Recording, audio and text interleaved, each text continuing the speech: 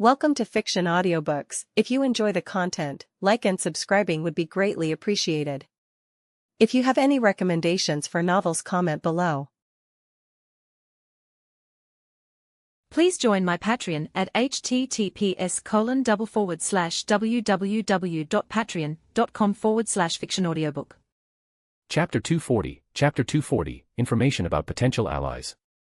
After Alex killed Steve, his thoughts still revolved around the list of highly dangerous individuals. He didn't need to guess what kind of people might have ended up there. There were two possibilities. The first, leaders capable of rallying others. Not the ones who brainwash and turn people into obedient puppets, but true leaders whom others follow to fight and win. The second, those with immense power who could teach others the art of combat. Both types posed a threat to the evil corporation and were undoubtedly marked for elimination. However, Alex didn't understand why the evil corporation had put targets on them so early. He knew that the so-called director of the corporation was none other than an avatar of Nyan. But the question that nagged at him was, why was this director allowing his toys to be broken ahead of time? Why were his pawns engaging in such chaotic destruction? The only logical explanation was that the director simply enjoyed war. He was watching the battle between good and evil unfold without interference, relishing the spectacle before reaping the rewards. After all, even if humanity miraculously managed to defeat the evil corporation, the director would still be the ultimate winner in this farce called the apocalypse. Alex figured that he was already profiting from the chaos. Everyone who turned into a zombie lost their essence, their souls becoming empty shells trapped in undead bodies. These people no longer had the chance to reincarnate. The director won either way. His enemies lost not only their lives but also the very core of their existence. The more Alex thought about it, the more convinced he became that his theory was correct. If he had to compare, then this avatar of Nyan was simply sitting comfortably on his throne, watching a free movie, and in the end, he would still claim the prize. What a cunning bitch. Alex muttered, his eye twitching in annoyance. The girls walking beside him noticed his pensive expression, which shifted from a frown to calm contemplation and then to irritation. They wanted to ask what was on his mind, but before anyone could, Brunhild shook her head, signaling them not to interfere. Through their spiritual connection, she had briefly glimpsed Alex's thoughts and quickly understood where they were leading.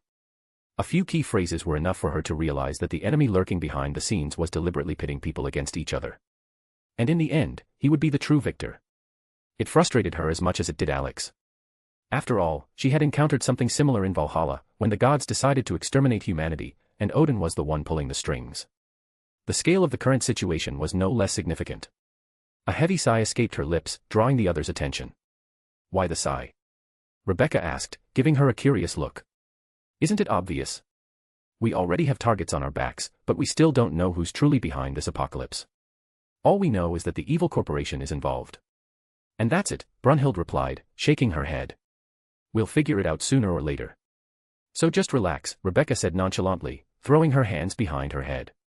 Brunhild shot her an annoyed look but, after another sigh, decided not to argue. She hoped that, in time, they would find the clues leading them to the real mastermind. When they finally reached the ferry, Alex pushed aside his thoughts, deciding to revisit them later when he had more information. But something still bothered him. The marker. This thing was a ticking time bomb, and no one knew when it would go off. Alex hadn't seen any traces of it yet, though he had already encountered a necromorph at the airport. Since then, he hadn't come across either the marker or its spawn, and that was unsettling. The last thing he wanted was for a giant planet made of biomass, filled with dormant necromorphs, to suddenly appear somewhere in the solar system. The thought of it looming over Earth like a second moon made him rub his eyes in frustration. If that really happened, well, he'd just destroy it. Or, to be more precise, he'd give Rebecca the chance to blow that damn meatball to hell with the BFG. Thinking about it, Alex nodded to himself. Gremlin's gonna love this. And the main villain won't even know about me. Maybe. He muttered, continuing to nod as if he had finally convinced himself of his plan. Once again, the girls noticed the shift in Alex's expression. At first, he had been irritated, but then something clicked. He began nodding like he had just realized some great truth. Is he okay? Shizuka whispered to Brunhild. I'm just worried that my new boyfriend is losing his mind. He's probably thinking about blowing something up, Brunhild shrugged lazily, pointing a finger at Alex. And there's no need to guess what. It's most likely one of the evil corporation's branches. And why would he blow them up? Valmet raised an eyebrow. I think he's annoyed that he hasn't found any clues yet, so he wants to vent somehow, Brunhild answered calmly after a brief pause. But first, he needs to find that branch before blowing it up, Saya pointed out. And judging by everything, it's underground. If you think about what happened to Tokyo, the explosion didn't just erase the city, it wiped out everything below it. What's left is a massive crater, like a meteorite hit. The girls nodded in agreement with her logic. That explained why no one had thought to look for the corporation's bases underground. But the question remained, how many such branches existed, and how could they find them? Smart girl, Saya.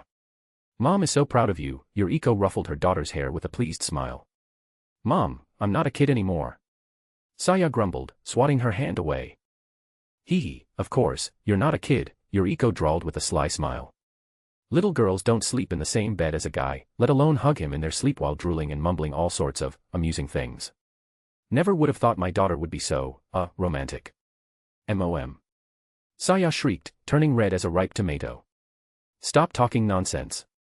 That never happened. You're making things up. The girls couldn't hold back their laughter.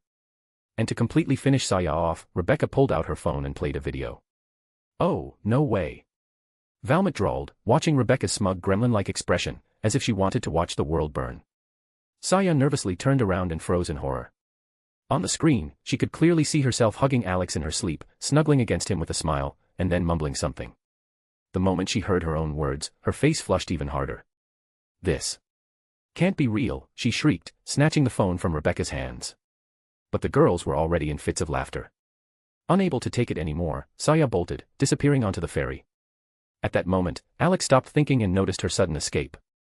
What did I miss? He asked in confusion, tilting his head. Rika, still laughing, explained the situation, and Rebecca even showed him the video. Alex simply smiled and shook his head. He could imagine how embarrassed Saya was right now and knew she would sulk for a while before forgiving everyone. With a slight smile, Alex boarded the ferry with the others, preparing for departure. So, did you learn anything useful from your friend Steve? Lem asked, noticing Alex had returned. Not much, but I'll explain later, Alex replied, shaking his head. And in short? R asked, stepping closer. Alex sighed and explained to the guys what information he had gotten from Steve, adding that they were likely on the list too, since they were Coco's bodyguards, and Valmont was already marked as a target. The reaction from Coco's crew was calm, they were long used to such threats because of their work. Alex asked them not to spread the word about the list, as assassinations could be prepared against them, whether by individuals or entire groups. The guys understood that Alex didn't want to stir unnecessary panic, especially since people already had enough trouble dealing with the undead in this new reality. While Alex discussed everything with the guys, the girls had gone ahead and, judging by the sounds, had already reached the ferry's control room. Saying goodbye to the group and reminding them about their evening training, he moved on. Soon, he ran into Itami's group, which included some unfamiliar people. Raising an eyebrow, he noticed a few women in lab coats. Yo, Itami, Shino, Mari. Looks like you managed to rescue someone, Alex said, approaching them. Itami flinched in surprise, spun around sharply, and even saluted. Alex raised an eyebrow in surprise but couldn't hold back a smile. Shino and Mari looked at Itami like he was an idiot. Turning his gaze to the women in lab coats, Alex noticed that they seemed nervous, as if afraid of being abandoned. He frowned slightly, wondering if he looked that intimidating for them to react this way. All right, Mari, can you introduce the new people? He asked the military doctor. Maria Kirikawa was a tall young woman with beautiful flowing black hair tied in a half ponytail with a blue ribbon, a squared fringe, and a long side lock. Her blue eyes looked calm but held a hint of caution. Alex remembered her from the anime, kind and caring but only until you pissed her off. In Itami's team, she was like the mom of the group, gentle when needed but more than capable of smacking someone with a slipper if the situation called for it. Kirikawa nodded and began explaining. When we went out for supplies, we prioritized finding medicine. In one of the family clinics, we found these girls, they were hiding there. Heh, not to mention that one of them tried to impale Itami with a mop, Shino interjected with a smirk. You should have seen his face at that moment. Too bad I didn't take a picture. It was hilarious. Alex turned his gaze to Itami, whose expression was a mixture of pain and shame, as if he were reliving that moment all over again. Understanding, Alex patted him on the shoulder and suppressed a laugh, but Itami couldn't hold back and, almost with tears in his eyes, muttered. I felt like I was back at the proctologist's, with very thick fingers. Alex suppressed a chuckle, but Shino, on the other hand, was openly laughing. Ladies, don't worry, no one will kick you out or make you do anything you don't want to do. I'm just curious, how long have you been studying medicine? Alex asked, ignoring Shino's laughter. One of the girls gathered her courage and answered. We were finishing our residency. We were supposed to become full-fledged doctors next year. Great, Alex nodded, smiling contentedly. The more doctors, the easier it will be for Shizuka and Mari, not to mention that my little helpers can't keep doing this forever. So, make yourselves at home, treat people, and don't worry. Hearing this, the girls relaxed a little and sighed with relief. Meanwhile, Alex turned his attention to Itami and Shino, who was still teasing him about the unfortunate mop incident. Shino, enough, he's already having a tough time, Alex said, placing a hand on her head. He lost his entire collection, and the only joy he has left is watching anime. Hey. I'm not a kid. And by the way, I'm older than you. Shino retorted, shrugging off his hand. You think if you pet me on the head, I'll become obedient? Not a chance. But I'm still taller and stronger, Alex smirked. So stop it. Then he grabbed her by the nose and, turning to Itami, added. Don't worry, I'll think of something for you, if I don't forget. Shino tried to pry Alex's hand off her nose, but she wasn't having any luck. Hearing Alex's words, Itami's face brightened, and fully motivated, he saluted. Alex laughed and said goodbye to Itami, Shino, and Mari. Passing by his motorcycle, Alex thought that maybe it was time to return Zenitsu's katana to his heirs. However, his collector's nature wouldn't let him part with such a rare artifact so easily. Quickly scanning his surroundings, Alex came to a decision: if you don't want to give up the original, you can give a perfect copy. Approaching his motorcycle, he glanced around one more time, like a real thief, then opened the weapon compartment, took out Zenitsu's katana, and instantly hid it in his inventory, making sure no one saw. After that, he retrieved another katana from his storage and, using magic, turned it into an exact replica of Zenitsu's sword. Satisfied that everything went smoothly and no one noticed, Alex nodded contentedly, closed the compartment, and set off to find the Agatsuma family. It didn't take long to find them, they were quickly located on the deck. However, as soon as Alex approached, the granddaughter of the elderly couple, Kana, immediately shot him a hostile glance. Alex even thought he could hear her grinding her teeth. Ijiro and Tomiko noticed their granddaughter's behavior, followed her gaze, and, seeing Alex approach, smiled awkwardly before looking at him apologetically. Alex simply waved his hand, signaling that he wasn't bothered by Kana's behavior.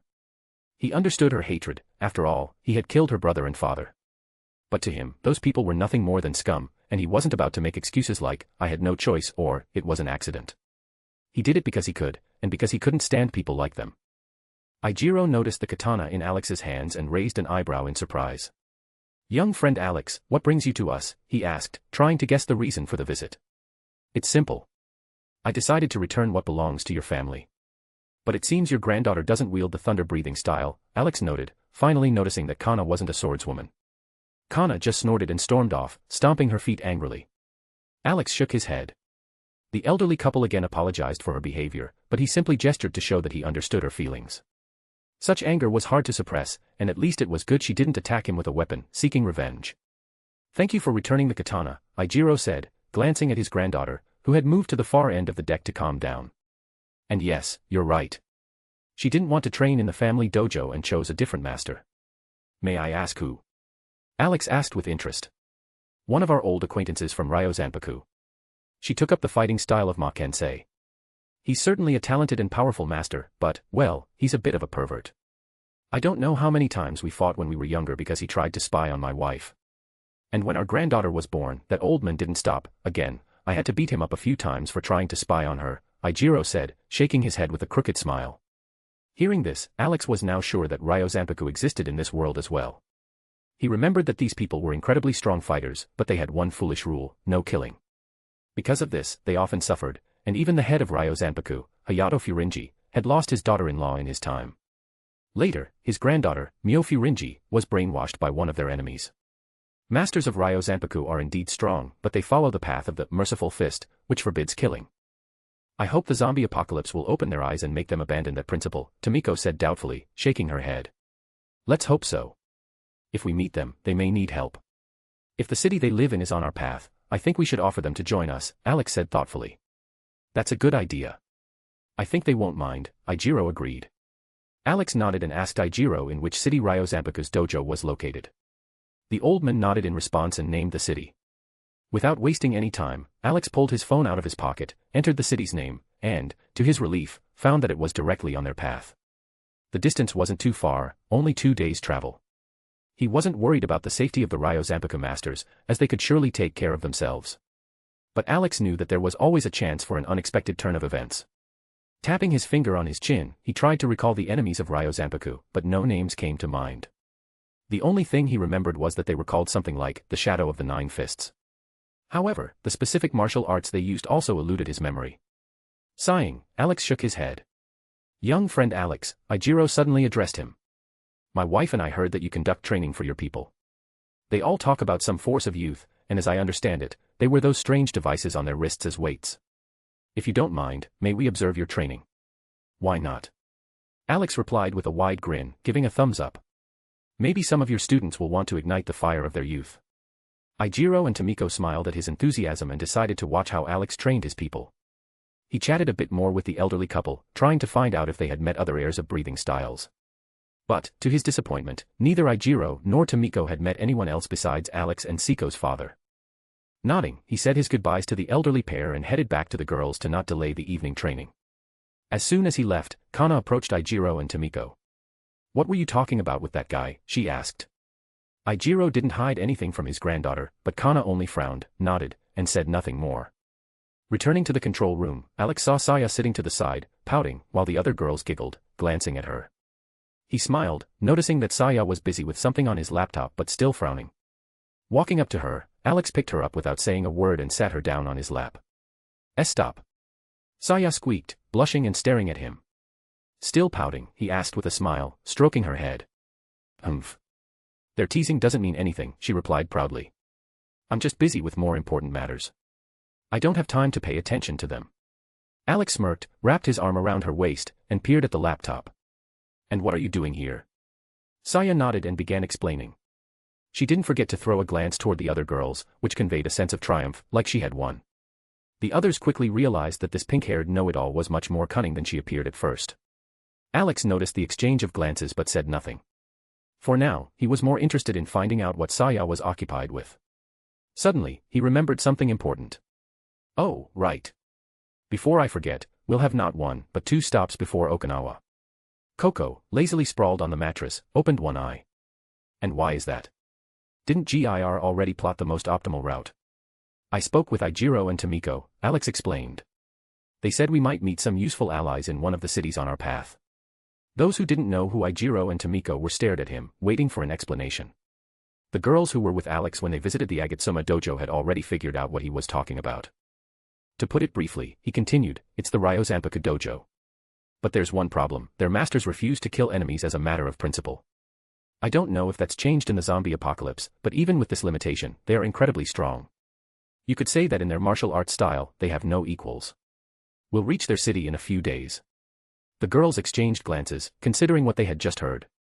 Well then, let's see how strong they really are, one of them said with interest. Alex smirked, looking forward to meeting the Ryo Zanpaku masters. Alex decided to explain in more detail who the Ryo Zanpaku masters were and what they were famous for, so the girls would understand the kind of people he wanted to invite into his group. Even Saya, who had been sitting on his lap the whole time and focused on her work on the laptop, stopped typing and turned to listen. The girls nodded, understanding that such allies could be very useful. However, Brunhilde was thoughtful, could these masters kill zombies, or would they continue to follow their principles even when a person had already turned into the undead? From a rational standpoint, their philosophy wasn't exactly ideal for survival in this world. Are you sure they'll be able to start killing zombies? Coco asked, voicing the question that concerned everyone. They must, Alex replied. If they can't, then at least they can teach others. Even if they just handle protecting the group of survivors, that'll lighten our load when we go on raids. As you say, my love, Brunhilde said with a smile, looking at Alex. Your decisions usually don't disappoint. And if these masters take some of my responsibilities, that would be just wonderful. Alex raised an eyebrow, surprised that Brunhilde openly admitted her desire to slack off a little. Even the Valkyries in his spiritual space were so shocked that they left him and hovered in spectral form behind him, staring at their sister. Brunhilde, noticing their looks, simply rolled her eyes, clearly unwilling to explain anything. Alex began to suspect that their spiritual connection was so strong that she had started adopting some of his personality traits, including bouts of laziness. He even wanted to shout that someone had replaced his strict and sweet Valkyrie. Brunhilde heard his thoughts and glared at him and the sisters in annoyance. The latter, sensing the warning in her gaze, tactfully returned to the spiritual space, not wanting to catch her wrath. Until the evening, Alex and the girls rested, but when it was time for training, he lazily groaned, got up from the mattress, broke free from Coco's embrace, and stretched. With a quick glance, he scanned Seiko, Ray, Beatrix, and Valmet, who, clearly influenced by the general mood, weren't eager to get up either. When everyone finally gathered, Alex, along with the girls, left the control room and went down to the deck, where the students, including Ijiro, Tomiko, Kana, and the Agatsuma Dojo trainees, were already waiting. I see you're all ready, so let's start the training, Alex said, struggling to suppress a yawn. Seems like the flame of your youth is starting to fade, I smirked, watching his sleepy appearance. No, I'm just too lazy to move, Alex replied, tiredly rubbing his neck. It was so nice lying down, hugging Coco. For a moment, I even thought, maybe I should just forget about all this. But as you can see, I still came, to torture you. I mean, to train you. Everyone clearly heard his slip of the tongue, and in an instant, they all stared at him, fully understanding that he did it on purpose. Alex just laughed, watching the expressions of his lovely students, and was about to start the training when suddenly. Fight me. Kana Agatsuma loudly declared, looking at him challengingly. Why? Alex raised an eyebrow in surprise. Everyone stared at Kana like she was suicidal. They all saw how Alex effortlessly tossed a huge zombie around the stadium, and then kicked a heavy armored tank straight at it. And now, here stood a fragile, at first glance, girl who decided to challenge him. Some shook their heads, mentally writing her off, while others even pitied her for such an ill-considered decision. However, Kana ignored the looks around her and stared at Alex as if he were her archenemy. You said I could get revenge on you. I want to know how strong you are, she declared firmly. Alex sighed heavily. Ugh, I really don't want to move. Fine, he lazily stretched. I'm not too fond of sparring, but I'll show you the skill difference, so you'll have motivation to get stronger. He stood up from the chair and gestured for everyone to make space. As soon as it was clear that Alex had accepted the challenge, the crowd buzzed with excitement. And then, the gremlin reappeared in the form of Rebecca. All eyes on me. Bets are being accepted for this fight. Our undefeated leader Alex versus the ignorant girl. Place your bets on how long she'll last before she starts crying like a spoiled child, she loudly announced. As soon as people heard about the bets, they immediately rushed to Rebecca to make their predictions. Alex's eye twitched. He glanced at the elderly Agatsuma couple, signaling that he wasn't planning to seriously hurt their granddaughter but would simply demonstrate the difference in skill. Ijiro nodded but still asked Alex not to go overboard. Kana took a combat stance and then, without warning, lunged forward, attacking Alex's face with a palm strike. He calmly dodged, not even moving from his spot. Kana continued to strike with her hands and feet, but Alex merely shifted his head slightly, dodged, or easily redirected her attacks. He didn't even take a single step. After a few minutes of fruitless attempts, Kana was forced to retreat, breathing heavily. Are you serious? Are you just going to stand there and dodge? Fight, damn it, she shouted in frustration. Alex shook his head. All right.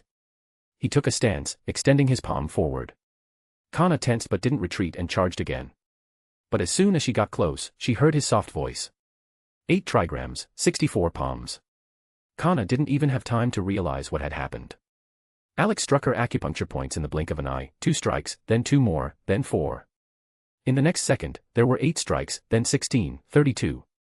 Her body froze, paralyzed by the series of precise blows. Ijiro hurried over to his granddaughter, checking her condition. She's fine, he said calmly. Her points are just blocked.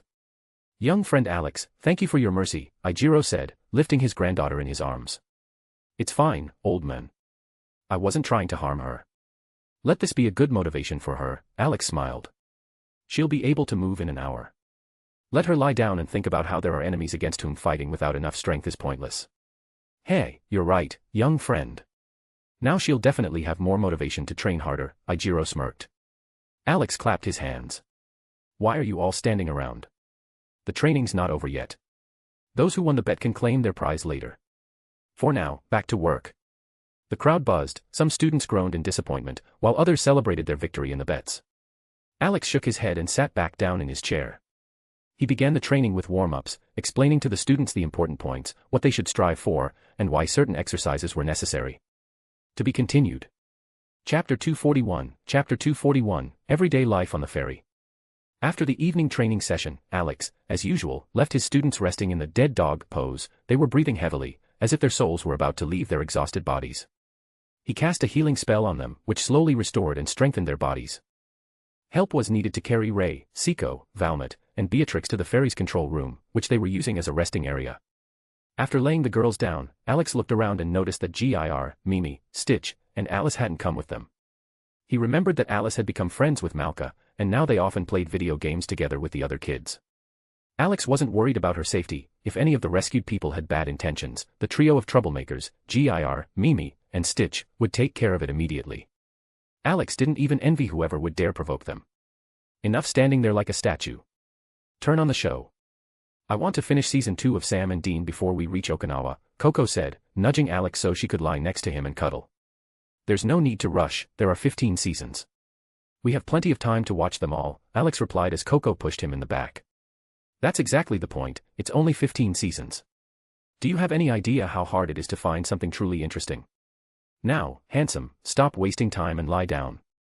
I need my men for cuddles, Rika added, patting the spot next to her. Alex didn't know whether to laugh or cry. He didn't regret introducing the girls to this show, which he personally enjoyed, but he really hoped they wouldn't start watching it without him. Sensing Coco losing patience, he gave in to her nudging and lay down on the mattress next to Rika.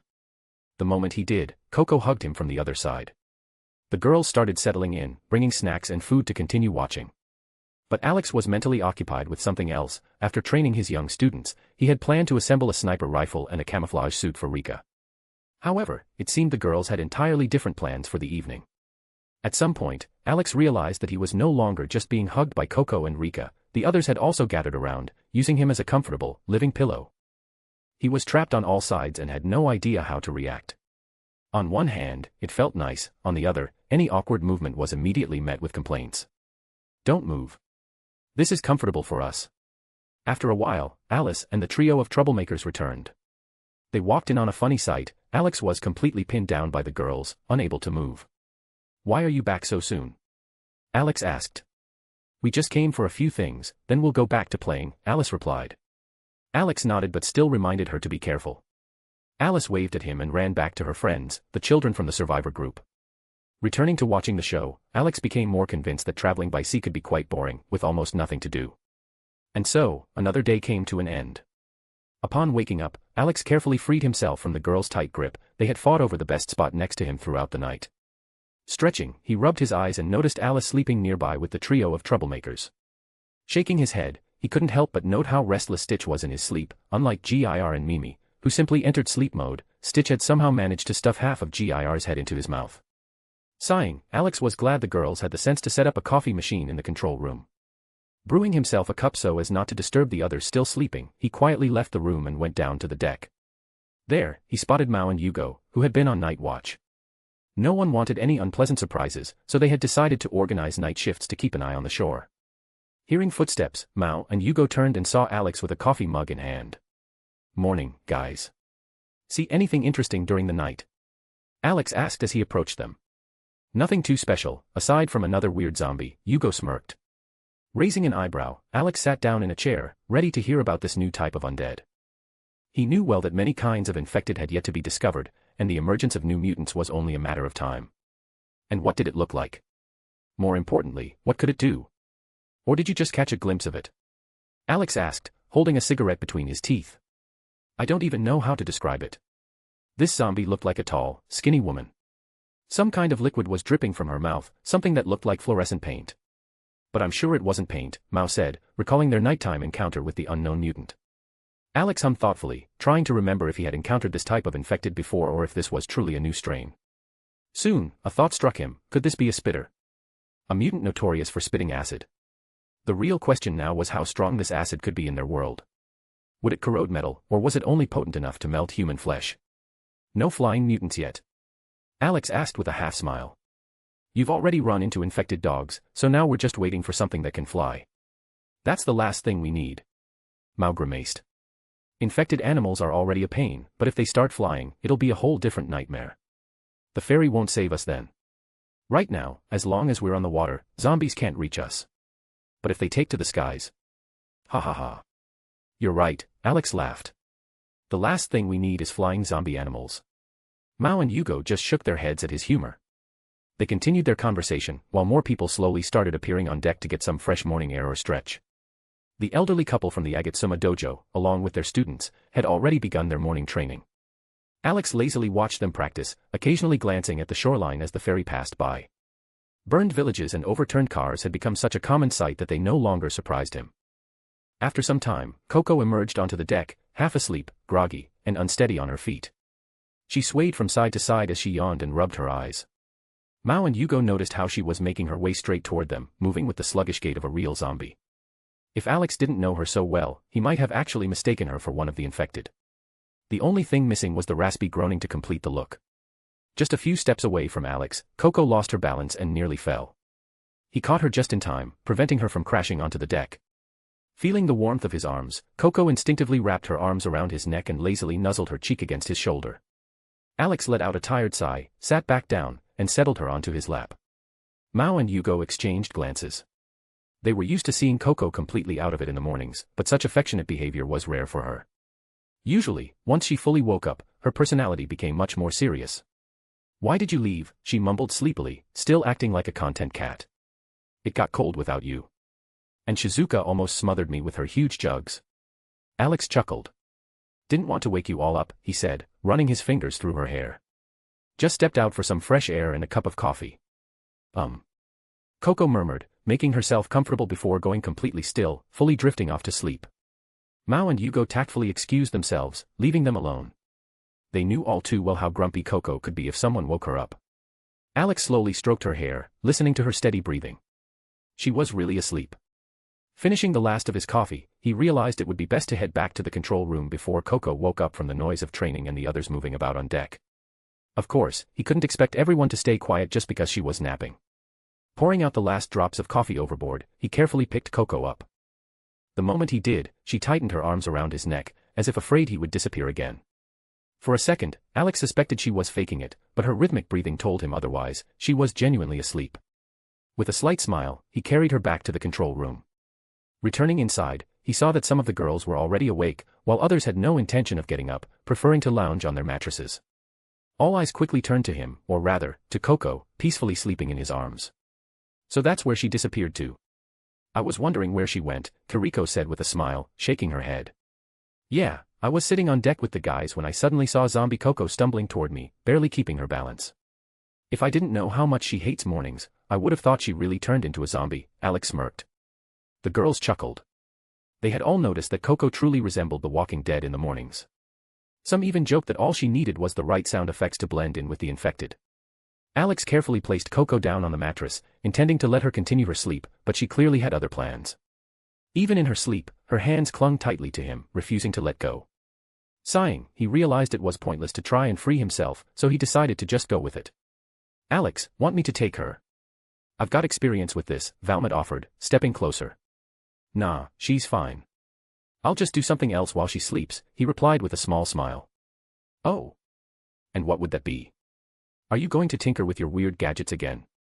Or maybe work on something more useful, like a new rifle for your favorite girl?" "That is, me," Rika teased, leaning her chest against the back of his head. Alex instantly felt familiar softness pressing against him. He didn't even have to guess what she was doing. Smirking slightly, he shook his head. He had told the girls many times that if they wanted something, they could just ask instead of resorting to tricks like this. "Aren't you ashamed? You're a grown woman." Saya huffed, jabbing a finger at Rika. "And what's wrong with that?" Rika smirked. "Alex is my boyfriend, so I can do whatever I want. If he wants to touch my chest, he's welcome to. Besides, you're hardly one to judge, little Miss Know-It-All. Yesterday, you were sulking the whole time, and the moment you got the chance, you jumped right into his lap," she teased, crossing her arms under her chest, making it stand out even more. Saya gritted her teeth in fury, which only amused Rika more. The angrier Saya got, the more pleasure Rika took from it. Alex simply shook his head. "Rika, don't make her angry," he smiled, asking her. Rika snorted again, but before she fell silent, she threw one more victorious glance at Saya. "Actually, I was planning not to make a new rifle, but to adjust a camouflage cloak to Rika's size first. It's faster than building a sniper rifle from scratch," Alex said, leaning his head against her chest. "Why? Mom needs a new rifle." "The cloak can wait," Rika stated, gently rubbing his cheeks. "I have a couple of ideas for that. Don't worry, you'll definitely like the result, I promise," Alex smiled mysteriously, taking her hands. "And what kind of rifle do you want to make for her?" Shizuka asked curiously. "That's still a secret," Alex smirked. "In the meantime, could someone hand me Steve's camouflage cloak? As you can see, it's not very convenient for me to get up right now." Namio quickly found the camouflage cloak that had previously belonged to Steve and handed it to Alex. As a gesture of thanks, he smiled and kissed her cheek. The girl simply chuckled softly and returned to her task. Alex didn't get distracted and immediately opened his laptop. Although he already knew how the cloak worked, some modifications needed to be made so that it fit Rika perfectly. Opening old files, he found the designs for camouflage suits he had developed for GIR, Mimi, and Stitch. Of course, I'm not a tech expert, but even I can see that your suits for the little ones are way more advanced than this cloak, Ray said, peering over Alex's shoulder. Of course. I only make the best for my people, he replied, not looking away from the screen. As he reviewed the files, Alex analyzed what changes could be made to the cloak's design so it wouldn't lose its properties. Unlike a full camouflage suit, he wanted to create something more comfortable for Rika, a cloak that wouldn't restrict her movements and would keep her concealed. Rika, what are your measurements? I mean, your height and sizes, he asked, turning his head. Oh, handsome, don't you know them by now? Rika feigned being offended. You've hugged me so many times at night, and now you're asking me this. Alex looked at her tiredly. He didn't need to tell her that it was actually she who sneaked up to him at night, not the other way around. Rika, catching his look, realized the act was over and only giggled. Height 170 centimeters, bust 83, d, waist 57, hips 88. So, what do you think, handsome? Impressed, she asked, striking seductive poses. Shizuka has bigger breasts, so there's nothing to be too proud of, Rebecca teased with a smirk. Ha, you found someone to compare with. Shizuka's chest is bigger than my head. I'm still amazed how she walks around with them. My back hurts just from looking at them, Rika said, rubbing her back. Enough talking about my chest. Shizuka puffed up. I'm not to blame that yours don't grow. After her words, the girls fell silent, first staring at Shizuka, then at her impressive chest. It was a well-known truth, Shizuka had the largest chest in the group, with Yuriko coming in second. Those with more modest sizes immediately felt a pang of pride and began to argue with Shizuka. Rika, deciding to take more drastic measures, began tickling her in a fit of revenge. The argument quickly turned into chaos, and soon, a full-on battle broke out between the girls. Alex watched all of this with mild confusion. How did a discussion about a camouflage cloak turn into a conversation about chest size, and then into an all-out brawl? But what surprised him the most was that Coco didn't even wake up from all the noise. He sighed and decided to do what any rational man would do, ignore the girls' argument. Entering Rika's measurements into the program, he put on headphones to focus on his work. When the sketch was ready, Alex waved at Rika, who was breathing heavily after her battle with Shizuka. The girl walked over, curious about what he wanted to show her. Without a word, he displayed several cloak design options in front of her. The other girls were also intrigued and immediately surrounded Alex, examining the sketches and whispering among themselves as though the cloak was being created for them, not Rika. Coco, who had just woken up, also joined in the discussion. It wasn't until an hour later that Rika finally made her choice, settling on a version with a hood and mask. Alex nodded and began working. Once Alex began his work, the girls didn't distract him and went about their own tasks to pass the time until evening. When the control room emptied, and each went off to their respective duties, Alex took a moment to check that no one was watching. Then, he pulled out the missing components for Rika's camouflage cloak from his inventory.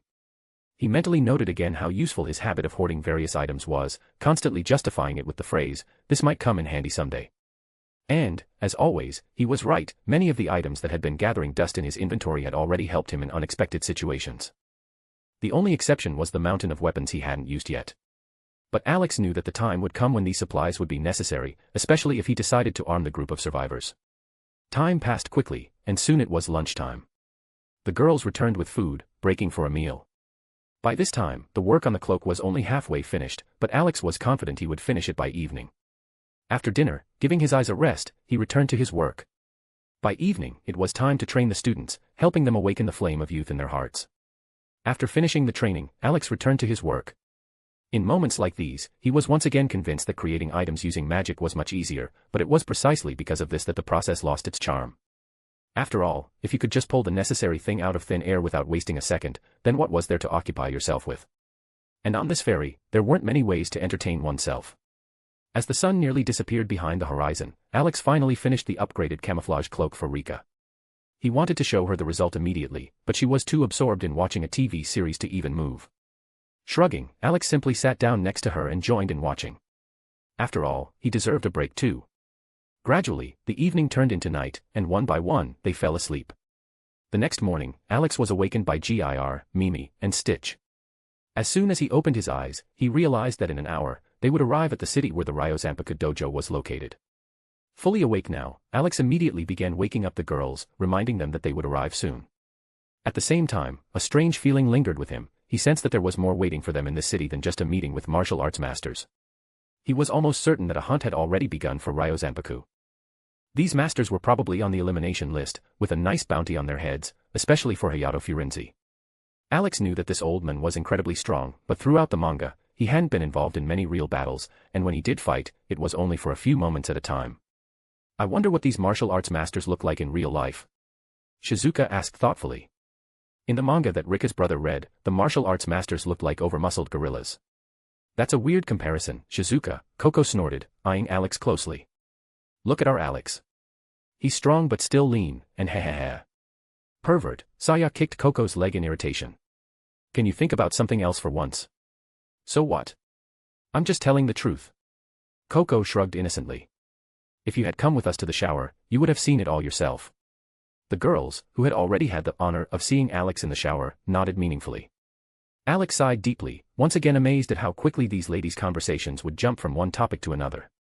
Taking advantage of the moment, Rebecca began to describe Alex's muscles in detail, clearly trying to tease those who hadn't taken the chance. However, their fun was interrupted by the sound of the control room door opening. On the threshold stood Lem, with a slight look of concern on his face. I don't want to interrupt your idol, he started cautiously, glancing at the girls. But you need to see this. With that, he motioned for Alex and the others to follow him. Alex and the girls exchanged glances before following Lem. Stepping out of the control room, they descended onto the deck and immediately noticed that everyone outside was staring in the same direction. Following their gazes, Alex and his companion saw thick black smoke rising beyond the horizon. Alex frowned. His instincts hadn't deceived him, something was definitely wrong in the city they were heading toward. Tearing his eyes away from the dark column stretching into the sky, he quickly located Old Man Ijiro, the one most familiar with the location of the Ryo Zanpaku dojo. Old Man Ijiro, I hope that smoke isn't coming from where the dojo is. Alex asked in a calm yet tense voice. The old man let out a heavy sigh and shook his head. Young friend, as much as I'd like to say otherwise, it looks like that's exactly where it's coming from. Well, fuck. That sucks, Rebecca muttered, scowling. Alex fell into thought. He knew that the masters of Ryo Zanpaku weren't easy to take down, they had surely survived and most likely found a way to escape. But the real question was, who had attacked them? There were too many possibilities. Throughout their long history, the Ryo Zanpaku masters had made countless enemies, especially among the so-called evil martial artists. If those masters had sided with the evil corporation in their pursuit of greater power, things could be extremely serious. Alex also couldn't rule out the possibility that hordes of zombies had been used against Ryo Zanpaku. The evil corporation clearly had the technology or abilities to control the undead, which meant their enemies might not just be living fighters, but an entire army of the dead. Of course, Alex could just cut down all his enemies and be done with it, but he didn't like not knowing where his true enemy was hiding or what their plans were. Everyone around him silently awaited his decision. Well, Alex, you're our leader, Lem finally spoke, lighting a cigarette. What's the plan? Are we helping these masters or what? Of course we are, Alex nodded. What interests me more is who managed to force such powerful fighters into retreat. But whatever, let's handle it as we go. So, what's the plan? R asked with a smirk. We assist the survivors and evacuate them. GIR, Mimi, and I will take the vanguard, while the rest of you handle the evacuation. Keep in mind, the evil corporation has the ability to control zombie hordes, meaning there will be a lot of undead. As soon as we get the people out, we leave immediately. Simple and effective. I like it, Lem smirked. Alex smiled and told everyone who would be involved in the rescue mission to start preparing. As soon as the ferry docked, they would head straight to help the people. On deck, there was a flurry of activity. After Alex laid out the plan, everyone went to work. People were gathering gear, loading supplies, and heading down to the transport, ready to set off as soon as the ferry was docked. Alex approached his motorcycle, pulled out 3 katanas, and secured them to his waist. If he was going to face a horde of zombies, why not do it in style? He decided to have a bit of fun and adopt the persona of a famous swordsman who suffered from topographical idiocy. You're going like that, came the voice of R, peering out of the Hummer window. What's wrong? Alex asked, looking down at his clothes. Well, I just think your Hawaiian shirt, shorts, and flip-flops aren't the best choice for battling a horde of zombies, Shino remarked, joining the conversation from the neighboring Hummer. Although, your body. Damn, how did you achieve that? I just lay on the couch pretending to be a useful member of society, Alex smirked. As for the outfit, I've always wanted to slap a zombie in the face with flip-flops. Those who overheard the conversation simply shook their heads. Everyone had long since gotten used to Alex's strange behavior and carefree attitude. All right, kids, the city we're heading to has been taken over by heretics who stole the Holy Sepulchre. We must purify them in the holy flame. Alex suddenly proclaimed, filling his voice with fanaticism. You're mixing genres again, came Valmet's voice from the Hummer. This isn't a crusade, it's a zombie apocalypse. Then, let's destroy as many zombies as we can and save people from inevitable death. Alex asked, with some hesitation. Getting warmer, Ray laughed. Great, gang. We're saving people and earning our place on the throne of heroes. Alex declared enthusiastically. You're still mixing genres, but all right, Kiriko commented with a smirk, sitting at the wheel. Alex just smiled and didn't respond. Looking around at the team, he noticed they were less tense now. It seemed his rambling had helped distract them from their grim thoughts. Sometimes, talking nonsense really was helpful. As for Alex, he was burning with anticipation. Soon, he would meet another group of characters he had only seen in manga before. He was curious to see how many people from the Kenichi story had survived this apocalypse and whether they had found refuge in Ryo Zanpaku under the protection of the Masters. To be continued. Chapter 242, Chapter 242, The Rescue of the Ryo Zanpaku People. The group was fully prepared for the rescue operation at the Ryo Zanpaku dojo. Alex's words helped ease the tense atmosphere in the transport bay. Those sitting in the vehicles, ready for the mission, were well aware that zombies could be extremely dangerous, especially mutated variants. Alex wasn't worried about his people's safety. Brunhild regularly held lectures on zombie combat tactics, and those who attended knew by heart how to fight them. Moreover, most of the mission participants had already been on supply runs and had combat experience. Scanning the group, Alex ensured they were ready. Takashi had, as usual, joined Kota's team, making Alex wonder, did he really not feel out of place? That group consisted exclusively of female officers, with the only men being himself and, of course, Kota. Unlike his former self, Kota was now thoroughly enjoying life after the apocalypse and had even formed a few close relationships. The guys in Koko's group had fully accepted Jonah into their ranks, treating him as one of their own. Itami and his squad remained composed, except for Itami himself, who was clearly nervous and would have gladly found a way to skip the mission if possible. Alex shifted his gaze to the other teams, assessing their readiness, until his eyes landed on one of the Humvees where a group of girls was seated. Perched on the roof behind the machine gun was Stitch. The look on his face made it obvious that the alien dog was itching to start shooting zombies. Inside the Humvee, Rebecca, Rika, Saya, Siko, Ray, Kiriko, Beatrix, Valmet, and Yuriko were chatting and laughing among themselves. Not wanting to disturb them, Alex looked away. Brunhild and Coco remained on the ferry. Alex understood perfectly well that Coco wasn't a fighter, her role was to command and oversee the operation. Brunhild, though strong, had far more valuable strategic skills, which made her the best choice to manage the mission in Alex's absence. The ferry was slowly approaching the port. Tension in the transport bay grew with each passing second. Over the last few days, Namio had significantly improved her ship handling skills, so she was entrusted with docking under difficult conditions, especially since Gir, Mimi, and Stitch were off somewhere playing with the children. When the ferry finally came to a stop, Alex raised a hand to get everyone's attention. Listen up, here's the plan. Yeah, I know horror movies always say, don't split up, but we don't have a choice. The city is huge, and we don't know which direction the Ryo Zanpaku people retreated. So, we have to split up to find them faster. Stay in constant contact. If you find them or other survivors, report immediately and fall back to the port. If anything goes wrong, return at once. This is a rescue operation, not a suicide mission. Understood. Yes, the fighters responded in unison. Alex nodded in satisfaction. His gaze shifted to Gir and Mimi, who were practically trembling with excitement, eager to start a bloodbath. All right, hop on, he said with a grin.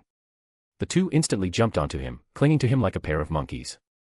As the ramp lowered, Alex stepped out first to check the surroundings. The port was empty, no zombies, not even tracks. The only thing that stood out was the thick black smoke rising in the distance. Waving his hand, he signaled for departure. One by one, the Humvees rolled out of the ferry. Alex stepped aside, letting the vehicles pass, and as the Humvee carrying the girls drove by, he nimbly jumped onto the roof for a better vantage point.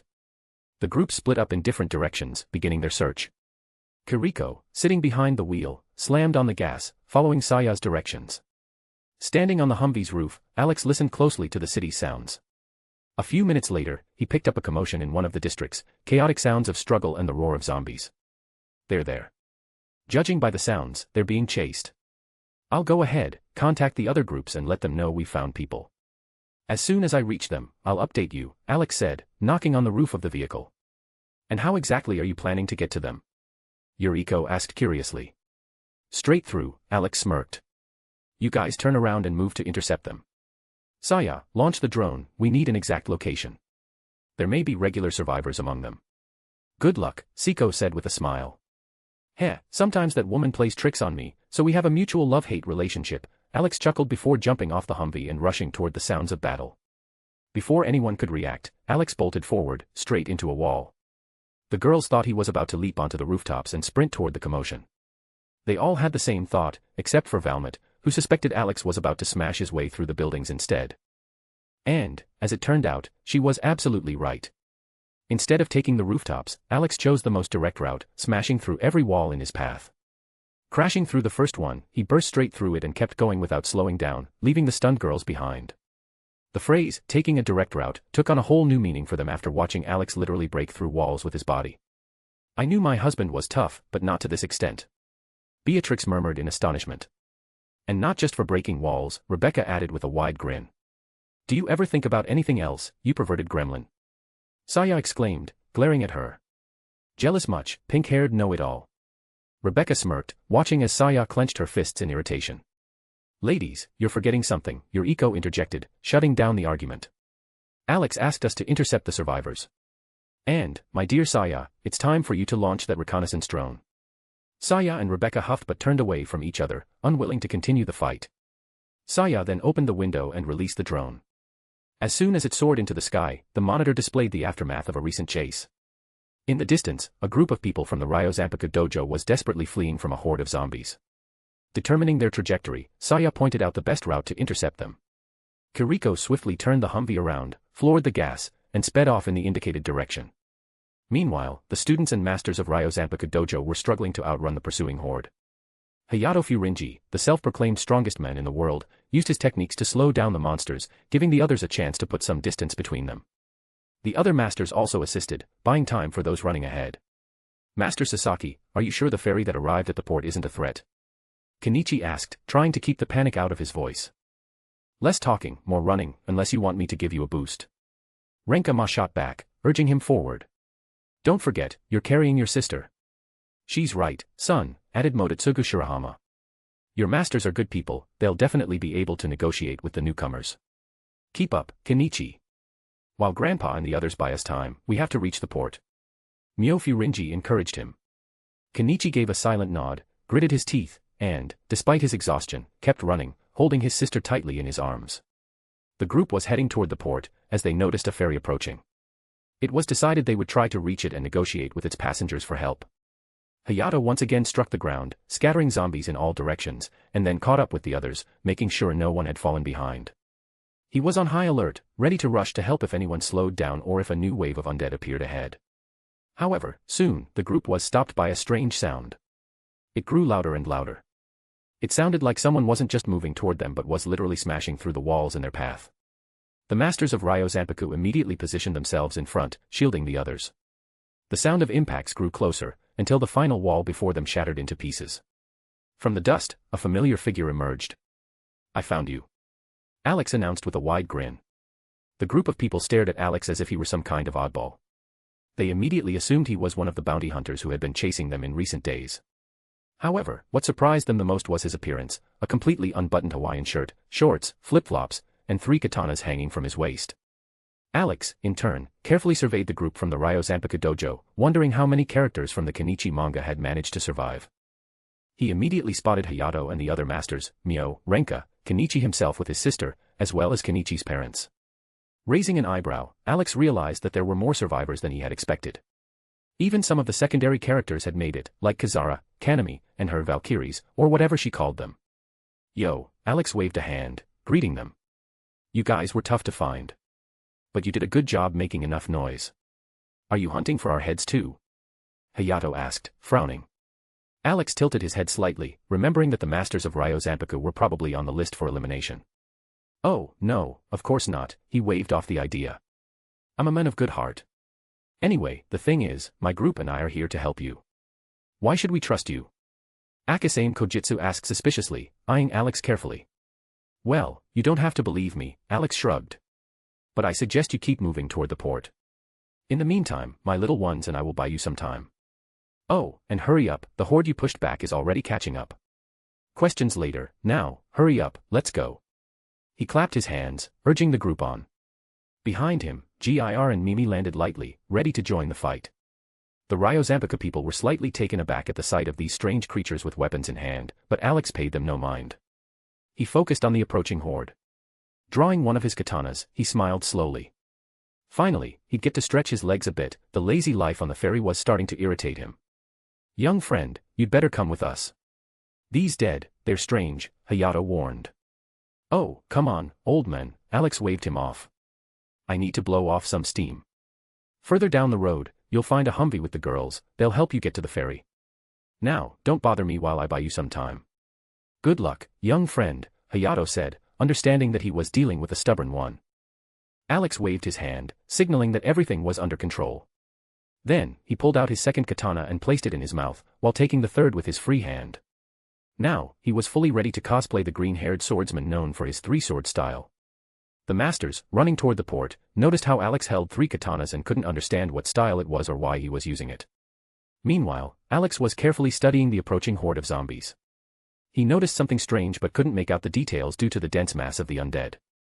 Among them were mutated creatures that stood out from the usual zombies. Centauriu. Alex took a combat stance. When the horde got closer, he vanished from his spot, appearing right in its center. The moment he disappeared, the world seemed to freeze, and then those who were running turned around and saw, Alex was right in the middle of the horde, and zombies were flying apart behind him. Their bodies were slashed in different directions, and blood sprayed through the air. Onigiri, Alex said calmly, finishing the attack. Gir and Mimi charged into the zombie horde with battle cries, swinging their weapons and shouting something about mutant filth. Meanwhile, Alex jumped back, dodging a crushing blow from a tank zombie, and involuntarily thought, the three-sword style was certainly flashy and effective against crowds, but it was horribly inconvenient to use. Centauriu, 108-pound cannon, he muttered, launching three spiraling air projectiles directly into the heart of the enemies. The shockwaves tore through the zombie ranks, shredding their bodies into pieces. Alex grunted, watching the results of the attack, then spat, sheathing his sword from his mouth. Damn, I don't understand how Zoro does it. My jaw already hurts, he grumbled, placing the katana back into its sheath. Leaving only one blade in his hand, just as he was used to, Alex took his Iato stance. With one swift movement, he drew his sword, and immediately a bloody gap appeared among the zombies as their bodies collapsed like cut wheat. That's better. However, the wave of the undead immediately surged with renewed strength. Alex, Gir, and Mimi rushed into battle once again, while the Ryozambika group, following his advice, continued moving toward the port. Suddenly, a drone hovered above the fleeing group. Without hesitation, Sigurd threw a shuriken, but she didn't make it in time. Just around the corner, a Humvee appeared. Inside the vehicle sat a group of girls, and perched behind a machine gun was a strange-looking blue dog. It became clear, this was exactly what Alex had been talking about. Are you the one supposed to meet us? Sasaki asked, glancing at the passengers in the Humvee. Looks like it, Valmont replied, stepping out of the vehicle. Those who can't run, get inside. The rest, march to the port. But aren't we supposed to help that guy? Kenichi asked cautiously, throwing a worried glance in Alex's direction, where he was fighting the horde. Rebecca just snorted. He'll be fine. Now, kid, stop whining and get your sister into that damn Humvee. We don't have time to waste on your hesitation. Kenichi flinched at her sharp tone but obeyed. His sister, parents, and those who had already exhausted themselves quickly took their places in the vehicle, while the others remained on their feet, ready to keep running. Receiving, this is Valmont. We've located the target. Everyone retreat to the port, I repeat, everyone retreat, target found. She transmitted through the communicator. Copy that, retreating. Voices came through the speaker. Once everyone was ready, Kiriko pressed the gas pedal, and the Humvee surged forward. The members of Ryozampiku exchanged glances. From the key words in the conversation, they realized that this entire group had arrived just for their rescue.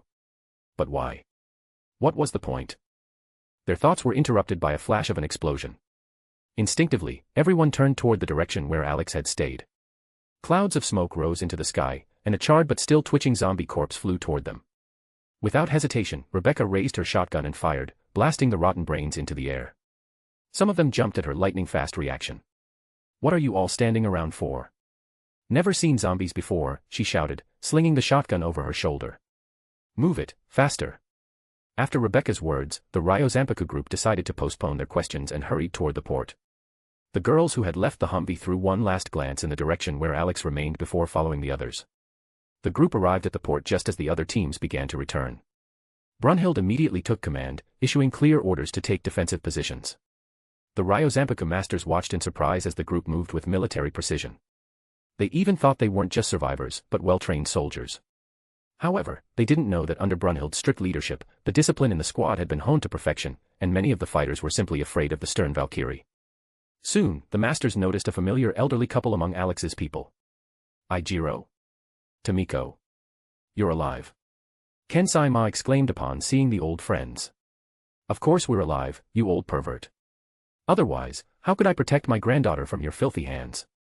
Ijiro smirked at him. Oh, little Kana. Who would have thought you'd grow up into such a beauty, hehehe. Kensai said with a lustful grin. Dad, stop it. Renka scolded, kicking him in the back. Even in times like this, you can't stop hitting on women. If Mom were here, she'd kill you. Daughter, you underestimate me. I'll always find time for my hobbies, even during the apocalypse. Kensai proudly responded. As soon as he said that, all the women in the port looked at him with expressions as if he were the worst person on earth. Their gazes were full of clear disgust, and some even wondered whether it was worth saving such a person at all. Realizing that her father had once again made himself look bad, Renka angrily charged forward, intending to kick him again. However, Kensai skillfully dodged and began teasing his daughter, never losing his smug grin. Maybe we should just leave this old pervert here. Valmont asked irritably, watching the scene unfold. I think that's a good idea, Rebecca agreed. Although, if he really tries something nasty, Alex will either throw him overboard or just refresh him. Enough talking, ladies. Brunhild's stern voice rang out. The zombie horde has arrived at the port. Prepare for battle. The conversation stopped immediately. Everyone turned toward the port entrance, where a new wave of the dead was breaking through. But for Alex's group, this was far from their first encounter with such hordes. They knew that if they followed Brunhild's orders, they would survive. The members of Ryozampiku were astounded. They were once again reminded of just how well coordinated this group was. From the conversation with the elderly Agatsuma, they realized that these people had come here solely to rescue them. They also learned that the man in beach attire they'd encountered earlier was the leader of this group. What surprised them the most, however, was the stark contrast between Alex and his team. The person who was supposed to fight an entire zombie horde appeared utterly carefree when they saw him, while his fighters, in contrast, held their positions with military discipline. This contrast was so striking that it was hard for them to grasp. Meanwhile, in a secret location, sat the men whom Alex had not yet met but already despised, Caleb Williams, director of the analytics department and, simultaneously, the second-in-command at the Live Corporation, just below the mysterious director. Caleb sat at a massive desk in the analytics department, observing the events through the network of cameras. On the large monitor, two key situations unfolding in the city, where the Ryozampiku dojo was located, were being broadcast. He rhythmically tapped his fingers on the desk, his gaze fixed on the screen. On one side of the monitor, Alex, GIR, and Mimi were holding back the massive zombie horde, preventing it from advancing further. On the other side, Alex's group was maintaining their position at the port, acting with coordination and confidence. In both cases, the undead couldn't pose any threat to these people. Interesting. Caleb squinted thoughtfully. He's exceeded my expectations again. How did such a person manage to avoid the corporation's attention? Leadership qualities and strength, all in one person. This is extremely troubling. But at the same time, damn fascinating. His voice held almost a hint of admiration, though his expression remained cold. The atmosphere in the room was tense. All the staff held their breath, making no sound as they observed the situation on the screen. They didn't need to guess to know that Director Williams was irritated. His rhythmic tapping on the desk was pressing on the psyche of everyone present, and the fear of making a mistake kept them from even lifting their gaze. But Caleb was no longer paying attention to that. His focus was entirely on Alex. The situation at the port no longer interested him. Director Williams, your orders, came a cautious voice. It was Frank, one of the staff members, standing nearby. Caleb smirked. Release the experimental product. This man will be the perfect subject for testing. Frank swallowed. But, sir, the experimental zombies are still unstable. We don't know what might happen if we release them. Did I stutter? Caleb slowly turned his head toward his subordinate, his gaze cold and his voice sharp. Execute the order. Yes, sir. Frank quickly nodded, feeling a cold sweat run down his spine. Realizing Caleb was losing patience, he immediately contacted the research department and relayed the order to release the experimental zombies. There were objections in response. Scientists claimed the zombies were still not stabilized, and the consequences could be unpredictable. However, as soon as they heard the order came from Caleb Williams himself, and sensed the hint of irritation in Frank's voice, they quickly agreed to comply. "Sir, what should we do about the Rio Zampica people?" Frank asked, trying to hide his nervousness. Caleb thoughtfully ran his finger across his chin. What was his name? Ishinsei Ogata. He expressed his desire to deal with the Rio Zampica masters himself. Let him handle it. Does he think that just because we gave him power, he can sit idly by? We gave him the opportunities, now he needs to earn them. I'll relay the message now, Frank quickly replied, already contacting Ogata. Caleb slightly turned his head, his gaze lingering on Frank again. Since you brought it up. How's the fusion with the U virus progressing? Frank nervously adjusted his glasses and began his report. After merging with the U virus, Ishinsei Ogata remained stable. He has gained significant physical enhancements, strength, endurance, and regeneration. According to him, he has reached a new level of skill in martial arts. However, the research department warns that the virus is still unstable and could spiral out of control at any moment. Caleb raised an eyebrow. And? Given that the virus was brought from Africa, our specialists are continuing attempts to stabilize it. They're unsure how it will behave in the body of a person with the martial arts mastery of someone like Ishinsei Ogata. Too many unknown factors that could lead to mutation, Frank quickly explained. Caleb smirked. All the more interesting. His gaze returned to the screen where Alex was fighting the zombie horde. Now, this battle promised to be even more exciting. Caleb nodded and narrowed his eyes as he stared at the large screen. Frank waited patiently for further instructions. Interesting. Another product they can't stabilize. First the G virus, now the U virus. Is the research department really that incompetent? Caleb said coldly, his gaze sharpening. Sir, regarding the G virus, all developments and data were destroyed before it reached us. The U virus is still in its early stages, but it's much more stable than G. At least that's what the research department says. The virus was only recently delivered to us, but they've already made some progress, thanks to data provided by the branch head in Africa, Frank attempted to explain. That person is earning his funding from us. But still, we should keep an eye on him. I don't want a repeat of the situation with the one who created the G virus. I trust I'm being clear. Caleb slowly turned his head toward Frank. Yes, sir. Albert Weskier is under surveillance, Frank quickly replied, almost stumbling over his own words. Well, fine. Don't let Weskier gain too much power. That man is far too ambitious.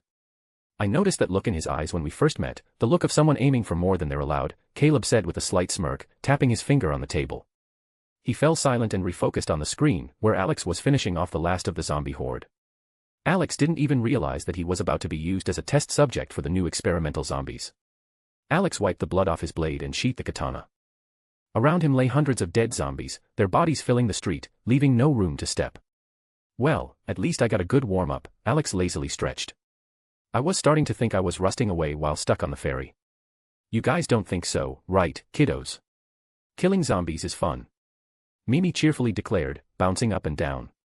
More filth to eradicate, GIR added grimly, still in combat mode. Heh, maybe next time, Alex smirked, already preparing to head back to the port. But at that moment, his ears caught a strange sound, and he quickly turned around. His eyes immediately twitched with irritation. A new horde of zombies was emerging from around the corner, but now they were cybernetically enhanced.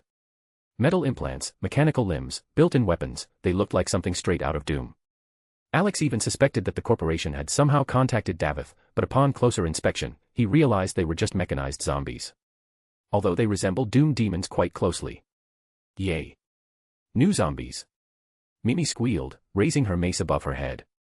More filth to cleanse, GIR growled ominously, switching back into his ultramarine mode. To hell with these cyber zombies. This isn't even the right genre. Who's the idiot who thought mechanized zombies were a good idea? I'll shove a stick up his ass. Alex shouted irritably. Stop mixing genres. Only I get to do that. The zombies, of course, didn't respond. Instead, one of them raised its mechanized arm, and a plasma shot flew straight at Alex. In the next moment, his eye twitched even more violently. A flame of irritation literally oozed from him, but it wasn't just because he had just been hit with a plasma charge to the face. He understood what this could lead to. There was a marker in this world, and if it took control of these cyber zombies, the situation could get a whole lot worse. Well, damn. Fine, you bastards, you asked for it, Alex exhaled, holding back his growing fury. First, I'll deal with you, and then I'll handle the idiot who created you. Alex gripped the katana's handle and, along with Gir and Mimi, charged into the fray. Before engaging the new horde, he made an important decision. As soon as he got back to the ferry, he would just lie down, and not move until evening. To be continued. Chapter 243, Chapter 243, The Power Rangers have arrived. Alex, Gir, and Mimi charged into battle, determined to deal with the horde of mechanized zombies. Alex had no idea what kind of idiot thought creating cybernetic zombies was a great idea. But he knew for sure, it was a damn bad idea, and it wouldn't end well. He didn't even need to think long to realize that, sooner or later, these cybernetic zombies would go out of the control of the evil corporation. And when that happened, the conflict would no longer be a battle between two sides, humans struggling to survive and the corporation itself, but would descend into chaos with the emergence of a third threat. Necromorphs. The marker would inevitably take control of these mechanized corpses, and that would change everything. In a way, it even made Alex's job easier, but he couldn't predict what new abilities the zombies would gain once fused with the marker's influence. Alex knew one thing: the marker was merely a relay, transmitting a signal from a distant planet entirely composed of necromorphs. A massive collective mind, merging billions of bodies into a single biomass. Taking control of Earth's technology would be effortless for it. As soon as Alex crashed into the horde, the cyber zombie with the plasma cannon decided that shooting him in the face was a brilliant tactic. Big mistake. Alex instantly kicked the zombie in the chest, sending it flying into the crowd like a bowling pin. Several more zombies rushed at him, and a barrage of plasma bolts followed. He dodged with ease, tilting his head slightly, but soon, his eyes started twitching in irritation. "Who the hell keeps aiming only at my face?" he muttered, dodging another shot. While the plasma bolts didn't harm him, feeling them repeatedly hit his face was, to put it mildly, annoying. Grabbing the nearest zombie by the arm, he effortlessly tore it off along with the cannon. The weapon sparked, signaling an imminent explosion.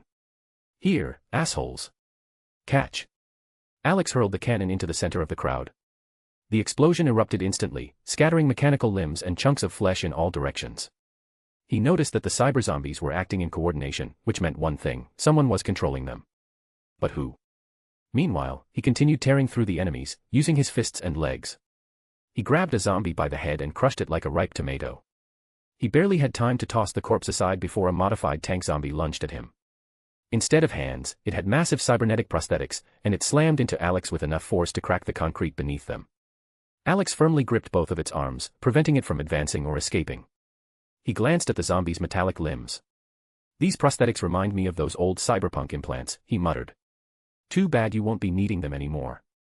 Clenching the monster's arms, Alex yanked them apart sharply.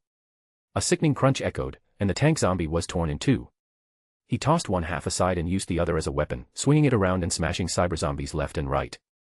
A wide grin stretched across his face. Gir and Mimi were also having their fun. While regular zombies ignored the two robo-dogs, the mechanized ones immediately recognized them as a threat and attacked. However, Gir and Mimi had faced overwhelming forces before. Mimi effortlessly swung her power mace, turning cyber zombies into broken toys. The cheerful, childlike laughter coming from her made the scene even more absurd. Gir, armed with a chainsword, sliced through zombies with ease. Even their metal implants couldn't protect them from his blade. Chunks of cybernetic flesh flew through the air, and the ground beneath them was drenched in blood and entrails. Meanwhile, in the analytical department of the evil corporation, Caleb Williams sat at his desk, watching the events unfold on a massive screen. His subordinates were also closely monitoring the battle, desperately trying to make sense of what they were witnessing.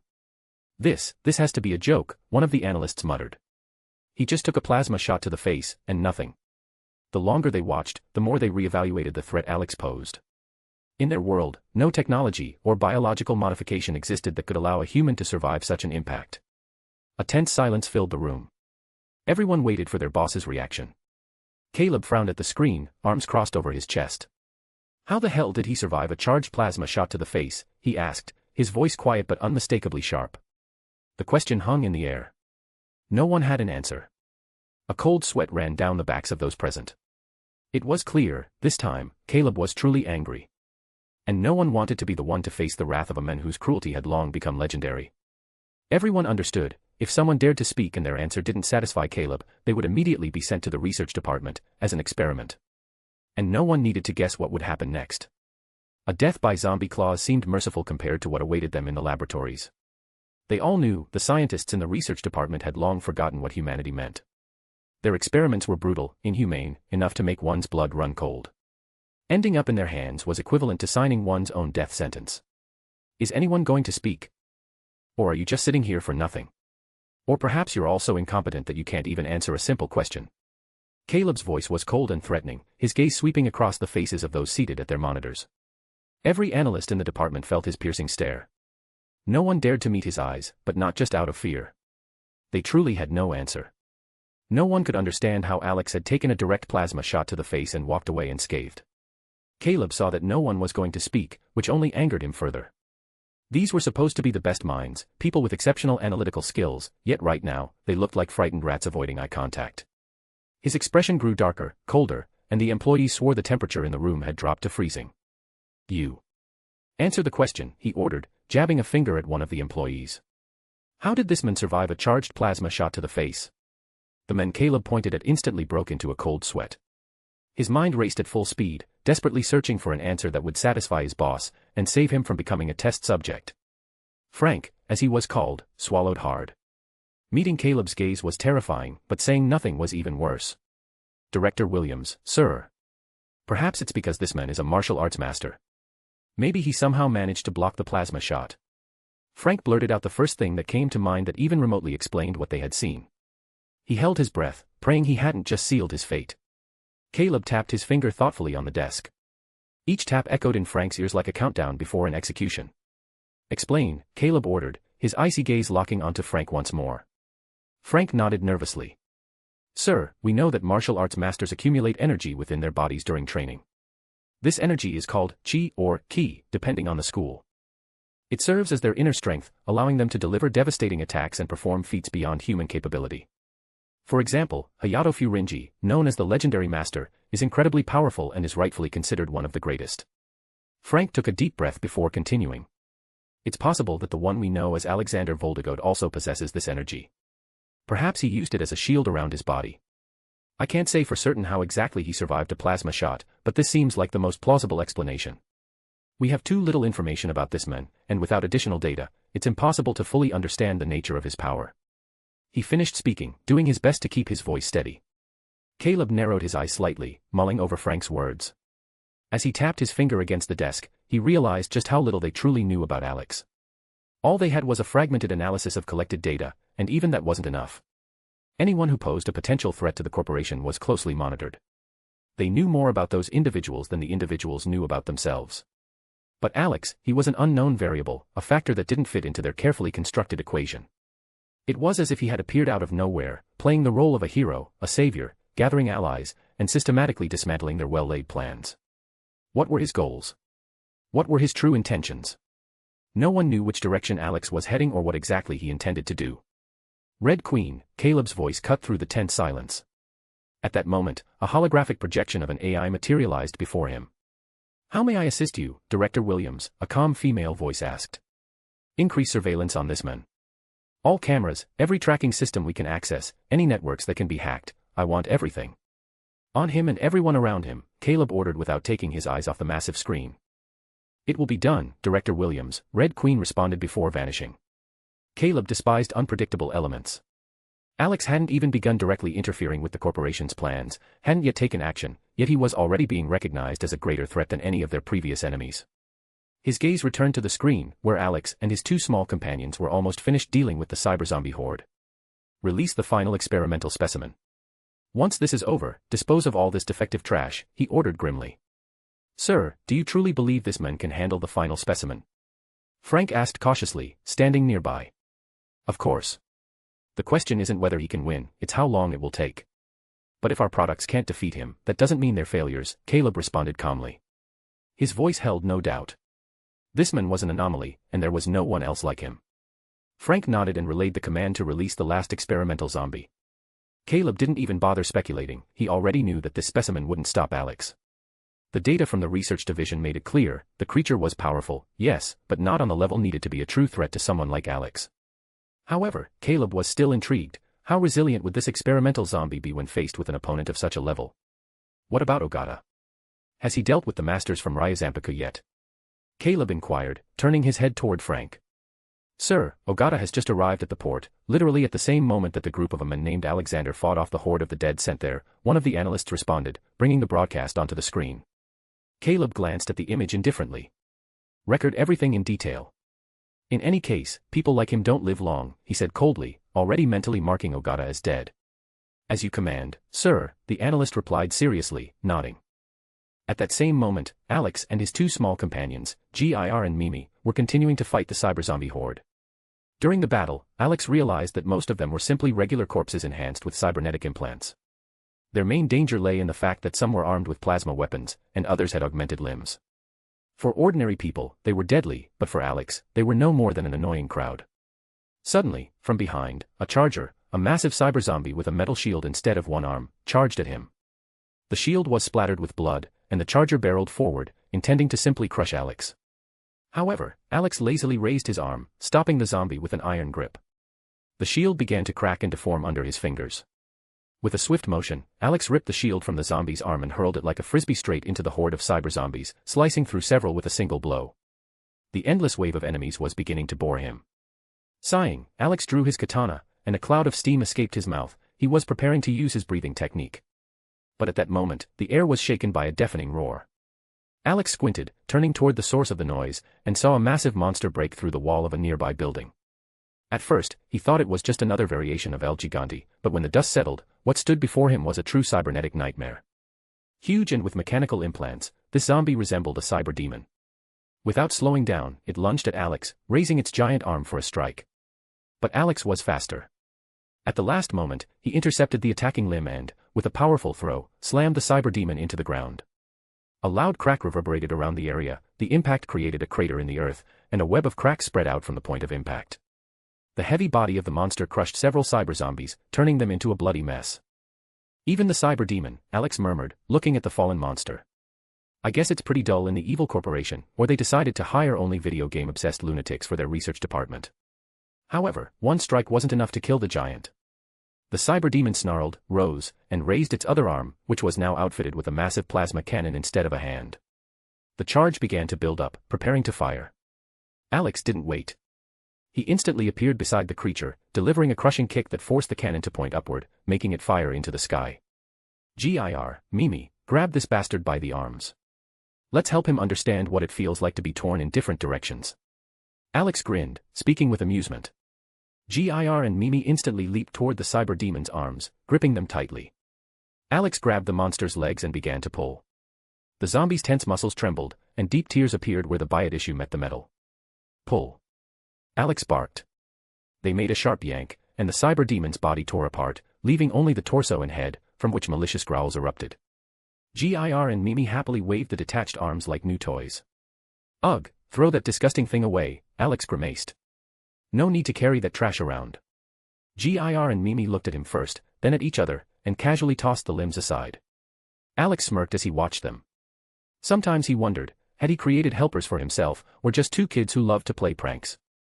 The little ones climbed onto his shoulders, and he lit a cigarette, smiling. His gaze then fell on the cyber demon, still twitching and growling with rage.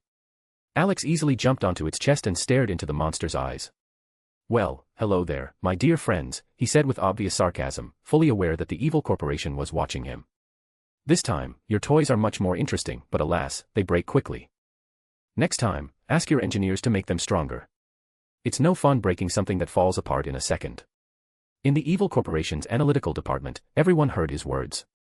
A tense silence filled the room.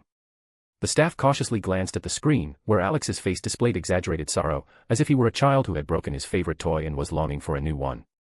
Then their eyes shifted toward Caleb. His face remained impassive. Suddenly, the silence was pierced by loud, rolling laughter. Ha ha ha ha ha ha. Caleb laughed, genuinely amused by Alex's words. The analytical department staff flinched at Caleb's laughter. They had heard that chilling sound before, but the last time it was heard, the entire Tokyo branch of the corporation was wiped off the face of the earth. Everyone who didn't manage to escape the city died in a massive explosion. And now, his laughter rang out again, louder than last time. Everyone froze, awaiting the next order from their boss. Amusing, very amusing, Caleb drawled, smirking, but soon his face returned to its usual emotionless expression. Send my words to the research department. Have them do as this man demands. The next batch of these zombies should be better, more dangerous. And in the meantime, destroy this defective product. Yes, sir. Frank instantly responded, immediately passing the order to the research department. Alex was sure that his words had reached those who were watching him. He just wanted to irritate them a little, after all, they had started it first. He was curious to see what card the evil corporation would play next. Would they continue producing more cyber zombies? Or would they decide to take a different approach, mixing viruses to create something even more dangerous and uncontrollable? Either way, if the corporation kept up its experiments, it would lose control over its creation sooner or later, and then things would get a lot more interesting. Thinking it was time to leave, Alex turned away from the cyber demon, which was still growling. But then his hearing picked up a strange sound. He turned sharply, but the demonic monster had already fallen silent. A strange glow began to flare up in its chest, growing brighter and brighter. "You son of a bitch." Alex cursed, but he didn't get the chance to finish. The cyber demon exploded. Some time before this, while Alex was fighting the horde of cyber zombies and encountered the cyber demon, which eventually self-destructed, a battle was also taking place in the port. The situation was tense, everyone who could fight was desperately fending off the attackers. Zombie corpses littered the ground, their limbs scattered by explosions. Brunhild commanded the people skillfully, guiding them toward victory. Even those who had been scared at first stood their ground, grabbing weapons. The masters from Ryozampiku also joined the battle. Zombies that managed to break through the front were immediately met with a crushing counterattack from the martial arts masters. Ijiro and Tomiko Agatsuma fought as if they had regained their youth. Finally, when the last monster fell, everyone breathed a sigh of relief. They had withstood yet another wave. Damn, there were so many of them. "My shoulder hurts from all those shots," Rika complained, rubbing her stiff arm. "That's because you don't train," Ray remarked sternly, glancing at her. "If you didn't slack off, you wouldn't be suffering now." "No thanks. I'm a sniper, not a fighter. I'd rather ask Alex for a massage, and then, he, Rika grinned mischievously. "Get in line." Coco interjected. "You're not the only one who deserves it. You didn't do anything. You just stood there and watched. What do you deserve a massage for?"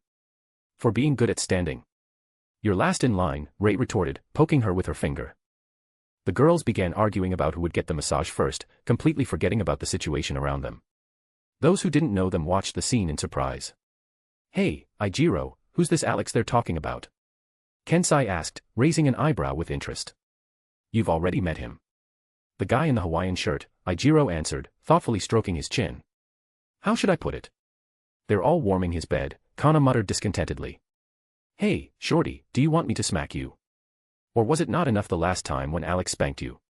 Rebecca retorted, glaring at her. Kana shot her an annoyed look but stayed silent.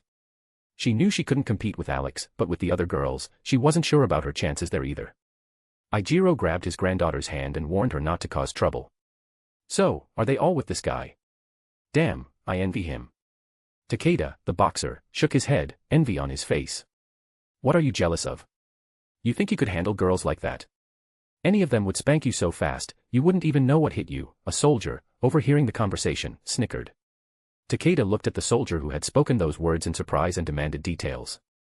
Those who weren't familiar with the girls or Alex immediately started to listen closely, hoping to learn more about the group of people who had saved them. The more they listened, the more they realized that not only Alex was strong, but the girls were also quite capable and dangerous.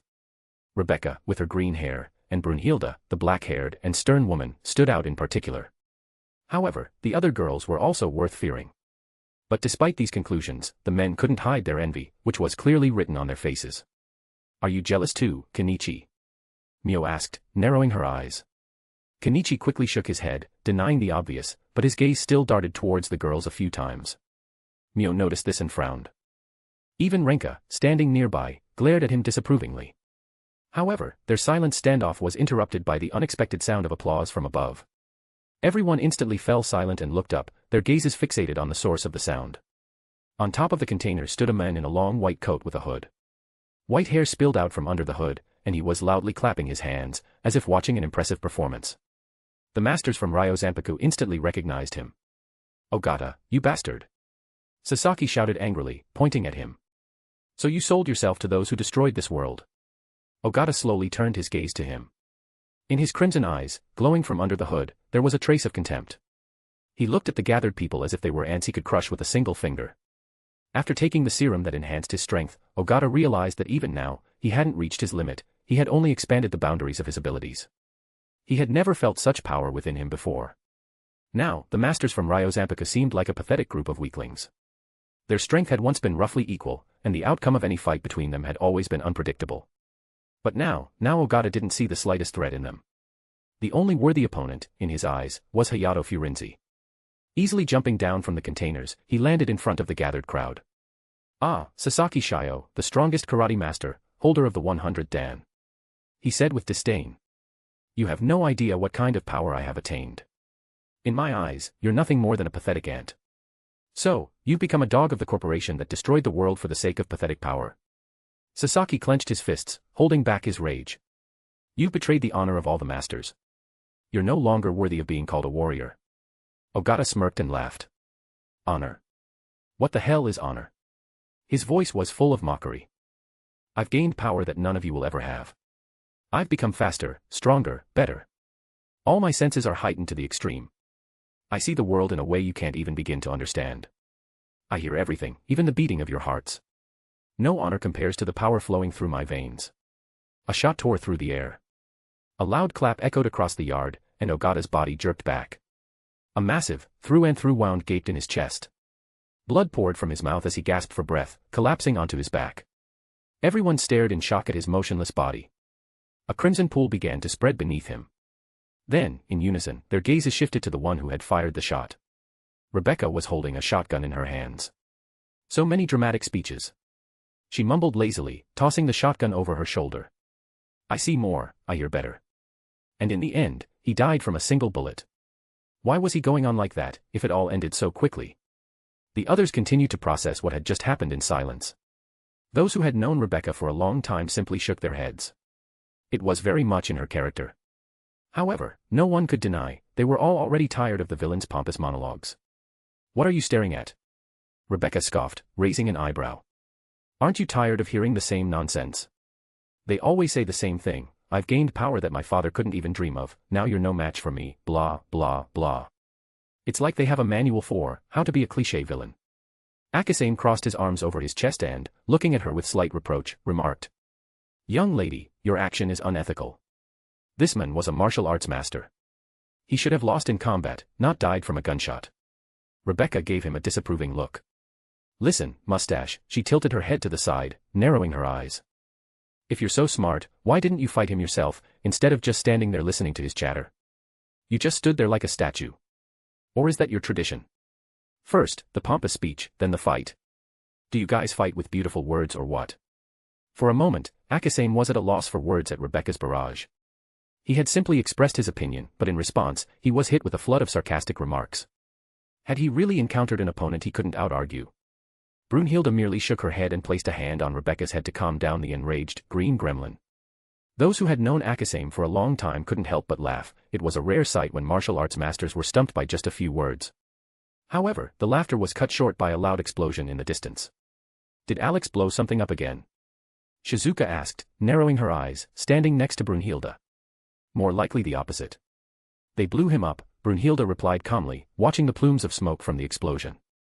"What do you mean, they blew him up?" Coco asked, confused. Brunhilde said nothing but silently pointed in the direction of the explosion. Everyone followed her gesture and saw 3 objects flying toward them. One of them was particularly large, and the closer it got, the more distinct the curses reverberating throughout the entire harbor became. It only took a few seconds to realize that the meteorite showering curses was actually Alex. And he was furious. The fact that he had been blown up for the first time had thrown him off balance. Usually, he was the one causing explosions, not the other way around. Moreover, the explosion had tossed him so high that he was now coming back down like a free express delivery. Stopping his stream of profanity, Alex calculated his fall trajectory and, seeing he was heading straight for the harbor, decided to make the landing as dramatic as possible. At the last moment, he did a flip and, along with Gir and Mimi, landed in a theatrical pose right in front of everyone. "We've come to drive out the darkness and fight evil. Red," Alex declared loudly, striking a dramatic pose. "Green," Gir chimed in, mimicking his move. "Pink," Mimi added, standing beside him. "And blue," suddenly interrupted Stitch, running up and taking his place in line. "Together, we are the Power Rangers. No evil can defeat us," they proclaimed in unison with ceremony. Silence fell. Everyone present silently stared at Alex and the trio of troublemakers in complete astonishment. But suddenly, someone began clapping. Then someone else. And soon, the majority of the crowd, especially those who had watched Power Rangers as kids, were applauding the loudest. Pleased with the response, Alex opened his eyes and nodded. Where's the villain we need to defeat? He continued with his act. Young friend, he's right beneath your feet, came Hayato's voice. Alex looked down and discovered that he had landed directly on someone's corpse. Or rather, what was left of it. A thick pool of blood was spreading beneath his boots. Ah, crap. I hope this isn't someone's friend. Or brother. Or, someone important, he muttered, reluctantly wiping his soles on the shredded clothes. No, this idiot came here spouting his dramatic speeches. I got tired of listening to him, so I shot him, Rebecca said carelessly, slinging the shotgun over her shoulder. Well, then fine. His own fault. Didn't Mom ever tell him not to just lie around in the street? TSK, tough luck, buddy, Alex sighed, casting a brief glance at Ogata's remains. He shrugged and stopped paying attention to the near-nothingness left of the villain. Since he was dead, it was time to move on. After all, anyone who starts throwing around dramatic speeches in front of Rebecca is essentially signing their own death sentence. To be continued. Chapter 244, The Death of the Location Boss. Alex stopped looking at the villain's crushed corpse beneath him and simply shook his head. He was slightly disappointed that he hadn't gotten to see this so-called villain, the one Rebecca had killed, especially since the fool had wasted time on dramatic speeches instead of jumping straight into battle. Patience was never Rebecca's strong suit, and it drained especially fast when she got bored or tired of listening to someone talk. Alex had witnessed more than once how she attacked someone simply because their conversation had become dull. Casting one last glance at the villain's remains, Alex shifted his focus to the people from Ryo Zanpaku. He had already spotted Hayato Furinji, the judo master Akasame, the karateka Sasaki, the old pervert Kensei, the silent Shigeru with her adorable pet Tachimaru, and the good-natured powerhouse Apachai. Along with the masters were Kenichi, Myo, and Renka. What truly surprised Alex, however, was the fact that Kenichi's parents had managed to survive. His gaze continued scanning the fighters, the boxer Takeda, his judo friend, whose name Alex could never quite remember, then Kazara, Kanami, and the group of girls known as the Valkyries, Kanami's subordinates. Among those present were a few other secondary figures clearly connected to Kenichi. However, Alex failed to spot one particular character who should have been there, Nijima, the most cunning and persistent survivor of the group. Before Alex even had the chance to greet the Ryo Zanpaku members, he was suddenly tackled by a green-haired missile, Rebecca. She clung to him, arms wrapped tightly around his neck, showing no intention of letting go. Alex merely smirked, already used to her clinginess, and gently ran his hand through her hair. The Ryo Zanpaku members watched Alex with interest, having noticed his earlier scrutiny and wondering about his intentions. But Alex decided not to waste time and get straight to the important matter. Walking up to the masters, still carrying Rebecca, he stopped in front of Hayato and smiled at the old man. I think we need to talk, Alex said with a friendly smile. You're right, young friend. We've already heard from some of Kensei's old acquaintances where you're headed, Hayato replied with a slight smile. That actually makes things easier. How about joining us? After all, we're in the same boat, Alex suggested, glancing at the masters and their students. Actually, we were planning to head to Tokyo. The radio broadcasts mentioned a military-organized shelter there, Akasame informed him, stepping up beside Hayato. The moment the word Tokyo was spoken, a shadow of sadness and simmering anger flickered across the faces of Alex's group.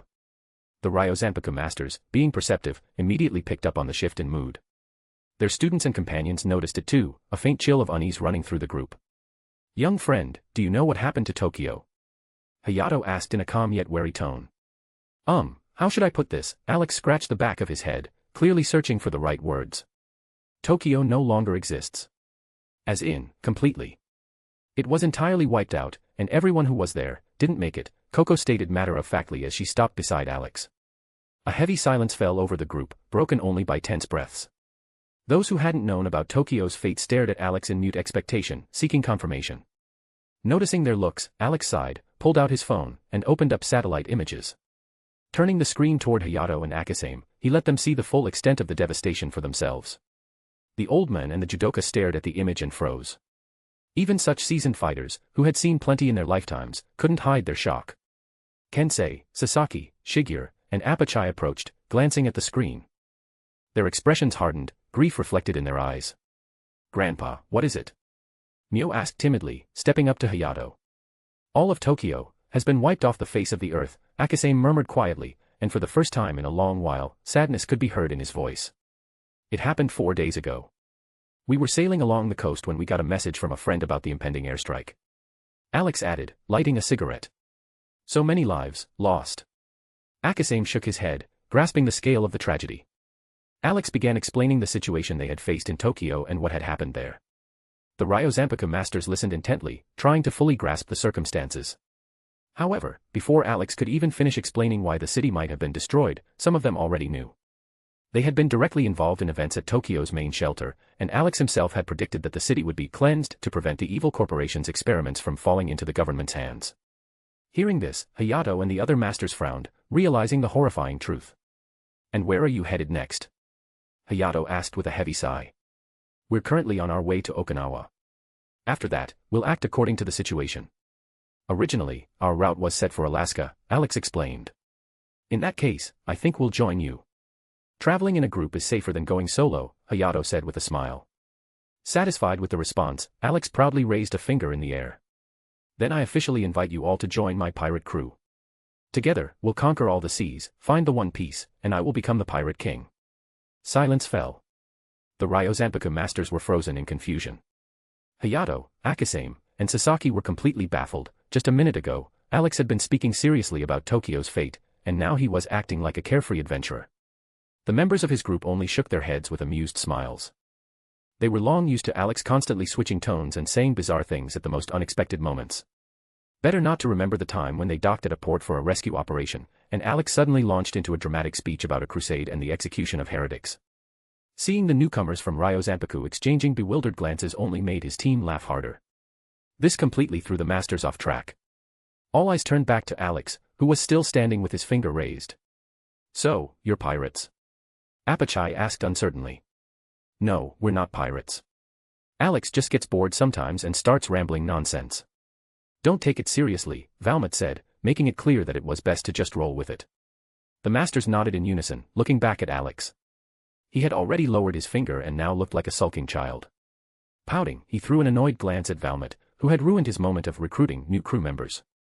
"Ugh, you're all so boring," Alex sighed. "I was just trying to lighten the mood. These people just escaped from a horde of the dead, they're scared and exhausted. I need to show them that they'll be fine now, so they don't worry." "I'd believe you if that was actually the case," Valmont narrowed her eyes. She shook her head, signaling that his excuses didn't sound convincing. Alex shifted his gaze to the other girls, but they simply repeated her gesture. "I see, you've got quite the fun team, young friend," Hayato laughed. "Something like that," Alex smirked. "Oh, by the way, I almost forgot to ask. Are you still following the path of, what's it called again? Oh right, the Merciful Fist. Or have you realized that zombies aren't human and it's okay to kill them? Of course, I'm not insisting, I'm just curious. In this situation, we'll fight the undead. But when it comes to people, it's more complicated," Hayato replied. "Well, even so. Don't worry about the other people, we'll handle it. Anyway, welcome aboard," Alex extended his hand. "It'll be a pleasure traveling with you, young friend," Hayato said, shaking it. Alex smiled and tightened his grip on Hayato's hand. He felt Hayato's grip become stronger and raised an eyebrow at the old man's actions. Alex immediately realized that Hayato wanted to test his strength, so he reinforced his own grip. Alex narrowed his eyes slightly and tightened his hold, squeezing Hayato's hand just enough for him to understand that his strength was far from ordinary. Hayato felt the pressure shift, caught Alex's mocking squint, and the barely noticeable smile on his lips. The seasoned master immediately realized his test had been uncovered. They exchanged knowing looks, and then, smiling at each other, released their hands. "You've got quite the strong grip, young friend," Hayato said approvingly. "Since we're allies now." Kensei unexpectedly interrupted, his face spreading into a satisfied grin. "Kid, tell me, how do you manage to attract so many girls? Share your secret." "They're all so." He nodded meaningfully toward the girls, giving them a scrutinizing look. "One more word, you old pervert, and I'll drive the spear through your chest," Brunhilde said coldly, quickly stabbing the spear's tip into the ground right at Kensei's feet. The murderous aura emanating from her instantly drained the color from the martial artist's face. He jumped back in fright, stumbled, and nearly collapsed to the ground. He was only saved by the fact that he collided with his daughter, who burst into loud laughter while holding him back. The others, already accustomed to Kensei's antics, just sighed heavily, fully aware that he had asked for it. Alex crossed his arms over his chest and, giving the old man a calculating look, decided to give him a word of warning. "You must be Kensei," he said with a smirk. "A couple of Agatsumas already told me about you. So here's my friendly advice, or rather, a warning. If you decide to spy on the girls, harass them, try to take photos under their skirts, or do any other perverted things, we'll have a serious talk. And I'll tell you right now, you won't like it.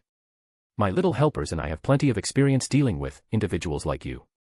At these words, Alex pointed to Gir and Mimi, who immediately synchronized, their paws crackling with electrical discharges.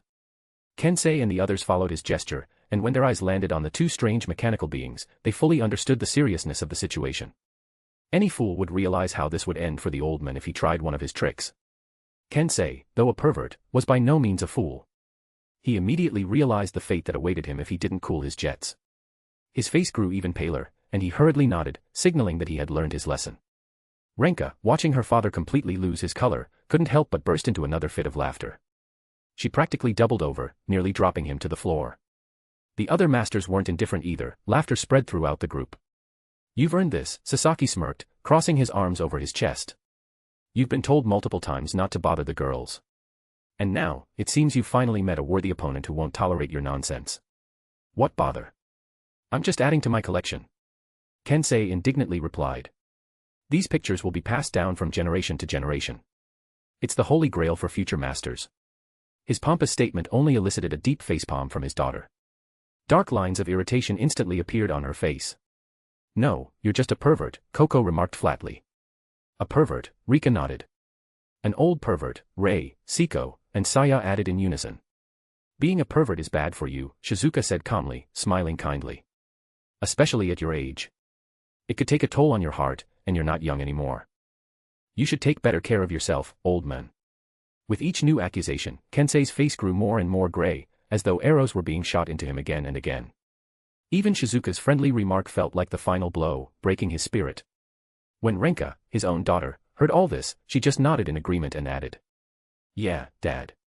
You really are just an old pervert." That was the last straw. Kensei collapsed to his knees, lowering his head dejectedly, and then helplessly fell to all fours, letting out pitiful sobs. The girls looked at him like trash, while the guys threw sympathetic glances at his pitiful state. "Maybe we should just castrate him," Valmont suggested indifferently, giving Kensei a cold look. "We could make it simpler," Rebecca grinned predatorily. "Just shoot off his old thing. No one wants to touch it anyway, so it won't be a problem." Kensei gulped in horror, fully realizing he had fallen into hell. When the topic of castrating Kensei came up, his body trembled with fear. He slowly turned his pale face toward the girls and began shaking his head rapidly, showing with all his being that he did not want to share the fate of the eunuchs. All the guys reflexively squeezed their legs together and took a step back. Especially those who had once been in relationships or still had partners, fully aware of how cruel women could be when angry. None of them even thought of intervening or standing up for Kensei, too dangerous of an idea. "Girls, enough tormenting the old man. Look at his face, he already looks like a ghost," Alex finally stopped them. "Younger friend, I knew you were a good man," Kensei muttered with relief, tears of joy welling up in his eyes. "No need to thank me," Alex leaned in and whispered in the old man's ear, "but if you don't get rid of your habits, I'll tear off your third leg." Kensei froze, looked at Alex, and felt a cold shiver run down his spine. Alex's gaze was empty, devoid of any light, as if he were not facing a person but a true monster. The old man shuddered, and even his teeth started clattering slightly. The martial arts masters had excellent hearing, and they all distinctly heard what Alex had whispered to Kensei. However, no one intervened, they just shook their heads, as if they had already known this would end this way. Renka, watching her father's expression, tried to guess what Alex might have whispered to him but quickly gave up on the idea. Kensei looked way too scared. Alex suddenly flashed a wide grin, which only intensified the old man's fear, then straightened up. "Well then. Once again, welcome to our group of survivors. As they say, welcome to our friendly, but slightly odd family. We'll be happy to have you," he said with a kind smile. The sharp contrast in Alex's mood swing didn't shock those around him as much as it did the first time, but it still left a slight sense of surprise. However, his words brought smiles to everyone's faces. Alex continued to watch the new group members with a slight smirk, but said nothing more. They had finished everything they needed to in the city, and it was time to move on. Signaling for everyone to board the ferry, Alex lit a cigarette and calmly waited for everyone to get on. But at some point, a strange sound came from behind. Everyone froze and smiled, not because it was funny, but because the sound was familiar. At first, they all thought they hadn't finished off all the zombies, but the source of the noise wasn't there. It came from the crater where Ogata's remains lay. "Am I the only one who heard something?" Alex asked, exhaling smoke through his nose. "You're not the only one, younger friend. We all heard it," confirmed Hayato, looking intently in the same direction. Everyone turned their heads, even those already climbing the gangway stopped to look at where the sound was coming from. From the very hole where Ogata's mutilated body was supposed to rest, a bloody hand suddenly emerged. It grabbed the ground with great force, and the concrete cracked under its powerful grip. Get on the ferry. I'm curious to see what this guy can still show. He's been lying still for so long, I almost thought I wouldn't meet a mid-boss at this location, Alex said, taking another drag from his cigarette. What? What boss? What location? Valmont frowned, not understanding what he was talking about. I know. I know. Shizuka exclaimed happily, raising her hand. The students at school often talked about this. When you pass a certain location in a game, there's always a villain you have to defeat to move forward. Shizuka, you silly thing, this isn't a game. There can't be villains just appearing so we can leave, Rika laughed, ruffling her friend's hair. But it is just like that, Shizuka muttered, puffing out her cheeks.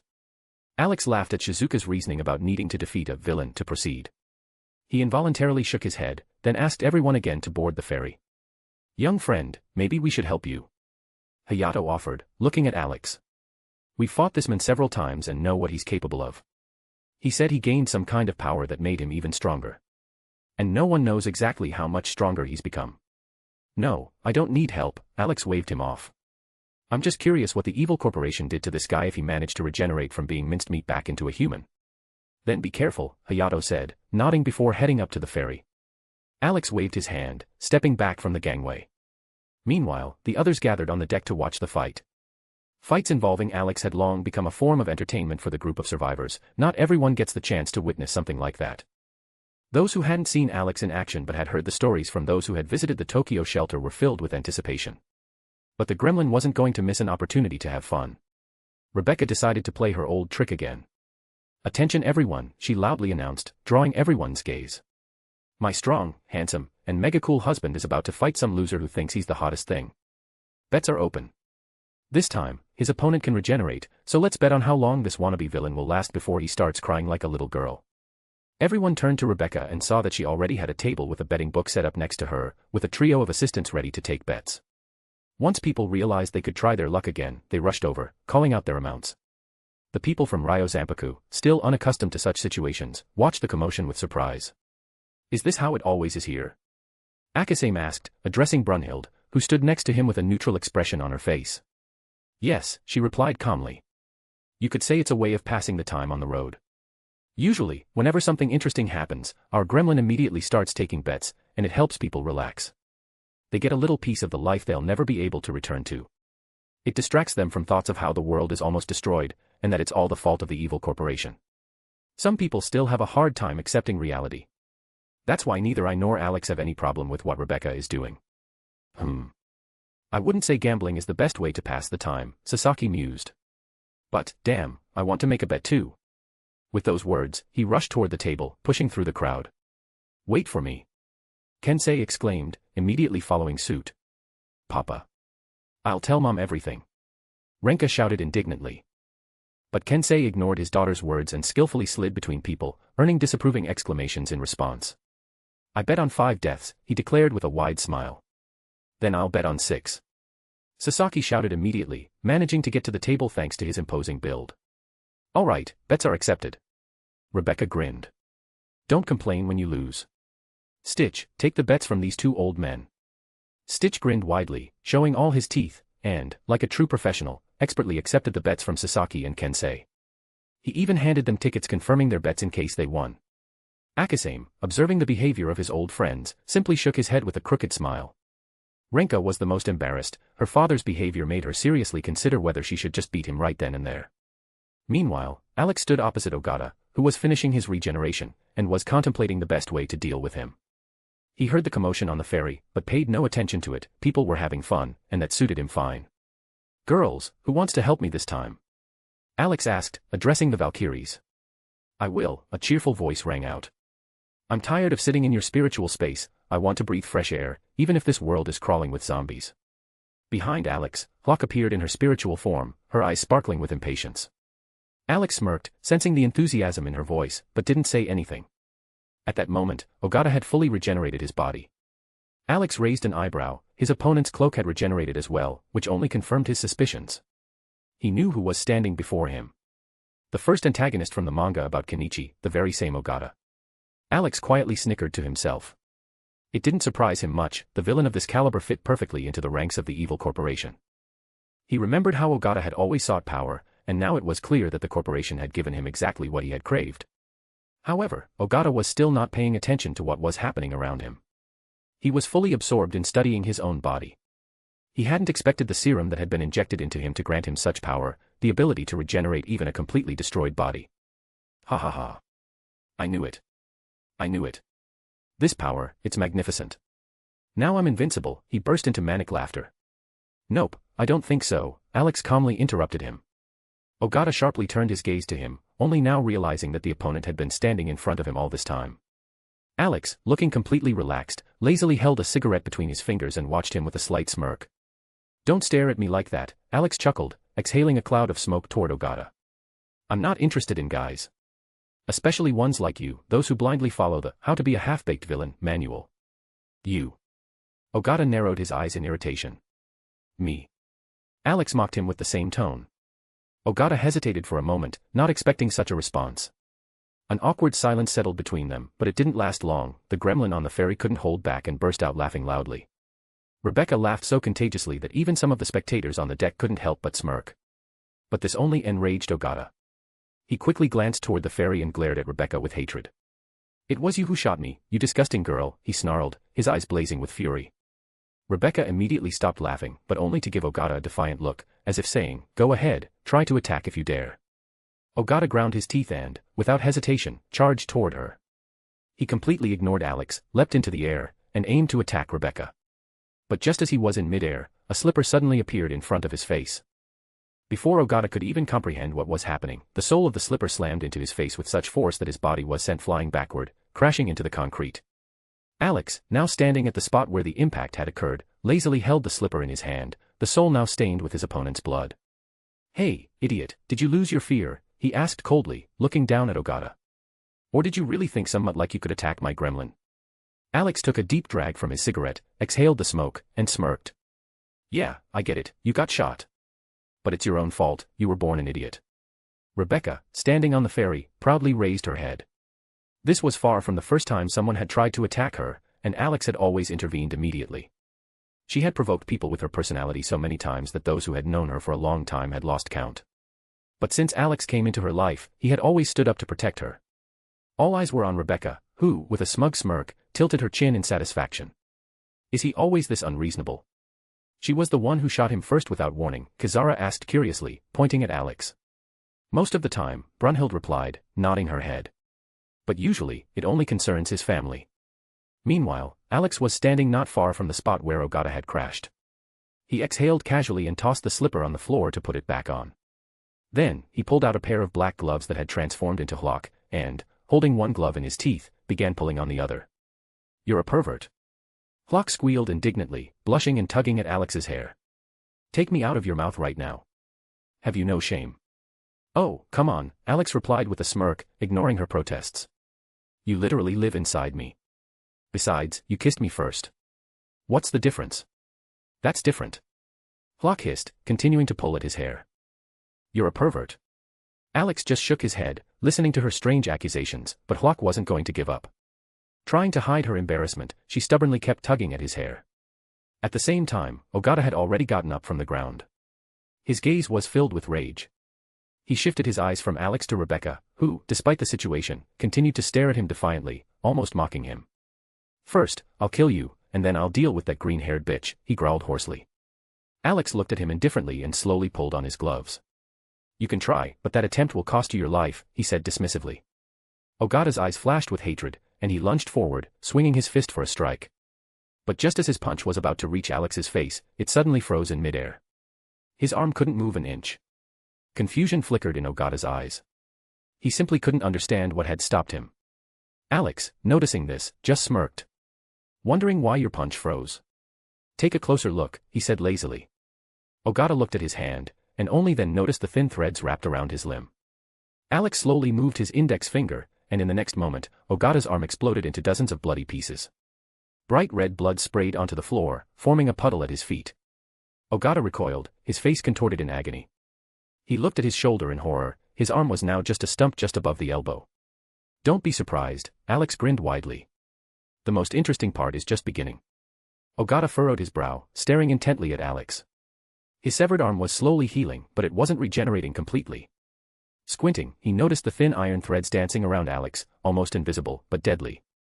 Realizing that a direct confrontation wouldn't bring success, Ogata changed his tactic. He began using his rapid movement technique, disappearing and reappearing in different spots, searching for the moment to attack from his blind spot. Alex, on the other hand, stood with a carefree expression, lazily watching his movements. Out of boredom, he even yawned, which Ogata took as a sign of weakening vigilance, a perfect moment for an attack.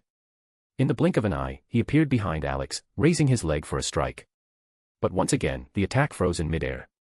Ogata froze, realizing something was holding him back again. Alex, having caught him in a trap, turned around, looking at him with a mocking smile. "You must be incredibly stupid.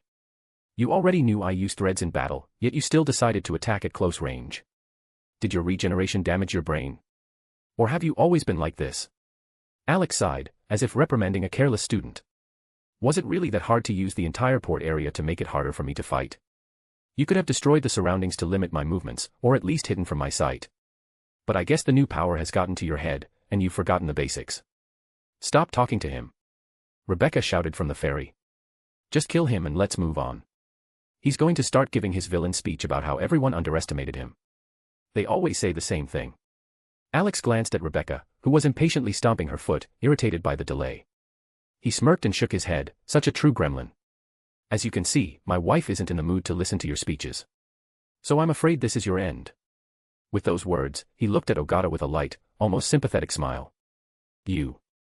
Ogata opened his mouth, but he didn't get a chance to finish. Alex lazily moved his fingers, and Ogata's body exploded into dozens of pieces, sliced by the invisible threads.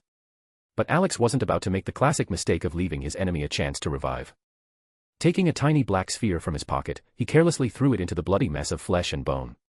The moment the sphere touched the ground, flames erupted. The screams of pain filled the air, full of fear and a desire not to die. Alex didn't even pay attention to them. Too many overconfident idiots thought they became all-powerful after gaining a bit of power. He just shook his head and jumped onto the ferry. To be continued. Chapter 245, On the Road Again. Jumping onto the ferry, Alex immediately noticed that most of the survivors looked grim and were throwing resentful glances at Rebecca. However, as usual, she skillfully ignored their dissatisfaction. Alex couldn't quite understand what exactly she had done this time to stir up such a storm of emotions. His gaze swept over the crowd until it landed on Brunhild. He hoped she could clarify the situation. When Brunhild noticed his curious look, she approached and, leaning in closer, whispered. Almost everyone was betting on how many times Ogata would resurrect. But Rebecca made you kill him too quickly, and now they all lost. Alex could only let out a heavy sigh and shake his head. Among all the disappointed people, the ones suffering the most were Kensei and Sasaki. Both had literally fallen to their knees, sobbing bitterly as if they had lost a fortune. "Wait, but Rebecca never takes anything in return," Alex said thoughtfully, looking at Brunhild. "And her bets usually don't have any prizes." "Exactly," Brunhild replied shortly, shrugging. Alex cast a sympathetic glance at the two martial arts masters but quickly decided it wasn't worth getting involved any further. "All right, so who won in the end?" he asked, glancing at the survivors. Everyone turned to him at once, as if expecting some kind of reaction. Then, after throwing another resentful glance at Rebecca, they began exchanging looks, as if suspecting her of rigging the results. Rebecca just put her hands behind her head and started whistling, pretending she had nothing to do with it. After all, as long as there was no proof, she would never admit to deliberately influencing the outcome of the bet. "I won," Valmot's voice rang out. "I knew you wouldn't waste time on that guy, so I bet that you'd kill him quickly." She narrowed her eyes cunningly, smiling, while Rebecca simply shrugged, giving the others a look that practically screamed, "Go ahead, try proving anything." Those who knew Rebecca understood that they had no chance. First, there was no evidence. And second, getting into an argument with that green-haired gremlin was pointless. Even if someone dared to challenge her, they'd wake up in the middle of the night tied up and dumped on the deck until morning. Watching all of this, Alex realized that Rebecca had probably pushed him into dealing with Ogata quickly. However, he had no desire to dig deeper. After all, these people had only themselves to blame for trusting the gremlin. Deciding not to dwell on it any longer, Alex nodded to the masters of Ryo Zanpaku and thought that now was the perfect time to stick to his usual plan, lie down and relax. He wasn't tired or exhausted, but a powerful wave of laziness had hit him, and he saw no reason to resist it. "Well, since you won," he said with a smile, turning to Valmont. She raised an eyebrow questioningly, not understanding why Alex was bringing up her victory. After all, she knew there were no prizes, and she had placed her bet more out of curiosity and excitement than anything else. But in the next moment, Alex vanished from his spot and reappeared behind Valmont, wrapping his arms around her waist. "Here's your prize," he whispered in her ear. Everyone barely had time to blink before Alex scooped Valmont up, threw her over his shoulder like a sack of potatoes, and dashed off toward the control room, laughing. The survivors stared in shock at the scene. Valmont's face still held an expression of complete bewilderment. She had no idea what had just happened or why Alex had grabbed her and carried her off. "Brunhild, I'm leaving everything to you. I've been hit with a laziness attack." Alex's voice echoed from the distance. Brunhild let out a heavy sigh as she watched him disappear into the distance. Seeing Alex running off while carrying the still bewildered Valmont, she once again resigned herself to the thought that she had only herself to blame for the kind of husband she had. Turning around, she headed toward the newcomers in their group, the ones they had recently rescued. Approaching the members of Ryo Zanpaku, Brunhild began explaining the rules their team lived by, while the others dispersed, finding ways to pass the time during the journey. In the end, only the new survivors, Brunhild, and a few girls remained, attentively listening to the explanation. Meanwhile, Alex had already entered the ferry's control room, which they had repurposed as a resting area. Approaching the mattress, he sat Valmont down before lying down with a satisfied smile, resting his head on her lap and closing his eyes. It took Valmont a few seconds to realize what had happened and what kind of prize Alex had meant. Instead of a proper reward, she had essentially been turned into his personal pillow. Shaking her head, she sighed but said nothing, merely running her fingers gently through his hair. She figured he was probably tired and just wanted to rest for a bit. She had heard from the rescued survivors that Alex had faced a horde of zombies, been blown up, and then, in the end, fought an enemy he quickly defeated. Despite this, Valmont was certain he must have been exhausted from everything that had happened.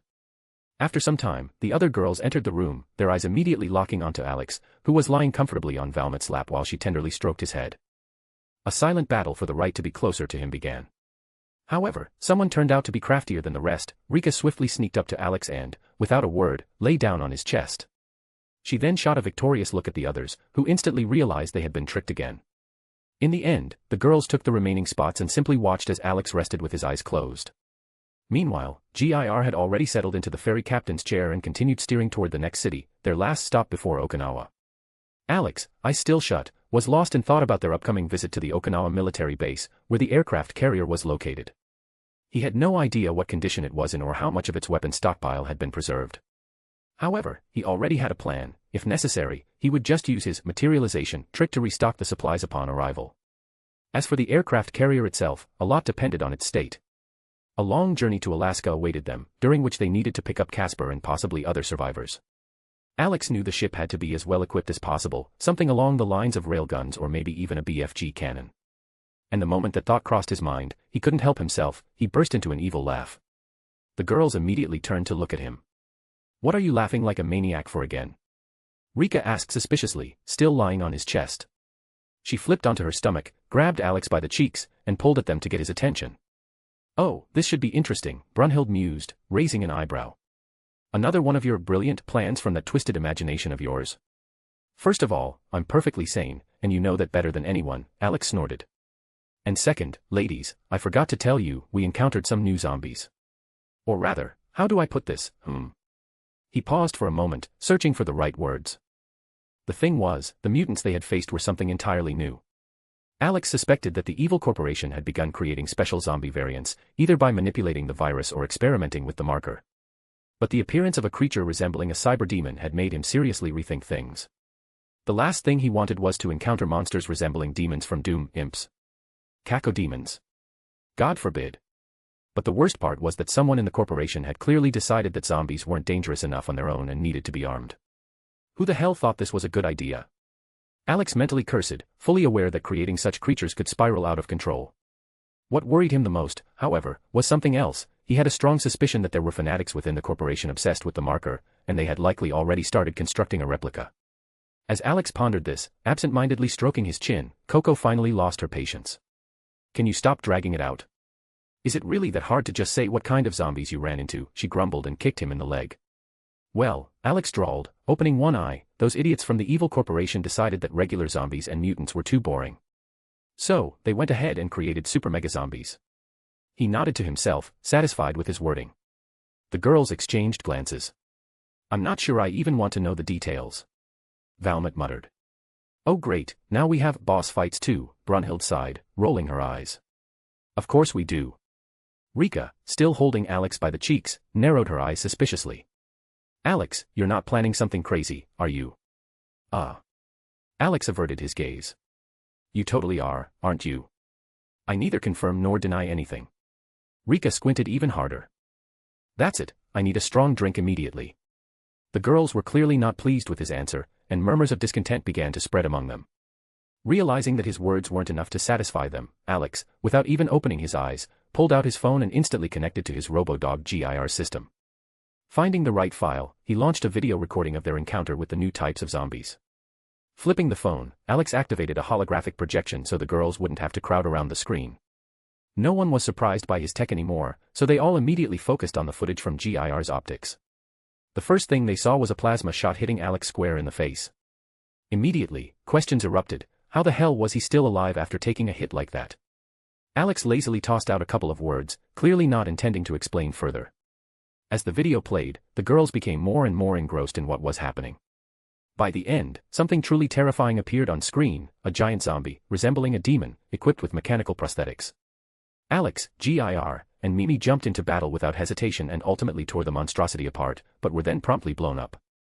No further explanations were needed, the girls had seen enough. I didn't think their technology had advanced this far, Saya said thoughtfully. Plasma weaponry isn't something you can just pull out of thin air. Its production is an extremely complex process. Not really. It's actually pretty simple, but I don't like it, Alex responded lazily. What do you mean, simple? How can plasma weapons even be made? Explain. Saya demanded, grabbing Alex's arm. I don't feel like it, he sighed. Ask GIR, he'll explain everything. Saya frowned and started tugging more insistently on Alex's arm, clearly intent on yanking him off Valmet's lap as revenge. But no matter how hard she pulled, he felt impossibly heavy, like he weighed several tons or had somehow fused with the mattress and the ship's hull. Curiosity wouldn't let her rest. In her free time, she often studied Alex's archives, finding his blueprints and ideas. She was still amazed at how GIR and Mimi were created, especially considering that Alex regularly upgraded them. Alex, feeling her tugging on his hand, didn't even think about reacting. A thought involuntarily flashed through his mind. Saya's behavior strangely reminded him of the spoiled Valkyries, Hlok and Alvitar. However, as soon as the thought crossed his mind, the outraged voices of both Valkyries resounded in his mind, fiercely denying any comparison to the know-it-all Saya. Alex, dear, you still haven't explained what you plan to do with the aircraft carrier, Yuriko intervened, stopping her daughter. It's less troublesome than it seems at first glance. If it's operational, the job will be quick. If not, we'll have to tinker with it, and our stay in Okinawa will drag on. I just want to replace the weapons and the power source, Alex said, lazily opening his eyes to glance at Yuriko. And how long will that take? What kind of weapons do you want to install? It's already well armed as it is, Coco asked with interest. I think about a week, maybe less. I won't be working alone, my little ones will help me. As for the weaponry, I'm still thinking. Maybe a big gun with an enormous range or a railgun. Something serious to avoid problems with large zombie hordes, Alex replied, now fully opening his eyes. When the words big gun were mentioned, Rebecca's eyes lit up. She couldn't help but smile, and her joyful laughter turned into a typical gremlin cackle, as though she was already imagining the destruction she could cause with such a weapon. Gradually, her laugh transformed into a full-blown mad villain's cackle, as if she was dreaming of destroying the world. All eyes turned to Rebecca, who was clearly enjoying her fantasies. I hope you're not planning to let Rebecca handle that weapon, Kiriko asked cautiously. I'm against it too, Ray supported her. We don't even need to guess what she's thinking right now. I'd rather trust Shizuka with the weapon than Rebecca, Rika shook her head. Hey. I'm really responsible, you know. Shizuka pouted, offended. Just so you know, Alex often praises me for my good work. The girls unanimously agreed that Rebecca should not be trusted with such dangerous weaponry. They all knew she was a real gremlin, and if given the chance, the world would start burning. Around Alex, she acted cute and innocent, but in any other situation, she turned into a disaster in the form of a charming girl. Brunhild gave Alex a warning glance, clearly indicating that he should not even think about allowing Rebecca to control the weapons. Alex nodded in agreement but knew deep down that sooner or later, he would give in and let her have her way. Brunhild understood this too. She knew how Alex loved to spoil his girls, and Rebecca always got what she wanted with her many ways of convincing him. Meanwhile, Rebecca, still immersed in her fantasies about shooting from giant guns, had no idea that a collective decision had already been made behind her back, no big guns in her hands. After lying on Valmet's lap for a little longer, Alex decided to step outside for a smoke. Despite the fact that his cigarettes didn't have any scent, the girls were still against smoking indoors. He fought the urge to stay where he was, as he was extremely comfortable. Valmont was gently combing his hair, and Rika had nestled against his chest, clearly ready to fall asleep. Finally, overcoming his moment of laziness, Alex got up, and Rika ended up on his lap. She sighed in protest. She was so cozy and clearly didn't want to interrupt the cuddle session. To calm her down a little, Alex softly kissed her forehead. "I'll be back soon," he mumbled, standing up. The girls immediately became curious about where he was going, but Alex just waved a pack of cigarettes in the air without saying a word, hinting at his intention. Once outside, he sat on the steps and lit a cigarette, watching the group of people going about their business on the deck. Some were simply basking in the sun, while others were chatting and laughing. As Alex smoked, his attention was drawn to three guys who stopped talking and began heading toward him. He immediately knew what was on their minds. It was Kota, Takashi, and Jonah. Alex wasn't surprised that Jonah had become friends with them. Unlike most of the teenagers in the survivors group, who were, to put it mildly, ordinary, these three actively participated in raids and training. The rest only trained because Brunhild forced everyone to prepare for potential dangers. "Yo, guys, what's up?" Alex greeted lazily, raising his hand. They stopped next to him, and Jonah spoke first. "About the new people. Are they martial artists or something? How dangerous are they?" Alex smirked. "Don't worry, Jonah. These guys are pretty peaceful and won't harm innocents. Just don't make them angry. They won't kill you, but trust me, if you get on their bad side, it's going to hurt." "Damn, they're giants," Takashi added, shaking his head. "Especially that old man. Hayato, I think. Not to mention that weird guy with the friendly smile. If you were the tallest here before, they've definitely taken your place." Alex laughed. "Ha ha ha, you're right, they are huge. Old man Hayato is one of those masters they call legends. And as for Apachai, Jonah, you really have nothing to worry about. Apachai is a great guy, the kids absolutely love him. Just see for yourself." With that, Alex nodded toward Apachai, who was already entertaining the children, running around with them on the deck. Following Alex's gaze, Jonah saw Apachai, with a kind smile, playing with the kids. The little ones were practically clinging to him, laughing and playing. Alex knew he could trust Apachai with the kids. He was one of those rare people who genuinely cared for children and was ready to protect them to his last breath. Alex respected people like that and was sure that Apachai would never harm the kids. So, he had no hesitation in letting Alice and the others play with him. Even when Apachai started tossing the children in the air, Alex just smiled. However, for the guys, the sight seemed a bit unusual, especially for Jonah, who noticed that his younger brother was also being tossed around. His body tensed, and he was about to rush over to Apachai, but Alex stopped his overprotective brother in time, placing a hand on his shoulder. "Don't worry, Jonah. I told you, Apachai is a good guy. Even animals love him, and kids even more." "Look at their happy faces," Alex said, gesturing toward the laughing children. Jonah relaxed slightly, but there was still a hint of wariness in his eyes. "How do you know so much about these people?" Kota asked curiously. In response, Alex pulled out his phone and showed them dossiers on each member of Ryozanpaku. The guys immediately realized that he had already done his research, which is why he was so calm. "Oh, right, before I forget. Takashi, your mom asked if you have a girlfriend yet. Or maybe someone caught your eye. You're always hanging out with Kota and his crew, and she's starting to suspect you become part of his harem," Alex said with a smirk, intentionally teasing him. Takashi's eye twitched, and the familiar irritated lines appeared on his forehead. Even Kota, who had been dragged into this, couldn't hold back his laughter. Jonah, looking at Takashi's disgruntled face, just smirked. "Why are you laughing? Or should I remind you how your girls beat you up for not wanting to put down the flamethrower Alex gave you, even while you were asleep?" Takashi retorted, pointing at Kota. "It was an accident." Kota immediately defended himself, crossing his arms. "And besides, my situation and yours are completely different. It's not me who's suspected of liking guys." A quarrel broke out. Alex, watching it all, just grinned. His little provocation had worked. Jonah also realized that Alex had deliberately sparked the argument, so he just sat down next to them, watching the unfolding spectacle.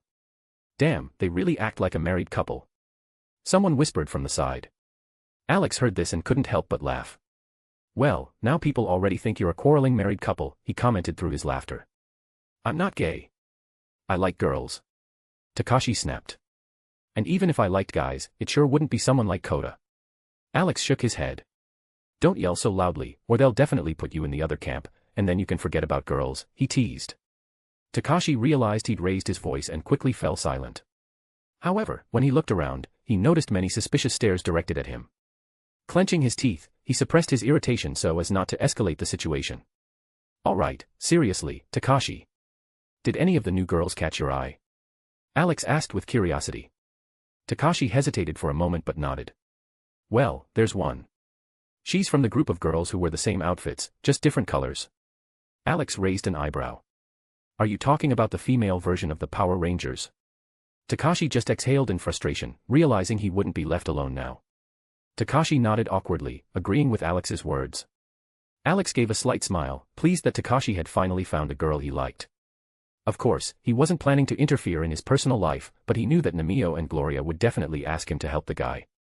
If he hadn't talked Namio out of the idea of finding a girl for Takashi on her own, the caring mother would already be interrogating every girl she met, asking if they liked Takashi. "So, my son, do you need advice, or will you handle it on your own?" Alex asked with a smirk. "How many times do I have to tell you, don't call me that?" Takashi grumbled, rolling his eyes. But then, after a brief hesitation, he nodded. "But I wouldn't mind some advice."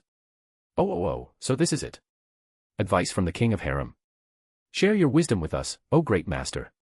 Kota theatrically exclaimed, putting his hands together in a praying gesture. Alex, Jonah, and Takashi exchanged looks, regarding him like he was a complete idiot. Takashi and Jonah genuinely wondered how Kota had managed to get a girlfriend, or rather, not just one. His harem consisted of several girls who not only tolerated his silly habits but also genuinely cared about him. Alex recalled how Rika had recently asked him to talk to Kota about the night incident she had accidentally stumbled upon when she was heading to the bathroom. But that was for later. First, it was time to give Takashi a few useful tips. First, get rid of that habit of always frowning. You walk around looking like you have chronic constipation or like you were bullied in school. Just relax and be yourself. You know what I mean. Alex began. And most importantly, your girl needs to feel safe around you. Look at Kota and Jonah, they can protect their loved ones, and you need to show that you can do the same. I'm not telling you to act like a caveman or start making guerrilla mating calls. Just go up to her, talk to her, find out what she's into, what school she went to. Be natural. He's right, Kota nodded.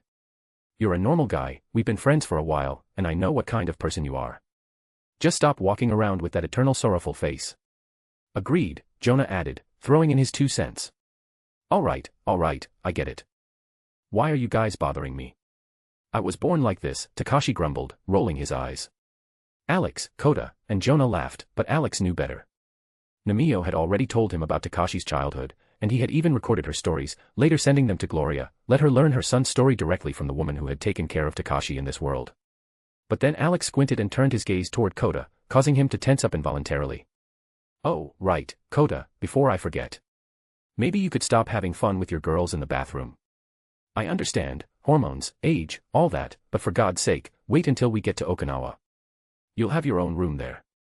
Rick is already afraid to go to the bathroom, worried she'll catch you and yours girls again, Alex said with a light chuckle. Kota turned bright red and hesitated. I got it. Sorry. It's just, well, you know, he mumbled. Now it was Takashi's turn to laugh at Kota, who looked like he was about to sink into the ground. Alex simply shook his head, he understood the situation, but still decided to give the guy a bit of a hard time. They chatted a bit more before parting ways. Alex, left sitting on the steps, decided to kill some time by looking through the logbook that GIR had been keeping, collecting information from all over the world using satellites. However, recently, the data had been dwindling because the situation was worsening every day. It didn't take much to figure out, with every passing second, there were fewer and fewer people, and more zombies. Rubbing his nose a bit, Alex looked up and saw a group from Ryo Zenpaku heading toward him. He waited until they approached, eager to exchange a few words. How's the accommodation? He asked, surveying the group. Everything's fine. Believe me, some of us have slept in far worse conditions, so no need to worry, young friend, Hayato replied with a slight smirk. Alex chatted with the Ryo Zenpaku group, asking them about their accommodation, what they thought of the others, and their plans. Hayato assured him they were ready to help train the survivors so they could defend themselves in case of danger. Alex gladly agreed, since even Brunhild had started to tire from constantly overseeing everyone, and it would be useful for her to offload some of the responsibility. After all, she was managing the entire group of survivors, while Alex was only responsible for the raids. Young friend. Kensai began uncertainly. Don't call me that. Just Alex, like everyone else. I'm used to it, Alex replied with a smile, looking at Kensai. Then, Alex. I heard you have the ability to contact other people. Could I borrow your phone? I need to make a call, Kensai asked, forcing a smile. Sure, no problem, Alex said, handing him the phone. Kensai sighed, accepting the device, but didn't rush to dial the number. Alex raised an eyebrow in surprise, watching him. When Kensai finally seemed ready to make the call, his daughter, Renka, swiftly snatched the phone from his hands. Give it here. If you're calling Mom, I'll do it myself. Hearing your voice, she'll lecture you for hours, and I just want to know how she's doing, Renka declared, giving her father a gentle kick in the rear. Alex simply shook his head. He knew that Kensai's relationship with his family was far from ideal, especially after he had just disappeared without a word. Is it always like this with them? Alex asked, nodding toward the father and daughter. Yeah.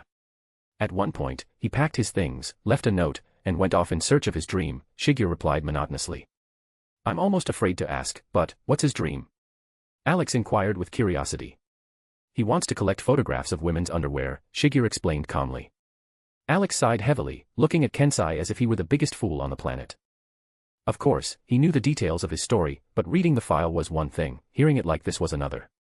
Leaving your family for underwear, even in this world, it sounded excessive. Deciding not to waste another second on it, Alex returned to his conversation with the others. At one point, Tachimaru, Shigeru's tiny mouse companion, unexpectedly jumped onto Alex's head and settled comfortably there. This surprised everyone who knew how distrustful the little creature was of strangers.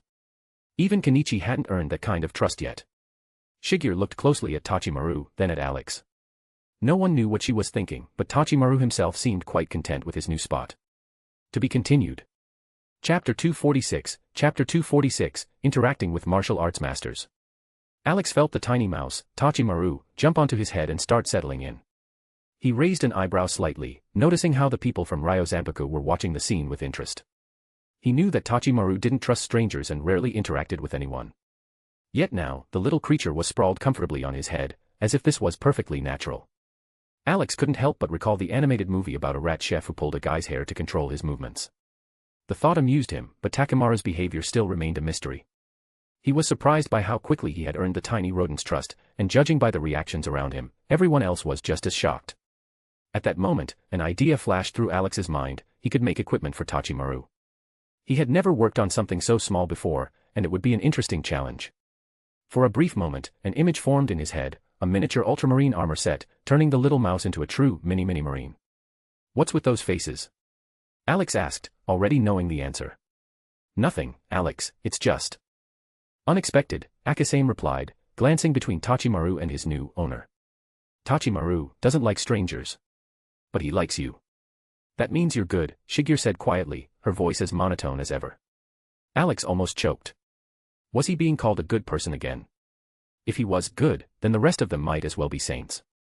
He just smirked, unwilling to explain yet again how far that was from the truth. Not to mention, he could hardly even be called a person anymore. Shifting his gaze, Alex noticed Kensei circling around Renka, who was on the phone with her mother. He was clearly trying to eavesdrop, but his daughter kept turning away, blocking his attempts. The others had noticed too, and with a sigh, they simply shook their heads. Deciding not to waste any more attention on it, Alex turned his eyes to Mio, who stood beside Hayato. Only now did he realize that someone was missing, Kenichi. The girl met his gaze and gave him a friendly smile in response. However, their silent exchange did not escape Hayato's notice. The old man frowned and abruptly raised his hand between them, as if forming a barrier to shield his granddaughter from Alex. Slightly taken aback by the obvious display of overprotectiveness, Alex hesitated. Sasaki and Akasame simply chuckled. They were already used to Hayato scaring off any guy who got too close to Mio, and even Kenichi had been a victim of his intimidation more than once. Where's your student? Kenichi, right. Where did he go? Alex asked, trying to change the topic and avoid Hayato's piercing stare. He understood the old man's feelings. In his place, Alex would probably be even stricter when it came to protecting his own daughter. Putting himself in Hayato's shoes, he realized that if he saw some guy near his daughter, he would have already tossed him overboard, and then pressed him down with a stick to make sure he didn't resurface. He didn't have any biological children yet, unless he counted his two adopted ones, Takashi, Gloria, and Nemio's son, and Siegfried, Brunhild's son. He didn't worry about them, but if he ever had a daughter, well, then any guy trying to hit on her would have to pray for salvation. In Alex's spiritual space, a heated debate erupted. Some of the Valkyries insisted that a child should have the freedom to choose, while others fully supported his stance, chasing away every suitor with a stick. Feeling the argument becoming a distraction, Alex simply muted the connection so he wouldn't waste time on it. Kenichi is with his parents right now. Let him spend time with them. He hasn't had many chances to be with his family since all of this started, Akasame said, glancing toward the shore. Alex nodded. Yes, it was perfectly normal to try and spend time with loved ones, especially in times like these. However, something about Kenichi bothered him. Not in the sense that he might turn into a villain, no. It was more of an ordinary, yet strange feeling. Still, Alex decided not to dwell on it. In the end, Kenichi wasn't connected to him in any way, and whatever he did in the future wouldn't be Alex's concern. Meanwhile, Alex found himself thinking about how incredible it was that so many people had survived. The people from Ryo Zanpaku had truly saved many lives, and he became curious about where they had been when the chaos began. Where were you when all of this started? He asked with interest. There was a festival at our school, and our class was putting on a performance. It just so happened that all the masters were present at the time. Because of that, we were able to save more people, Mio replied, her voice carrying a hint of sadness. Alex sighed, understanding what Mio must have felt in that moment. She had watched her classmates turn into zombies and attack others. He knew that Mio was a kind and soft-hearted girl, and such horrific events could have left a deep scar on her. Let alone those who were even less prepared. People like Hayato, Akasame, Sasaki, Kensei, Shigeru, and Apachai had seen a lot in their lives, which allowed them to adapt quickly and help others. However, Alex remembered that in the original story, Hayato wouldn't have made it to his granddaughter's performance in time. But it seemed that fate had taken a different turn in this world. The old men had been present in the hall from the very beginning, which had allowed them to save far more people. Alex, what were you and your group doing when everything started? Mio suddenly asked, peeking out from behind Hayato's arm, as he once again stubbornly prevented her and Alex from looking at each other. Alex didn't know whether to laugh or cry. For the first time in his life, he had encountered an overprotective family member, and it seemed he would have to learn how to deal with it. He hadn't even thought about Mio in a romantic sense yet, they had only just met. Alex fully understood that manga characters and real people were two entirely different things, and he couldn't judge someone based solely on knowledge from a fictional world. In front of him stood a real girl, with her own desires, emotions, and worries. Besides, he had a feeling that Hayato's overprotectiveness was tied to the fact that Alex was constantly surrounded by women, and the old man clearly didn't want his granddaughter getting caught up in that. Mio, on the other hand, was starting to get annoyed. It irritated her that her grandfather wouldn't let her have a normal conversation with Alex. She kept trying to dodge his hands, which constantly blocked her view, but the moment she managed to break free, Hayato would once again step between them. This only made her even more frustrated. Akasame and Sasaki were watching this amusing spectacle with clear enjoyment, but they were also genuinely curious to hear what Alex had been doing at the very start of the apocalypse. Ignoring Hayato's attempts to keep him out of his granddaughter's sight, Alex lit a cigarette and calmly began his story. Before everything started, Brunhild, Rebecca, and I came to Japan for an anime festival. After that, we traveled around the nearby cities to relax. It just so happened that when the catastrophe began, we were in this city, passing by the school. He explained that they had coincidentally been nearby when the apocalypse started and decided to go inside to assess the situation. After that, Alex and the girls focused on rescuing people and then began gathering survivors throughout the city, setting up a temporary base in a bank building. Alex also mentioned that on the very first day, once they secured the bank, he started analyzing the city's situation to gather useful information and ensure the group's safety. The people from Ryo Zanpaku listened with genuine astonishment. No one had expected such a young guy to act so cold-bloodedly, rationally, and efficiently in a world that was collapsing before their eyes. Wait, you're telling me that not only did you gather a group of survivors, but you also saved others when even the military couldn't handle the situation. On top of that, you organized supply runs. And to top it all off, you evacuated your people from Tokyo before the city was destroyed. Sasaki stared at Alex, his eyes wide. Something like that, Alex nodded calmly. If you understand where the world is heading, you can predict most of the upcoming events. I knew from the very beginning that Tokyo would fall, so I was determined to get out of there as quickly as possible. Kid, you're something else. What did you even do for a living before all this? Sasaki asked, now looking at Alex as an equal. Nothing special, Alex replied with a slight smile. Rebecca and I were independent contractors. Those who understood what that term truly meant exchanged glances. Considering Alex's age, it was especially impressive. Only Mio, unaware of its true meaning, tilted her head questioningly. Independent contractor? What kind of job is that? Alex thought for a second, then smiled and replied. That's a tricky question. Simply put, I got paid for different kinds of work. From intimidating an overly persistent suitor to stealing corporate data.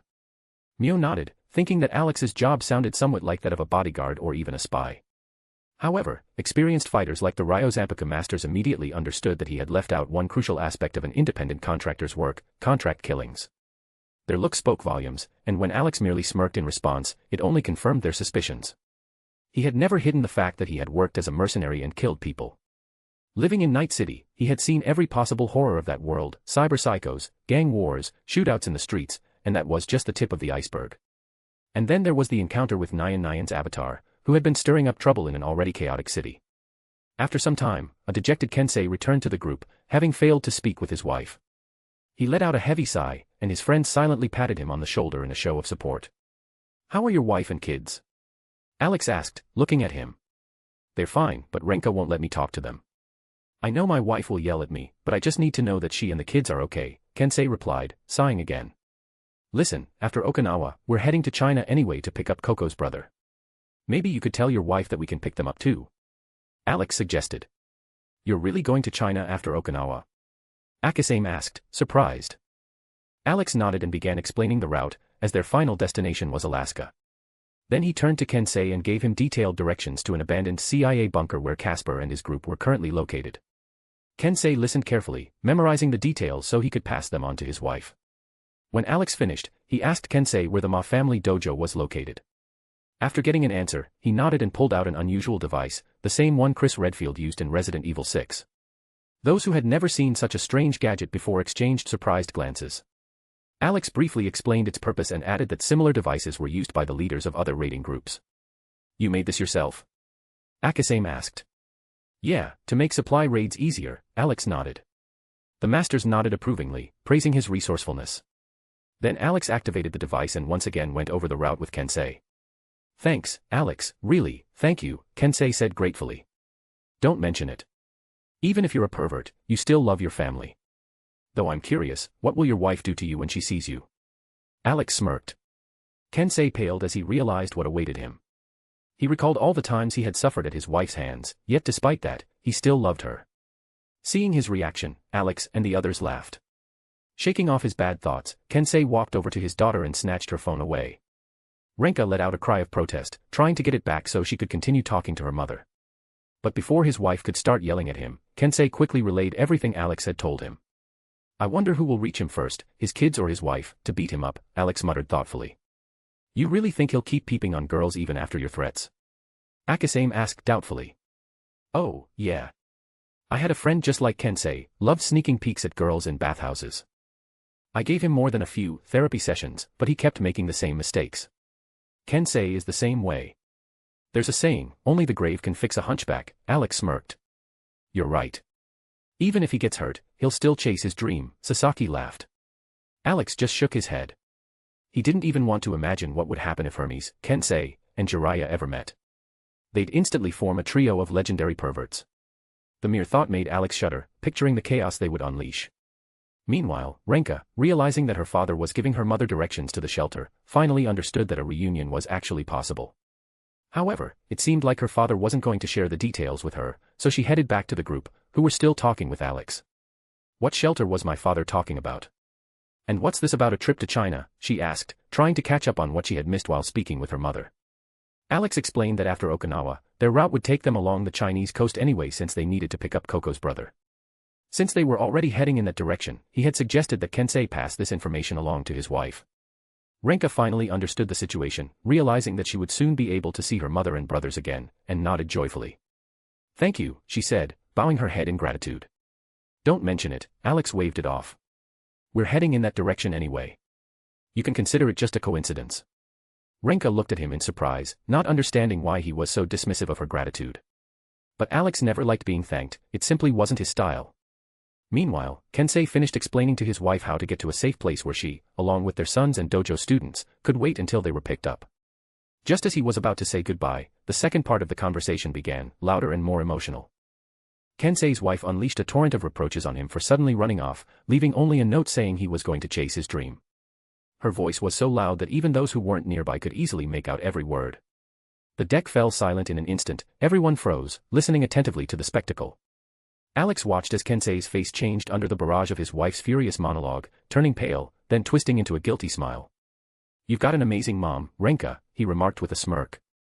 "I'm even surprised she didn't just rush off to tie up your dad, drag him back home, and lock him in the basement for some parenting." "My mom's the best," Renka proudly declared. If she didn't have to watch over my brothers and the dojo, she'd have dropped everything and gone after that perverted dad of mine. He only managed to escape because there were problems at the dojo, and Mom was too busy dealing with them. Haha, well, now I'm looking forward to seeing when your dad meets his fate. Alex laughed, his eyes sparkling with amusement. He didn't even try to hide his excitement at watching Mrs. Ma deal with Kensei. It was inevitable, and Alex knew it for sure. Judging by the looks from the others, they understood full well what awaited their friend, and they were just as eager for the moment to come. Kensei, still listening to his wife, suddenly felt an unexplained sense of danger. He turned his head and noticed that Alex, his friends, and even his own daughter were all watching him with barely restrained amusement. At that moment, he realized that the threat wasn't coming from his wife, but from these people, who were clearly waiting for his downfall with anticipation. Finally, Mrs. Ma finished her angry speech, but before saying goodbye, she reminded her husband that she would deal with him as soon as they met. Kensei could only sigh in resignation, accepting his fate, and after finishing the conversation, handed the phone back to Alex. "Thanks, Alex," he said with a nod. "No problem," Alex smiled and waved it off. "The most important thing is, I can't wait to see you reunite with your family." Alex's eyes sparkled with unrestrained amusement. Kensei, slightly on edge, glanced at him again but said nothing. He had already figured out that resisting was pointless, and that what lay ahead was something far more terrifying than ordinary family disputes. After finishing his conversation with the people from Ryozenpaku, Alex decided it was time to return to the girls and relax until evening, after which he would resume training his lovely students. Carefully removing Tachimaru from his head, he returned the little mouse to its owner. Tachimaru didn't even stir, clearly still in a state of complete relaxation. Before leaving, Alex mentioned that if they needed anything, they could always reach out to him or Brunhild. As he walked away, the masters of Ryozenpaku watched him thoughtfully. "What do you think of this guy?" Sasaki asked, crossing his arms over his chest. "I can't make any firm conclusions yet," Akasame replied. "It's not entirely clear why he helps people and is trying to move them to a safer place. Judging by what people on this ferry have said, he's quite responsible and cautious. But his true motives remain a mystery." "I think he's just a good person," Mio said with a smile. "In this day and age, not everyone would care for others like that." "He's good," Shigeru quietly agreed, nodding. Hayato sighed as he looked at his granddaughter. He'd already tried to keep Kenichi away from her, and now another guy had appeared. However, as far as he could tell, Alex seemed to be treating Mio with only ordinary friendly affection. Even so, Hayato didn't like the idea of his granddaughter interacting with someone who was already surrounded by so many girls. "What about his strength?" Kensei asked, interjecting in the conversation. "He easily dealt with Ogata, and didn't hesitate when killing. According to him, he worked as an independent contractor," Hayato reminded them. "And we all know what kind of work that involves." They continued discussing Alex, trying to understand his motives. If Alex had known he was the subject of their conversation, he would probably have just shrugged and said he helped people not because he had to, but because he could. Meanwhile, Alex had no idea he was being talked about. He had already returned to the control room and, entering, smiled as he looked at the girls who had made themselves comfortable, enjoying their well-deserved rest. Only Namio, Kiriko, and Yuriko had formed their older girls' club, chatting and laughing. "Why did you take so long to smoke?" Shizuka asked, puffing her cheeks. "Well, as soon as I stepped out, everyone wanted to talk to me," Alex replied, collapsing onto the mattress.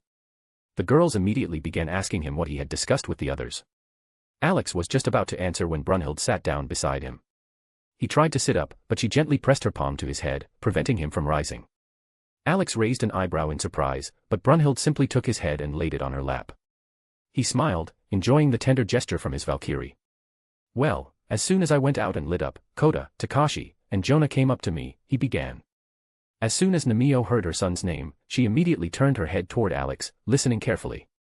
"I hope you talked to Kota about not fooling around with his girls in the restroom." Rika asked suspiciously. "I don't want to run into an unpleasant scene again at night." Alex smirked and gave Rika a thumbs up, signaling that he had handled the situation perfectly. However, the girl was curious about the details. He didn't hold back and vividly described Kota's expression at the time. Collective laughter filled the control room. Some of the girls started giving Alex meaningful looks, and a few even openly hinted that they, too, might want to do something interesting. But Rika decided not to beat around the bush and directly expressed her desire. "Handsome, when do I get my turn?" she asked with a grin. "I'm a girl too, I need love and affection." "And really, how can you hold yourself back when you're surrounded by so many beauties?" "I don't think any of you would want to do that in a restroom or on the floor," Alex replied with a heavy sigh.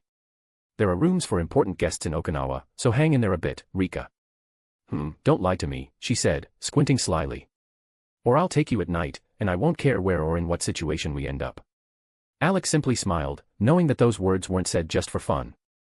The other girls nodded in unison, agreeing that they were ready for a deeper relationship with Alex. Some of them blushed but still agreed with Rika's words. Seeing this, Alex was in slight shock. Such a situation had never happened to him before. When he was threatened with being attacked at night to get what was owed to them, he could still joke about it, but now it felt far too serious. He didn't even want to think about Loki. That woman just acted without warnings or threats. Clearly not wanting to become the victim of a collective assault by the girls, Alex quickly assured them that he would arrange everything in the best way. Hearing his confirmation, the girls nodded in satisfaction and decided to wait. Oh, by the way, Namio, Alex suddenly changed the subject, turning his gaze to the woman. Takashi found a girl he likes. No way. Rebecca said, genuinely surprised. I thought he'd become gay. He's always hanging out with that chubby Kota. Don't even get me started, Greenie, Saya agreed. I'm shocked too. I thought after Ray dumped him, he'd suddenly switch to guys. I didn't dump him, Ray frowned, crossing her arms over her chest. He left on his own and became depressed. Don't blame me. If anyone is to blame, it's him. He couldn't figure out his feelings. Alex silently watched the girls and mentally sympathized with Takashi. They didn't even realize that the main reason for his depression wasn't failed relationships, but the fact that he was a reincarnated person. The burdens of his past life, when he was David, still haunted him. Namio ignored the jokes about her son liking guys. What she was more interested in was who had captured his heart. She was already about to leave to talk to Takashi and possibly offer him some advice on how to interact with girls. But before the caring mother could get up, Alex stopped her just in time. Don't bother, he said. I've already given him a few tips, let him handle it on his own. If you interfere, it'll only make things worse. Namio sat back down, but her curiosity remained. So, who is this girl? She asked. Alex began to explain. When he mentioned that she was part of a group calling themselves Valkyries, and that they were led by a girl named Freya, Brunhild and Rebecca exchanged a glance and immediately looked at him. Alex let out a heavy sigh, feeling irritated. Some girl decided to take Freya's name. Wonderful. Maybe our Brunhild should take these Valkyries under her wing. Coco suggested playfully. After all, that's not a name you just get for no reason. Alex grimaced. If the girls knew that Brunhild was a real Valkyrie and older than everyone else combined. Brunhild, sensing his thoughts, narrowed her eyes, tugged at his cheek, and gave him a meaningful look. Alex raised his hands in apology. He knew very well that there were things you didn't say in front of girls, especially when it came to age. It was taboo, whether the woman was ordinary or even a goddess. The girls had long noticed the special bond between Alex and Brunhild. Everyone understood that if anyone knew what was going on in his head, it was her. Alex then told them about his conversation with the masters from Ryozenpaku. And, of course, the first question he got from the girls was, "Do you like Mio?" Alex sighed wearily. "Why is that the first thing you care about?" he mumbled. He explained that he didn't feel anything for her yet, and it seemed like she had feelings for Kenichi. Kenichi? Valmont asked, raising an eyebrow. That cowardly guy who always looks like a deer caught in the headlights. Yeah, pretty much, Alex nodded. He's also interested in Renka. But Kenichi is so naive, it's easy to take advantage of him. Tell me about it, Ray added. We have girls at school who could easily wrap him around their finger. Especially if Mika gets involved. She was already good at manipulating boys back in school. Well, that's his problem, Yuriko interrupted. We're not obligated to intervene. If he rejects the girl he likes, that's on him. Alex nodded in agreement. He certainly wasn't about to babysit other people's boys. He supported Kota because he was cheerful and pleasant to be around. The situation with Takashi was simpler, in a way, he was like his son. And Jonah was just a good guy. But as for the other teenagers, their dramas didn't concern him in the least. To be continued. Chapter 247, Q&A session during training. Alex continued chatting with the girls about various topics, but the main conversation revolved around the new people who had joined their group. A lot of attention was given to the martial arts masters from Ryozenpaku. Shizuka, with a satisfied smile, didn't miss the chance to boast that she had been right about their appearance. Sasaki, Hayato, and Apachai really did look like mighty giants, massive, muscular, and intimidating like gorillas just by their presence. Alex, that girl who carries a long katana and has a mouse on her head. Is she also a martial arts master? Coco asked with genuine curiosity. You mean Shigeru and her pet, Tachimaru? Alex clarified, noticing Coco nod in confirmation. Yeah, she's quite dangerous. If it weren't for Akasame, who adopted her, you could confidently say she's a serious threat. The only thing that holds her back is her commitment to the principle of the merciful fist. Her swordsmanship has reached such a level that she can strip the skin off you with a single movement, and you wouldn't even notice. On top of that, she's skilled in handling multiple types of bladed weapons. What about the others? Valmont asked. And don't tell me you don't know. I've been with you for just a week, and I already understand that you're not the type to leave anything unnoticed. Alex grimaced at her remark. It wasn't his fault that his habit of knowing everything about people made him gather as much information as possible. This was simply due to the fact that events could unfold very differently across various universes. That's why he preferred to verify everyone, especially people like the masters from Ryozanpaku. Who knew? Maybe they were only pretending to be kind and noble mentors, while in reality, they were hiding sinister intentions. A multitude of examples flashed through Alex's mind of how such things had happened in other worlds. For instance, he recalled a manga about heroes where protecting people was an official profession, and there were even schools for future saviors. In that world, there was a hero who had become the symbol of peace, but who could guarantee that in another universe, this symbol of good wouldn't turn out to be a villain. And that his greatest enemy, on the contrary, wasn't the true hero trying to expose the fraud. Thoughts like these were exactly why Alex wasn't in a hurry to trust the masters of Ryozanpaku and continued observing them. Meanwhile, Seiko and Beatrix had taken a keen interest in Shigeru.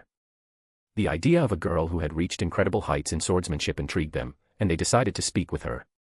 However, they had yet to realize that Shigeru was a woman of few words. She rarely spoke, and even when she did, it was usually just a couple of words before she fell silent again. While the girls discussed Shigeru, Alex brushed aside unnecessary thoughts and began explaining the martial arts that each master from Ryozanpaku specialized in. In the midst of his story, Alice suddenly appeared. She had a bright, happy smile on her face, and her hair was a mess, as if she had been swept through a hurricane. Alice, what happened to you?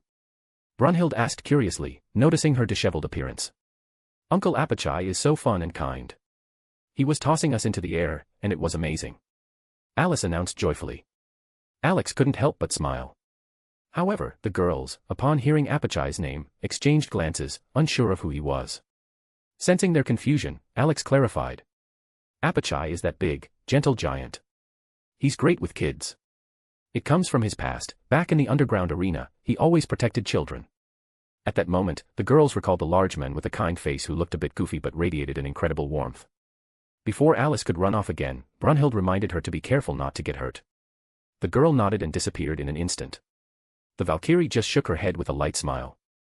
Brunhild sighed, thinking that it was better for Alice to befriend other children than to fall under the influence of Gir, Mimi, and Stitch, who would undoubtedly try to impose the strict rules of the Imperium on her. Alex, catching her glance, immediately understood what the Valkyrie was thinking. He also didn't mind if Alice, at least temporarily, forgot about her desire to grow up and become a sister of battle. Alex continued talking about the Ryozanpaku masters and their martial arts. However, the main question the girls kept asking was who among them was the strongest. Without hesitation, Alex answered, Hayato, without a doubt. He's not called a legendary master for nothing. His strength shouldn't be underestimated.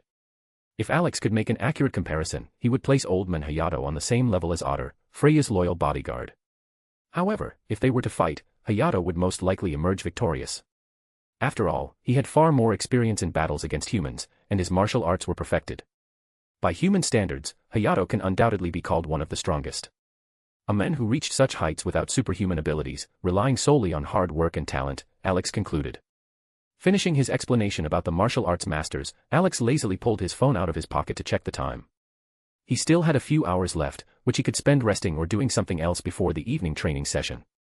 He really didn't feel like getting up from his Valkyrie's lap. Brunhild was running her fingers through his hair so pleasantly that he would have fallen asleep long ago if not for the conversation with the girls. However, Alex remembered that he hadn't even started working on the rifle design for Rika, and the materials were still lying untouched in his inventory.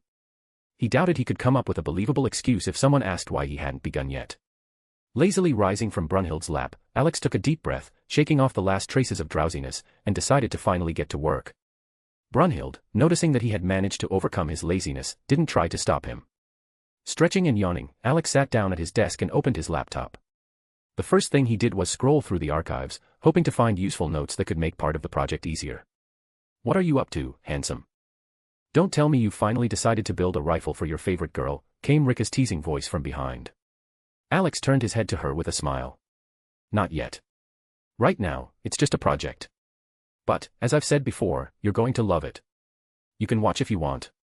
Rika narrowed her eyes, thinking for a moment, then grinned widely. Stepping closer, she shamelessly sat on his lap, casting a playful glance at the other girls before sticking out her tongue. The look in her eyes sent a clear message: tonight, Alex is mine. Alex just smirked, adjusting her position on his lap to make her more comfortable, then returned to work. Briefly explaining the sniper rifle he planned to create, he noticed that the other girls had also started listening. The project involved a modular system that would allow for barrel changes, effectively switching the weapon's firing mode. Alex took inspiration from the weapons in Doom, where the Doom Slayer could swap out weapon parts, transforming them into something entirely new. He envisioned Rika's rifle having two modes, one barrel designed for special rounds and the other converting the weapon into a full-fledged railgun. Wait a second. Saya suddenly shrieked. You're planning to make something this absurd for Rika. How did you even come up with this? And how are you going to fit all that into one rifle? Why are you freaking out again, Pinky? Rebecca drawled lazily, shooting her a mocking glance. Isn't it enough that Gir and Mimi are constantly running around us? Those two are way more advanced than any rifle Alex wants to make. Saya opened her mouth to argue but immediately fell silent. Rebecca was right. Gir and Mimi were far more advanced pieces of technology than any rifle. Realizing this, she could only pout like a sulking child. However, quickly pulling herself together, she moved a chair closer and sat beside Alex and Rika, who was still comfortably perched on his lap. Saya never missed a chance to learn something new, so she always observed Alex when he worked on his laptop. Seeing that the argument had died down, Alex returned to designing, commenting on each step.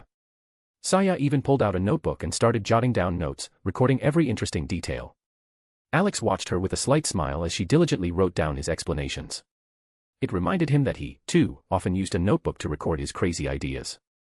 However, since the rifle was meant for Rika, he was more interested in her opinion. Most of Rika's suggestions were rejected, but one of her ideas, to add a cloaking system similar to the one built into her cloak, turned out to be quite useful. The moment Alex incorporated this function into the project, he was rewarded with a kiss from Rika. She didn't hesitate in Saya's presence. Smirking, she grabbed Alex by the collar and pulled him in, pressing her lips against his. She even allowed herself a bit more than usual, slipping her tongue into his mouth. Saya's irritated huff made her pull away. Rika just snickered, throwing her a mischievous glance before hugging Alex contentedly and settling back on his lap, ready to continue watching his work. Alex returned to working on Rika's sniper rifle. However, within an hour, the project was finished, and there was still plenty of time before training. So he loaded up the blueprints of the aircraft carrier stationed at the military base in Okinawa. Deciding not to waste any time, Alex immediately began sketching concepts for his next project involving the carrier. However, as soon as he pulled up the blueprints, Saya instantly figured out what he was planning. And, as always, a barrage of questions followed from the pink-haired girl. Alex even thought that she would make a perfect friend for someone like Hermione. And he already had a feeling this wouldn't end well. Either they would argue endlessly, trying to prove who was smarter, or their joint research would one day result in Hogwarts burning to the ground. But Alex had no real plans to visit the Harry Potter world. If he went there, he'd be stuck for at least 5 years, and that didn't suit him. The only reason he might drop by was to fulfill a childhood dream, nothing more. Though, perhaps he would still end up there if an avatar of Nyan had taken root in that world, or if he suddenly felt like taking a vacation. Other than that, the world didn't interest him much. The aircraft carrier project turned out to be quite time-consuming. By the time training finally rolled around, Alex had only managed to finish a small part of what he had planned. But he wasn't too concerned, there was still a whole week left before reaching Okinawa, so he had plenty of time. If it weren't for the risk of exposing his abilities, he would have gladly turned the carrier into a full-fledged floating island. Sighing heavily, Alex closed his laptop and rubbed his tired eyes, trying to relax a little. Rika was peacefully asleep on his lap. The work he had been doing was far too boring for her. Saya, noticing that Alex had finished, took off her glasses and began massaging the bridge of her nose. It's time for training, Brunhild reminded him, patting his shoulder. Alex stretched, loosening his muscles. The moment he moved, Rika immediately woke up, squinting sleepily and looking around, trying to figure out where she was. Training's starting. If you want, you can keep sleeping, Alex explained to her. But Rika just shook her head, yawned sleepily, and lazily stretched as she slid off his lap. Alex glanced at the girls who weren't participating in the training and asked if they wanted to join. They just waved him off, citing a sudden wave of laziness. Alex didn't push them, let them rest. Together with Siko, Ray, Valmont, and Beatrix, he headed for the deck where his students were supposed to be gathering, ready to embrace the power of youth. Before heading out, Alex decided to change. Wearing a Hawaiian shirt and shorts during training wasn't the most convenient. Opening his bag, he took out a fitted black t-shirt and pants. This time, he decided to cosplay Gojo's look when he fought Sukuna. The girls noticed Alex changing and curiously watched him as he picked his clothes.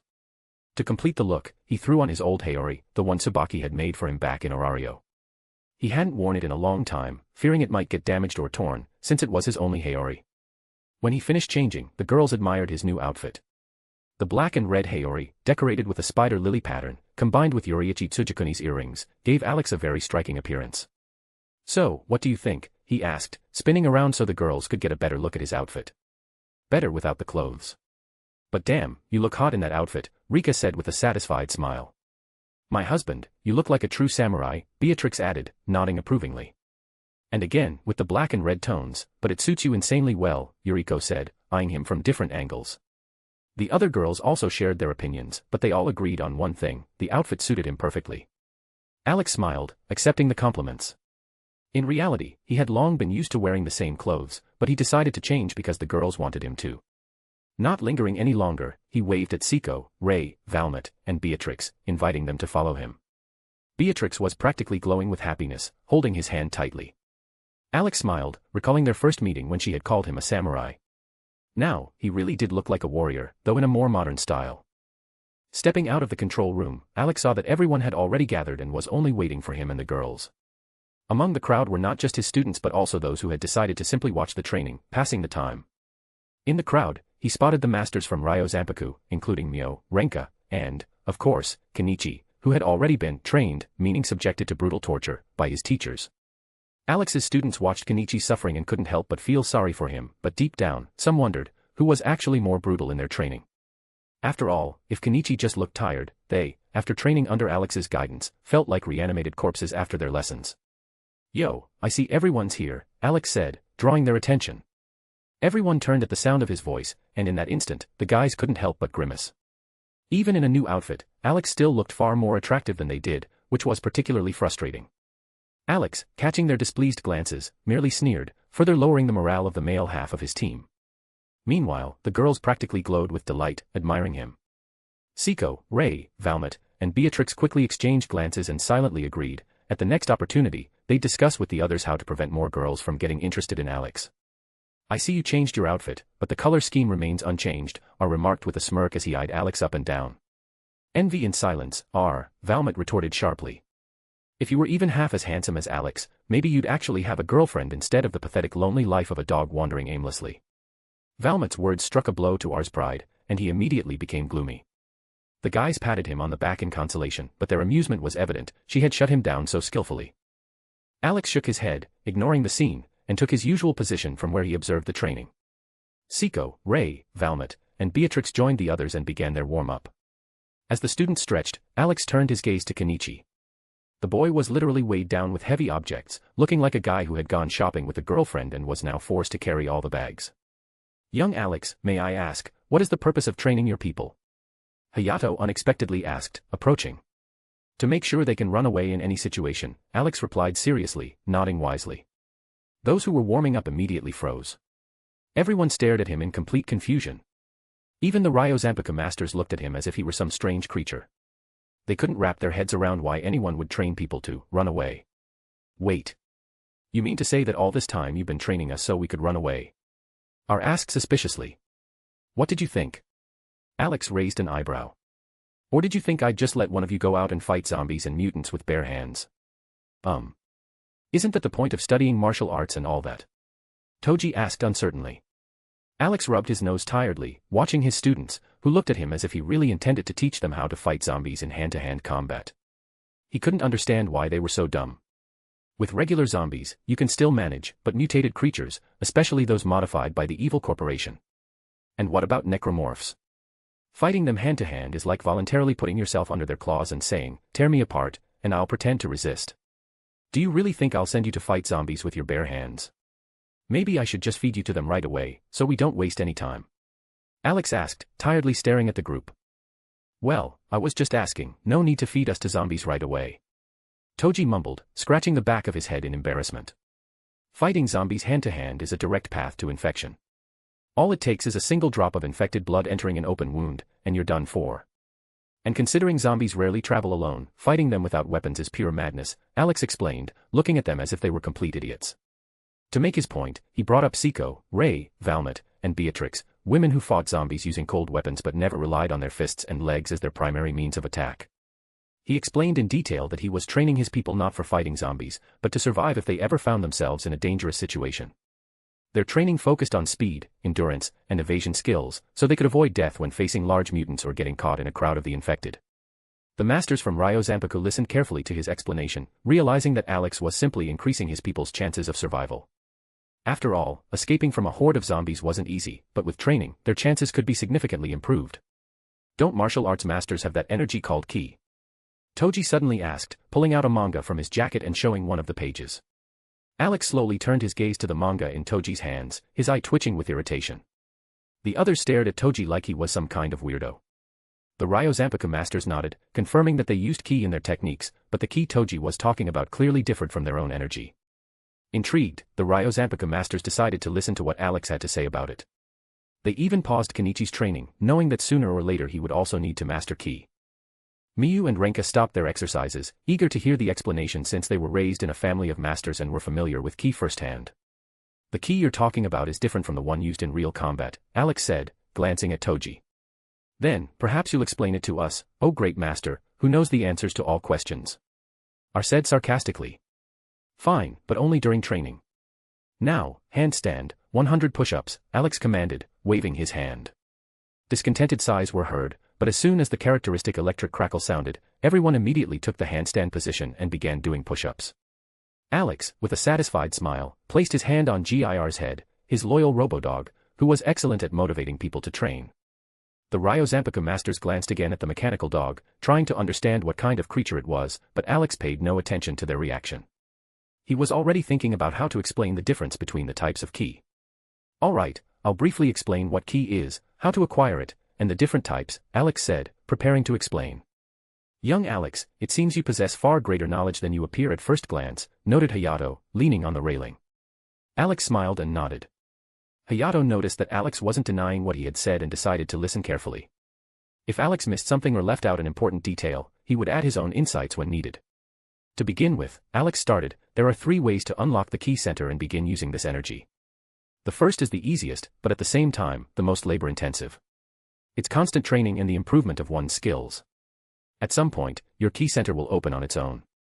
He gestured to the martial arts masters, inviting them to confirm what he had said. Alex is right, Akasame nodded. Unlocking the ki center can be achieved through long and persistent training. The second method is more difficult, but at the same time, easier. You need someone to help you unlock your ki center. This is typically done by masters when they see that their student has made sufficient progress and is ready to move on to the next stage of training. However, this method comes with risks. If done carelessly, the consequences can be quite unpleasant. Can I ask? Kenichi raised his hand. What exactly are the consequences if the master makes a mistake? This method is considered risky because, without the proper skill, a person can end up crippled, Akasame answered for Alex. The consequences can vary, from complete paralysis of the body to less severe problems that can be fixed over time. But if you don't know what you're doing, the risk is too great. Alex nodded, confirming Akasame's words. Indeed, the person unlocking the ki center for another must be completely focused throughout the entire process. A mistake could lead to irreversible consequences. However, for Alex, this wasn't a complicated task. Ki and chakra, both energies exist in every person's body, but they are difficult to unlock without proper guidance. And the third method? Mao asked, having finished his handstand push-ups. Well, the third method doesn't apply to you, Alex smirked. It's for those who are born with an already unlocked ki center. It's a rare occurrence, but among us, there are 2 such people, Old Man Hayato and his granddaughter Miyu. That's why they're so strong. This information shocked Miyu's friends, especially Kenichi.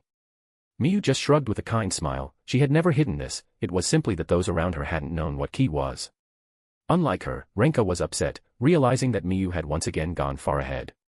The Ryo Zanpaku masters listened to Alex with interest, especially after he accurately identified the nature of Hayato and Miyu's strength. They moved closer but still kept an eye on Kenichi, who continued to train. I see you know this as well, Hayato said thoughtfully, scrutinizing Alex. Young Alex, can you tell us how you figured that out? Alex looked at the students, who were standing with their ears wide open instead of continuing their training. He pointed to the next exercise, and only after making sure they had started it did he continue. Akasame, Sasaki, Kensei, and Shigeru approached him. Meanwhile, Apachai was enthusiastically playing with the children, who had already grown fond of him and were now playing video games together. Miyu, also intrigued, moved closer, and Hayato, seeing this, simply sighed. Renka also joined, abandoning her training, leaving Kenichi to suffer under the workload. Meanwhile, Tachimaru skillfully jumped from Shigeru's shoulder onto Alex's head and made himself comfortable there, ready to sleep. I take it you've already asked the elderly Agatsuma couple what they think of me. Alex asked before continuing. Eiichiro said that you're the heir of the first person who created the breathing styles and that you master all 14 styles, Kensei answered. Well, that makes explaining easier. To put it simply, it's clear from Old Man Hayato and Miyu that their ki center was open from birth. This directly indicates their immense potential in martial arts. In reality, Alex had only briefly glanced at the bodies of each Ryo Zanpakuh member, as he was genuinely curious about the muscles of people at such a level. When he was in Valhalla, dealing with the aftermath of Ragnarok and introducing a new system, he had to interact with various historical figures and gods. Over time, he had trained his eye to determine the potential of the human body, how capable a person was in martial arts, whether they had innate talent or were driven solely by indomitable will. Alex even considered sending Takashi to be raised by Hercules, but that was a matter for the future. When he finished explaining how he came to the conclusion that Hayato and Miyu were born with their ki centers already open, there were no more questions. Alex had laid everything out in detail, clear and understandable. Very thorough and interesting, young Alex. I never would have thought of it that way, Hayato said respectfully, nodding his head. And what martial art do you practice? Well, aside from sword techniques and those threads. Renka suddenly asked, clearly intrigued. Kensei immediately looked at his daughter with suspicion and was about to intervene to stop her from getting too close to Alex, but Renka simply waved him off, showing no attempt to hide her curiosity. The other masters were also intrigued by Alex's abilities and looked at him expectantly. Actually, I never studied martial arts or trained with masters, Alex answered calmly, shaking his head. Wait, what do you mean you never studied or trained? Sasaki asked in disbelief, giving Alex a scrutinizing look. Sasaki couldn't believe it, as Alex's body was perfectly developed for martial arts. Even the other masters started looking at him with a hint of suspicion. How do I put this without offending anyone? Alex awkwardly scratched his cheek. Just say it already. We're all adults here, and we won't be offended, Kensei said impatiently. Well, to put it simply, I just don't need to practice martial arts.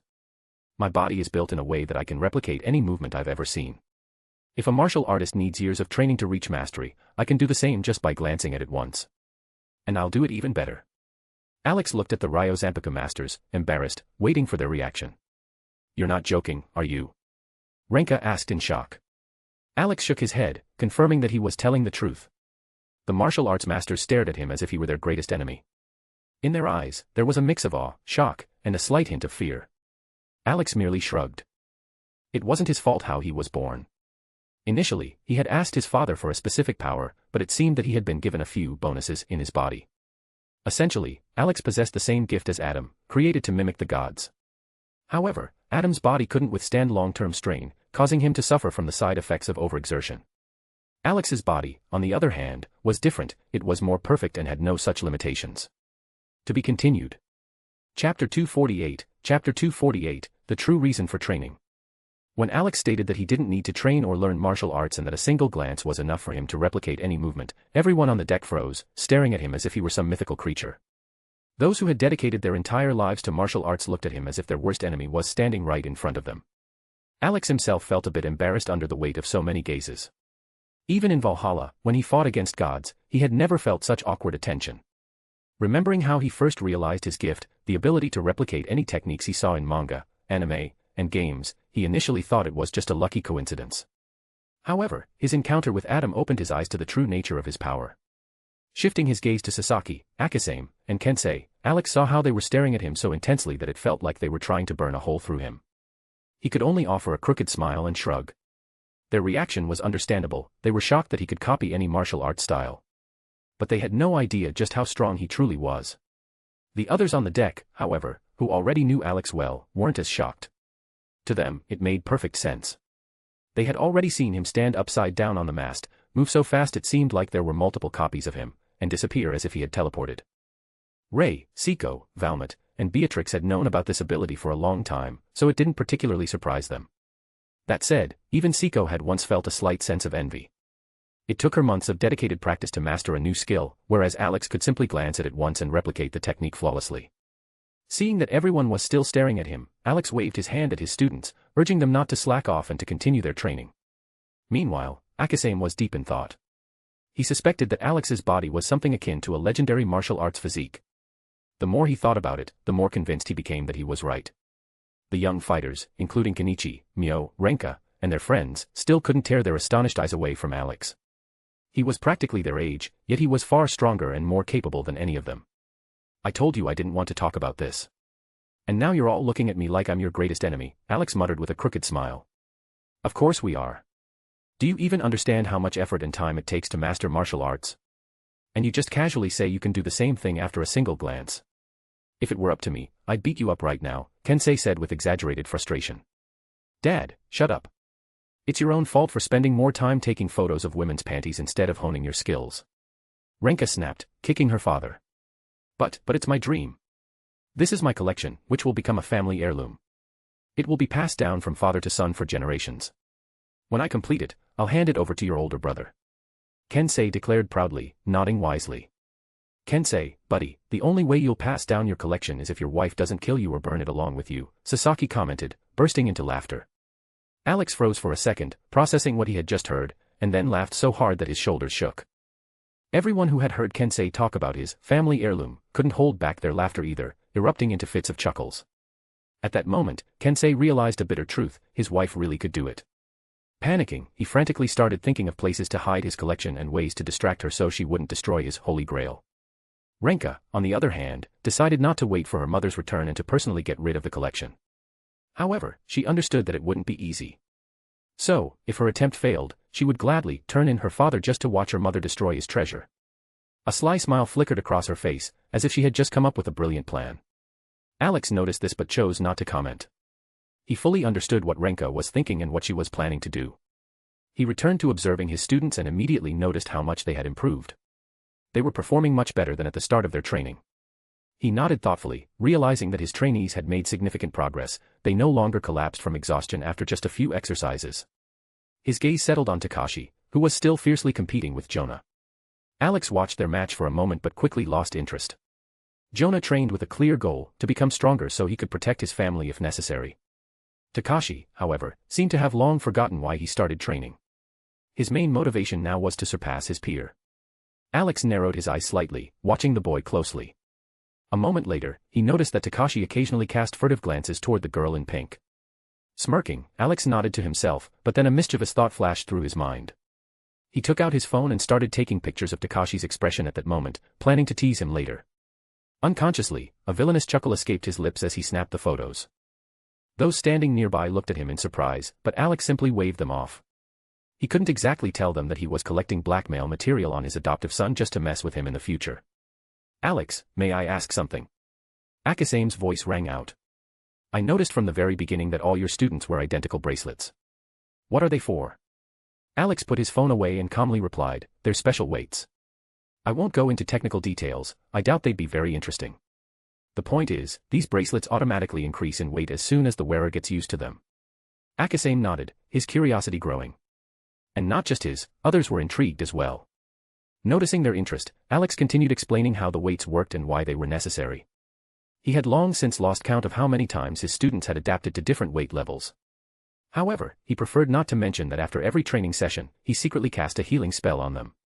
Not only did it restore their tired bodies, but it also gradually strengthened them. This was the real reason for their rapid progress, though the students themselves had yet to realize the true nature of their growth. After all, the weights artificially kept their strength at the same level, preventing them from noticing any difference. But once they took them off. Can I get some of those? If it's not too much trouble, of course, Akasame asked, watching Alex closely. They're far better than our usual habit of piling random heavy objects onto our students. Why not? Mio, Renka, are you interested too? Alex turned to the girls. Renka and Mio exchanged glances, as if silently discussing the offer. Then, at the same time, they both looked at Alex and nodded in perfect sync. Alex smirked, amused by their determination. He then shifted his gaze to Hayato, wanting to hear his opinion. The old man immediately realized that Alex was asking about Mio and calmly nodded, giving his approval. As for Kensei, Alex didn't even spare him a glance, which instantly made him protest, only to receive yet another kick from his daughter. Alex turned to Gir. Bring me 3 sets of weights.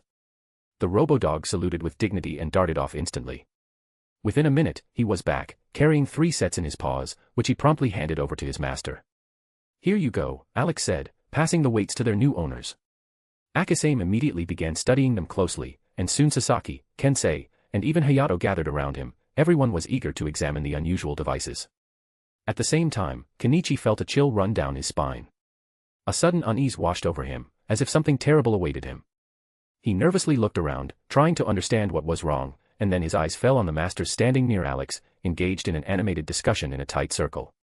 Kenichi swallowed hard. He had a bad feeling about this. Without wasting time, Alex silently secured the weights around Myo's and Renka's wrists. The girls barely had time to blink before a sudden heaviness crashed onto their bodies, making them involuntarily groan from the unexpected weight. Hayato and Kensei immediately took notice of their granddaughters' and daughters' groans. Turning toward them, they saw that Myo and Renka were already wearing the weights and watched their reactions with interest. Both girls began describing their sensations, their movements became stiff, and the weight on their shoulders felt almost unbearable, as if an invisible mountain was pressing down on them. Akasame, known for his creative training methods for Kenichi, was genuinely impressed by such technology. He was eager to learn how Alex had created such unique weights. However, Alex had no intention of revealing his secret. These weights were made from a special metal mined in Orario's dungeon and reinforced with runes. Reproducing them in this world was practically impossible. But Alex wasn't distracted by discussions, keeping his full attention on his team's training. He was particularly interested in Valmet, Ray, Seiko, and Beatrix. Seiko and Beatrix had already begun mastering breathing techniques, and Alex watched their progress intently. Seiko decided to learn 2 styles at once, water breathing and wind breathing. Her exceptional talent in swordsmanship allowed her to adapt to such contrasting techniques with ease. Beatrix, on the other hand, chose flame breathing, which perfectly matched her fiery and cheerful personality. Looking at her, Alex couldn't help but think that she was like a female version of Kyojuro Rengoku. As for Valmet and Ray, they were not to be underestimated either. Valmet, with her vast experience in knife combat, continued to refine her skills, and with Alex's guidance, her progress had accelerated significantly. Her style was becoming even more lethal. Ray, meanwhile, was training under the direct mentorship of Brunhild herself. For her, this was an invaluable opportunity. After all, the eldest Valkyrie was renowned for her mastery of weaponry, especially spears. Shigeru stood beside Alex, silently observing the training. She didn't engage in the Ryo Zanpaku master's conversations, focusing entirely on Seiko and Beatrix. Her gaze was sharp and attentive, like that of a predatory cat waiting for the perfect moment to strike. Suddenly, she tugged at the sleeve of Alex's Haori, drawing his attention. Feeling the gentle pull, Alex turned his head and met her unwavering gray eyes. Shigeru's gaze was as piercing as ever, making Alex subconsciously compare her to a cat. Alex tilted his head slightly, trying to understand what she wanted. Shigeru pointed at Seiko and Beatrix, who were still practicing. Alex immediately guessed what was going on and began explaining to her the principles behind the breathing techniques they had chosen. After listening to him, Shigeru nodded and returned to her observation, no longer asking questions. Alex smirked and shook his head. He caught himself thinking once again that her behavior really did resemble that of a cat. The amusing scene even made him think about her pet, Tachimaru, a rat who somehow managed to befriend a cat. However, he quickly dismissed these thoughts, focusing on his students' training. Clapping his hands, Alex gave them a short break. "Listen, Alex," R called out, sitting on the floor to catch his breath. "You were joking when you said you were training us to outrun zombies, right?" "Of course, I was joking," Alex nodded, confirming the obvious. "Actually, I'm preparing you for something else." "Then what for?" Shino asked, her voice filled with tired irritation. "This week, I almost lost my soul a few times." Alex scanned his exhausted students. Everyone was waiting for an explanation. He turned his gaze to Takashi. He looked just as upset. "All right, I think it's time to explain why all this." Alex sighed and decided to call for the help of his loyal assistant. But as he looked around, he realized that GIR was nowhere to be seen. Where did he go? Alex muttered, rubbing his forehead. Then, without much thought, he loudly shouted. "Grr! Come here." At the sound of Alex's loud shout, everyone instinctively pulled their heads into their shoulders and covered their ears. His voice was so powerful that even the zombies wandering near the shore turned toward the ferry. An eerie silence fell, broken only by the hurried, light footsteps. A moment later, GIR came flying around the corner, running up to Alex and saluting. Alex simply shook his head and, without wasting time, asked the robo-dog to bring him his bolter. However, GIR immediately protested, claiming that the bolter was his personal weapon, his honor, and his very essence. Alex rolled his eyes. "Relax, I'll return it to you," he said, sighing. GIR looked at him with deep offense but ran off to carry out the order. Their exchange lasted only a few seconds, but the others exchanged puzzled glances, not understanding why Alex needed the weapon of his mechanical companion. A minute later, GIR returned with the same disgruntled expression, holding the bolter in his paws as if presenting a priceless treasure. Alex took the weapon and, inspecting it, noticed a kill counter had appeared on it. "Looks like you customized it," he muttered, shaking his head again. Ignoring GIR's strange modifications, Alex turned to his students, grinning as he twirled the bolter in his hands, and loudly asked, "Well, my dear test subjects, who wants to shoot first?" "I do. I do. Give it to me," came Koda's excited shout. The boy literally teleported to Alex, grabbing the bolter as if trying to snatch it from his hands. "Damn," Alex muttered, flinching from the surprise. Koda ran up so quickly that even he couldn't react in time. However, the much greater interest was sparked by the reactions of Koda's girls. They looked at him as if he were about to have an unpleasant conversation later that evening. Alex smirked but didn't interfere. The guy was asking for it. After handing Koda the bolter, Alex watched with interest as the boy practically glowed with excitement, studying every detail of the weapon with a reverent expression. "All right, enough staring. Come on, shoot already," Alex encouraged him. Koda, beaming with joy, approached the ferry's railing, preparing for his first ever shot with the iconic weapon. Those who were familiar with the Warhammer universe immediately realized the opportunity they had missed and now cursed themselves in frustration. Even the masters from Ryozenpaku stopped discussing Kenichi's training and focused on the boy. However, Alex didn't warn Koda about the recoil. He wanted to see just how hard it would throw him back. Koda, shifting his stance several times, clearly unsure how to hold the bolter, finally made up his mind. Alex cleared his throat, hinting that Koda shouldn't waste time. "Oh, yeah." Koda nervously smiled, and then, holding the bolter with both hands, he squeezed the trigger. A deafening shot rang out. Koda, as if struck in the chest, was thrown backward with a loud thud and crashed onto his back, his eyes wide open. Everyone present froze, watching the scene in shock. No one had expected the recoil to be so powerful that it would literally fling Koda onto the deck. The boy lay on his back, staring at the sky, his hands trembling from the pain. However, despite this, a satisfied smile was on his face. He was happy he had fired the bolter, even if it had cost him a meeting with the deck. GIR approached him and loomed over him with contempt. Taking the bolter back, the robodog twisted its metal face and coldly said, "You're pathetic. You're unworthy of being an ultramarine. You do not deserve the glory of Ultramar. Your weakness has disappointed Guillemon." Koda groaned, feeling that the moral damage was stronger than the physical one. Hearing GIR's words, Koda involuntarily started crying. In that moment, he completely forgot about the pain in his hands, and all the joy from firing the bolter vanished instantly. No one around understood what the robodog was saying, but one thing was clear: GIR's words had affected Koda so much that he burst into tears like a child. Alex sighed and shook his head, watching the spectacle. He approached Koda and carefully examined his hands. After the shot, the recoil had been strong enough to dislocate his joints, but not break any bones. With quick and skillful movements, Alex popped them back into place, but the boy didn't even react to the pain. He just continued crying, as if he didn't notice anything else. Seeing this, Alex gestured for Koda's girls to come and take their boyfriend, getting him back to his feet. They exchanged a quick glance and then approached Koda, as though they had done something like this many times before, simply grabbing him by the legs and dragging him away. Everyone watched the scene, following the boy's progress as he continued crying. No one mocked him, rather, they were all in confusion. They couldn't believe that the recoil from the weapon had been so strong that even plump Koda had been thrown almost a meter back. "Now do you understand why I'm training you?" Alex asked, smiling. "Maybe you could explain just what the hell happened here?" R interrupted, still completely bewildered. "What kind of weapon is that even a guy as chunky as Koda got thrown back?" "All right, I'll explain it more simply," Alex answered calmly. "Every day, zombies are becoming more dangerous, with new types emerging. That means soon regular ammo and weapons will be nothing more than a light tickle to them. That's why I started training you for more destructive weaponry from the start." "You're saying you're actually going to give us something like that?" Lutz frowned. "And you really think we won't end up like Koda?" "Something like that," Alex nodded. "As you've already seen, the recoil from this kind of weapon is extremely powerful. That's why I'm training you not just for speed and endurance, but to make sure you don't lose your arms after the first shot." Those who had initially refused to train now looked thoughtful. They were watching Alex with a new interest. The possibility of shooting powerful weapons seemed too tempting to pass up. Alex clapped his hands, signaling everyone to resume training. However, another plan was already forming in his mind.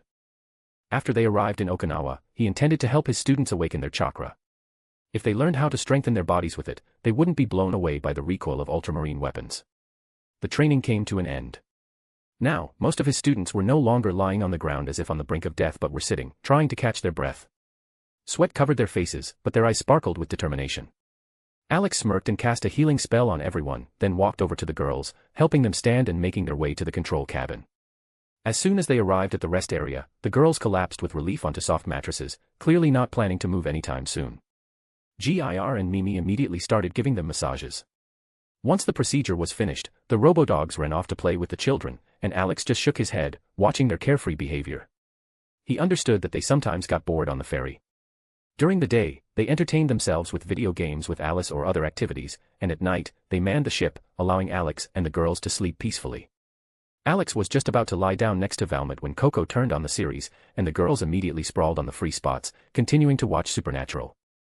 Gradually, night settled in. One by one, the girls fell asleep, while Alex, trapped in a circle of arms around him, couldn't seem to close his eyes.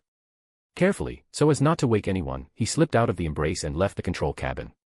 However, in the darkness, someone was watching him closely, blue eyes glimmered, tracking his every movement. Stepping onto the deck, Alex lit a cigarette and looked up at the star-filled night sky. The sight always calmed him. A quiet voice broke the silence, and he lowered his gaze, noticing R and Lutz standing watch for the night.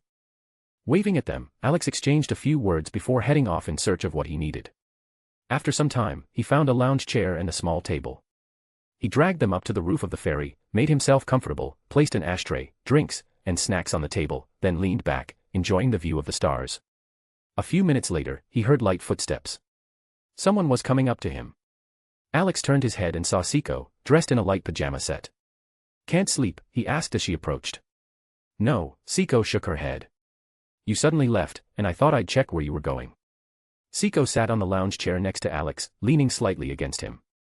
Alex smiled and, pulling her into his embrace, wrapped her up so she wouldn't get cold in the night. As soon as she was in his arms, Siko smiled softly, nuzzled her nose into his chest, and closed her eyes. Alex slowly ran his hand through her silky hair, giving her a chance to relax. Feeling his warm, soothing caresses, Siko sank deeper into the moment, her breathing becoming steady and calm. "So, what are you doing here?" she asked, lifting her head to look into his eyes. Alex smirked. "Couldn't sleep. Decided to go outside for a smoke. Besides, the light of the stars always calms me down," he said, looking up at the sky. "I thought I'd just enjoy them all night, as usual." Siko smiled, then shifted her position so she could also comfortably watch the stars. She rested her head on his arm, and they both enjoyed the night sky together. Alex wasn't interested in the names of the stars or constellations. To him, they were just distant lights flickering in the endless dark. He started telling Siko simple facts, how many of those stars had already burned out long ago, but their light was only just reaching Earth. Siko listened with curiosity, pressing closer to him. For a moment, Alex fell silent, and Siko looked at him questioningly. "Shigyur, you don't have to hide." "I know you're here," he said without turning his head. "Instead of watching from the shadows, just join us." In the darkness, a barely perceptible sound was heard, and within a second, a slender figure appeared on the roof of the ferry. Shigyur nimbly and silently jumped up to join them, standing nearby. Her face, as usual, showed no emotion. "How did you notice me?" she asked in a monotone voice. Alex smirked. "Hey, it's a secret. But if you want, stay with us. We've got snacks and drinks. You can join Tachimaru." Shigyur slowly nodded, moved closer, and, after looking around, realized there was almost no free space left. Quickly finding a solution, she lay down on the other side of Alex, placing her head on his other arm. Alex was slightly surprised but said nothing. Meanwhile, Tachimaru, not wasting any time, jumped onto the snack table, skillfully opened one of the packages, and began munching contentedly. Alex resumed his story from where he had left off. After a while, Siko and Shigyur had fallen into a deep sleep, comfortably settled next to him. Seeing that his mistress was asleep, Tachimaru simply shrugged and returned to his meal. Alex, realizing he was once again sandwiched between two girls, merely smirked. Perhaps this time he would actually manage to fall asleep. Alex was woken by a voice. Opening his eyes, he saw that Siko and Shigyur were still asleep, and for a moment, he couldn't figure out who was calling him. Listening closely, he quickly realized it was Shizuka. She was standing below and trying to shout up to him. Carefully slipping out of Siko's and Shigyur's embraces, Alex approached the edge of the roof and looked down. "Alex-kun." Shizuka waved joyfully. "It's morning, breakfast is ready, time to come down." Alex nodded, then turned and walked over to the girls. Shigyur was the first to wake up. She suddenly opened her eyes, immediately sprang up from the lounge chair, and jumped back, glancing around. After confirming everything was fine, she looked at Alex, nodded briefly, and then, without saying a word, took Tachimaru and disappeared from sight. Alex watched her leave, wondering what was going on in her head, but decided not to focus on it. After waking Siko, he went downstairs with her for breakfast. Glancing at the route map, Alex realized that it would take several more days to reach Tanegashima. This city would be their last stop before Okinawa. After thinking for a moment, Alex decided he could spend some time making small modifications to the HMMWV that the girls usually used for raids. Explaining his plan, he heard offers of help but knew that, in the end, they would just sit by and watch him work. However, Alex didn't mind the company, and in the end, Coco decided to join him. Taking the troublesome trio, Gir, Mimi, and Stitch, along, they headed to the HMMWV. Before starting the modifications, Alex carefully inspected the vehicle from all sides. With the current resources, global changes weren't possible, but even small improvements could significantly enhance its performance. After determining the scope of work, Alex instructed Gir, Mimi, and Stitch to clear a workspace while he and Coco went to fetch tools. They headed to the warehouse where supplies and equipment were stored, but when they opened the door, they were met with quite a curious sight. "Oh, how cute you two are," Alex smirked, hinting that they weren't alone. In front of them, Toji and Kyoko were passionately kissing. Alex hadn't expected feelings to develop between them but was glad that, even in these times, someone had managed to find a partner. Toji and Kyoko froze, hearing his voice, and then turned their heads in sync. They met the gaze of Alex and Coco, who were watching them with genuine curiosity. "Ahem. I hope you're not going to spread rumors about this," Toji asked with a slight embarrassment. "Why are you embarrassed? You're a grown man, Toji. Or are you afraid of revenge from the other guys?" Coco teased with a playful smile. "Coco's right," Alex nodded. "You're an adult, and your relationship with Kyoko is normal. You like her, she likes you. What's there to be embarrassed about? If the guys complain, it's only out of jealousy. At least now you've left the single dogs club. Congratulations, I wish you happiness. I'm so proud of you," he said with exaggerated drama, like an old father whose child had finally found a partner. Coco played along, theatrically pulling out a handkerchief and wiping away imaginary tears, congratulating Toji and Kyoko on their new stage in life. Toji sighed heavily, realizing that his true enemies weren't the guys in the group, but Alex and Coco, who were thoroughly enjoying the moment. Alex had a little more fun but, upon finding the necessary tools, pulled Coco behind him. "Don't get up to mischief," he smirked, closing the door behind him. To be continued. Chapter 249, New People Want to Train. Here comes the long-awaited moment. At the moment of Chapter 249, my fanfic officially has 1 million words. According to statistics, the average number of words per chapter is 4.1k words. Wow, it was a really long journey. Initially, I planned to write a short story, just to check how everything would go. But in the end, my story continues. I have never regretted starting to write my own fanfic. I am grateful to those who have made this long journey with me. I am grateful to those who treated me to coffee. I love you all, my dear readers. I hope that we will continue this adventure. As soon as Alex pulled Coco out of the storage room, leaving Toji and Kyoko to enjoy each other's company, he barely held back his laughter. The moment the door closed, he finally let out a chuckle, recalling Toji's sour expression when he was caught red-handed. Coco's eyes practically sparkled with excitement, eager to learn more details. Alex was certain that if he hadn't stopped her, she would have definitely tried to sneak a peek at how their secret rendezvous ended. Shaking his head with a smirk, he reached out to ruffle her snow-white hair, attempting to calm down the nosy troublemaker.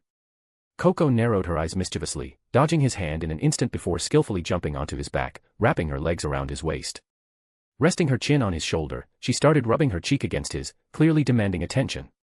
"I never would have thought that Toji would be the first to find himself a girlfriend," Coco said, continuing her affectionate gestures. "I wouldn't say it's that surprising," Alex replied, feeling Coco still rubbing against him like a cat.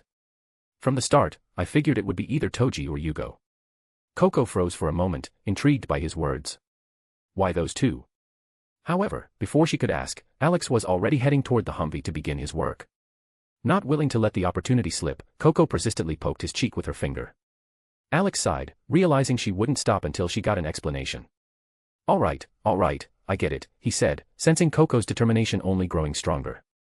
Satisfied, Coco stopped poking his cheek and instead rewarded him with a light kiss on it, signaling that he had made the right decision. "It's simple," Alex began. Lem is already quite old, relatively speaking, and he's not looking for a relationship right now. He's the type who would rather settle down when he finds the right place. Lutz acts like a teenager, and that doesn't exactly make him an attractive candidate. Wiley is a nice guy, but he has a strange obsession with explosives. He can talk about them for hours, and well, that's kind of off-putting. So, just like you when you start ranting about your technobabble. Coco squinted at him with a sly grin. Almost, Alex smirked. But don't interrupt.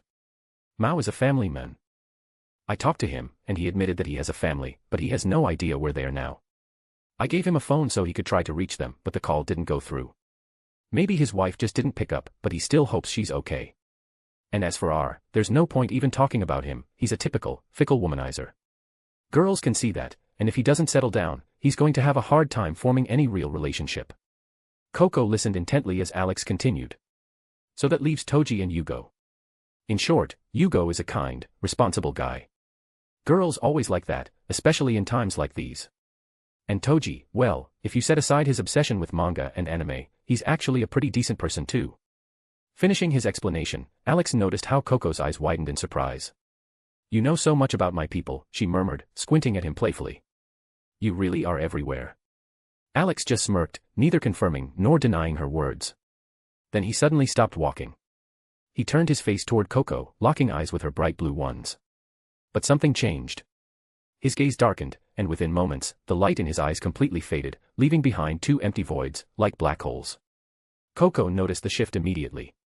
If before, his irises held a mysterious, alluring charm, now they were filled with a cold, bottomless darkness, ready to consume everything around them. And yet, against all logic, Coco felt no fear. Instead, she was drawn to his gaze, as if it were calling her into its abyss.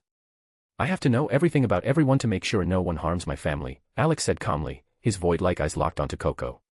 I don't care who they are or what they do. If someone is my enemy and threatens my family, I will hunt them down until they cease to exist. I will destroy anyone who even dares to think about hurting my family. Am I your family too? Coco asked, her voice carrying not just curiosity, but a hidden hope. Of course, Alex gave her a slight smile. There's no point in trying to run from me. No matter where you go, I'll find you and bring you back. Coco narrowed her eyes, still gazing into his empty ones. The contrast between his gentle smile and his ominous stare gave her a strange feeling. Alex wasn't just protecting his loved ones, he was possessive in the deepest sense of the word. But against all reason, Coco didn't want to run from him. On the contrary, she wanted to stay close, even if it meant becoming a part of his obsession. At that moment, she remembered how the other girls talked about Alex's obsessive love. Back then, she didn't understand what they meant, but now, everything became crystal clear. Alex suddenly leaned in close to her ear and whispered. If you do run, I'll catch you, and lock you away. That way, you'll always be by my side. His voice was soft, but there was a promise in those words. Alex's eyes then regained their light, returning to their usual state, and he flashed a wide smile, as if to show he was just joking. Of course, he had no real intention of locking anyone up, but kidnapping Coco if she ever decided to disappear. That was a different matter entirely. Not that it would ever come to that, he already knew she wouldn't want to leave. Coco was momentarily stunned, her eyes widening and her heart skipping a beat. But when she saw his familiar teasing smile, she realized he was just messing with her. That didn't mean she was going to forgive him so easily, though. Pouting, she grabbed Alex's cheek and tugged on it in retaliation. You idiot. Coco grumbled in frustration. You scared me. I actually thought for a second that you were serious about locking me up. And anyway, why would I run? To whom? Unless it's to some super cool zombie guy. Of course. Alex nodded seriously, playing along. He'll bite you, and you two will become a happy zombie couple. Meanwhile, my poor little heart will break, and I'll cry alone in despair. He dramatically wiped away an imaginary tear, putting on an exaggeratedly hurt expression. Coco looked at his face, full of fake heartbreak, and couldn't hold back her laughter. She burst out laughing, genuinely enjoying the moment. Seeing this, Alex dropped the act and laughed along with her. As the laughter faded, Coco suddenly grabbed his face and, without hesitation, kissed him on the lips.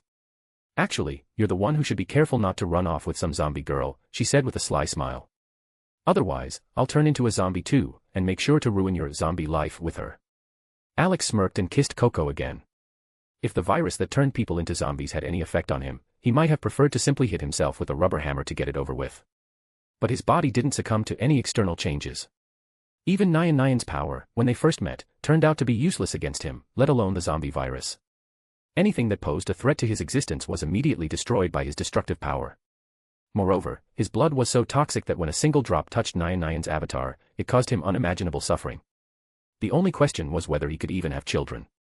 His body was the embodiment of destruction, and Alex had no idea if this trait extended to his reproductive abilities.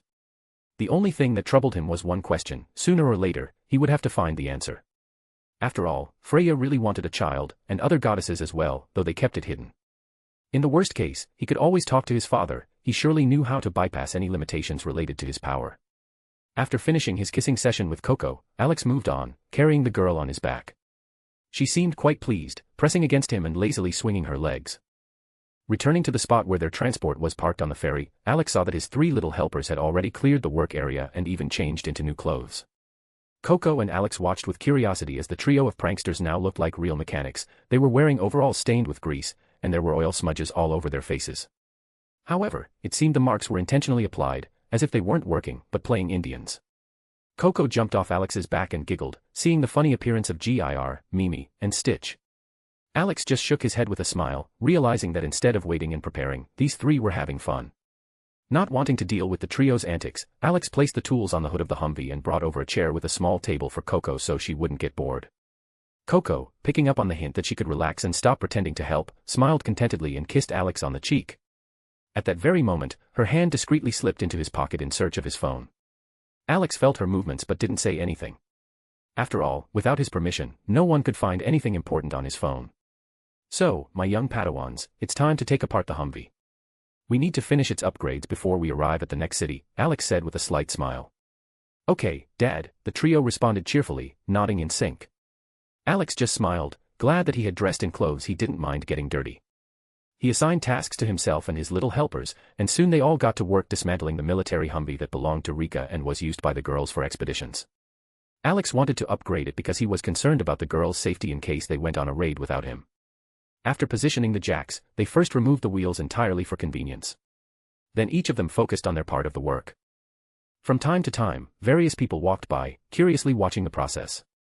Even Nemio stopped by to bring snacks, knowing that Alex might forget to eat while working. Coco, feeling a bit bored, left and soon returned with an armful of snacks, which she tossed onto the table. When the Humvee was halfway dismantled, Alice, Malka, and their new friend, Anoka, approached them. Alex noticed their approach and raised an eyebrow, immediately understanding that the girls weren't just visiting for no reason. "What's up, Alice? I see you found yourself another friend," he asked, wiping his hands to grab some water. "Yes. Her name is Anoka, she's my new friend," Alice cheerfully introduced her. Then she hesitated but continued, "Older brother, do you need help?" Alex smiled slightly and shook his head. "No, little one, I don't need help. If you're bored, you can ask Rebecca to set up a new game or something like that." However, Alice clearly hadn't come just for that. She lowered her head, a little embarrassed, but still asked, "Older brother, could you train us too?" Alex raised an eyebrow in surprise and looked at her closely. He then glanced at Anoka and Malka, and both girls nodded, confirming her words. He thought for a moment, wondering why they wanted to train. Deep down, Alex prayed that the trio of pranksters hadn't managed to brainwash any other kids. He already had enough on his plate with Alice dreaming of becoming a battle sister, and he was doing his best to talk her out of it. Looking for support, Alex turned to Coco, but she simply shrugged, showing that he'd have to deal with this himself. "Why do you want to train?" he asked cautiously, hoping he was wrong. Alice looked up at him with determined eyes. "I want to become strong to protect Big Brother and the Big Sisters. I don't want to be the one who needs saving. I want to be able to protect myself." Alex sighed heavily, realizing that this conversation was going to be difficult. He rubbed his nose bridge, letting out a heavy sigh at Alice's words. He had been deliberately delaying her training simply because the girl dreamed of becoming a battle sister when she grew up. Alex wanted her to abandon those thoughts first before seriously starting her training. His gaze swept over Malka and Anoka. Remembering how Anoka had also wanted to train after becoming a victim of Kenichi's enemy's kidnapping, Alex couldn't help but wonder. Back then, she was passionate about the idea, but maybe the zombie apocalypse had changed her perspective on life. Perhaps now she realized she had to be able to protect herself and not be a burden to others. "Didn't you want to become a battle sister when you grew up?" Alex asked, sighing. "I'm not grown yet, and I still have a long way to go. But, older brother, I'll be able to stand up for myself, and you won't have to worry about me," Alice confidently stated, looking him in the eye. Alex sighed again. He crouched in front of his little sister, placing his hand on her head. Alice was stubborn, and her desire to train only seemed to grow stronger. "Oh, you silly potato," he smirked, gently stroking her hair. "You don't need to be afraid of becoming a burden. You have an older brother who will always protect you, and older sisters who can handle everything. Your job is to stay a child and enjoy your childhood. Leave all the adult worries to me." "But, older brother, I still want to be able to defend myself," Alice said firmly, expressing her resolve. Alex exhaled wearily. "All right. Then go ask Brunhild if it's okay. If she agrees, I'll start training you." "Really? Thank you, big brother. I love you," Alice joyfully exclaimed, hugging him around the neck and kissing him on the cheek. Alex smiled and shook his head. He wasn't sure how Brunhild would react to Alice's request. She was strict, but kind, and had grown quite attached to the girl. Convincing her to allow the training wouldn't be easy. "You two as well," he addressed Malka and Anoka. "Malka, ask Jonah for permission, he is the elder in your family. And you, Anoka, ask your parents. I won't train you if they don't agree." "All right, big brother," the girls chorused. Alice beamed with happiness. She grabbed her friends by the hands and dragged them upstairs. Alex couldn't help but think about how quickly children grow. Then he imagined his own children growing up just as fast. A heavy sigh escaped his lips. He already foresaw the headache he'd face once he had children. Especially considering that the most troublesome ones would likely come from Loki and Rebecca. He shuddered at the thought. "You're such a softie," a cheerful voice came from behind him. "A few words, and little Alice convinced you." "Tell me about it," Alex shook his head with a grin. "Who turned me into such a nice guy who can't say no to his family? Though Alice still has to convince Brunhild. That's no easy task." Coco laughed. It was true. In the past few days, she had seen people on the ferry literally afraid to contradict Brunhild. Just one of her piercing looks could make someone fall silent mid-sentence. But Alex knew that Brunhild wasn't just strict, she was smart. When Ragnarok began, and the gods wanted to destroy humanity, it was she who planned everything so that in the end, the victory went to humanity. She was also the one who managed to take revenge on Odin for her son, even if Alex hadn't intervened in the events of Ragnarok. Brunhild was one of those people who should be feared. You wouldn't even blink before finding yourself in her trap, with nothing left to show for it. Shaking off unnecessary thoughts, Alex returned to his work. When the Humvee was fully disassembled, he and his 3 little helpers began planning. Some modifications involved runes, so Alex made sure that Coco didn't hear anything she shouldn't. He didn't try to hide his identity, but the fewer people knew the truth, the better.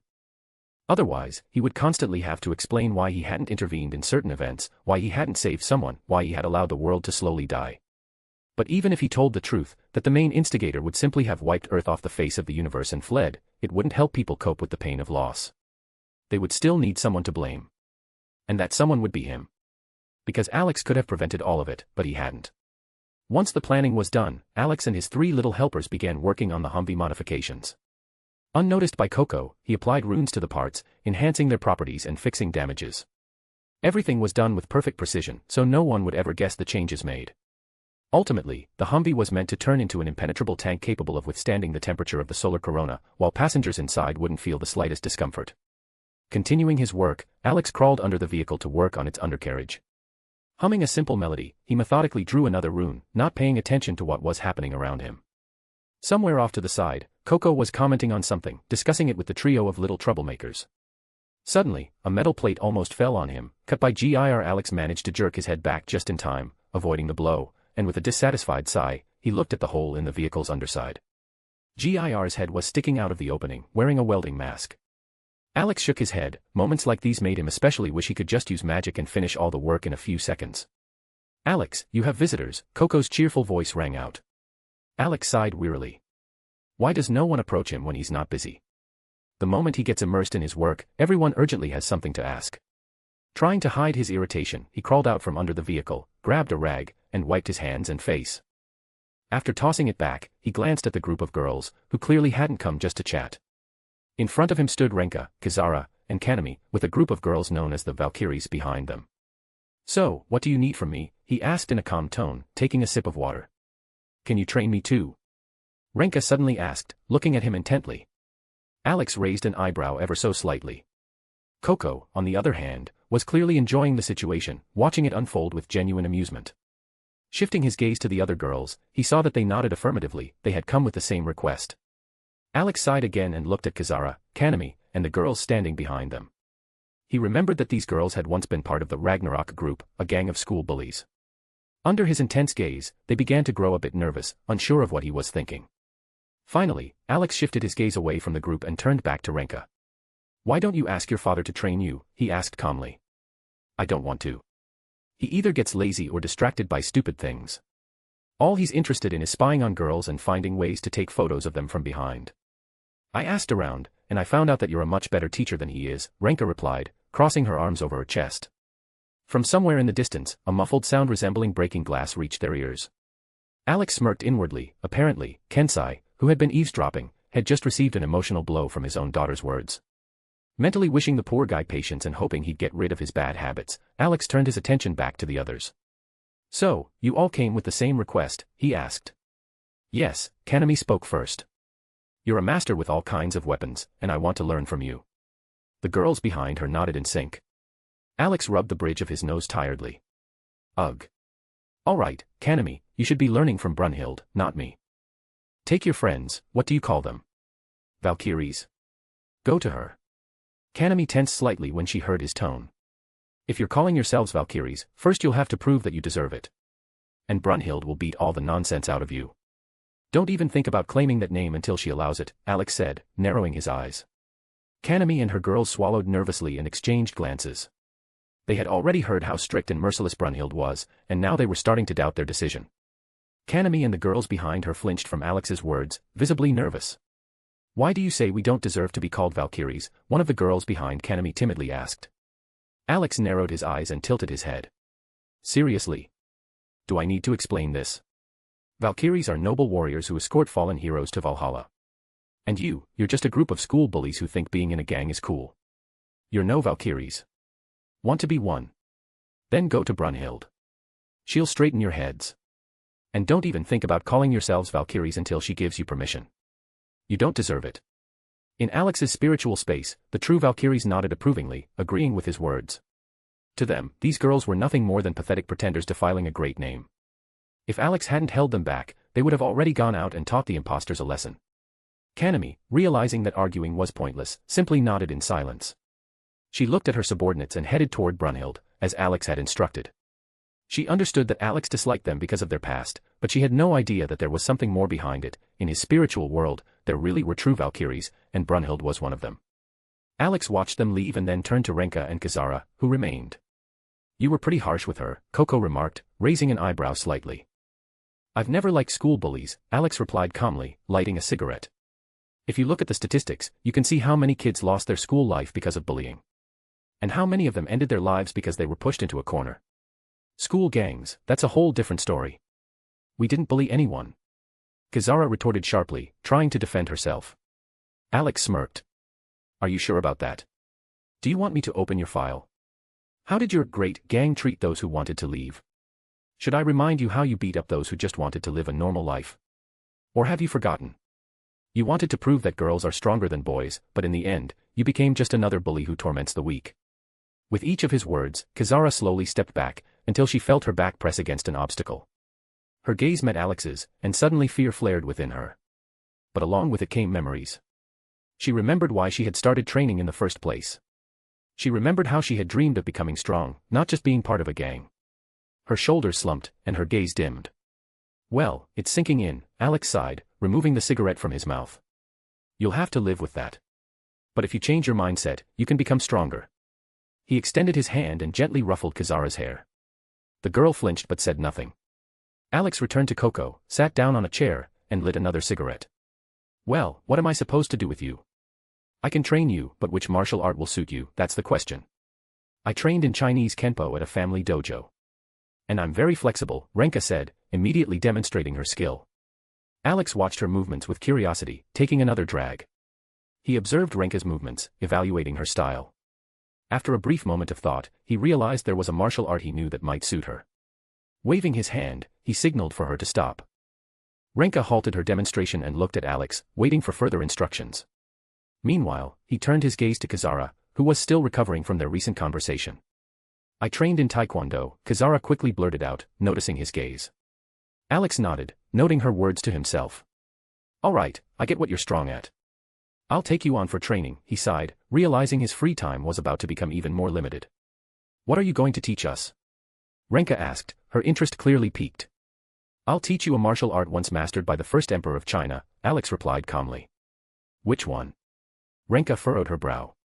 The one that helped unite China under one rule, he added, his tone mysterious. Renka's eyes widened in shock, as if they were about to pop out of their sockets. She couldn't believe that Alex knew such an ancient and lost martial art. Seeing her reaction, he just smirked, not in any hurry to explain. And what about me? Kazara asked cautiously. Since you practice taekwondo, I have something for you too, Alex replied, glancing at her. Both girls nodded, then stayed a little longer to chat, discussing the details of their upcoming training. Soon, Renka was the first to leave, afraid Alex might change his mind about teaching her. Kazara lingered a bit, casting a thoughtful glance at him before she left. Once the girls were out of sight, Alex tiredly leaned back in his chair. He hadn't even started their training yet, but he was already feeling exhausted.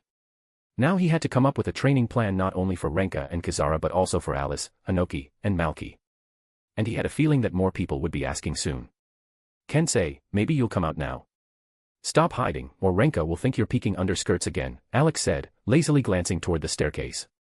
Not a shred of respect for your elders, Kensei grumbled, jumping down from the ceiling. If you weren't such a pervert, maybe you'd show some, Alex smirked. Kensei only muttered disgruntledly as he approached. Apparently, he wanted to know about his daughter's training.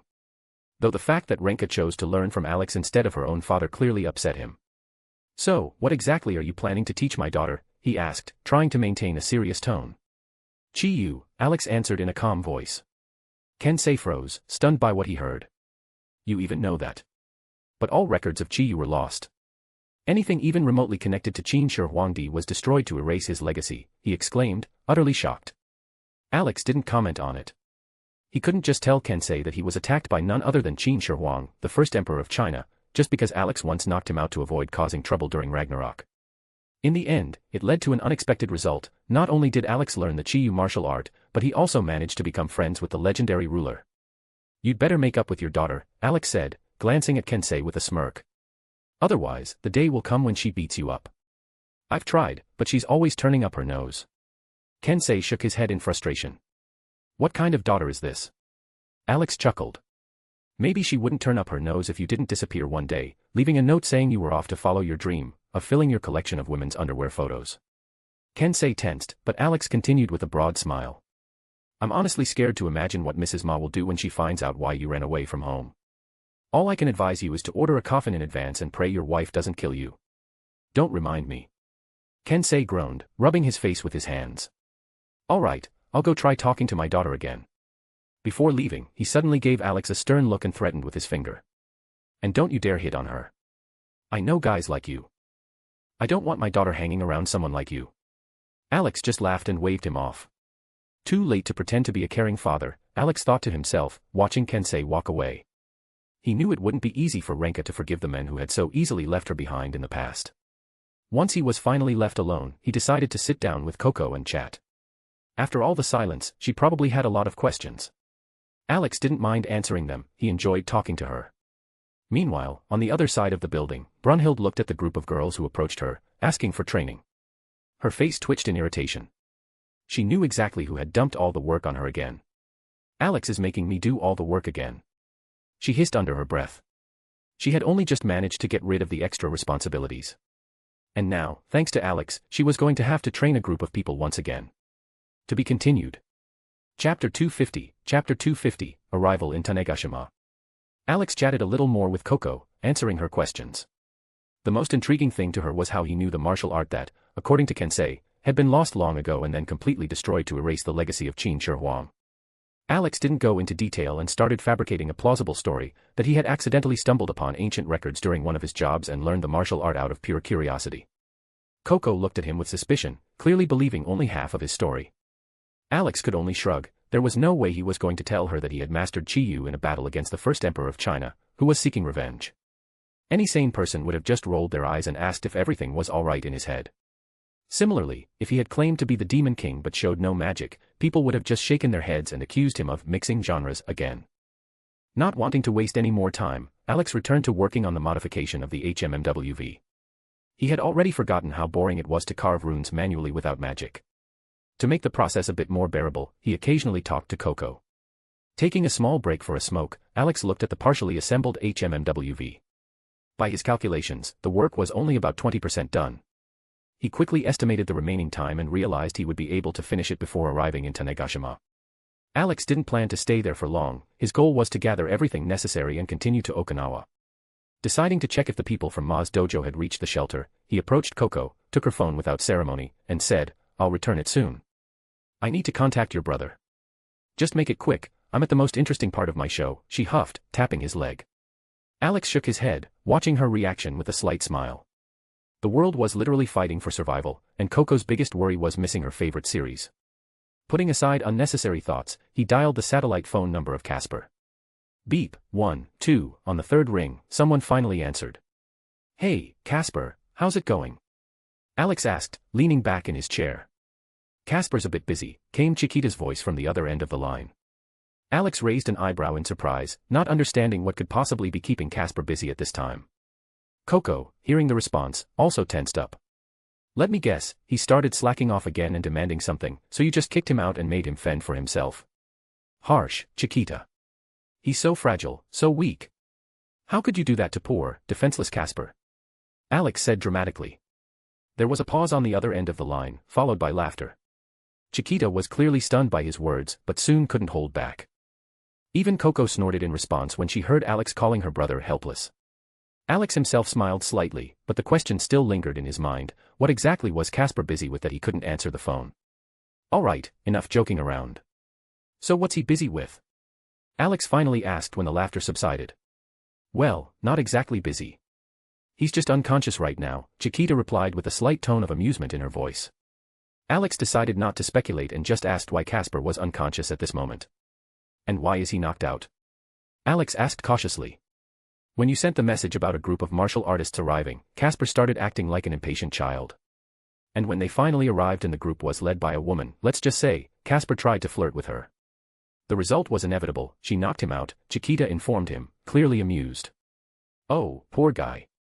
He doesn't even know that the woman's husband is a great master, and that Mrs. Ma is far stronger than her husband. He should be grateful she didn't break his third leg," Alex smirked, trying not to laugh.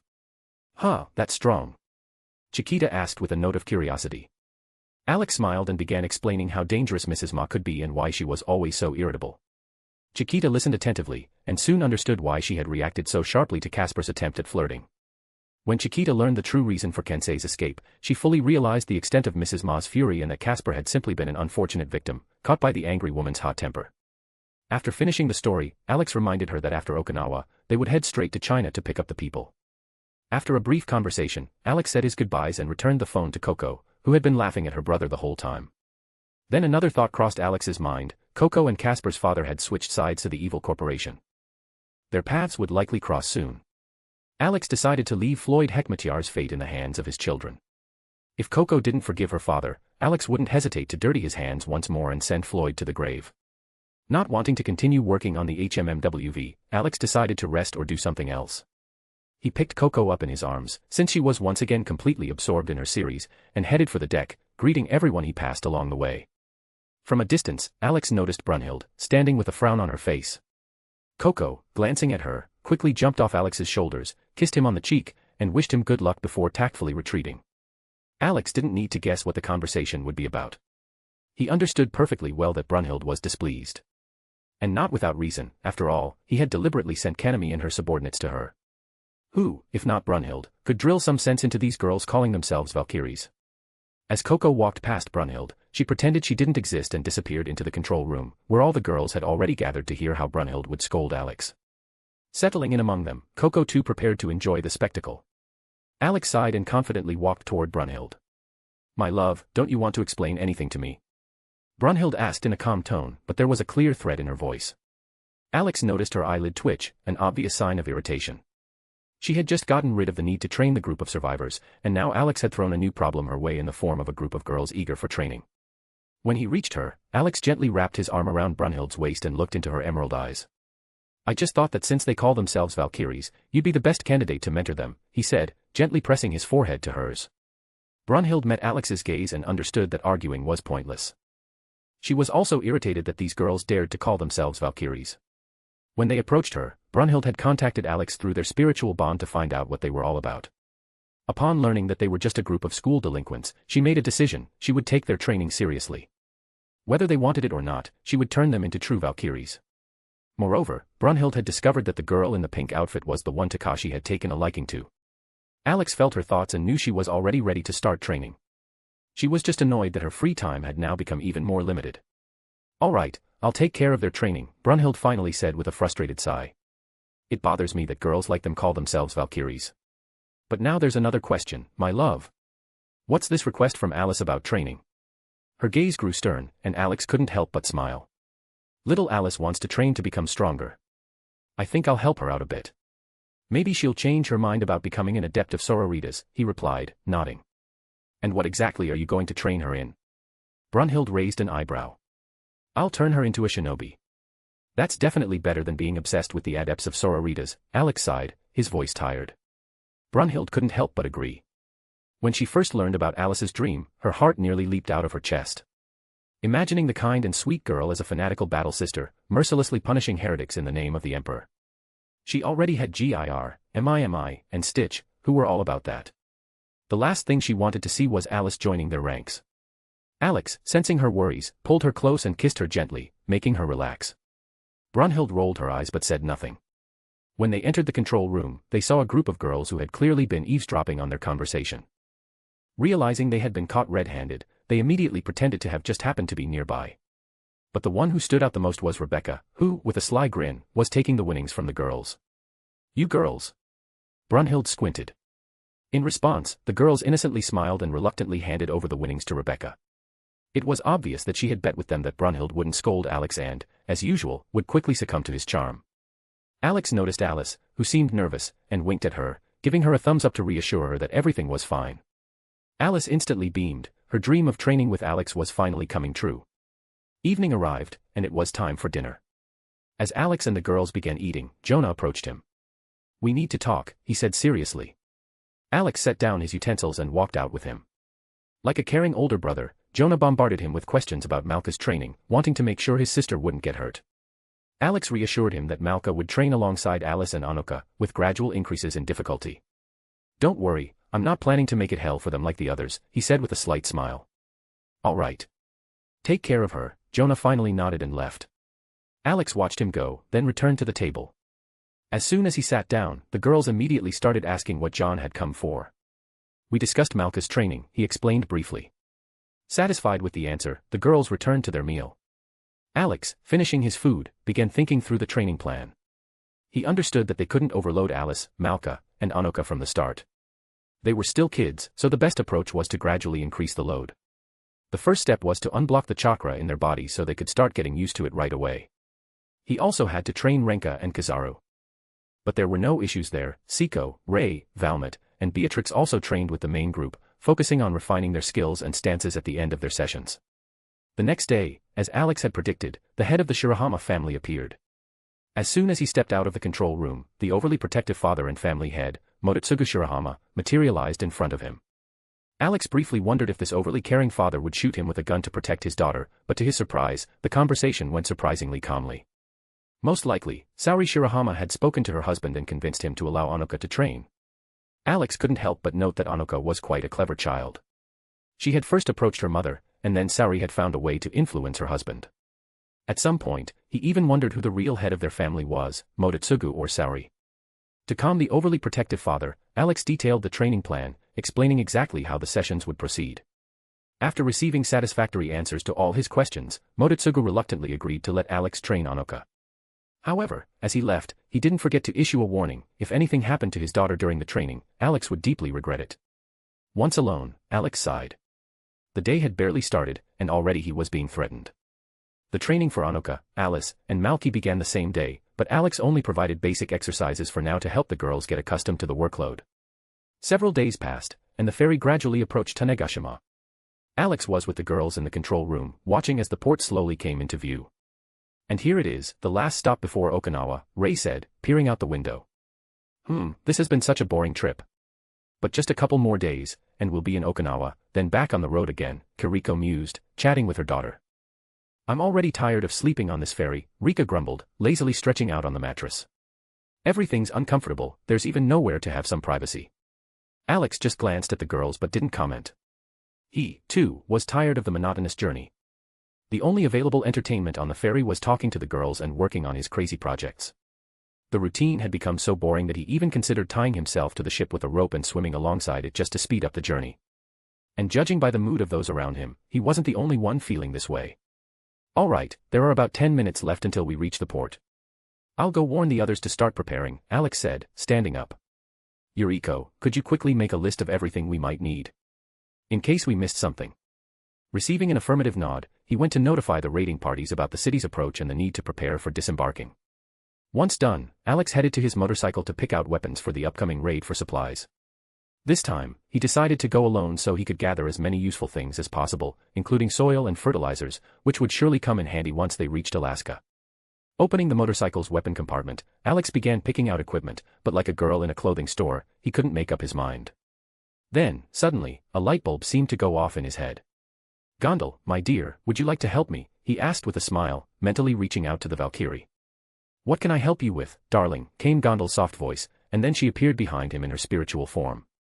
Alex shared his thoughts on the armor he was interested in.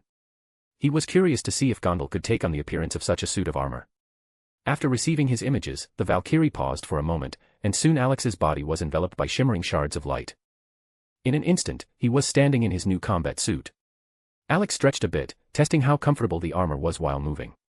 He had wanted Gondal to take on the appearance of Excalibur's armor from a game, and it seemed she had succeeded. Summoning a mirror in front of him, he carefully examined himself from all angles, nodding in satisfaction. Next, he drew 2 pistols and strapped them to his sides, followed by securing a revolver to his belt at the back. Finishing the look, Alex pulled out his favorite katana, Muramasa. Once the gear was fully set, he touched the mask, and it instantly vanished, revealing his face. Gondal, have I told you how much I love you? Alex asked with a grin, continuing to admire himself in the mirror. More than once. But I'm happy to hear your confessions forever, darling, Gondal replied, appearing in her spiritual form and gently wrapping her arms around his neck. Alex smiled broadly. He never imagined he'd one day get to wear armor of the Tenno race. Even if it was just an imitation, he was still incredibly pleased. But then another thought crossed his mind. Regan Leaf, use Volander too. I want to check if there's synergy when 2 Valkyries activate Volander at the same time, or if nothing changes, Alex said thoughtfully. An interesting theory. I think it's worth checking, Regan Leaf agreed. The part of Alex's armor covering his arms began to glow. When the light faded, he noticed that Regan Leaf had taken on a completely different form. This meant his theory about the synergy between 2 Valkyries was correct. Using Volander with multiple Valkyries at once allowed their powers to merge, creating new effects. Alex carefully inspected the changes. Now, the armor covering his arms had sharp knuckle-like protrusions resembling brass knuckles, and small claws had formed on his fingers. So it's true. Your theory about synergy has been confirmed, Regan Leaf noted, adjusting her glasses and examining the new details of the armor. Do you feel anything unusual? Does it affect you a lot? Alex asked, concerned about the Valkyrie's well-being. Everything's fine, Regan Leaf replied. It feels like I've gotten closer to my sister on a spiritual level. No unpleasant sensations. I'm fine too, darling, Gondal added, hugging Alex tighter. Although I'd rather become closer to you than to my sisters. Alex sighed with relief, realizing that the synergistic Volander didn't harm the Valkyries. But soon, there was a commotion in his spiritual space, the other Valkyries wanted to try the new Volander too. Before anyone could materialize, Alex quickly stowed the mirror away to avoid unnecessary questions. He then sat on his motorcycle, waiting for the others, while also checking the new armor. After a while, the girls were the first to descend. Seeing Alex in unfamiliar armor, they immediately rushed over, bombarding him with questions. Where did you get this armor? It looks so futuristic. Saya said, admiring the armor closely. I've had it for a while. Just never wore it. It's one of my old projects, Alex said coolly, lying without going into details. Well, handsome, get up and spin around. Rika said with a smile. Your girlfriend wants to enjoy the sight. Alex just smirked, but didn't rush to follow her request. Alex glanced at Rika and decided to simply fulfill her request. He knew she would get her way regardless. Sighing, he stood up from the motorcycle so the girls could get a better look at his armor. His eyes met Brunhild's, and he silently signaled her to restore the spiritual connection. Brunhild squinted slightly and obediently did as Alex had asked. As soon as the connection was restored, her eyes widened in surprise. She hadn't expected Volander to work this way.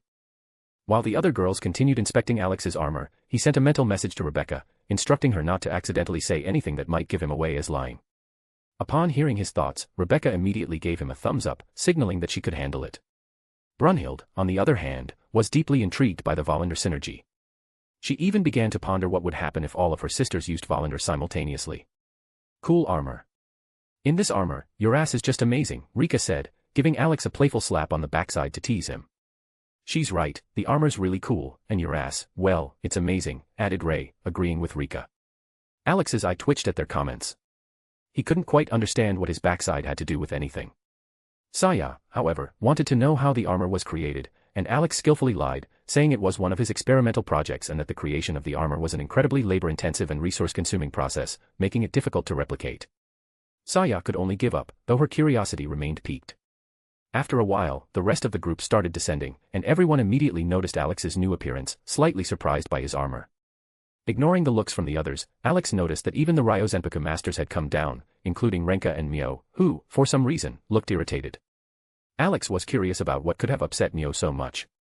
He didn't see Kenichi, but piecing things together, he immediately guessed that her mood had something to do with him. However, he didn't want to interfere in their drama unless either of them spoke up. Approaching the table where the briefings usually took place, Alex pulled out a holographic device and opened a map of the city of Tanegashima. Welcome to another day in Zombieland. This is our last stop before Okinawa. All the lists have already been sent to the holographic devices of the group leaders. A quick reminder, be cautious around regular people. We don't know if these survivors are infected with the Las Plagas parasite, but it's better to be safe than sorry. To identify if someone is infected, just check their eyes and behavior. Infected people will have red irises and their behavior will be slow and sluggish. I repeat, for those who don't listen well, make sure to check every survivor you encounter. And for the newcomers who just joined the raid teams, one rule, don't split up, listen to your group leader, avoid narrow spaces, and don't enter dark rooms. If you have any questions, ask them now or later to the group leader, Alex said, finishing the short briefing. I have a question, where did you get that armor? Are asked with a curious tone. Bought it on sale at a store, Alex replied casually. And seriously? Takashi asked, watching Alex closely. Seriously, I've had this armor for a long time, just never worn it, Alex said, locking eyes with Takashi. Can you make one for us? I'm not hinting at anything, but that armor is damn cool, R said, inspecting the armor Alex was wearing. No problem, if you can bring my supplier back to life, and then stop time so I can create the armor, Alex said sarcastically, rolling his eyes. You could have just said no, or waved off Alex's response. Alex just smiled and asked everyone to get into the transport. The Ryozenpaku masters decided to stay on guard at the ferry in case of an emergency. Alex didn't mind this arrangement, people like the martial arts masters could definitely protect the ferry if an attack happened. He noticed that Renka and Mio decided to travel with the girls, and he became curious about how Hayato and Kensei had allowed that. He also wondered why Mio and Renka were in such a bad mood. Alex decided to ask the one who was always hovering around his granddaughter. Old man, what's up with Mio? Why is she so irritated? Everything seemed fine yesterday, Alex asked, approaching Hayato. Hard to say, Hayato replied thoughtfully. What's so hard about it? That fool Kenichi decided to play with my daughter's feelings. I'll give him a fun training session tonight, Kensei said, his tone irritated. Alex raised an eyebrow in surprise. He couldn't understand how Kenichi had managed to mess things up since everything seemed fine yesterday. Kensei explained that girls had started flocking around Kenichi, and because of his good-natured personality, he couldn't turn them down without pushing them away. Alex paused for a moment, but soon remembered that Rei had mentioned one of her students, Miku, who had gathered similar girls around her. And it seemed they were looking for a guy capable of taking care of them. Kenichi, with his soft nature, was easy prey for such girls. Alex sighed, feeling a brief moment of pity for Kenichi, but in the end, it was his problem, and it was his fault for not being able to say no. Pushing thoughts of Kenichi aside, Alex headed to the HMMWV to talk to the girls. Approaching, he knocked on the window to have someone open it. Saya opened the window and allowed Alex to peek inside. The first thing he saw was two irritated girls, Mio and Renka. Alex turned to the other girls and asked them to give advice to these two. He hoped they would understand him correctly and not start convincing Mio and Renka to give up on the weak-willed Kenichi. Handsome, aren't you coming with us? Rika asked, noticing Alex wasn't planning on getting into the HMMWV. Nope, I've got other things to do. Plus, I don't want old man Hayato and Kensei starting to bug me, saying I'm hitting on Mio and Renka. So, you're going without me today, Alex said with a light smile. The girls laughed because they had already noticed how Kensei, like a hawk, watched Alex when he was training Renka. And as soon as it came to any physical contact, like when Alex adjusted Renka's stance, Kensei would jump out, yelling and getting upset, which would usually end with him getting a punch from his daughter. Mio, Renka, listen to Valmet or Kiriko. Don't try to be the heroines. Although you're martial arts masters, there could be dangers lurking in the city. Be careful, Alex instructed the girls. Why Valmet and Kiriko? What about me? I know the zombie apocalypse better than anyone else. No one knows how things should be like I do. Rebecca huffed, trying to reach Alex. You, my sweet gremlin, can only behave like that with those as reckless as you, Alex teased, tugging on Rebecca's nose. She's right, Rebecca. You're the craziest one here, Rika laughed. All the girls chuckled because they knew exactly what kind of gremlin Rebecca truly was. Mio and Renka's moods lifted a little, and their irritation with Kenichi's actions faded. Before the HMMWV left, Alex walked around to the other side and asked Kiriko to talk to Renka and Mio once more. It was better to get advice from another girl than from old men like Hayato and Kensei. Kiriko agreed, but she needed the details. Alex whispered to Kiriko about the situation with Renka and Mio, and she immediately understood what was going on. They had all expected that Kenichi's relationship with these girls would lead to this kind of result. Kiriko agreed to talk to them and started the engine. Alex watched as everyone left and thought that he would be heading out soon as well. He had a lot of places to visit in the city to gather supplies for the upcoming trip to Alaska, where, as he knew, problems with shortages of important items could arise. To be continued. Chapter 251, An Unpleasant Discovery in Tanegashima. I should probably explain some of the plot things that the author planned. Let's start from the very beginning, or more precisely from the second arc. I had many different options that I wanted to use for David's reincarnation. At first, I wanted David to reincarnate into Aqua as Ai Hoshino's son. But then I thought about it and decided that it was stupid. Then I thought that it would be nice for David to reincarnate into Issei or Basara Tuju. Well, I decided to discard these options too, I don't even remember why. The second thing I'd like to mention is that I had plans for this arc before it even started. I had a lot of ideas for the characters initially. At one point I even wanted to add characters from JJK, but then I thought, fuck, they don't fit into the plot, etc. And lastly, I probably chose this world because you can twist it as you please and add different things and characters and everything will be fine. Oh well, if I remember anything else, I'll definitely mention it in the future. Sometimes I even forget which characters I wanted to add. Sigh. After talking with Alex, Kiriko finally understood why the two girls were in such a bad mood. Over the few days that the Ryo Zanpaku group had been with them, she had come to understand Mio and Renka's personalities. Mio was a kind and cheerful girl, always ready to help those around her. Renka, on the other hand, was straightforward and hot-tempered, never hesitating to voice her opinion. Seeing them both irritated was unexpected, not only for Kiriko but also for the other girls. However, no one needed to guess the reason behind their frustration, it was quite predictable. Alex's words only confirmed their suspicions. Kiriko was driving the Humvee, following the convoy of vehicles leaving the port.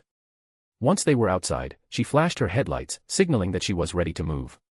After receiving a response from the other groups, the convoy began spreading out to cover as much ground as possible. Saya, darling, where are we heading? You're our navigator, after all. Kiriko asked, glancing at the girl. 1 second. Saya replied, pulling out a tablet. Opening the city map, Saya selected the nearest target and sent the coordinates to the Humvee's GPS. Once the route was displayed, Kiriko pressed the gas pedal, and the vehicle smoothly started moving.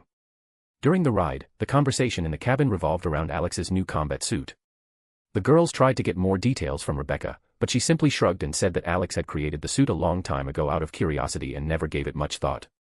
Realizing they wouldn't get any more information, the girls sighed in defeat. But damn, his ass looks amazing in that suit. If no one else was around, I probably would have jumped him. Rika said with a wide grin. My husband looks handsome in any outfit. But I prefer when he dresses like a samurai. Beatrix said dreamily.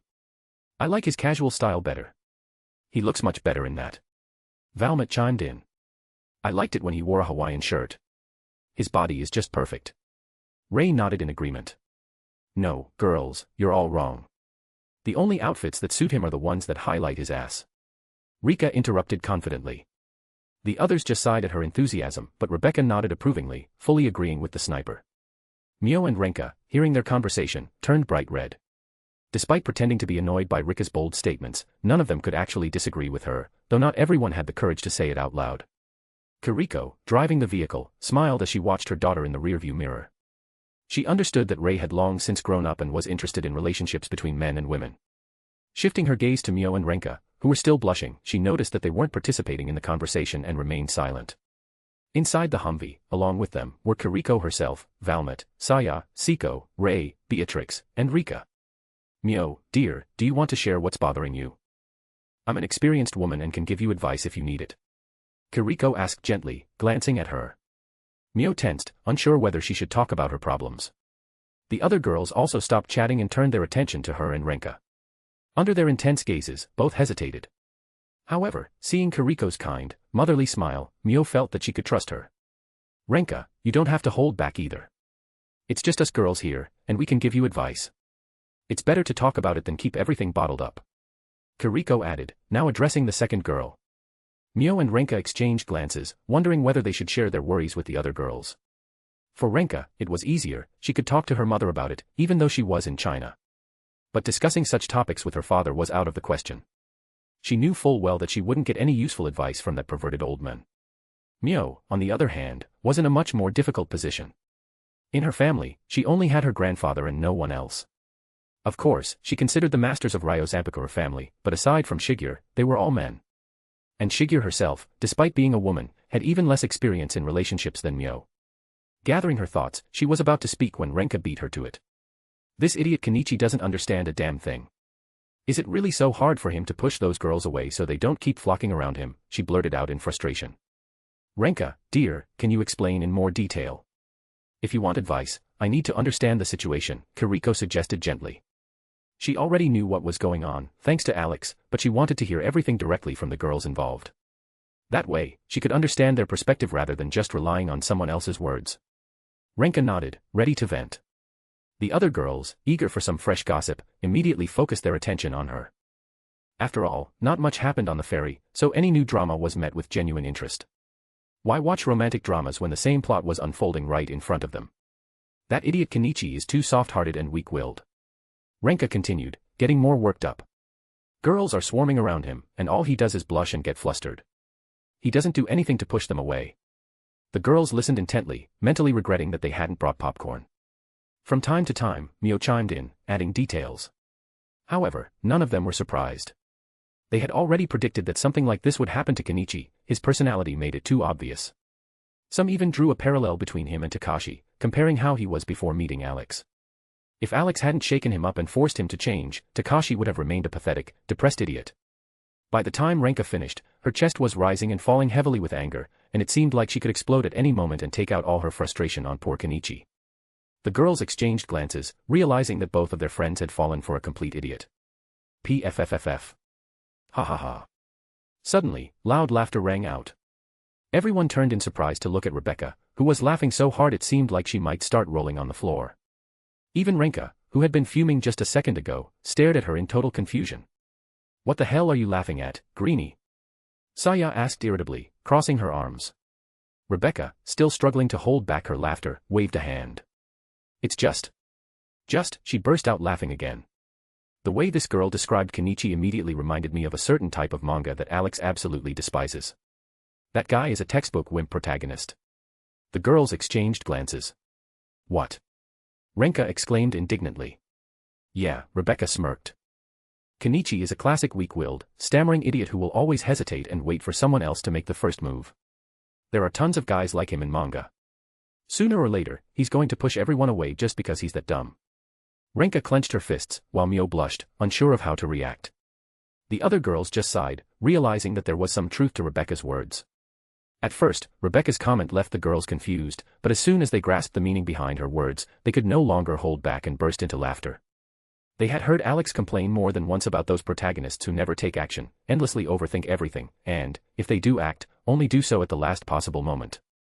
Renka and Mio, though familiar with manga, had never really considered just how much Kenichi's behavior resembled those types of characters. But now, after hearing Rebecca's opinion, they saw him in a new light. In their eyes, Kenichi truly did seem weak-willed and indecisive, someone who only acted when everything had already happened and was too afraid to take the initiative until the very last moment. Girls, let me give you some advice as an older woman, Kiriko said with a gentle smile, addressing Mio and Renka. If Kenichi doesn't want to change and continues to be this indecisive, you have two options: either talk to him directly or just observe. If he never realizes that his actions are pushing you away, then there's no point in trying to change anything. Or, you might have to accept that he could end up with more than one girl and learn to live with it. Aren't you uncomfortable with that kind of relationship? I mean, all of you are involved with Alex, Mio asked cautiously. You picked a bad example, kid, Rika laughed. Alex is a completely different kind of guy.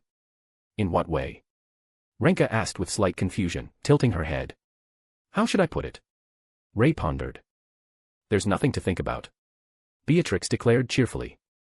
My husband is 1,000 times better than that Kenichi, there's no comparison. Don't listen to her, Valmont intervened, covering Beatrix's mouth with her hand. To put it simply, Alex is responsible and caring.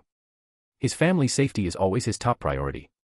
He knows exactly when each of us needs his attention and what we want. So don't even try comparing him to other guys, you'll just end up disappointed. The other girls nodded in agreement, confirming Valmont's words. To help Mio and Renka better understand the difference between their situation and the girl's relationship with Alex, each of them shared their thoughts. This conversation made Mio and Renka think more deeply about Alex as a person. Mio knew that he had saved people from their school and helped the survivors, but now she learned the cost of those actions. The girls told them that in the first few days, Alex barely slept, constantly watching over everyone and ensuring their safety. Despite Valmont's warning not to compare Alex to Kenichi, Mio and Renka couldn't help but do so. When chaos broke out, Alex immediately took responsibility for the survivors, organized people, found a safe place, and secured resources. In the same situation, Kenichi would have been lost, not knowing what to do, like a deer caught in headlights. If Alex were to hear this conversation, he would probably think that the girls were just trying to sell him to others. The journey to their destination remained lively, the discussion about Alex never stopped for a moment. With each word, Mio and Renka got to know him from a new perspective and began to understand him better. Meanwhile, Saya glanced at the tablet and noticed that they were approaching the first point on the list. Kirikou, turn here. The clinic should be around the corner, she said, patting the driver on the shoulder. Got it. Get ready, girls, Kirikou responded, focusing on the road. The conversation quieted, and everyone began preparing for the disembarkation. Valmont climbed through the hatch on top of the Humvee and surveyed the area for zombies or other threats. Kirikou parked the vehicle right at the clinic entrance and patiently waited for a signal. Valmont carefully studied the surroundings, killed a couple of wandering zombies in the distance, and tapped the roof to signal that the area was clear.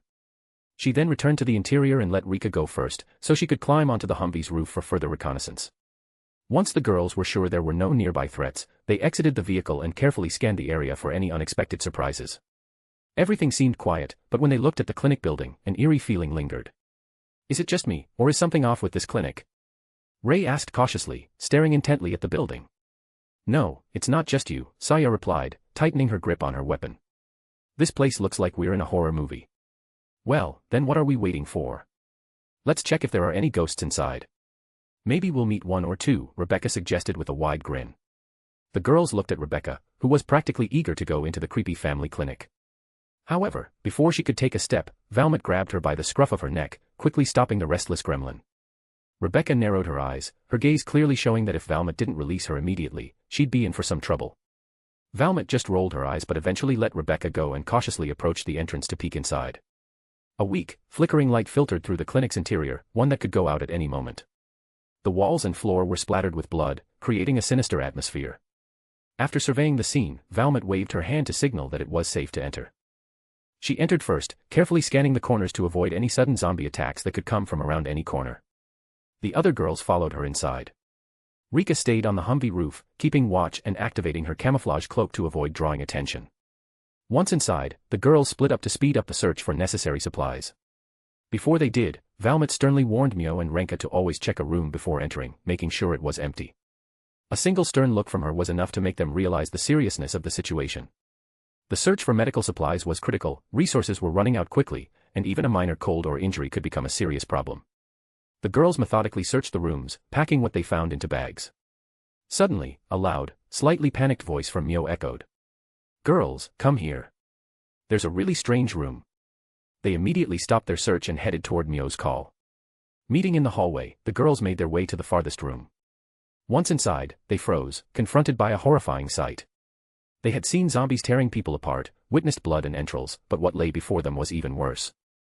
The walls were covered with bloody symbols, and the floor was littered with pieces of human bodies.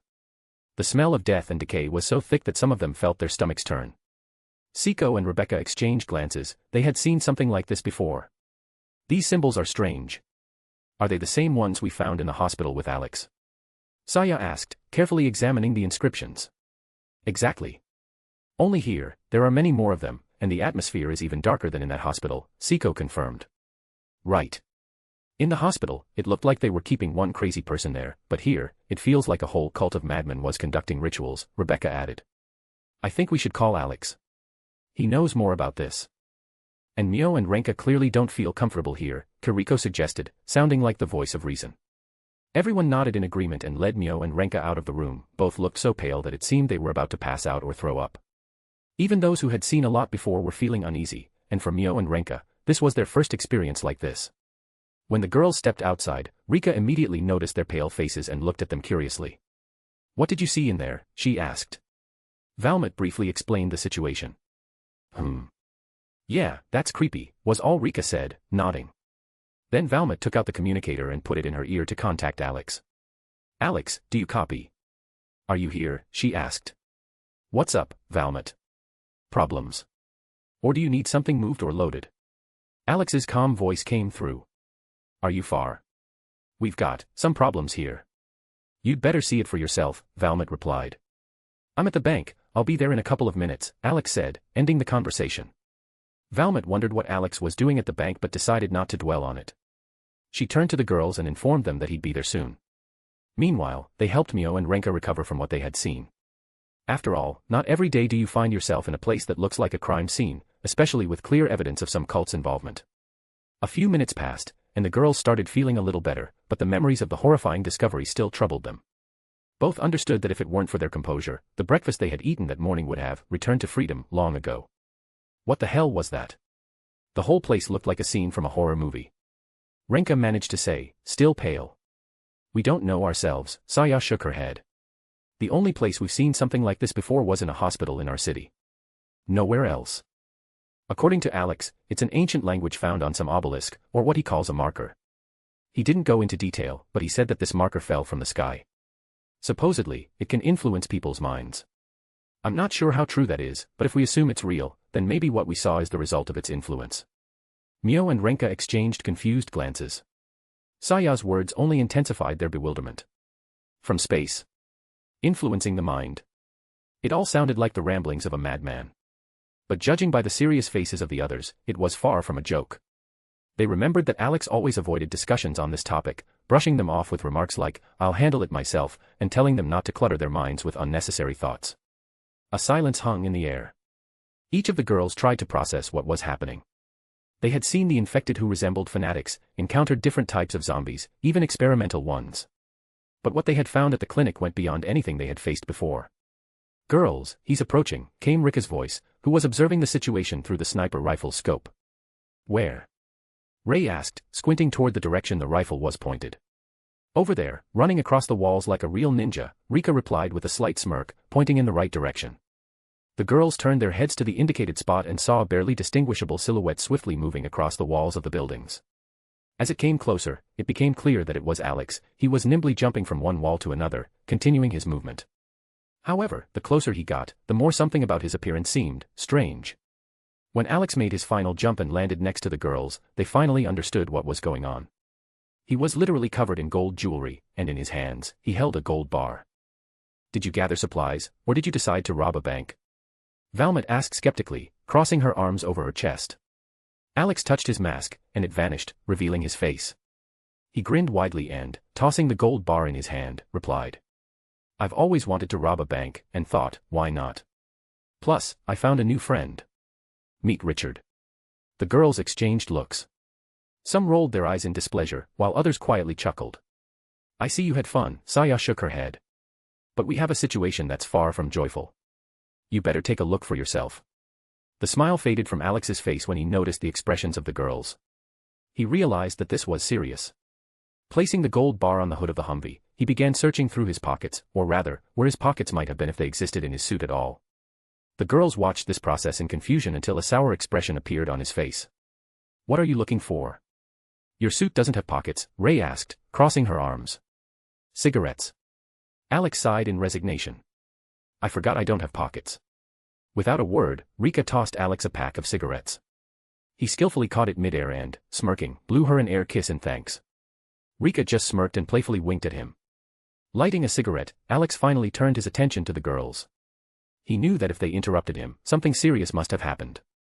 Sure, he had robbed a bank for fun and grabbed a pile of gold jewelry, but the main thing he managed to acquire were useful supplies needed for growing crops in Alaska. Seeing that Alex was ready to listen, Saya began explaining what they had discovered at the family clinic. With every word she spoke, Alex's face grew darker. At one point, he even irritably ran his hand across his face, trying to deal with the rising frustration. All right, I'll go take a look at what's going on. I'll also take photos of those inscriptions, he said, getting ready to head inside. I'll go with you. That way, you can focus on the inscriptions, and I'll cover you in case anything happens, Valmont offered. Alex nodded in agreement, and after informing the others that they would be back soon, he headed with Valmont toward the clinic.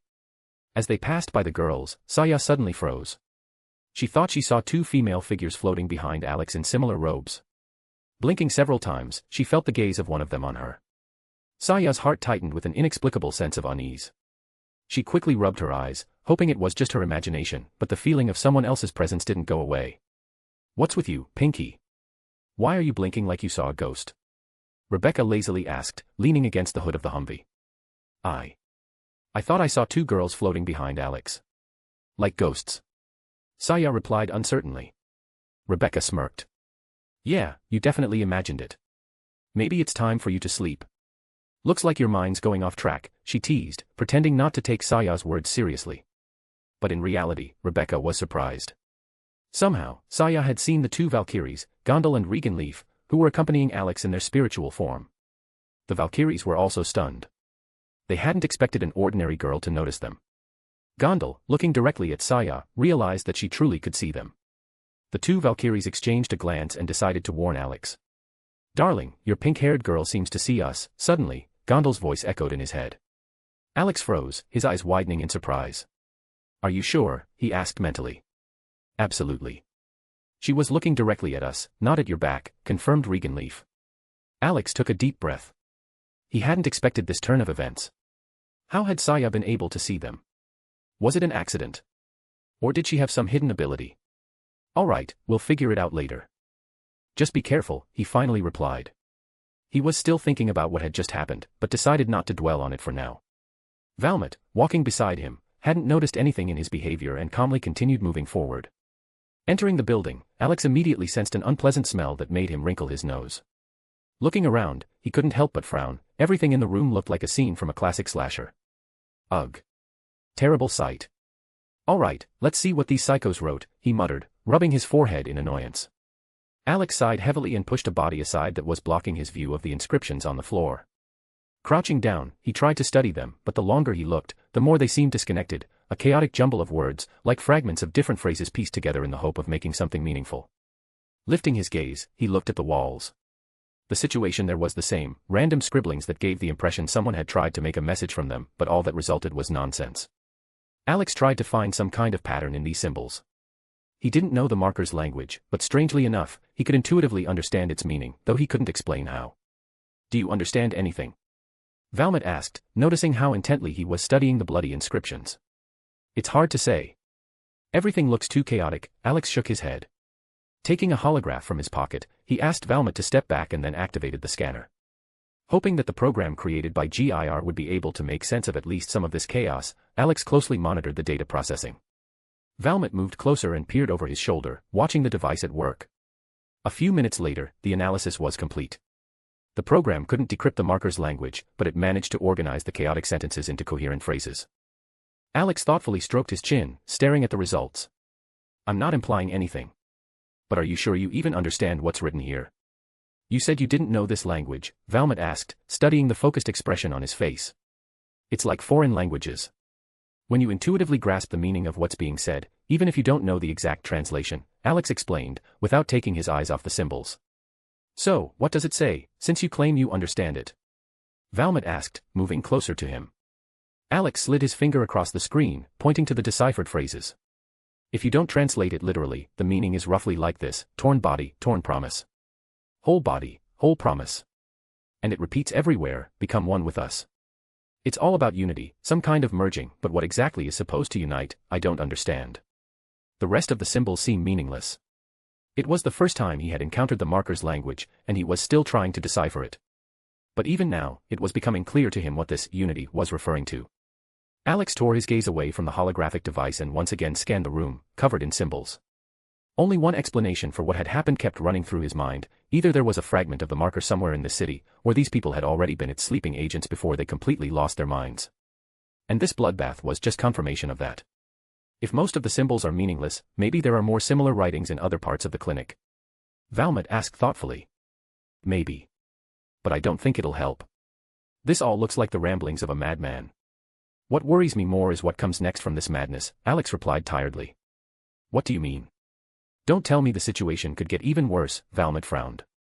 I'm not sure yet. But shit's gonna hit the fan, and there's no stopping it. Alex said, clearly not wanting to continue the conversation. Valmont just sighed heavily. She knew Alex wasn't saying much, but from his words, it was clear that things could get even worse in the future. But how much worse, she didn't know. The world was already in the midst of a zombie apocalypse, but it seemed like the real nightmare was yet to come. Alex, on the other hand, was mulling over whether there was a fragment of the marker in this city, or maybe it had already been here and disappeared. In any case, if the fragment was still somewhere nearby, he needed to get it before the evil corporation did. To be continued. Chapter 252, Chapter 252, Another Encounter with Necromorphs. Alex and Valmont stood in a grim room, saturated with the stench of death. Corpses lay scattered chaotically across the floor, while the walls and ceiling were covered in bloody symbols written in the language of the marker. This was already the second time Alex had encountered these signs in this world, and it only confirmed his suspicions: either a shard of the marker had been in the city of Tanegashima, or it was still here. However, the likelihood that the evil corporation hadn't taken it was extremely low. Alex rubbed his face wearily, suppressing his irritation. Everything was only getting worse, and he didn't need to be a prophet to understand, the situation would escalate even further soon. The apocalypse, which had already engulfed the world, was about to gain a new player, necromorphs. But right now, something else was bothering him. Was there an evil corporation lab in this city, and how had the marker's influence spread here? There were two possibilities: either it was the result of the corporation's experiments, or some idiot had accidentally found a shard and decided to carry it around as a souvenir, completely unaware of the consequences. What are we going to do? Valmont asked, gently placing a hand on his shoulder, trying to pull him out of his thoughts. Do we head back to the girls or search the clinic? Alex blinked, shaking off unnecessary thoughts, and looked at Valmont. She repeated the question, and he nodded. He had a feeling he was missing something, so leaving without searching everything would be a mistake. I think we should take a look around. But we need to be careful, he said. Got it. I'll contact the girls and let them know. Pulling out her communicator, Valmont quickly relayed the information to the others. When she finished, she glanced at Alex and nodded. Everything was taken care of. They left the eerie room, moving down the corridor. Valmont mentioned that they had already checked all the rooms on the first floor but found nothing unusual. Alex only gave a brief nod. This meant their path led to the second floor. Reaching the staircase, he turned to Valmont. Move quietly, he reminded her. Valmont nodded seriously, keeping her weapon at the ready. Alex unholstered a black pistol from his belt and cautiously began ascending first. Step by step, listening to every sound, he reached the next landing and peeked around the corner to check the surroundings. The second floor seemed empty. Exchanging a glance with Valmont, Alex signaled for her to follow him. She silently climbed up after him, understanding that caution here wasn't just a precaution, it was a necessity for survival. Alex carefully examined the ceiling, listening for any suspicious sounds. He knew that necromorphs liked to attack from above, hiding in ventilation shafts or on ledges. Though for now, he couldn't be sure if they were here. Approaching the first door on the second floor, Alex slowly, silently pushed it open. Inside, they were met with a gruesome massacre. Blood was splattered across the walls, and a mangled corpse lay on the floor. Looks like this was a doctor, Alex said quietly, observing the body without stepping inside. Valmont crouched, examining the remains. What could have shredded him like this? It's like he was put through a meat grinder. Let's hope whatever did this is already gone, Alex muttered grimly. Valmont nodded silently. In all the records about zombies that Alex had gathered, there hadn't been a single mention of infected capable of tearing a person apart this brutally. Closing the door behind them, Alex and Valmont continued down the hallway toward the next room. They carefully checked one room after another until they reached another door. Alex carefully pushed it open and froze for a moment, his gaze locking onto the bodies lying on the floor. There were many corpses. The people looked relatively intact, with no signs of brutal punishment, which sharply contrasted with what they had seen before. Alex frowned. Valmont noticed it too. They exchanged a look, realizing they were thinking the same thing. While the bodies in the previous rooms had been torn apart, here everything seemed wrong. There were no bites, no cuts, no signs of violent death on the bodies. It was as if these people had simply lain down and died. This is strange. Valmont murmured quietly. No bite marks, no claw wounds. Zombies or mutants clearly have nothing to do with this. I agree. Alex carefully examined the walls and doors. They didn't try to defend themselves. No attempts at barricading, no signs of a struggle. It's like they just took and died. The situation was too suspicious. Alex felt an unpleasant premonition. He narrowed his eyes, scanning the pile of bodies, and suddenly noticed an anomaly. His eye twitched nervously. Something was hidden beneath the pile of corpses. Alex recognized the trick immediately. Necromorph. It was lying in wait, hoping an unsuspecting victim would come closer. Of course. Again, these cheap tricks, Alex thought darkly. He quietly touched Valmont's arm, drawing her attention. She looked at him questioningly, but Alex didn't explain with words, he simply pointed to the suspicious spot. Valmont squinted, peering at the pile of bodies. Her eyes widened as she finally noticed what Alex had seen. She immediately shifted her gaze back to him, clearly waiting for an explanation. Calmly, we leave. Slowly, without sudden movements, Alex whispered, signaling to retreat. Are you sure it's not dead? Valmont asked just as quietly. It's pretending. Just like the zombies that are dead but still walk. That makes sense, Valmont nodded. They began to cautiously back away. Alex had already made up his mind, as soon as they got outside, he was going to burn this clinic to the ground. He didn't care how many more necromorphs were hiding in the building. They were disgusting, dangerous creatures, and it was better to get rid of the entire nest at once. Slowly retreating, Alex and Valmont moved toward the staircase leading to the first floor. But they didn't make it very far when something crashed in one of the rooms. The sound was so loud, it seemed like a full-scale riot had broken out. Alex tensed instantly. His eye began twitching again. Without hesitation, Valmont raised her assault rifle, aiming it down the corridor. That son of a... Alex muttered irritably. Maybe we'll get lucky. Valmont said with doubt, hoping that the local creatures wouldn't pay attention to the noise. But before Valmont could finish, necromorphs burst out from the distant rooms, letting out a terrifying scream that sounded like a dying wail as they broke through the doors. Alex reacted instantly, grabbing Muramasu, and raised the blade over his head. He waited until the last necromorph appeared in the corridor, timing the perfect moment. Valmont opened fire, but quickly realized that no matter how many bullets she fired, the monsters didn't care. They continued to advance as if they felt no pain. There was a characteristic click as the mechanism activated, and the katana shot into Alex's palm with force. Grabbing the hilt, he made a powerful swing, sending an air blade toward the necromorphs. The wind blade swept through the corridor, slicing the monsters into pieces. The necromorphs froze, then crumbled into chunks with a wet crack. Alex remembered, to kill these creatures, you had to aim for their limbs, their weak point. Valmont lowered her assault rifle, staring dumbfounded at the corridor scattered with dismembered bodies. What kind of zombies are these? She gasped in shock. I shot almost an entire clip at them, and it didn't even faze them. That's what a person turns into under the influence of the marker, Alex replied calmly, moving closer. Look more closely. See how deformed their bodies are. They've literally been turned inside out. Frowning, Valmont knelt by the nearest corpse to get a better look. Alex pulled out his holographic scanner and began scanning the remains, adding the data to the database. Valmont pulled out a knife and carefully lifted one of the monster's limbs. The flesh appeared horribly twisted, tendons were coiled, bones bent at unnatural angles, and the internal organs were turned inside out. At that moment, Saya's voice crackled through the communicator. What's going on over there? Are you okay? Without looking up from his scanning, Alex answered briefly. I'll explain everything when we get out of here. Valmont grimaced, continuing to examine the bodies. This doesn't even look like zombies, she said, standing up straight. At least zombies still retain human traits, but these things are nothing like people anymore. Exactly, Alex said. Under the influence of the marker, a person first becomes a lifeless puppet. They obey some unknown command. And when they die, their body is reborn into this. Valmont abruptly turned to him, narrowing her eyes. How do you know so much? Alex smirked. Ancient records. Necromorphs were called demons or higher beings in various sources, but it all comes down to one thing, the marker. If that's the case, then there's a shard of it somewhere in this city, Valmont murmured thoughtfully. Alex nodded. Most likely. The necromorphs wouldn't stay in one place without its influence. He put away the holographic scanner, gave one last glance at the corridor, and headed toward the exit. It's time to get out of here. We need to warn the others and pass the information to the other teams. As they descended, Alex pondered, should he burn the clinic? It seemed to pose no threat anymore, but it was better to be safe. Thoughts of the marker and necromorphs were giving him a headache. Is it really so hard to just visit a city during a zombie apocalypse without encountering some other nightmare? He thought wearily, rubbing his face. At that moment, through their spiritual connection, the familiar voice of Gondal rang out.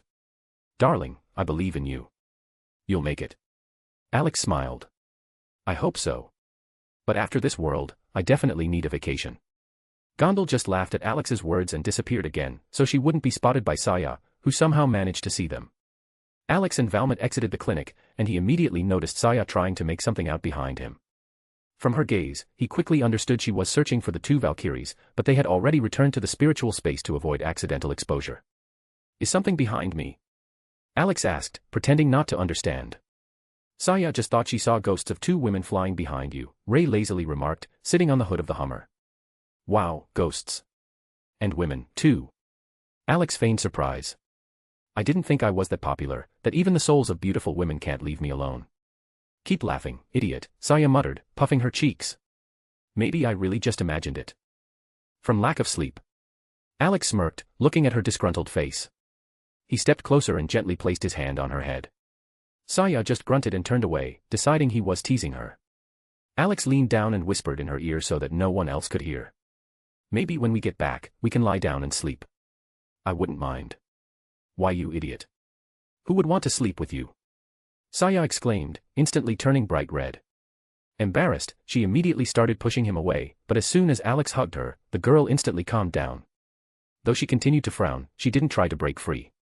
The other girls, seeing her reaction, laughed, knowing how easily Alex could fluster Saya. So, what did you find? Asked Rika, sitting on the roof of the Hummer. Valmet started shooting. We found something unpleasant. It's easier to show than explain, Alex said, pulling out the holographic tablet. Intrigued, the girls gathered around him. Alex first displayed the inscriptions on the walls they had already seen earlier, explaining their meaning. Then, he smoothly moved to what he and Valmet had discovered on the second floor. As soon as the holographic projection of the necromorph appeared, disgust reflected on the girls' faces. The creature looked so grotesque and horrifying that even the toughest among them flinched. Alex repeated the explanation he had already given Valmet so that everyone could better understand the situation. After his words, the girls' expressions became serious. So, what are we going to do?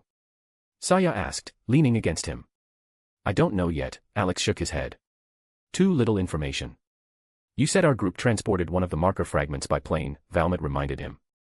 So, the evil corporation already has at least one. Valmet's right, but we don't know how many fragments they have, Saya frowned. It could be one, or dozens, maybe even hundreds. Who knows how big the original marker was and how many pieces they managed to find. If even a tiny shard can do this, imagine what the whole thing could do. The girls exchanged worried glances, realizing the scale of the threat. What if the evil corporation tries to build their own marker? Beatrix asked thoughtfully. Will it work? Or not? Alex looked at Beatrix in surprise. He hadn't expected this sweet and carefree girl to ask such a precise and relevant question. The other girls also paused, reflecting on the words of the blonde samurai. I don't think it will work, Ray spoke first. Shouldn't only the original work? A copy, well, it's just a copy. It's like making an exact copy of a sword but out of plastic. No, Ray, Beatrix is right, Saya shook her head. If they've recreated the entire process of constructing the marker, then even if it's a copy, it should still work. I don't know why, but I have a feeling that even a fake marker could function. Do you really believe that a created copy could work? Mio asked thoughtfully. Doubt was written not only on her face, the other girls were also skeptical of the idea. But what concerned them more was, how could the evil corporation have data on what the marker looked like and how to build it? Alex already knew the answer to this question. He began explaining how exactly the marker influences people, since the girls had already seen its effects. At first, they didn't believe it, even Rebecca, who had seen a lot traveling with Alex. However, when he gave the example of how the marker works, how it casts a fog over a person and literally shows them how to build another one, the girls slowly started to understand that it was indeed possible. If you're right, and the marker forces people to build new markers. Rika looked at Alex. Maybe there are fanatics with brainwashed minds in the evil corporation too. That's more than likely, Alex nodded. The line between knowledge and madness is very thin. And if someone works in the research department of the evil corporation, then they definitely aren't all there. That only means one thing: sooner or later, they'll fall under the influence of the marker. Damn it. Rebecca sighed irritably.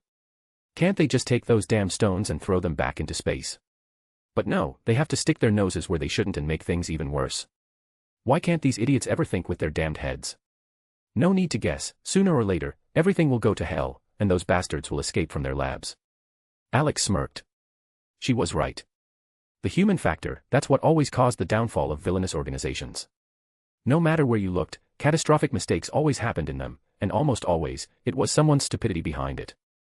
The girls continued to discuss the situation passionately, and Rebecca especially wasn't holding back on the insults.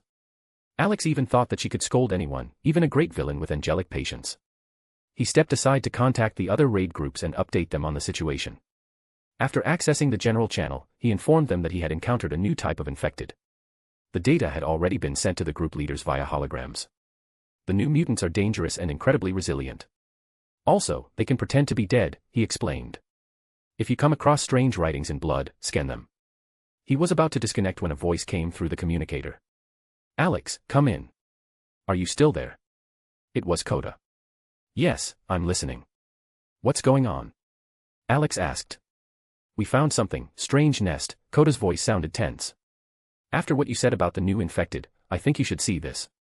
A nest. Alex immediately guessed. Honestly, I don't even know how to describe it, but you should see it yourself. One word: disgusting. Alex's expression darkened. Got it. I'll be there soon. Don't stick your necks out, he replied briefly, ending the call.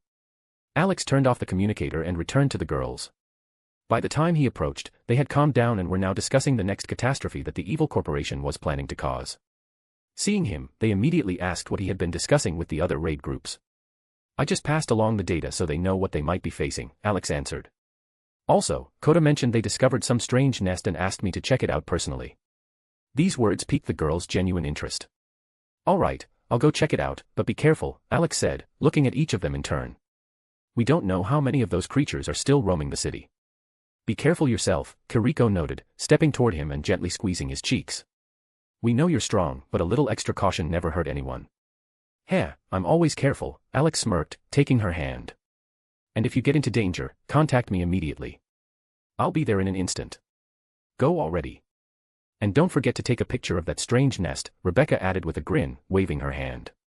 Alex smiled, then, before leaving, kissed the girls on the cheek, skipping Mio and Renka since he had no relationship with them. Waving goodbye, he accelerated and jumped onto the wall of the nearest building, running along it like a ninja. The girls watched him until he disappeared around the corner, then continued their search for supplies, hoping they wouldn't have to face the nightmare they'd seen in the clinic again. Meanwhile, Coda put the communicator back in his pocket. Before they had stumbled upon the nest, they had checked out several locations but hadn't found anything useful. Then someone suggested they check out the basement, and that's where they saw it. The group silently studied the strange formation, trying to figure out what they were dealing with. So, is he coming or what? Takashi broke the silence, lazily leaning against the wall. He said he'll be here soon, Coda replied. Dear, maybe you could show us the new mutants Alex discovered in the meantime, the female officer asked him. Oh, right, I almost forgot. Coda pulled out the hologram and activated it. They gathered around him as he began loading the files sent by Alex. The first images to appear on the screen were of strange symbols found in the clinic. Some creepy symbols. What are they written with? Myrna frowned, leaning on Coda's shoulder. There's no doubt about it, that's blood, Takashi replied grimly. Look at the pictures, there was a real slaughter. Looks like a crazy cult went on a rampage there, Matsushima muttered, staring at the images. Alright, let's move on, Takashi urged Coda. I want to see what new mutants we're dealing with. Coda nodded and opened the next file. As soon as the hologram displayed the images, everyone's face showed expressions of disgust. The new mutants looked as though they had been turned inside out, their bodies horrifically deformed. Necromorphs. Takashi muttered, reading the name. Why does Alex always give mutants such stupid names? Is something wrong with that? Myrna scoffed, glancing at him. If you're so smart, come up with something better. Takashi just rolled his eyes. He had gotten used to the fact that the girls in Coda's group were only kind to Coda, while the other guys were treated like enemies. He didn't understand how Coda managed to lead them, but he wasn't about to get involved in this drama. Meanwhile, the group continued to discuss the new type of mutants while also studying the data on how to fight them. Alex, running along the walls towards Coda's group, spotted them in the distance. After making one last jump, he landed nearby and saw that everyone was huddled around the hologram, examining some data.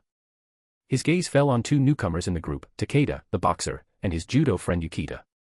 He just shook his head, thinking to himself that these two were complete idiots. What was the point of joining Koda's squad if your main skills were punching and throwing? That wouldn't help against zombies. Yo, you guys tired of waiting? Alex called out, drawing the group's attention. Always fast, huh? Decided to go straight through again.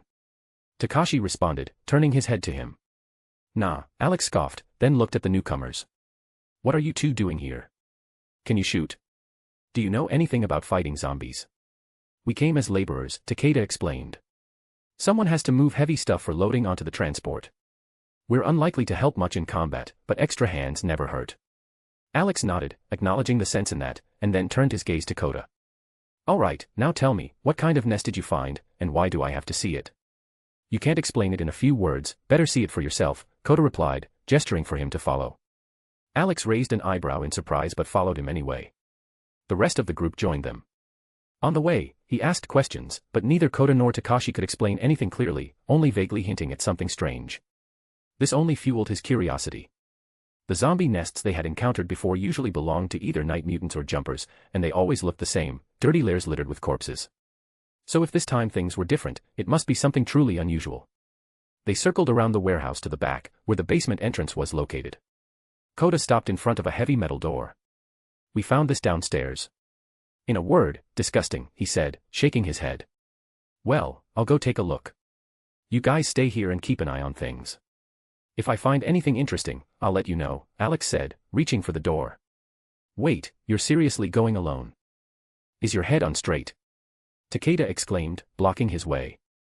What's the problem? I'll take care of myself. You should be more careful, Alex waved his hand, signaling that everything was under control. Without waiting for further objections, he opened the door and started heading down. Takeda and Yukita stared after him in disbelief, unable to believe that he was heading into the unknown without a hint of fear. Does he even understand what he's doing? Takeda muttered, looking at Koda. This is Alex. He's always like that, Takashi shrugged. Meanwhile, Alex descended into the basement and snapped his fingers, activating a light spell. As the room lit up, he was greeted by a repulsive sight. The entire basement was covered in biomass made of dark red flesh, pulsating like a living organism.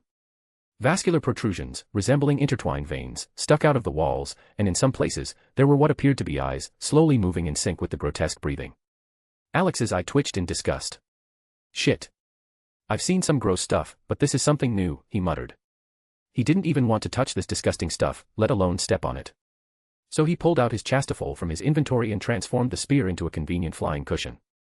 Settling onto it, he slowly floated forward, carefully observing his surroundings. This crap looks like it's alive, Gyrolol's voice sounded in his head. Don't I know it? It even breathes, the bastard, Alex grunted, feeling the foul stench of decaying flesh filling the air. Discussing with the Valkyries the disgusting mass that covered the entire basement, Alex continued moving on his flying cushion, hoping to find some clues. Carefully scanning his surroundings, he suddenly noticed a strange anomaly among the biomass. Flying closer, he saw that the flesh had formed something resembling an altar. However, what caught his attention the most was the object resting on this grotesque organic platform. Looks like some kind of altar, Regan Leaf spoke first. Better pay attention to what's on top of it, Alex pointed out, indicating the black stone ominously shimmering in the dim light. Could it be what we think it is? Hrist asked in surprise. Exactly, a fragment of the marker, Alex confirmed. But it's strange, why hasn't it been taken yet? Either way, it's better to remove it just to be safe. The Valkyries unanimously agreed with his decision. Before touching the artifact, Alex tried to determine whether this fragment was connected to the others. Upon closer inspection, he noticed faint energy threads extending upwards and disappearing into the distance. This meant that even separated, the fragments of the marker maintained a connection. Taking a massive black box from his inventory, Alex prepared to seal the find. The stone, about the size of a human head, was covered in strange symbols, but studying them now didn't make sense. Everything could be checked later. As soon as he touched the fragment, he felt a foreign presence trying to infiltrate his mind. Alex merely rolled his eyes, ignoring the effect, and quickly placed the stone in the box, sealed it, and put it back in his inventory. Well, that's done, he said, clapping his hands as if shaking off invisible dust. Alex, look. Something's happening with the flesh. Randgriz suddenly exclaimed, pointing to the side. Following her gesture, Alex saw the biomass rapidly changing. It trembled, contracted, and began to dissolve into a sinister, foul liquid. It became clear to him the fragment of the marker was holding this flesh together, and once the connection was severed, the entire mass started to break down. Watching the transformation of the disgusting growth into a viscous sludge, Alex had no intention of collecting samples for study. He certainly didn't want to touch that filth.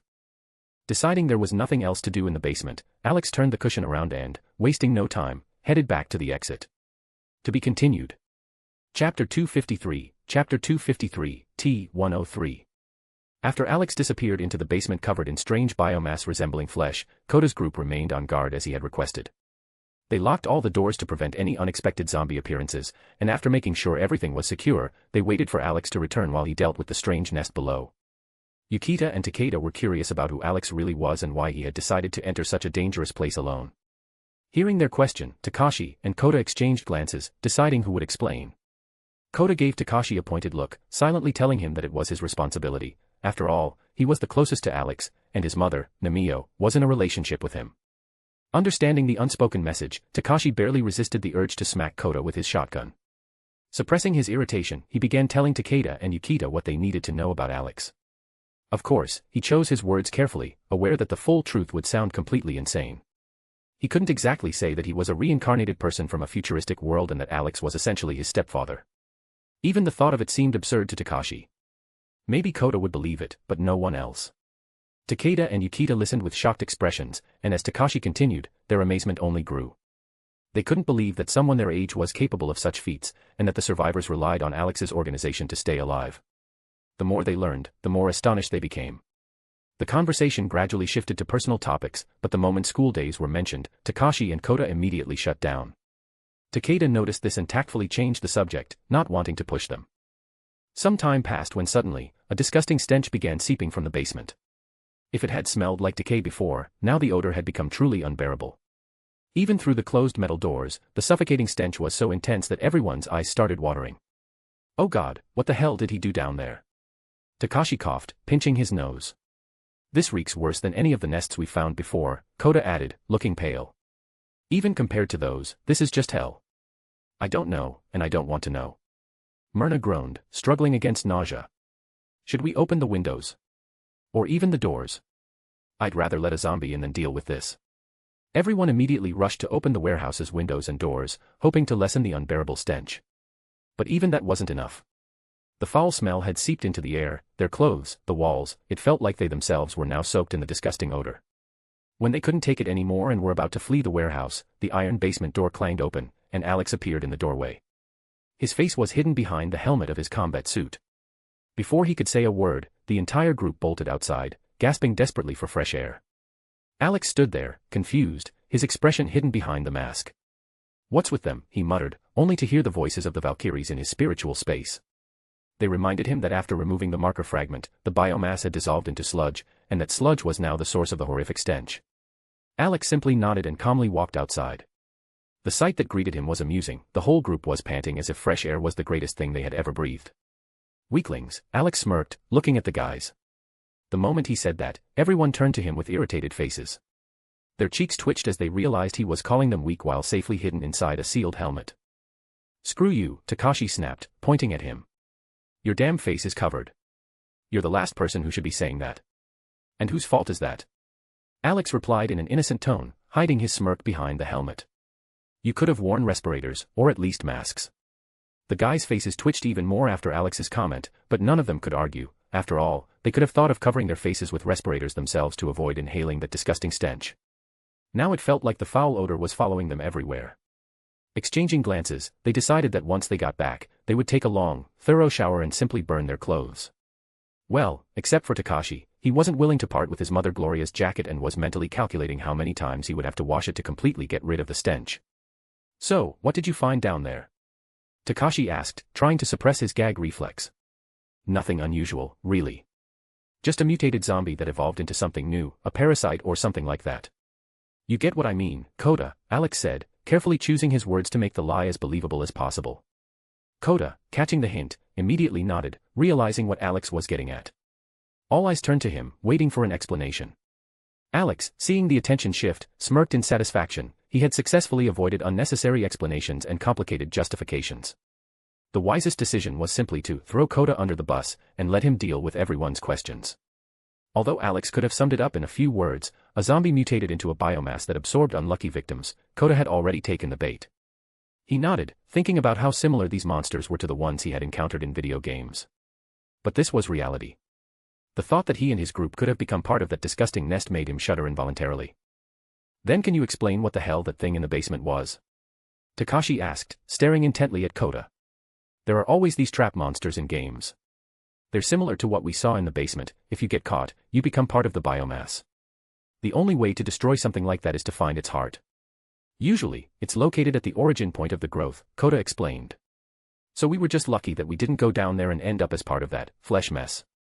Takeda asked, trying to process what he had just heard. Alex and Kota silently nodded. The realization of the gruesome fate they had narrowly avoided sent a chill through everyone.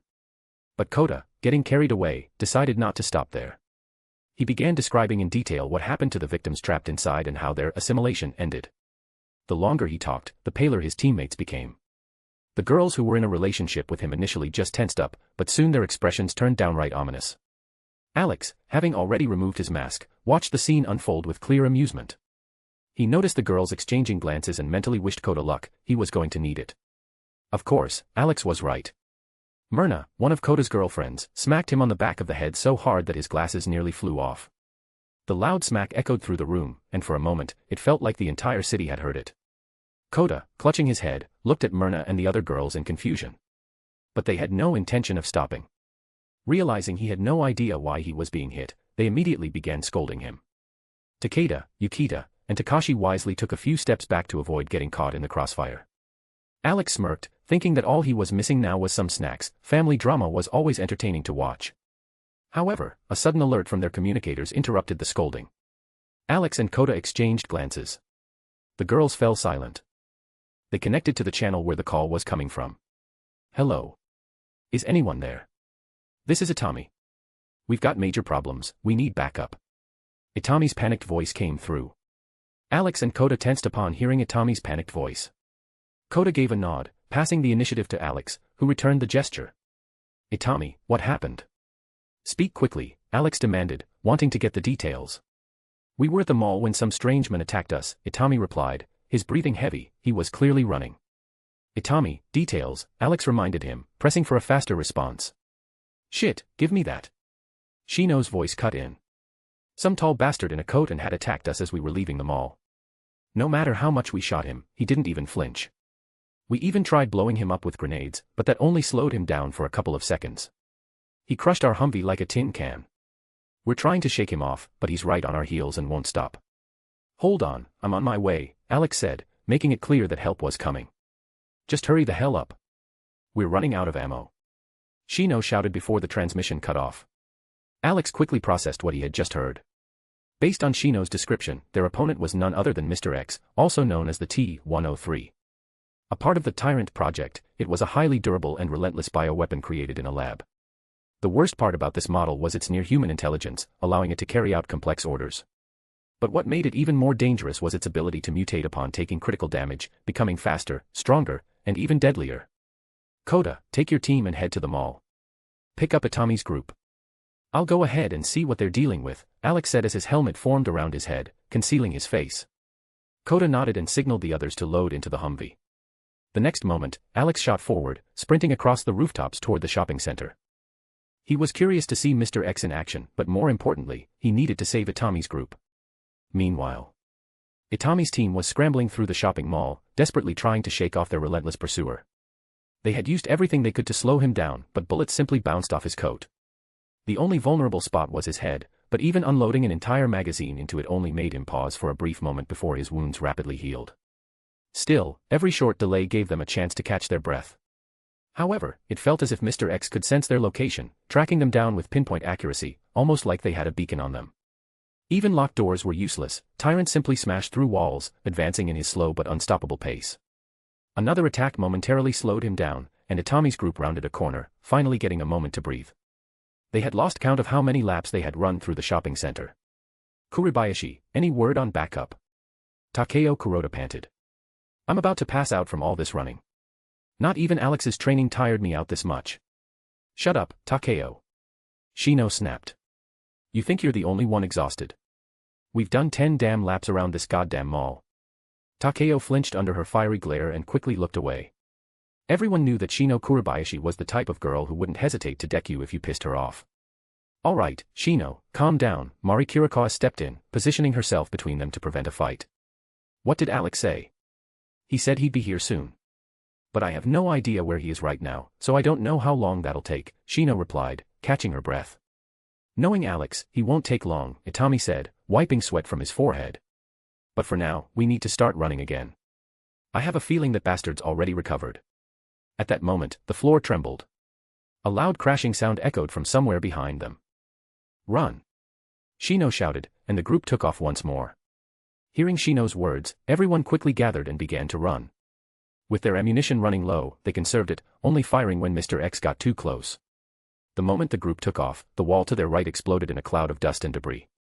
Through the breach, Mr. X calmly stepped out, his cold gaze immediately locking onto the fleeing group. The realization that their pursuer had recovered faster than before pushed Itami and the others to increase their speed, hoping to outrun him and hold on until Alex arrived. They were so focused on running that they didn't realize they had turned down the wrong corridor. Having circled the mall several times, they were familiar with its layout, but this time a single wrong turn played a cruel trick on them. It wasn't until they found themselves in a dead end that they realized there was no way back. The mood sank instantly. If Alex didn't make it in time, their fate was sealed. Shit, who turned the wrong way?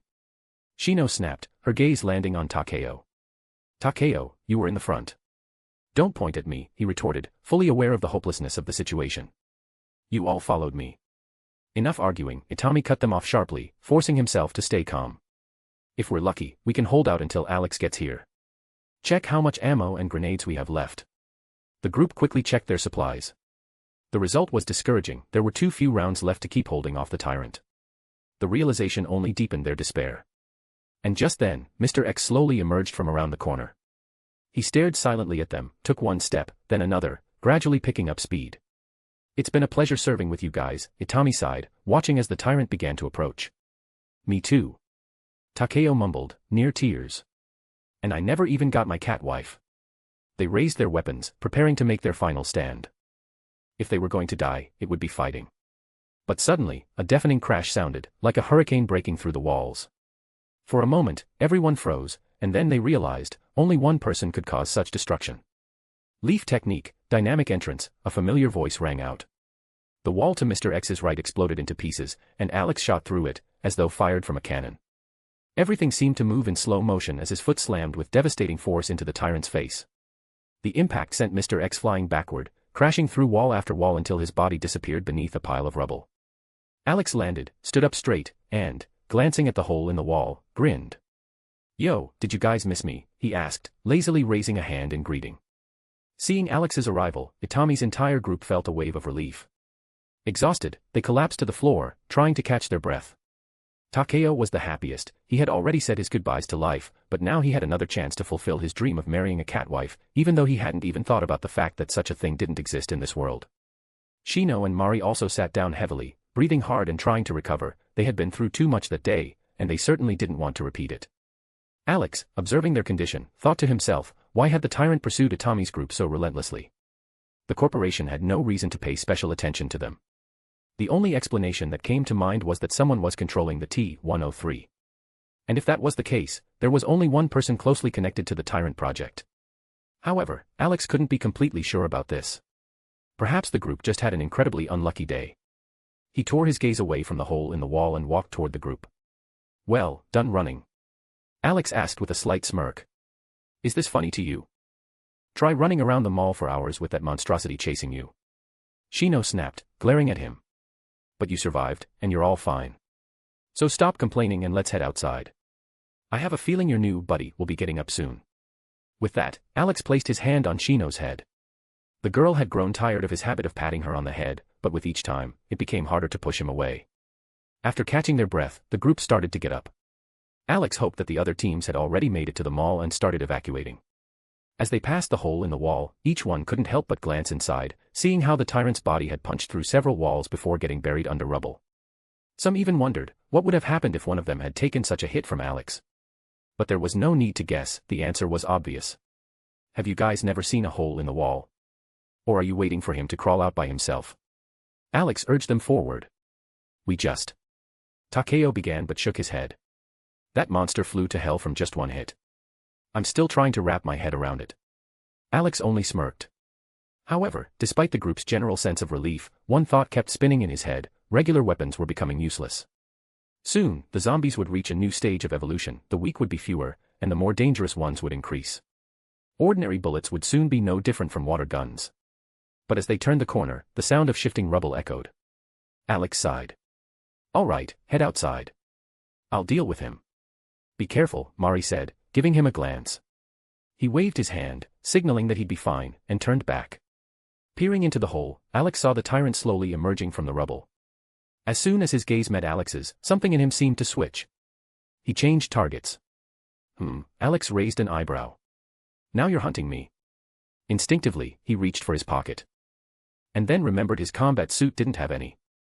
However, with a subtle movement, unseen by the tyrant, he pulled a cigarette from his inventory. Alex didn't want to reveal his abilities, knowing that everything the tyrant saw, the one controlling it also saw. Lighting the cigarette, he calmly waited for the tyrant to approach. Alex was curious about how strong Mr. X was in this world compared to El Gigante, the creature he fought in the Tokyo shelter. As the tyrant approached, it raised its massive arm and attempted to strike Alex's head with a powerful punch. However, Alex, remaining completely calm, took a small step to the side, easily dodging the attack. Mr. X didn't stop, swinging his fists over and over, trying to hit Alex. But Alex always dodged at the last moment, elegantly avoiding each blow. His movements seemed lazy, but in reality, they were meticulously calculated. The tyrant's mighty fists collided with the walls, creating huge dents with a thunderous crash. Watching this, Alex noted that Mr. X's strength was no different from his original form. He realized that this was the standard version of the tyrant, with no improvements. This meant that, after taking enough damage, it would inevitably begin to mutate.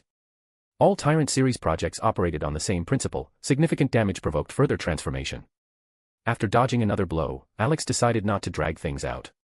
He had already learned everything he needed to know. Well, big guy, let's see how much damage your body can take, he smirked, cracking his neck. Of course, Mr. X didn't respond. Instead, it swung its fist again, aiming for Alex's face. But Alex vanished from the trajectory of the punch and instantly appeared in front of him, gripping the tyrant's head with an iron grip. Now you'll be my battering ram, Alex smirked, tightening his fingers around Mr. X's skull. Before Mr. X could react in any way, Alex jerked forward, using the tyrant's massive body as an improvised battering ram. With a thunderous crash, walls collapsed as Mr. X's back smashed through obstacles one after another. Alex moved quickly, as if carving a tunnel through the building, and a crazy thought flashed in his mind: what if he just brought down the entire mall this way? Following his sudden idea, he started intentionally demolishing the supporting columns, clearing his path through the building. Meanwhile, Itami's group had made it outside, where several vehicles had arrived to assist them. Alex's girls, as well as Koto and Lem's groups, were already nearby. As soon as everyone was outside, the sound of a deafening crash reached their ears from deep within the mall. Is he planning to demolish the whole mall? Renka joked, with a hint of disbelief. Oh, you're getting to know Alex better, Valmet smirked. Most likely, he's got the idea of using the zombie as a battering ram to level the entire building. Renka stared at her in complete astonishment, her eyes wide. She hadn't suspected that her joke might turn out to be true. The other girls simply nodded in silence, confirming what had been said. The other members of the group exchanged looks, skeptically shifting their gaze from one girl to the next. Wait, you're serious? Takeda asked, confused. Yep, the girls shrugged, as if it were the most normal thing in the world. Takeda was left utterly speechless. Meanwhile, the walls of the mall began to crack, and in some places, the ceiling had already started to collapse. Seeing this, the girls, as if anticipating the spectacle, made themselves comfortable, ready to watch the destruction unfold. When Lem's group arrived, their first question was, "Where's Alex?" Upon hearing that he was using the giant zombie as a demolition tool, none of the guys were surprised. They just nodded and decided to calmly wait for the end of the destruction. Takeda, Yukita, Mio, and Renka at that moment reassessed their views on Alex. Alex watched as the mall slowly crumbled, the first floor already almost completely collapsed. He was racing toward the center of the building, where a massive glass dome loomed on the ceiling. Picking up speed, Alex suddenly braked right under it, using inertia, and forcefully launched Mr. X upwards. A loud crack echoed as the tyrant's body shattered through the glass dome, sending shards raining down onto the mall. Alex crouched slightly, tensed, and with a powerful leap, shot into the air. Flying through the newly created hole, he instantly overtook the falling Mr. X and grabbed the scabbard of Muramasa. The characteristic sound of the activation mechanism in the scabbard was heard, and the katana's hilt shot straight into Alex's hand. With one smooth motion, he gripped it and, without wasting a second, executed a series of lightning-fast slashes. Muramasa's blade cut through Mr. X's body, scattering it into numerous pieces, leaving no chance for mutation or possible resurrection. The fragments of the tyrant's body plummeted down, and Alex followed, not wanting to land back in the collapsing mall. He pushed off the air and surveyed the space below. Right beneath him stood the girls, Koto's group, and Lem's fighters, watching his descent. Alex landed right in front of them, dramatically grouping himself in a superhero pose. As soon as his feet touched the ground, loud applause erupted. "Thank you, thank you. You're such a lovely audience, you make me proud of my profession," Alex said with a grin, bowing theatrically. "I see you had a great time, kid," Lem smirked. "Oh, absolutely. Not every day do you get to demolish a shopping mall using some strange zombie," Alex replied, giving a thumbs up. "I hate to break it to you, but you didn't demolish it," R interjected, grinning and pointing to the building behind Alex. Alex looked at him, then smirked slyly in response.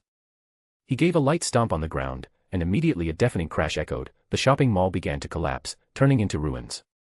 R's face visibly twisted, and he immediately lost all desire to continue the argument. Seeing him defeated again, the other guys laughed, which only further frustrated him. Alex stopped smiling and looked toward one of the nearby surveillance cameras. Raising his hands above his head, he formed a heart shape. Everyone around him stared at him in confusion, not understanding the meaning of his gesture. "Why are you doing that?" Valmont asked in bewilderment. "They're watching us. So, I recommend you all wave at the camera together," Alex explained calmly, pointing in the right direction. "What makes you think they're watching us?" Lem narrowed his eyes suspiciously. "It's obvious," Alex shrugged. "Now, enough wasting time. Everyone strike a dramatic pose and look at the camera. Let them know we're aware." Everyone exchanged glances but decided to play along with Alex. Rebecca, with a wide grin, ran up to him and stood beside him, copying his pose. The other girls joined in the fun as well. Even Valmont, with a heavy sigh, couldn't avoid the fate and formed a heart with her hands. Each of them struck the most ridiculous pose, knowing it would likely annoy whoever was watching them. In a second, everyone burst into laughter, imagining the face of the mysterious observer. When the laughter subsided, the team decided to head back to the ferry. Their next stop was the military base in Okinawa. To be continued. Chapter 254, Chapter 254, Time to sail to Okinawa.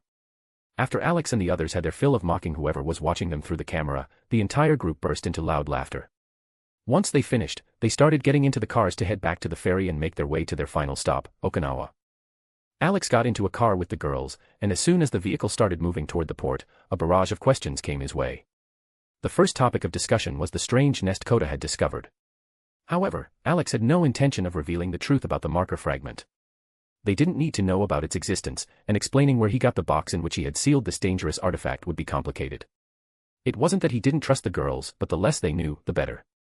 They were already aware of the existence of the obelisk, which drove people insane and turned them into grotesque monsters upon death. So, Alex gave them the same version he had told Kota's group. The basement housed a mutated zombie that had turned into biomass, consuming anyone who happened to get too close. The girls shuddered in disgust, but Rebecca, the ever-restless gremlin, immediately began asking what the biomass looked like and how it could be killed. More specifically, she wanted to know if it could be burned, just for fun. Realizing her train of thought, Alex only smirked and patted Rebecca's head as she cozily settled onto his lap. The next question concerned the strange zombie that had attacked Itami's group. Alex briefly explained that it was most likely another experimental specimen created by the evil corporation. Upon learning that yet another unusual zombie had appeared, the girls sighed heavily. They needed details, so to pass the time, Alex described Mr. X in detail, ensuring they understood what they might face and how to fight it if necessary. The T-103 tyrants, to which Mr. X belonged, were extremely dangerous. Even in their base state, they were lethal threats, and after mutating, they became even more terrifying. As usual, the most reasonable idea came from Saya. Analyzing the information, she suggested killing such creatures before they could mutate, using the most reliable methods, either blowing them up, burning them, or simply inflicting such massive damage that they had no chance of regenerating. Alex agreed with her logic, but the problem was that no one knew exactly how much damage was needed to kill a T-103 before it could mutate. "Oh, why can't we just fight regular zombies?" Ray groaned in frustration, leaning tiredly against Alex's shoulder. "Is it really so hard to make them not mutate? I've already lost count of how many times we've run into these freakish mutations." And now there are these, what were they called again? Necro-somethings. Well, it's only natural, Saya responded, rolling her eyes. Any virus mutates over time, becoming more dangerous. Humans have faced similar threats for centuries, which is why they developed vaccines to fight diseases. Yeah, but that doesn't change the fact that zombies keep mutating, Ray said with a frown. If you're so smart, why don't you create a vaccine to stop their evolution? Do you have any idea how much work that would take? Saya asked irritably. We'd need to isolate the pathogen, collect samples from numerous infected individuals, conduct a series of tests. She launched into a detailed explanation, switching into her know-it-all mode. Alex listened to her reasoning, occasionally nodding, but his thoughts were already elsewhere. The truth was, the girls didn't know the most important thing: people who had turned into zombies had no hope of salvation. Even their essence was gone, leaving behind only an empty shell, an existence devoid of a soul or personality. Alex himself had not yet had the opportunity to study the process of a human turning into a zombie, but he suspected that there was no way back. He also doubted whether it was even possible to create an antidote for zombie viruses, considering that this world had several different types of infections. The Las Plagas virus could be dealt with; it was enough to destroy the parasite inside the host's body before it took full control. But the Ouroboros virus and similar ones posed a much more complex problem. As Saya continued her monologue, Alex became completely absorbed in his thoughts. The girl seemed so caught up in the topic that she could probably write an entire dissertation on it. When she finally fell silent, it felt as if she had just delivered a full-length lecture. So, you're not as smart as you think you are, Rebecca smirked, looking at her with clear mockery. What did you just say? Saya hissed through gritted teeth. You heard me loud and clear, Pinky. I said. You're not as smart as you think you are, Rebecca repeated with exaggerated slowness, drawing out each word teasingly. You. Saya pointed an accusing finger at her in rage. Me. Rebecca mimicked her, grinning. And just like that, another noisy argument erupted, one that Alex didn't even attempt to stop. Not that he needed to; ultimately, they were heading straight into another dangerous situation waiting for them in Okinawa anyway. The vein on Saya's forehead began to throb ominously as she stared at the widely grinning Rebecca. The other girls sighed, realizing that these two had started another fight. A suspicion even arose among them that the endless bickering between Rebecca and Saya stemmed from the fact that they had the same hairstyle; both wore their long hair in twin braids. If not for her friends holding her back, Saya would have already lunged at Rebecca. Alex snapped out of his thoughts, realizing yet another quarrel had broken out, and from the looks of it, Rebecca was the culprit once again. Ladies, can you keep it down? Kiriko's voice rang out, her face adorned with a sweet smile. Your yelling is distracting me from driving. Or should I pull over and let you walk to the port on your own 2 feet? No, Rebecca and Saya answered in unison. Good. Now be quiet and remember, you're not the only ones here, Kiriko added with the same pleasant smile. Both girls quickly nodded, suppressing their urge to argue back.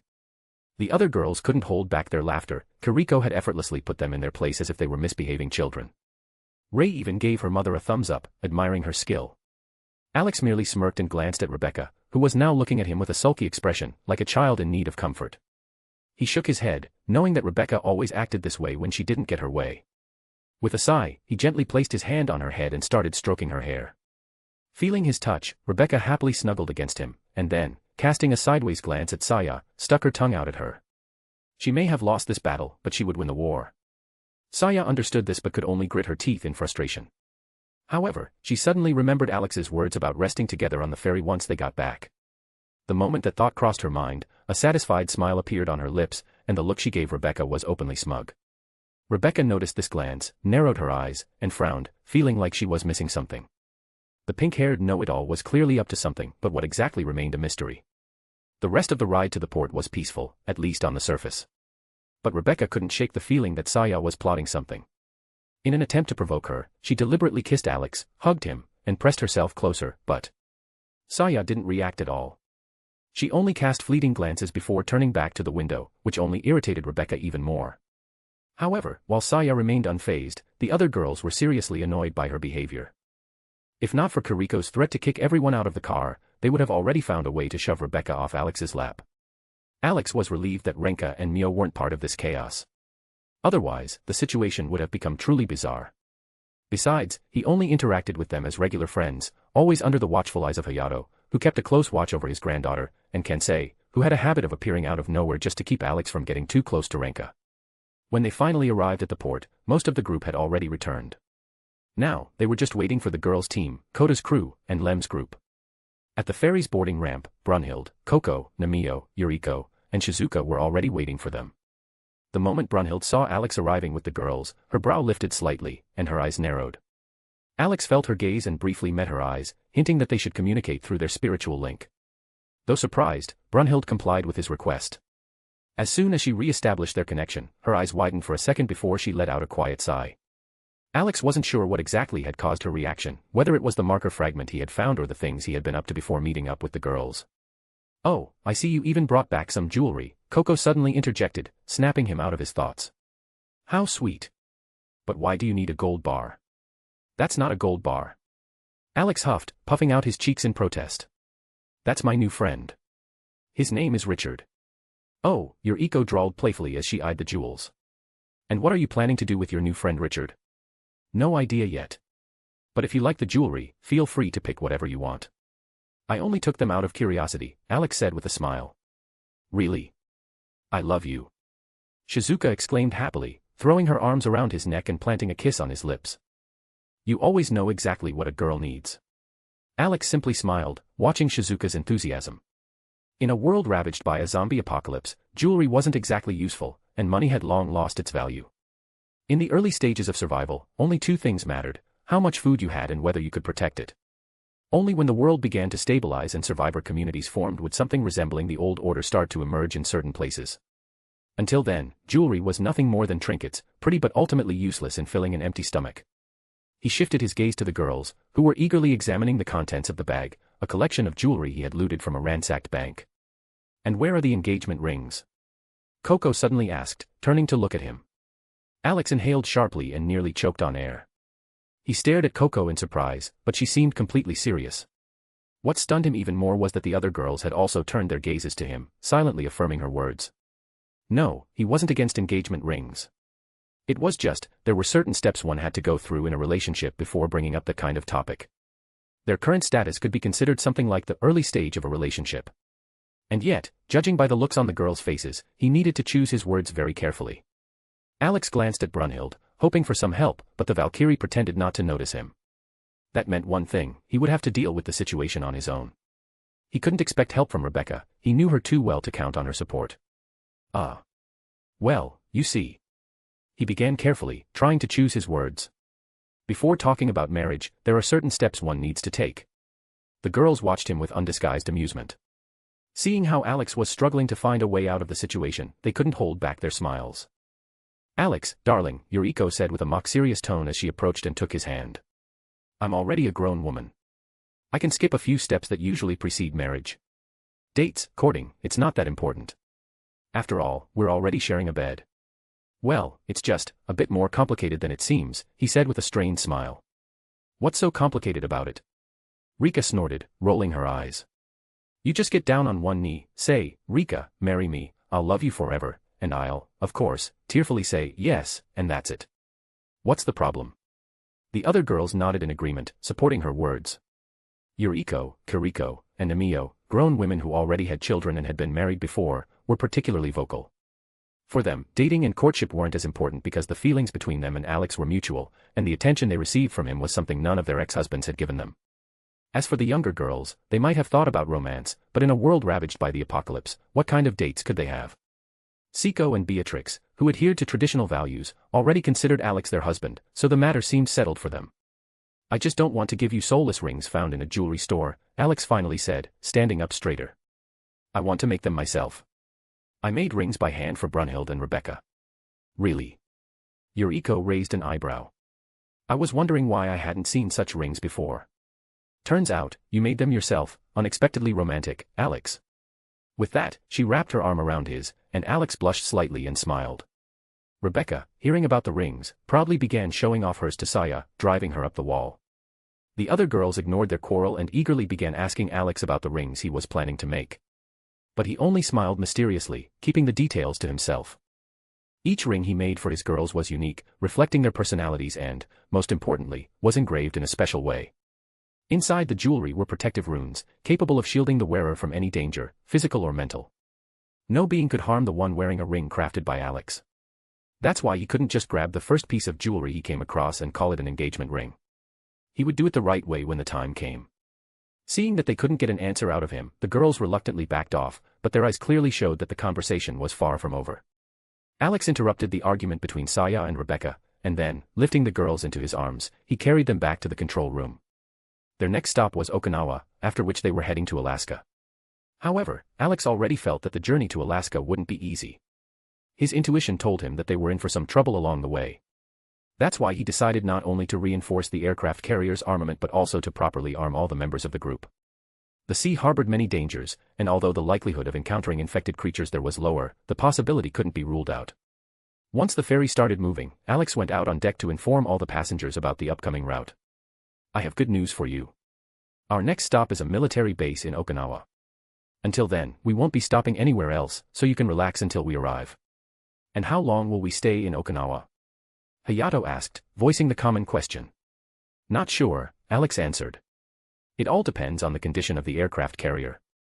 The maximum stay is a week, but most likely, it'll be less. So, don't worry about safety." The people nodded in agreement and relaxed a little. Everyone understood that traveling by sea was safer than staying on land, where you could stumble upon a horde of zombies or something worse at any moment. Not hearing any more questions, Alex returned to the control room, where he planned to keep his promise to Saya, a shared sleep. Without giving her time to react, he hugged her, covered her with a blanket, and closed his eyes. Saya froze for a moment, then blushed slightly. However, she hugged Alex back and also closed her eyes. Rebecca, watching this, squinted and immediately understood why her teasing hadn't affected Saya.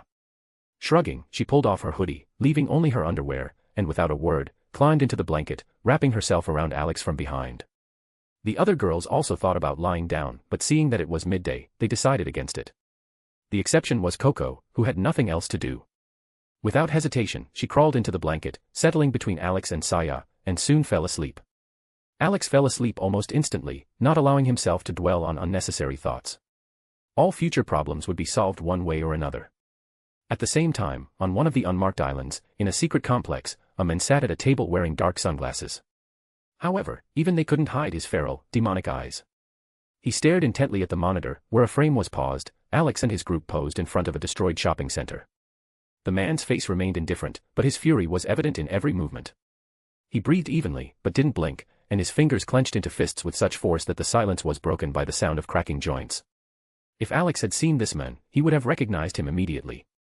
It was Albert Weskier, one of the main antagonists of the Resident Evil series, a former captain of the STARS Special Forces unit, and one of the two surviving participants of the Weskier project. From a young age, under the influence of Oswell Spencer, Weskier became dishonorable, cold-blooded, and power-hungry. He preferred to stay in the shadows, watching events from the sidelines, and striking at the most opportune moment. He didn't hesitate to betray if it served his goals. Weskier tore his gaze away from the monitor and quickly began typing on the keyboard. Lines of code flashed across the screen at a breakneck pace. The room was eerily silent, interrupted only by the rhythmic clattering of keys. Weskier had been monitoring the operation with T-103 from the very beginning. He had been the one controlling the creation, the Tyrant, developed as part of a secret project. Now, with Alex having destroyed it, Weskier wanted to know everything about him. How dangerous is he? Can he be used? Could he be pitted against the evil corporation while Weskier continues to weave his behind-the-scenes intrigues? Weskier had never abandoned the idea of getting rid of the leash the corporation had put on him. When the apocalypse began, he took control of the African branch of the evil corporation, using the Trisol Company as a cover for experiments on the local population. But as soon as an opportunity arose, he fled Africa with his loyal followers and settled on this island, where an abandoned but still functional research complex was located. Weskier thoughtfully touched his chin. "Let's see what you'll do next," he muttered, continuing to enter the next commands. At that moment, Weskier was trying to gather information on the unknown men who had easily dealt with T-103 and then used it to completely destroy an entire shopping mall.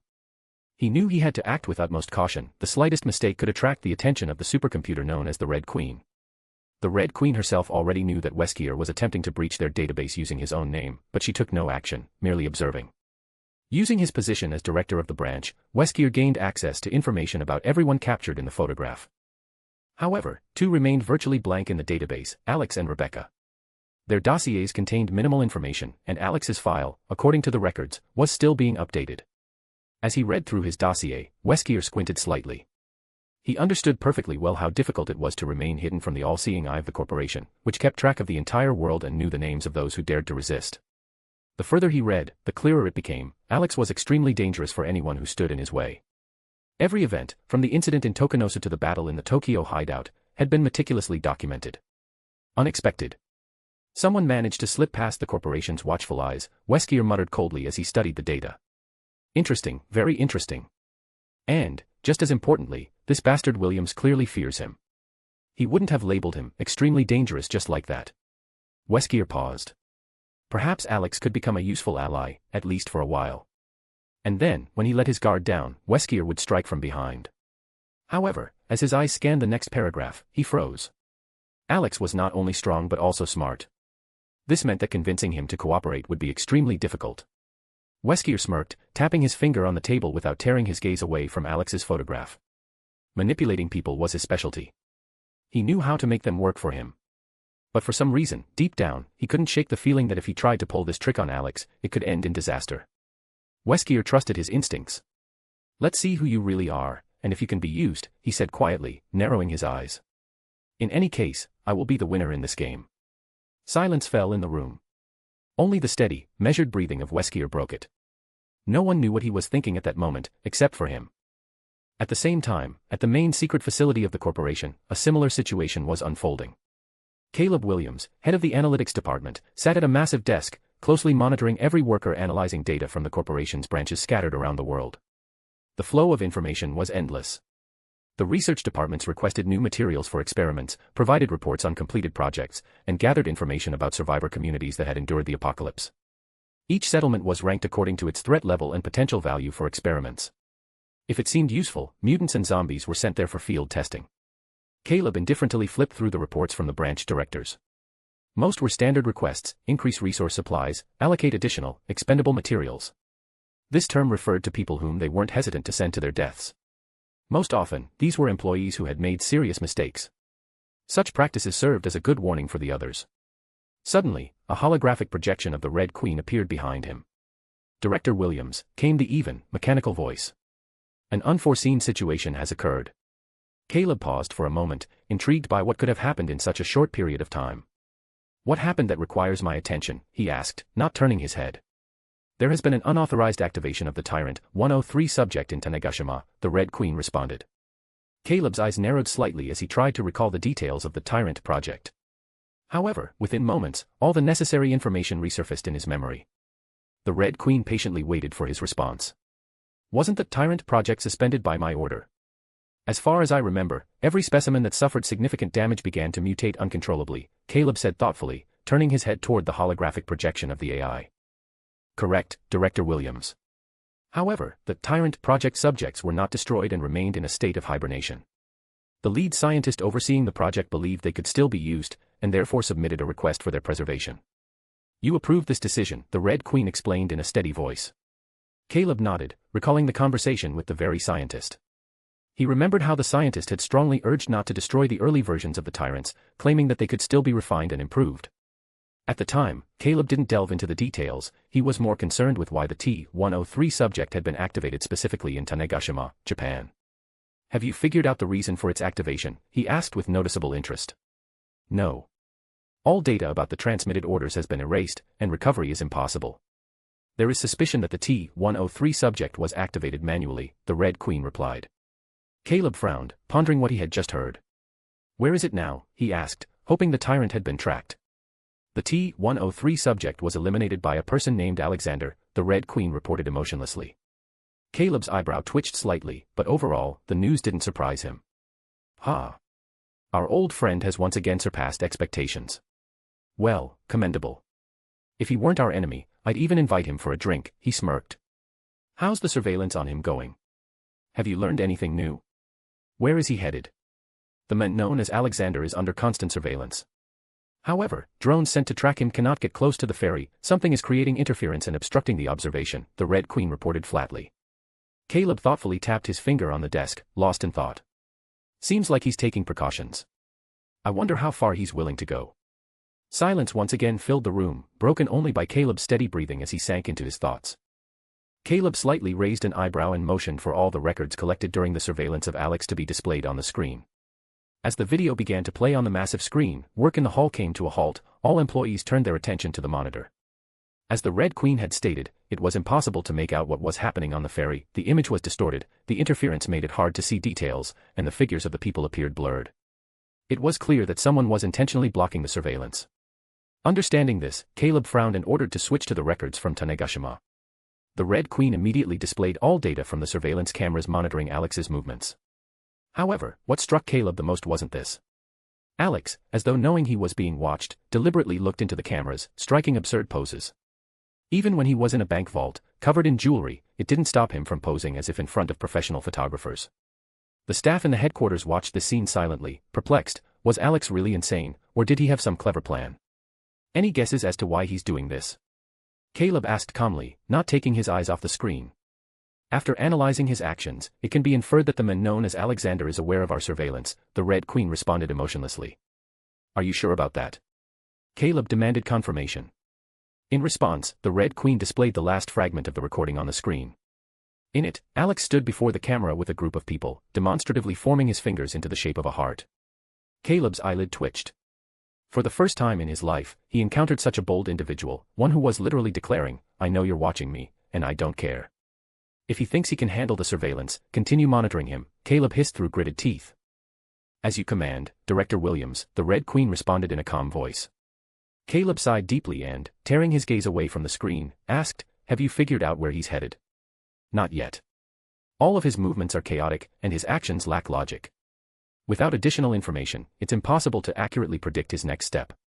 The only thing we've been able to record is that he and his group are actively stockpiling supplies and equipment. Based on this, we can assume they're preparing for a journey to a region unaffected by the virus outbreak. However, a more precise analysis will require more data, the Red Queen replied. Caleb nodded, waving his hand dismissively to signal that the conversation was over. He wasn't planning to dwell on it. Sooner or later, the necessary information would be in his hands. Over the years, he had learned an important principle: patience is the key to success. The Red Queen's hologram disappeared. But she didn't reveal one thing: she knew who was behind the activation of the T-103 subject. Moreover, that person was also closely monitoring events in Tanegashima. To be continued. Chapter 255, Chapter 255, almost at Okinawa. The ferry slowly made its way toward Okinawa. As soon as the vessel left the port of Tanegashima, Alex, holding Saya in his arms, instantly fell asleep. However, he didn't even notice when Rebecca and Coco joined them. The other girls, seeing that Alex was sound asleep, surrounded by three beauties, decided not to disturb them and went about their own business. But over time, the temptation to join them grew stronger. They enviously watched as Alex and the girls peacefully dozed off, unable to shake the thought that they also wanted to be in his embrace. Whispering among themselves, they discussed the situation until a sudden giggle from Ray drew everyone's attention. What is it? Kiriko whispered. Ray, barely holding back her laughter, silently pointed at Saya. The girl, smiling in her sleep, clung tightly to Alex, looking utterly content. Yuriko, seeing her daughter with such an expression, simply shook her head. The others continued discussing their plans for Okinawa and the journey to Alaska. No one except Brunhild knew exactly what Alex had in mind, so all questions were directed at her. Brunhild sighed and began explaining Alex's plans, at least as much as she knew. But her explanation was interrupted by a strange squelching sound. Turning toward the source of the noise, the girls saw an unexpected yet painfully familiar sight. Rebecca, comfortably nestled on Alex, was sleepily chewing on his face. Trying not to laugh out loud and wake the others, the girls exchanged knowing glances. This wasn't the first time, yet they were always amazed at how Alex managed to sleep through it. Does he not feel that at all? Valmet whispered. He's used to it, Brunhild shrugged. Doesn't even react. Evening gradually fell, and Alex, Saya, Coco, and Rebecca were still peacefully sleeping. The control room was nearly empty. Aside from them, only Namio remained, having taken over steering the ferry so that Gir, Stitch, and Mimi could play with the children. Yuriko and Kiriko sat by the window, enjoying the sea breeze and having a leisurely conversation. Soon, Ray and Rika returned to the control room, giggling like two schoolgirls. Keep it down, don't wake Alex, Namio tried to warn them, but it was too late. From the area where Alex was lying came a muffled groan, like that of a waking zombie. Ray and Rika froze immediately, realizing their mistake, and shot guilty looks at Namio, who could only sigh heavily. But before she could say anything, Renka, Mio, and Kazara appeared behind the girls. Meanwhile, Alex was beginning to wake up, instantly feeling the familiar pressure of teeth on his face. Without opening his eyes, he carefully pried Rebecca off and slowly sat up. His gaze was still dazed and sleepy as he tried to process what was happening and where he was. Scanning the control room, he finally noticed Ray and Rika's guilty expressions.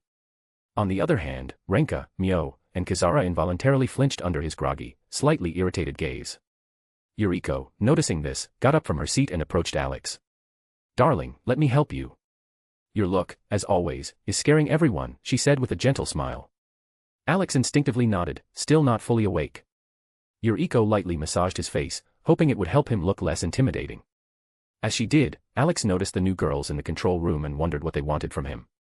But what intrigued him even more, why hadn't Hayato and Kensei broken through the window yet, screaming and making a dramatic entrance like FBI agents? Yuriko, having finished the massage, assessed the results, made sure that Alex now looked less intimidating, and, satisfied, gave him a quick peck on the cheek before returning to her seat.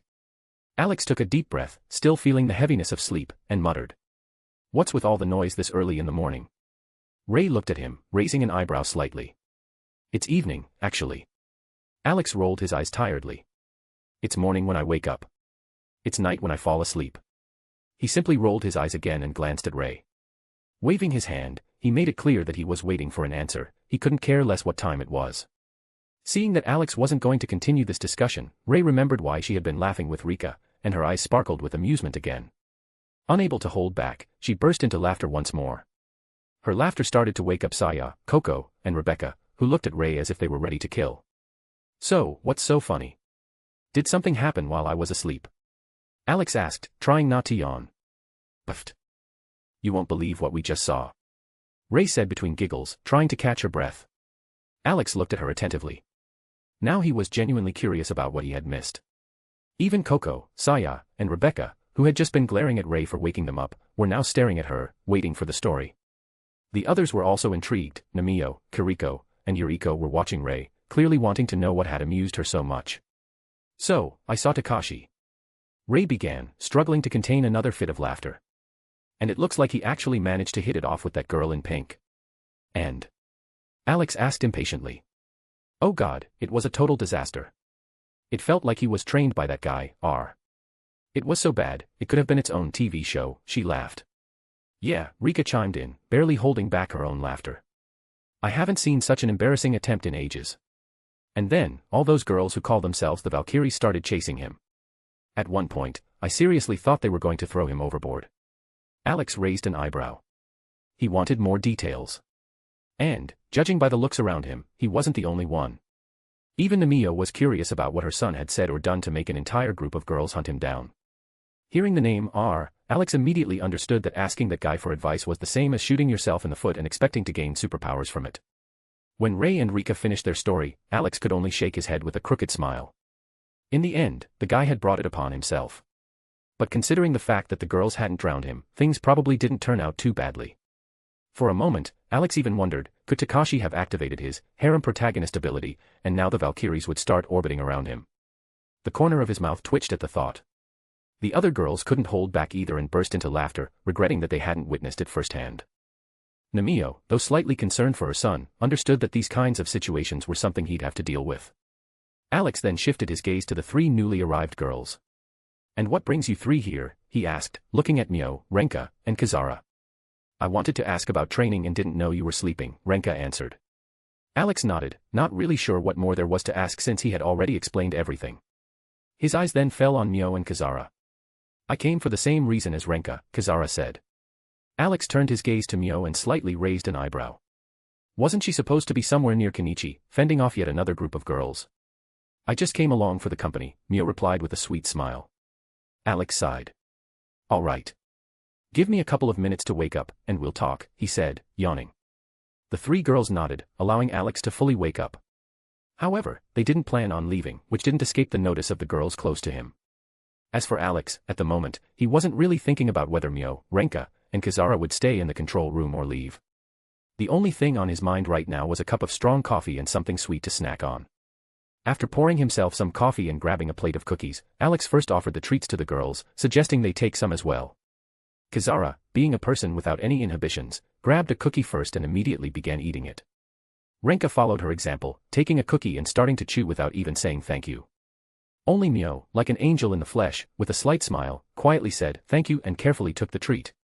Alex nodded in response and returned to his usual morning ritual, contemplating his coffee cup thoughtfully. However, his attention was drawn to another question: what had Kiriko been talking about with Renka and Mio, since those two had decided to leave Kenichi to the mercy of the girls who were sticking to him?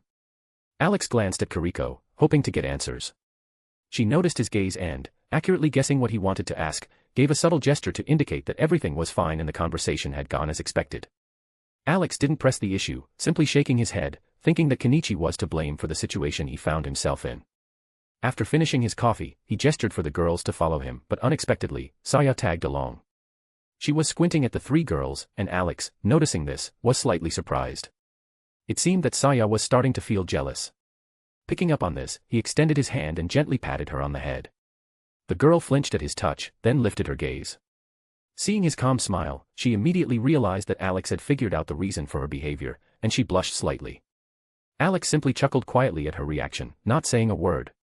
As soon as he stepped out of the control room, he immediately felt two hostile glares on him. Alex turned in their direction and saw Kensei and Hayato glaring at him, their faces marked by dark lines of irritation. Brushing off the disapproving glares of the two overprotective relatives, Alex continued on his way, leading the girls behind him. As he walked across the deck, he accidentally spotted Takashi, who was surrounded by girls from the Valkyrie group. Feeling a gaze on him, Takashi turned and locked eyes with Alex. Seeing the amused expression on his face, Takashi's face visibly sank, already realizing that Alex would definitely make fun of him in the future. Stopping from teasing his unfortunate son with a glance, Alex led the girls away from prying eyes and sat on the railing. Saya approached him and gently leaned against him. Even though she knew there was no reason for jealousy, she couldn't help but feel it. Alex simply smiled and, taking out a cigarette, lit it. "So, what did you want to talk about? Is it something about the training, or something related to it?" he asked, glancing at the three girls. "I've just been having trouble during training, and I can't figure out why," Renka admitted. Kizara also nodded, confirming Renka's words. Alex sighed and asked them to show him exactly what the problem was. Renka was the first to demonstrate her skills, showing her movements and explaining how she understood them. Alex watched her closely, noting that the girl did indeed have a talent for mastering Chiyu. However, he also noticed that her movements seemed a bit stiff, as if she was tensing up more than necessary. After finishing his observation, Alex understood the issue and gestured for Renka to stop. "In short, your problem with mastering Chiyu is that you're trying too hard," he said, addressing both girls. "Simply put, you want to learn as quickly as possible and ignore the most important aspect of training. Most likely, Kizara has the same issue." "And what is the main aspect?" Renka slightly tilted her head, listening carefully. "You both need to learn to relax," Alex explained. "It seems like you're constantly thinking about training and not giving yourselves a break. Find something that helps you distract yourselves and recover your energy." "How do you relax?" Kizara asked, hoping for some good advice. "Unlike you and other fighters, I don't need to go through some stages of learning," Alex shrugged. "As for rest, I either watch something to pass the time or work on my projects. Or I spend time with the girls, hugs, kisses, all that. But if you're looking for something simpler, I'd recommend taking a hot shower after training and trying not to think about martial arts. Just lie down, look at the sky, watch the sunset. For example, when I can't sleep, I watch the stars, it calms me down." "So, you're suggesting taking a hot shower, lying down, and relaxing, or finding something to distract you?" Kizara asked, frowning. "Exactly. Spend time with friends, chat with them, read manga or a book, anything that helps you relax. Don't think about training 24/7. Your journey is just beginning, everything in its time. At one point, you'll reach the end, but don't try to run before you've even learned to walk," Alex added, raising his finger as though giving wise advice. Mio, Renka, and Kizara looked at him, and it even seemed like a golden halo appeared behind him. In reality, it was just the light of the setting sun illuminating Alex from behind. He smiled, noticing how the girls were contemplating his words, and was glad that they might slow down a little with the training. Alex knew that Renka's desire to become stronger was linked to her drive to surpass Mio and take Kenichi away from her. As for Kizara, it was simpler. Her old excitement had reawakened, along with the desire to prove that girls could be just as strong as men. Alex continued the casual conversation with the girls, passing the time. He answered their questions, but most of the conversation was filled by Saya, who was actively bragging about how great Alex was. He didn't even know whether to laugh or cry at that moment. He couldn't have imagined that Saya would be so jealous and try to assert her superiority over the others. All this time, Alex felt the hostile gazes of two people upon him. Turning around, He locked eyes with Hayato and Kensei, who didn't even try to hide their animosity. Both were clearly displeased by how close Alex was to their granddaughter and daughter. Alex even thought that these two hadn't blinked once the entire time. Kensei knew that he couldn't do anything, as it would only provoke more dissatisfaction from his daughter. Hayato, on the other hand, simply didn't want Mio to get hurt. However, seeing her happy smile during the conversation with Alex, the old man slightly calmed down, but he still didn't stop watching him closely. Alex was chatting with the girls but noticed that Mio's face had slightly furrowed. She was looking in a particular direction with obvious irritation. Following her gaze, Alex simply sighed. The masters of Ryo Zanpaku had begun training Kenichi, and a small crowd of girls had gathered around him, supporting him. Renka also noticed that Mio's mood had soured.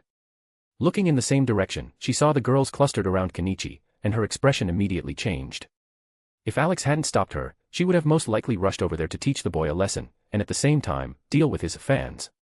"Let me go, I'll teach that thick-headed idiot a lesson," Renka said indignantly, trying to break free from Alex's grip. "Leave him," he replied calmly. "Haven't you heard the saying? While we have something, we don't appreciate it, but when we lose it, we realize how important it was. Let everything run its course. Your actions will only make things worse." After hearing Alex's advice, Renka calmed down a little, but the grinding of her teeth was still clearly audible. Alex shook his head, watching Kenichi's actions. He just couldn't understand how someone could be so awful as to push away someone they liked. Mio was also watching Kenichi and sighed heavily. She used to admire his kindness and selfless nature, but now she realized that in the current world, such kindness could be a double-edged sword. "Why do you think things will only get worse?" Kizara lazily asked, sitting on the railing. Alex just grunted. One doesn't need to look far to understand how Kenichi will act. Take Mio, for example. If she approaches him, hints that he should get rid of those girls, and says they're just using him, he'll immediately start giving his good-natured lecture, saying things like "don't fight" and "they're not at fault." In the end, I made sure that conversation didn't happen. Because those words would definitely push her away. He's right. Even a fool would realize that this Kenichi is a spineless idiot. And I'm not the only one who thinks so, Saya snorted, leaning on Alex's shoulder. Is Kenichi really that bad with his character? Mio quietly asked, her face reflecting confusion. Alex sighed heavily and gently placed his hand on her head. Honestly, he didn't want to get involved in this school drama, but seeing such a kind girl like Mio suffering didn't sit well with him either.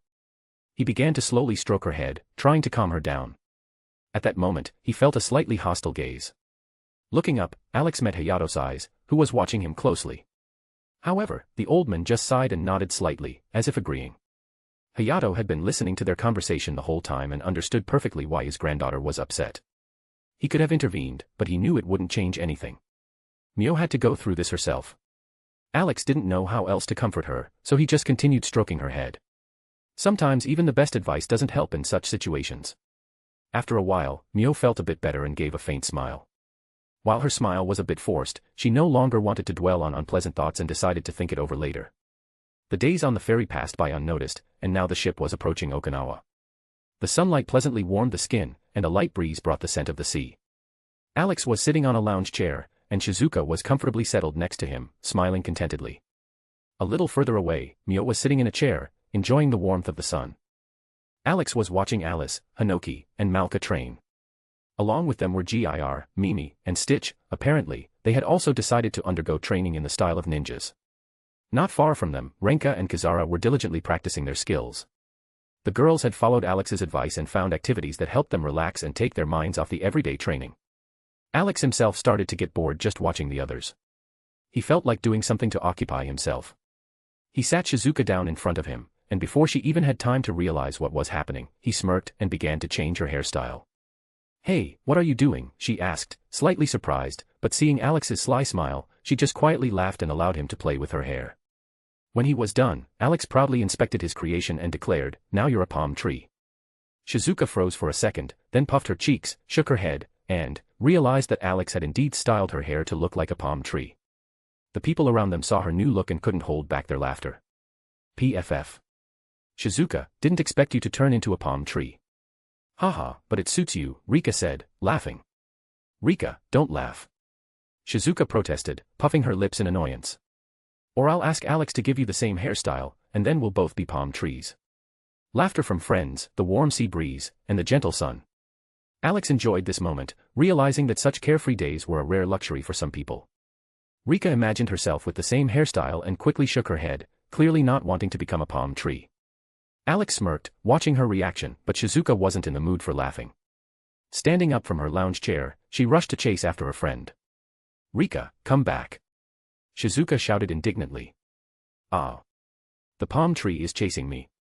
Rika teased, laughing as she weaved around the deck. Alex watched their fun with a smile before turning his gaze to Mio, who was also quietly laughing, watching the girls run around the deck. He didn't know what her relationship with Kenichi was like now, but one thing was clear: Mio was gradually distancing herself from him. And Kenichi, in his eternal slowness, didn't even notice it. The same situation applied to Renka. In the past few days, Alex had seen that their relationship hadn't just stalled, it had even taken a step backward. "Well, Mio, want a new hairstyle too?" Alex asked with a smile. "Just not a palm tree," she laughed. "Don't worry, I have plenty of experience. Rebecca can vouch for me, I sometimes change her hairstyles." He nodded toward the girl, who was lazily lounging on a deck chair. "Trust his hands, girl. You won't regret it," Rebecca drawled, lazily lifting her sunglasses. Mio smiled and sat down in front of Alex, allowing him to work on her hair. He thought about what hairstyle to give her. Hayato, as always, was somewhere nearby, glaring at him with hostility, but Alex was already used to it. Whistling a tune, he began to braid Mio's hair. Renka, who had been training nearby, noticed this and slightly squinted. A hint of jealousy flashed in her gaze. She felt like she was losing to Mio again, even in something as trivial as this. Alex didn't notice her look, but the other girls did. They exchanged glances and looked at him suspiciously. Feeling the weight of their persistent gazes, Alex turned his head and gave them a questioning look. "Alex, I've been wanting to ask.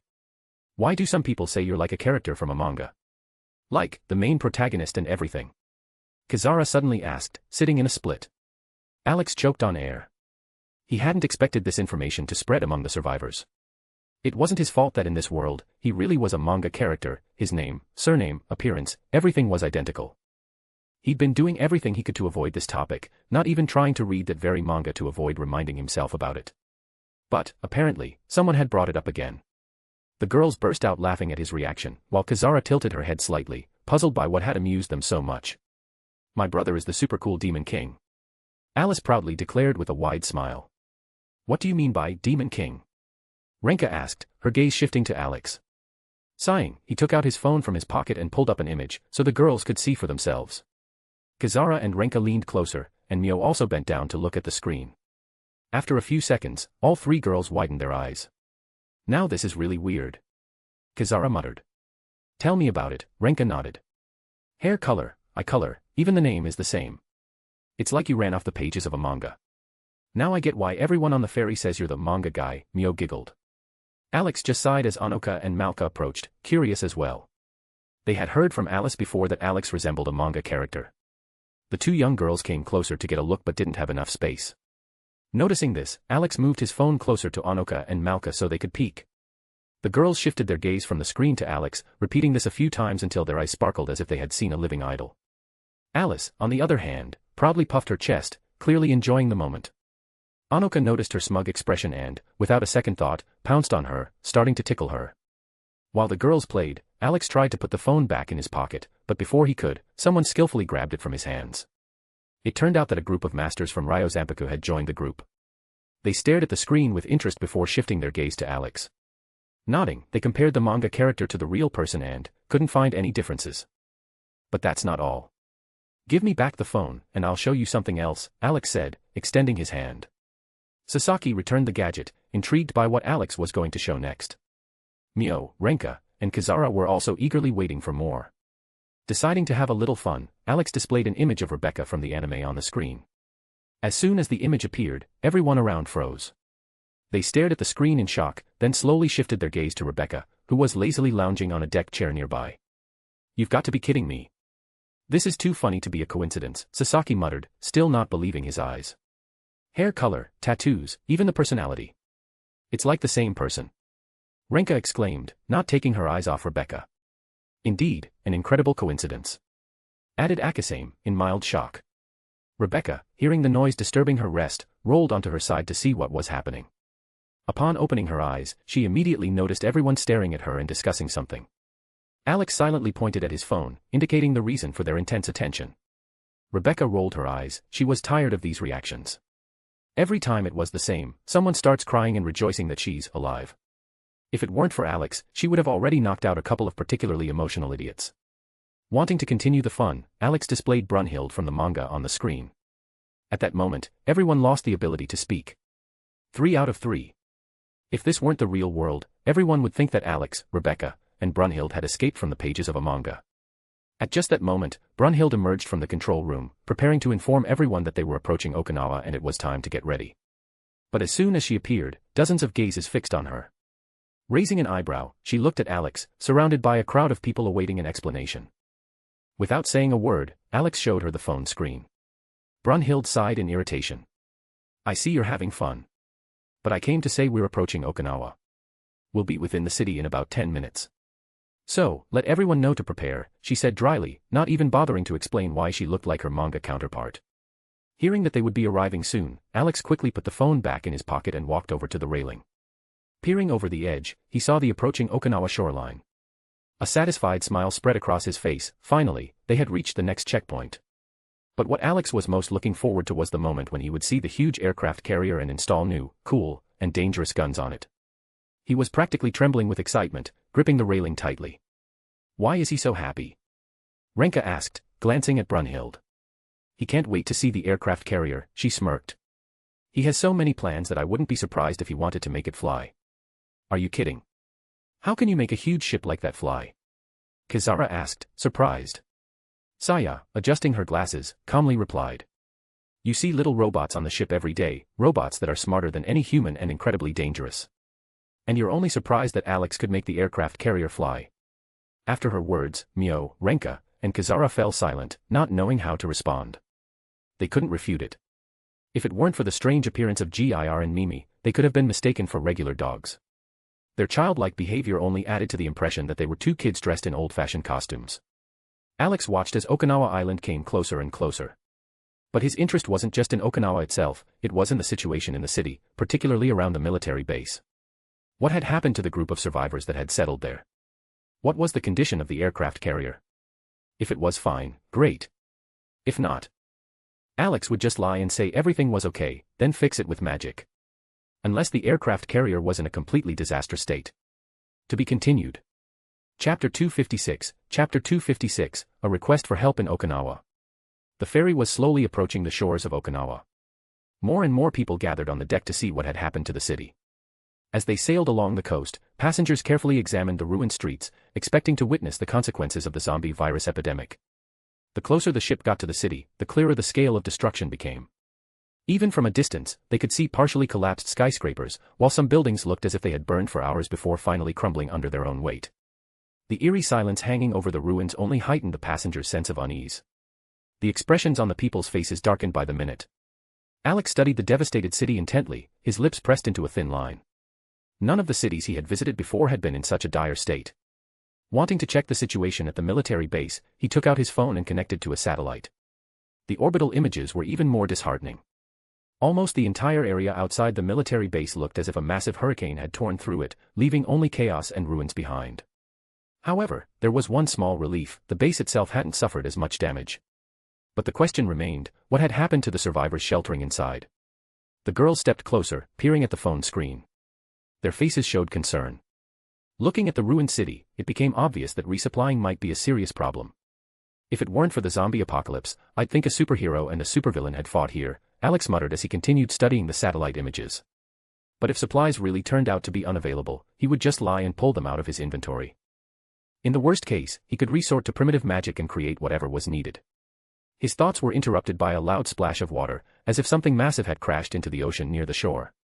Alex lifted his head, and the girls, following his gaze, turned their attention to the source of the noise. On the shore stood two strange-looking zombies. "What the hell?" Ray asked in surprise. "What are they throwing at us?" Kiriko frowned, trying to get a better look. "A flesh ball," Alex squinted. And indeed, the two massive zombies raised another pair of grotesque, fleshy masses above their heads and hurled them toward the ferry. Fortunately, the vessel was still far enough away that the projectiles fell short of their target. Alex narrowed his eyes, trying to get a better look at these mutants. He cupped his hands like binoculars and studied the creatures carefully. He had seen something like this before. Ogre, he finally recalled. These things are from the Back 4 Blood universe. But there was a difference. They didn't look exactly like they did in the game. These ogres had a mix of their original features blended with elements of necromorphs, as if two different species had tried to merge into one.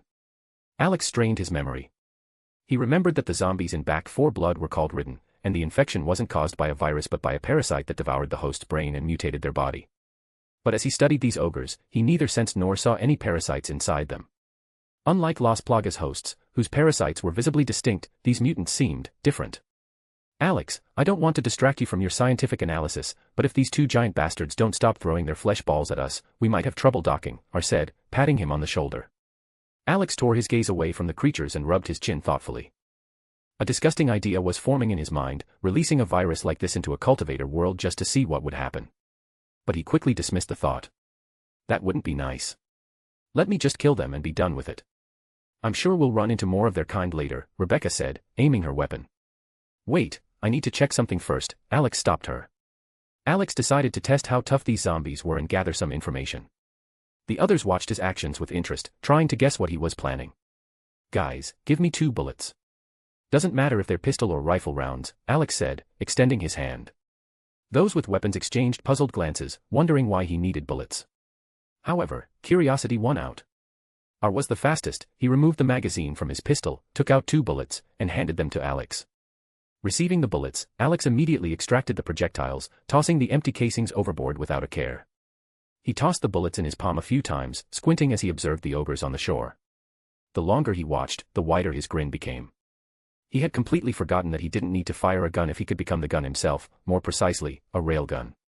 And what exactly are you planning to do with them? Saya asked, watching his actions. Do you remember when I told you about chakra? Alex asked instead of answering. That thing you used to move super fast. And also breathe fire and disappear in a cloud of smoke. Coco clarified, tilting her head thoughtfully. Something like that, Alex nodded. But it's time for you to learn more. Chakra is a mix of mental and physical energy. It's divided into 5 main elements: fire, water, earth, wind, and lightning. And what are you going to do with that? Beatrix asked, her eyes sparkling with anticipation. Alex glanced at those around him, seeing their growing interest. The martial artists in the group listened particularly closely. He didn't go into too much detail, there would be time for that later. For now, he decided to have a little fun. Darling, you asked what I'm going to do. He turned to Beatrix with a wide grin. I'm going to become a walking railgun. Silence. The people on the deck froze, processing his words. Brunhild just sighed heavily, knowing her husband had once again found a way to amuse himself. However, the mention of a railgun made everyone else look at Alex like he was insane. How the hell was he planning to pull that off? Before anyone could ask, electricity began crackling around Alex. Everyone instinctively took a step back as the air filled with the smell of ozone, and their hair stood on end from the static charge. Rebecca instantly pulled out her phone and started recording, even asking GIR and Mimi to capture it in slow motion. Alex just smirked, stretched out his hand, and took aim at the 2 ogres on the shore. Holding one bullet between his thumb and index finger, he focused and muttered quietly. Lightning release, railgun. There was a sharp crack. The bullet shot off his fingers, leaving a bright plasma trail behind it, and pierced the first ogre's body. A shockwave passed through it, vaporizing flesh and leaving a massive hole. Alex immediately fired the second round. This time, the bullet veered slightly mid-flight, striking the second ogre in the right side. Half of its body simply vanished in an instant. The ogres didn't even make a sound, their bodies collapsed before they could comprehend what had happened. Well, that's one problem solved. Now we can dock in peace, Alex said with satisfaction, nodding his head and grinning. Those idiots won't be throwing meatballs at us anymore. With a wide grin, Alex turned around to look at the people behind him. Everyone was staring at the shore with their mouths agape, as though they had witnessed something that defied the laws of nature. If it weren't for the hushed whispers among the team, he would have thought they had completely lost it. A fleeting thought crossed his mind that perhaps he had overdone the demonstration just a little. So, how was it? Did you enjoy the show? He asked with a smirk. All eyes immediately turned to him, but their expressions ranged from awe to utter shock. Alice, Anoka, and Malka were staring at Alex with wide eyes, imagining how they might someday repeat this trick. GIR, Mimi, and Stitch all gave a thumbs up, indicating that their dad had exceeded all expectations. Rebecca looked the most pleased. For a moment, she even considered trying to master something similar, but quickly reconsidered. Guns were still closer to her heart. Coco, Valmet, Kiriko, Yuriko, Namio, Saya, Siko, Beatrix, and Ray stared at Alex in open disbelief. They had already seen him breathe fire, but what he had just done was far beyond common sense. Alex had literally launched a bullet at such incredible speed that it left a plasma trail behind it. So, why the silence? Isn't that cool? When else in your life will you see something so exciting? Alex threw out with a grin, hoping to snap everyone out of their stupor. But the silence on the deck was starting to bother him. He hadn't expected such a simple demonstration of chakra to have such an effect. However, recalling the world he was in, he quickly realized that even martial arts masters would likely be incapable of pulling something like that off, let alone anyone else. Suddenly, the silence was broken by a joyful shout. "Big brother, you're so awesome. You're going to teach me how to do that too, right?" Alice squealed, practically jumping onto Alex. Anoka and Malka weren't going to be left behind and, like two little monkeys, clung to his arms. "Big brother, I want to learn too. Will you teach me?" Anoka asked, clinging to his shoulder. "Me too," Malka added, hanging from his other arm. Of course, but in due time, Alex replied with a smile, not planning on refusing to teach them. The girls practically glowed with happiness, and Alex glanced at Jonah, silently asking if there were any objections to teaching Malka. He merely nodded, signaling that it was fine. With loud, joyous cries from the three young girls, the rest of the team finally began to snap out of their stupor. Rather than trying to process what they had seen, they decided to just accept it as fact. In many of their minds, one thought passed: if it's Alex, then it's all good. "Alex, did you just launch a bullet head at a speed exceeding Mach 9? How?" Saya finally spoke up, still in a daze. Her question made the others perk up. They too were curious how something like that was even possible. Once again, all eyes focused on Alex, waiting for an explanation. Even the masters from Ryozenpika moved closer, clearly intrigued. Alex just sighed heavily, looked out over the railing to estimate how much farther they had to go until they reached the military base, and, confirming there was enough time, turned back to the team. "Dear Saya, I've already told you that chakra is divided into 5 main elements. One of them is lightning. Knowing how a railgun works, it's pretty easy to replicate such an effect," he explained with a smile, avoiding unnecessary details. Saya nodded, understanding what Alex meant. She remembered how he had held the bullet and realized that it had been done intentionally. However, for the others, his explanation sounded like scientific nonsense. Only those who had even the slightest idea of what he was talking about were able to grasp the essence. "You said you'd teach us this thing, what was it?" "Chakra. Can we do it too?" Are asked with interest. Alex stared at him like he was an idiot. "Are you serious right now?" he asked, narrowing his eyes. "What's the problem?" Toji interrupted, not understanding why Alex was reacting like that. Alex sighed heavily and started massaging his nose, astonished by the stupidity of the question. Taking a deep breath, he launched into a tirade, explaining why they wouldn't be able to replicate what they had just seen. His monologue was so detailed and strict that everyone felt like schoolchildren in front of a stern teacher. Once he finished, Alex took a breath and continued more calmly, explaining that they hadn't even awakened their chakra yet they were already dreaming of doing something like that. He outlined the basic principles of chakra, its nature, and how it worked. Gradually, the listeners began to realize that without proper preparation, replicating his trick was simply impossible. "Now is everything clear?" he asked, looking at those he was teaching. "You didn't need to give a whole lecture. You could have just said we can't do it," Ar muttered, rolling his eyes. Alex's eyelid twitched, but in the next second, his face smoothed out, as if he hadn't heard Ar's words. Brunhild and Rebecca exchanged glances and mentally wished the guy good luck. They knew, when Alex looked like that, nothing good came of it. The other girls also grew wary. Saya quietly tugged on Rebecca's sleeve. "What's going on? Why did he suddenly calm down?" In response, Rebecca just smirked. Ar noticed the sympathetic looks directed at him, and a bad feeling began to stir in his chest. The guys standing nearby also realized that Alex wasn't going to let it slide. Without saying a word, Alex walked up to GIR, placed his hand on its head, and nodded toward Ar. GIR immediately understood. Leaping off the railing, it slowly moved toward its target. Ar turned pale. Hey, wait, we can talk this out," he exclaimed, but upon seeing the crackling electricity on GIR's paws, he decided to make a quick escape. But how can you escape from a robo-dog? A few seconds later, the deck was filled with a dying scream, followed by the smell of burning hair. Everyone stared at Ar, lying unconscious, with a light smoke rising from his body. "Well, that's that. I don't mind silly questions, but now at least he'll think twice before asking them," Alex said carelessly, throwing his hands behind his head. Ar's friends looked at their companion, and burst out laughing. Alex smirked to himself and made his way to the control room, with the girls following him. They were also smiling, watching the poor guy's fate unfold. Saya caught up with Alex, grabbed his hand, and while they walked, continued to ask him about chakra. Once in the control room, Alex sat in the captain's chair and began not only explaining the nature of chakra but also demonstrating it so the girls could understand it better. He also warned them that controlling chakra was a labor-intensive process, and if one started learning at a later age, it would be more difficult, as chakra is typically taught from childhood. However, he was sure that Seiko and Beatrix wouldn't need that. Their breathing techniques had already given them a huge advantage. Only Valmont and Ray might benefit from chakra control training. Rebecca and Brunhild were already strong enough and knew how to defend themselves, especially since their engagement rings already contained several defensive runes. Nonetheless, Alex thought it would be a good idea to create energy shields for the other girls while he worked on crafting defensive rings for them. Slowly but surely, the ship was approaching the military base's territory. Alex sat lazily in the captain's chair, steering the ship while quietly humming a pirate song. He couldn't wait to arrive. New opportunities for his plans were ahead. But despite that, a feeling of unease lingered in him. After Okinawa, he felt more and more that the chaos in the world was only intensifying. If he'd already encountered 2 zombies with necromorph traits, he didn't even want to imagine what would come next. It looks like there are still survivors at the military base, Rika said, peering into the distance through binoculars. Intrigued, Alex stood up from the chair and approached her.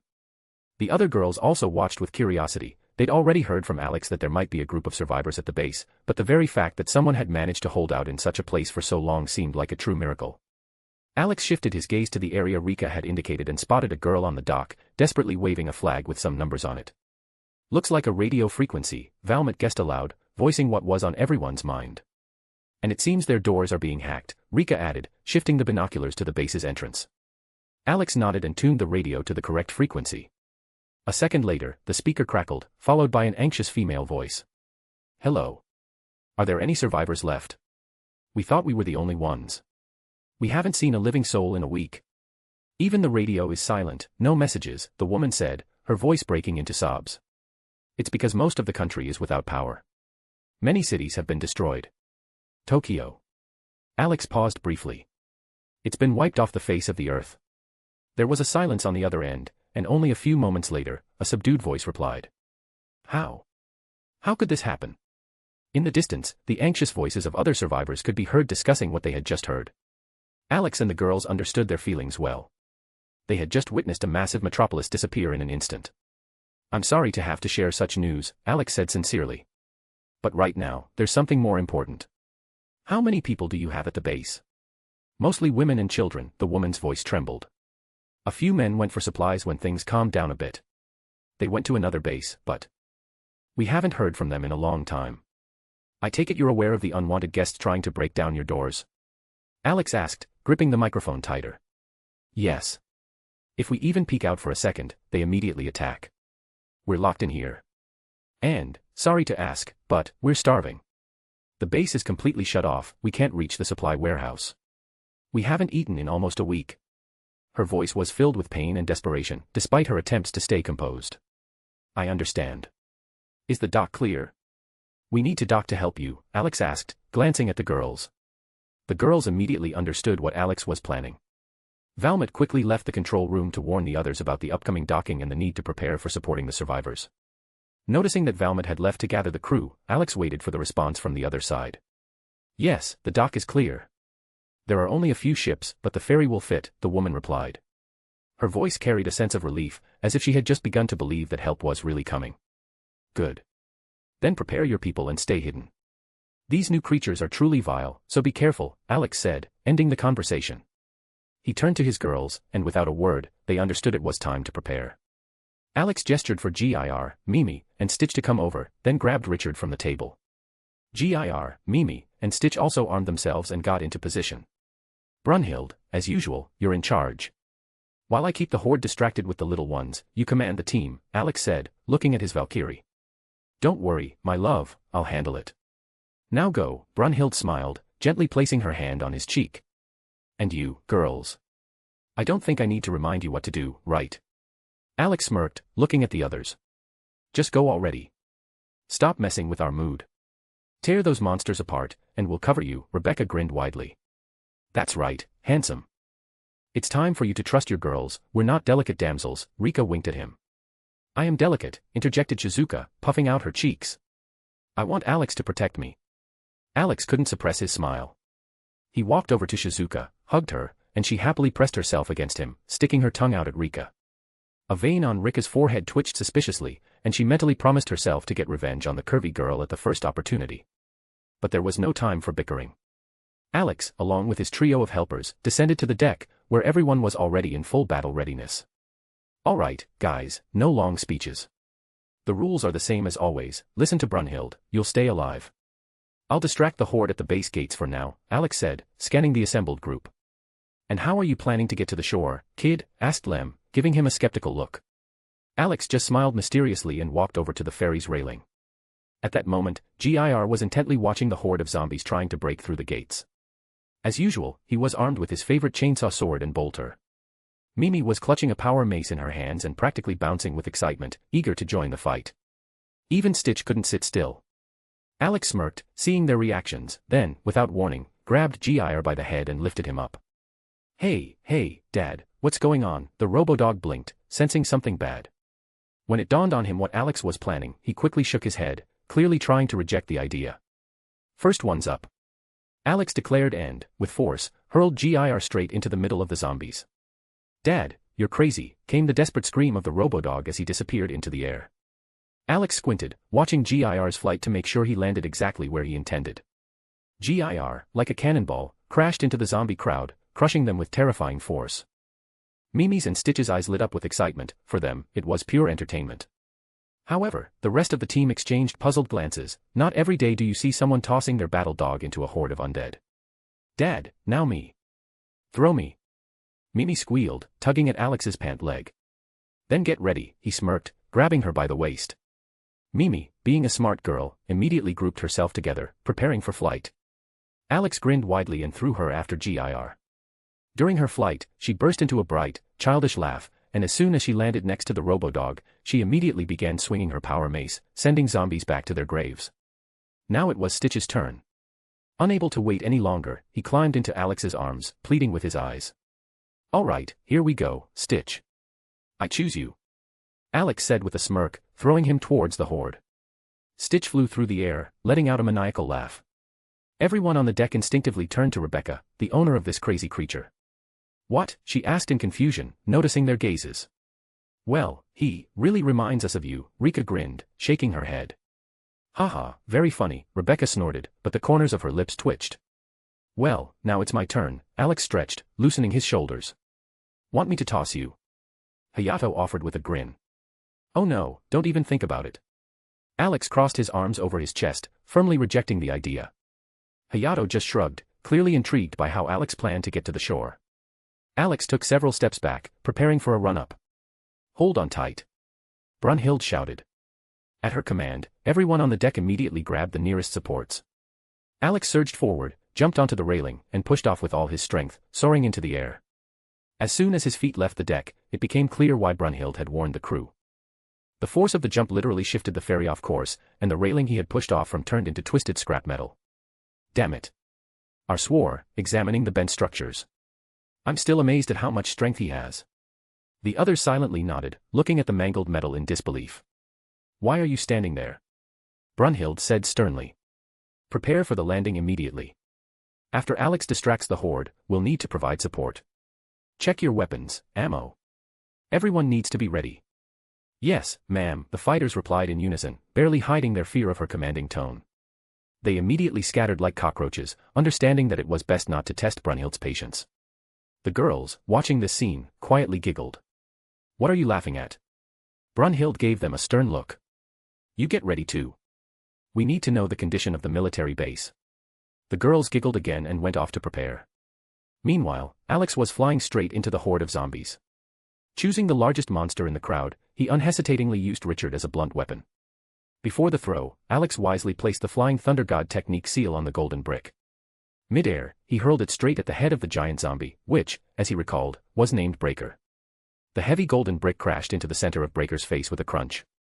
The impact made the giant monster stagger backward, taking a few unsteady steps before collapsing onto its back, raising a cloud of dust. Alex instantly used the Flying Thunder God technique and appeared directly on the fallen zombie's chest. In that same moment, all the other undead, which had been hammering against the gates of the military base, abruptly turned in his direction. Standing on the massive zombie's corpse, Alex scanned the horde of zombies from different worlds. Upon closer inspection, he noticed something odd in their appearance, faint, barely noticeable features of necromorphs. It wasn't too obvious at first, but the more he focused, the clearer the resemblance became. With ease, Alex kicked the golden brick into the air, caught it with one hand, and a predatory smile spread across his face.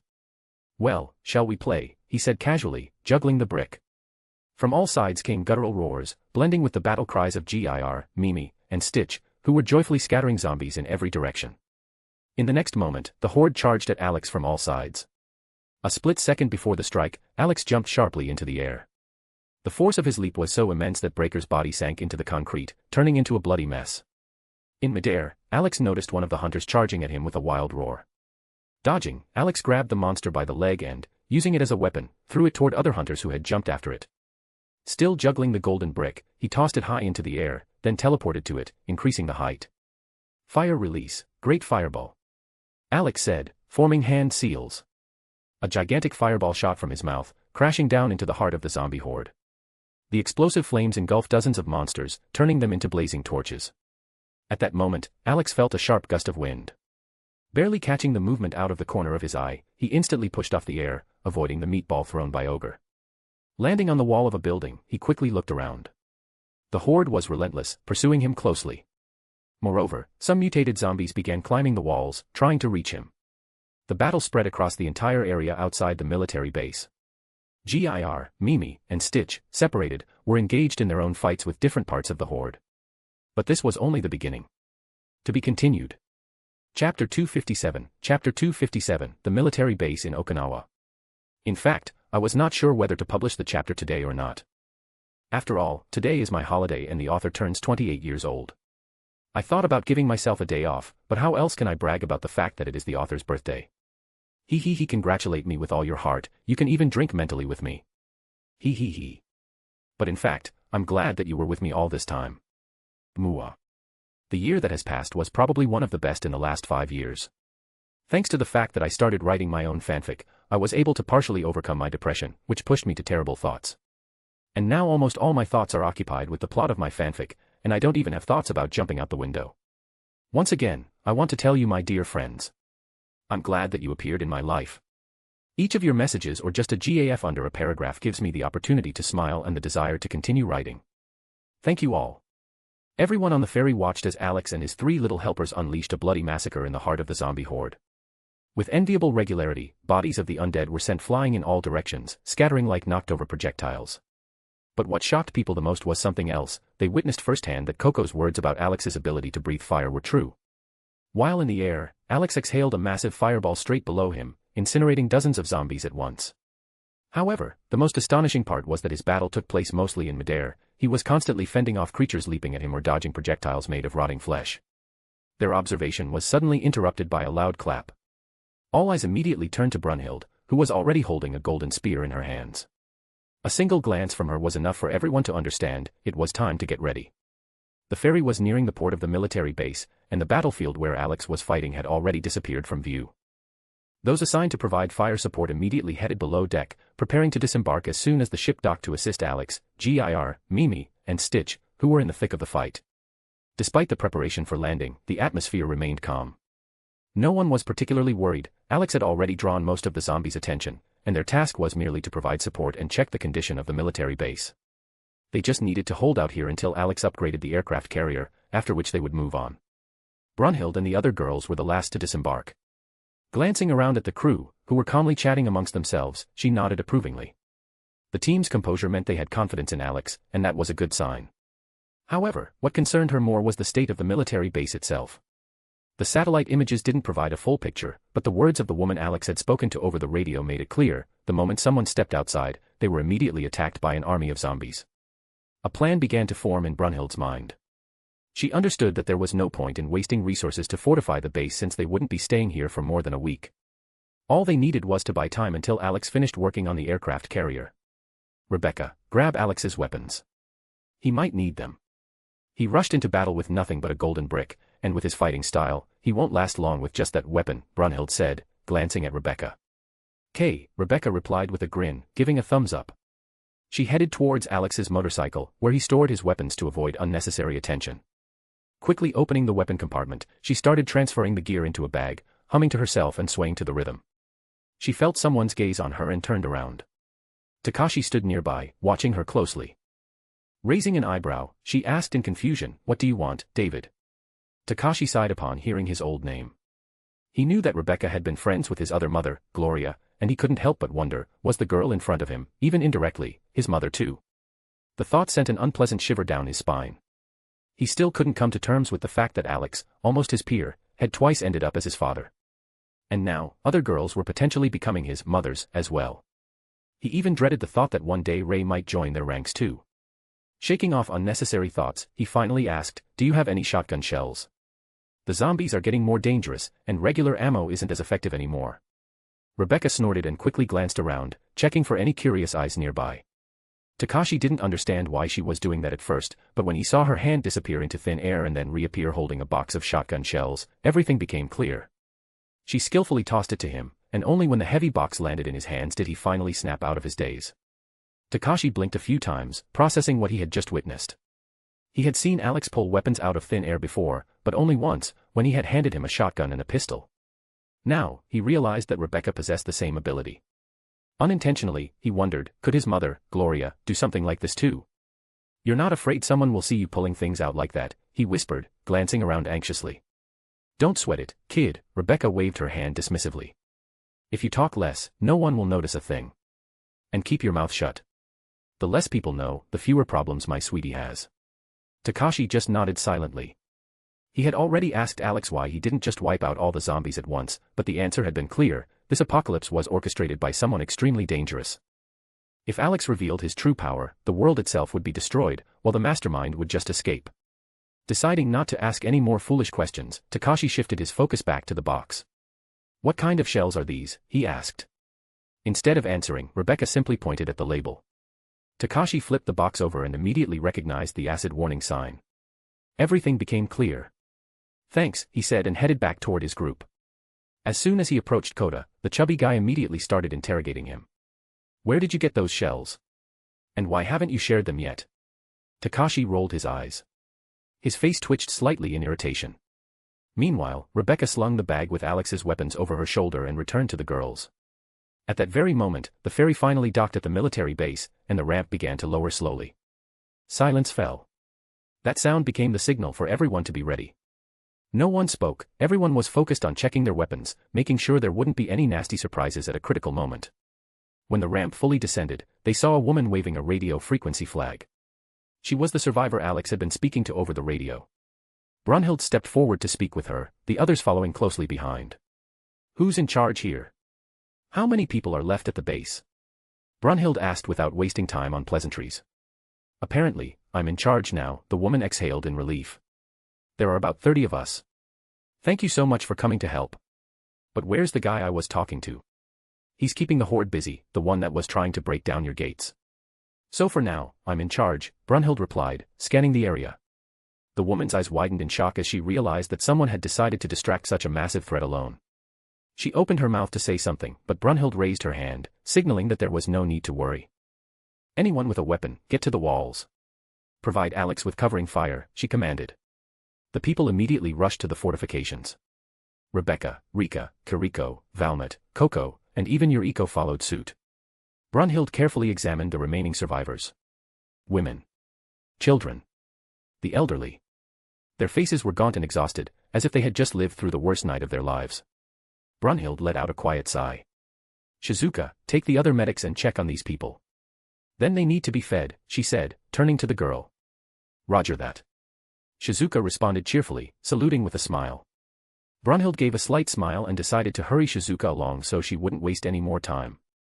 The group of doctors, led by Shizuka, immediately began examining the survivors, not skipping over the woman in charge of their group. Now, the others. Builders, inspect the area along the fence and determine where the walls need reinforcement. We may not be here long, but we still need to hold out. Electricians, check the generators and make sure the loudspeakers across the base don't turn on at the worst possible moment. We don't need a zombie horde from the entire city converging on us. As for the rest, help with the food and unload supplies from the ferry, Brunhild issued her orders. Everyone nodded and immediately got to work. Some checked the fortifications, others the generators, but the main focus was on the loudspeakers, ensuring that they wouldn't activate when the power was restored and attract a new wave of the undead. Another part of the group headed to the ferry for provisions, while the rest began unloading the supplies. Saya stood next to Brunhild, watching her actions and trying to memorize how to organize work properly. She understood that Brunhild couldn't lead everything on her own forever, so she was making an effort to learn in order to ease her burden in the future. Brunhild noticed her focused gaze and realized the girl was serious about learning how to make quick decisions and manage people. Meanwhile, Namio decided to help with cooking, not wanting to stand idle. As a kind-hearted woman, she couldn't stand to see the exhausted faces of the children and wanted to contribute. For a moment, she even thought about the children she might one day have with Alex, and her cheeks reddened at the thought. The armed group climbed to the top of the base's walls and took their positions. From there, they had a full view of the carnage happening outside. As soon as the people appeared on the wall, the nearest zombies immediately turned around and charged toward the fortifications, slamming into them with force. Let me make this clear, if anyone accidentally shoots my sweetie or my babies, I'll personally toss that bastard off the wall right into the horde. Rebecca squinted, giving everyone a fierce glare. Everyone flinched but quickly nodded, not wanting to tempt fate. No one wanted to become the target of that gremlin. Fire at the creatures closest to the gates. We need to clear the area near the walls. Lem commanded, lighting a cigarette. As soon as he gave the order, the fighters opened fire. Bullets and grenades flew into the midst of the zombies, tearing through the dense masses of the undead. Hearing the gunfire, Alex paused for a moment, then noticed people on the walls. Among them, he recognized his girls, who always wanted to fight alongside him. He nodded, realizing that this support would be very helpful. Although he had been holding off the horde for quite some time, it seemed that the zombies weren't getting any fewer. He had long lost count of how many he had killed, but the undead kept pressing forward. They jumped at him, spat acid, and even tried to explode. If it weren't for the need to hide his powers, he would have taken care of all the undead long ago, but the decision had been made, and he had to make do, using only a limited arsenal of abilities. Avoiding another acid spit, Alex leapt backward and found himself behind a car. He kicked it sharply, sending it straight into the zombie horde. The car spun, crushing everything in its path until it collided with a tank-like zombie. The giant zombie easily caught the vehicle, growling as it threw it back toward Alex. Oh no, bastard. Only I can throw cars. Alex grimaced, watching as the massive metal body flew straight at him. Alex leapt forward and kicked the car back into the tank. This time, the enormous mutant couldn't stop the flying vehicle. The car slammed into him, embedding him in the asphalt and turning him into a smashed lump of dead flesh. Gripping a golden brick named Richard in his hands, Alex jumped toward another massive zombie and landed right on its shoulders. With a swing, he began pounding its head furiously until the monster's skull turned into a bloody mush. Jumping down, he grabbed the mutant by the legs and began spinning like a hammer thrower, knocking zombies out of his way. Finally, he launched the corpse into the heart of the horde, clearing space around him. In such a dense gathering of undead, even fighting was difficult. Strike one, and dozens more would inevitably get in the way. Damn, this is exhausting. Where are they all coming from in this city? Alex muttered, dodging another hit from the charger. The mutant raced past, but Alex immediately grabbed its head, squeezed with force, snapped its neck, and threw the decapitated corpse into the crowd. Zombies had already swarmed the street so much that moving was becoming a hassle. Piles of torn bodies covered the asphalt, and the stench hung thick in the air like a suffocating cloud. What particularly annoyed him were the ridden zombies, mutants with thick armor that could only be pierced with precise hits to vulnerable spots or sheer brute force. This wasn't a problem for Alex, but for those covering him from gun positions, it was tougher. Fortunately, they quickly figured out where to shoot to deal critical damage. After tearing apart another mutant, Alex spotted something far more dangerous in the distance. A zombie, the size of an SUV, was charging toward him. Alex immediately recognized the type, an advanced licker. He'd seen them in the Resident Evil films, but they were never this terrifying. The monster was speeding forward, knocking other zombies out of the way. At the last moment, Alex jumped, grabbed the mutant by the head, and used its own momentum to spin in the air. Then, with force, he slammed the beast into the concrete. Landing on its back, he instantly crushed its enormous skull, leaving no chance for recovery. Time to finish this mess, Alex muttered, looking at the next wave of zombies. He raised his hand. Rebecca, Yamato. Rebecca, standing on the wall, swiftly grabbed her katana and hurled it like a spear. Alex caught the blade in midair and assumed a combat stance. When the undead surrounded him, Alex suddenly drew his sword. For a moment, silence hung in the air, and then the zombie bodies exploded, sliced in the blink of an eye. Alex didn't stop and, like a deadly whirlwind, dove into the heart of the horde. Wherever he appeared, only heaps of dismembered corpses were left behind. Deciding not to drag out this boring fight, Alex delivered the final blow, cutting down the last zombie, a strange creature wrapped in skin with terrifying growths resembling clumps of worms sticking out. Shaking the blood off Yamato, he sheathed the blade and looked around. The entire street, as far as the eye could see, was littered with bodies. Even in the nearby buildings, mangled corpses could be seen. No one's going to clean this up. Might as well burn it, he muttered thoughtfully. From different directions, Gir, Mimi, and Stitch approached, looking quite pleased with the slaughter. Alex smirked, looking at their enthusiastic faces, and headed toward the military base gates. Suddenly, Rebecca jumped down from the wall, pressing her cheek against his chest. Walking through the gates, Alex met everyone who had helped him in the fight. Well, I can only say one thing. He theatrically wiped away an invisible tear. I'm proud of you. You could just say, thank you. Shino rolled her eyes. Alex simply smiled and said nothing. Now, he wanted to check the storage warehouses on the military base, then inspect the aircraft carrier and prepare a workspace. Before leaving, he didn't forget to note that the best way to deal with the zombie corpses was to burn them, so as not to waste time cleaning them up. Waving goodbye, Alex, along with the girls, headed toward Brunhild, who was speaking with a group of builders and electricians.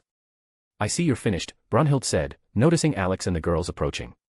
Sort of, Alex replied lazily, lighting a cigarette. Now, let's check the warehouses. We need to figure out what we have and what we're missing. The girls nodded in agreement and followed him. Following the signs, they arrived at a massive warehouse. Alex closed his eyes for a moment, using his abilities to scan its contents. After a quick inspection, he opened a portal inside the building and began unloading some of his supplies, weapons, ammunition, tools for upgrading the aircraft carrier, as well as energy shields, which could serve as excellent protection for those usually on the front lines. Taking his phone from his pocket, Alex held it up to the reader, replacing the access card. As soon as the doors opened, the girls were met with an impressive sight: shelves filled with equipment, crates of ammunition, armor, and rare, expensive technologies. Some items were so unique that even Coco, the former arms dealer, raised an eyebrow in surprise. Where did they get this? Even back in the day, it was hard for me to get stuff like this, Coco said, opening one of the crates and peering inside. Who knows? Corruption, black market. Alex shrugged lazily. Who cares? It's ours now, Rebecca declared, quickly reaching the obvious conclusion. Arguing with her logic was pointless. Brunhild, standing nearby, silently touched Alex's hand, as if asking with her eyes whether he was responsible for the appearance of all this in the warehouse. He nodded in response, confirming that these were part of his personal supplies, which would now come in handy. Brunhild said nothing, simply took Alex's hand and gently leaned on him. She understood his caution perfectly. After reviewing his memories, she realized how revealing his power in the past had turned out for him. Since then, Alex had become even more powerful, and if their enemies discovered his true strength, they would stop playing games with mortals and destroy all life in the blink of an eye. All right, girls, enough sightseeing. I have one more surprise for you, Alex said, grinning slyly. What kind? Shizuka immediately responded, appearing at his side in an instant. Remember when I told you there were living quarters for high-ranking officers on the base? Well, there's a huge bath there. I know you're all tired of taking quick showers, so it's time to relax and enjoy the hot water, Alex smiled as he shared the news. No way. Coco exclaimed, her eyes lighting up with excitement. Then what are we waiting for? These showers have been driving me crazy. Of course, I don't mind showering with you, Alex, but a hot bath is a whole different level. Alex smirked, watching how eagerly the girls hung on to his words. Even Brunhild clearly wanted to indulge in hot water. Rebecca, usually more reserved because she didn't usually care where she bathed, also nodded approvingly, signaling that she was on board with such a break. Before Alex could even blink, the girls grabbed him by the arms and literally dragged him outside, eager for him to show the way. Finding the right building, which resembled more of a bunker than a living complex, he held his phone up to the scanner, unlocking the door. But before he could invite the girls inside, they shoved him aside and rushed down, burning with impatience to get to the much-anticipated bath first. Well, that's love for you. You traded me for hot water, Alex said with mock hurt. It's all right, darling, I'll stay with you, came the soft voice of Gondal, who, in her spiritual form, wrapped her arms around his neck. Oh, don't fool yourself, Locke interjected slyly. If you had a physical body, you'd be the first one rushing to the bath. Gondal chose not to respond. Alex simply smiled and began calmly making his way downstairs. Gondal, just in case, returned to her spiritual space, just in case Saya might be able to see her again. Descending to the lower level, Alex found himself in an area reserved for high-ranking guests. He couldn't help but be surprised when a luxurious room, resembling a presidential suite in the finest hotels in the world, opened before him. Even for a military base, this was excessive.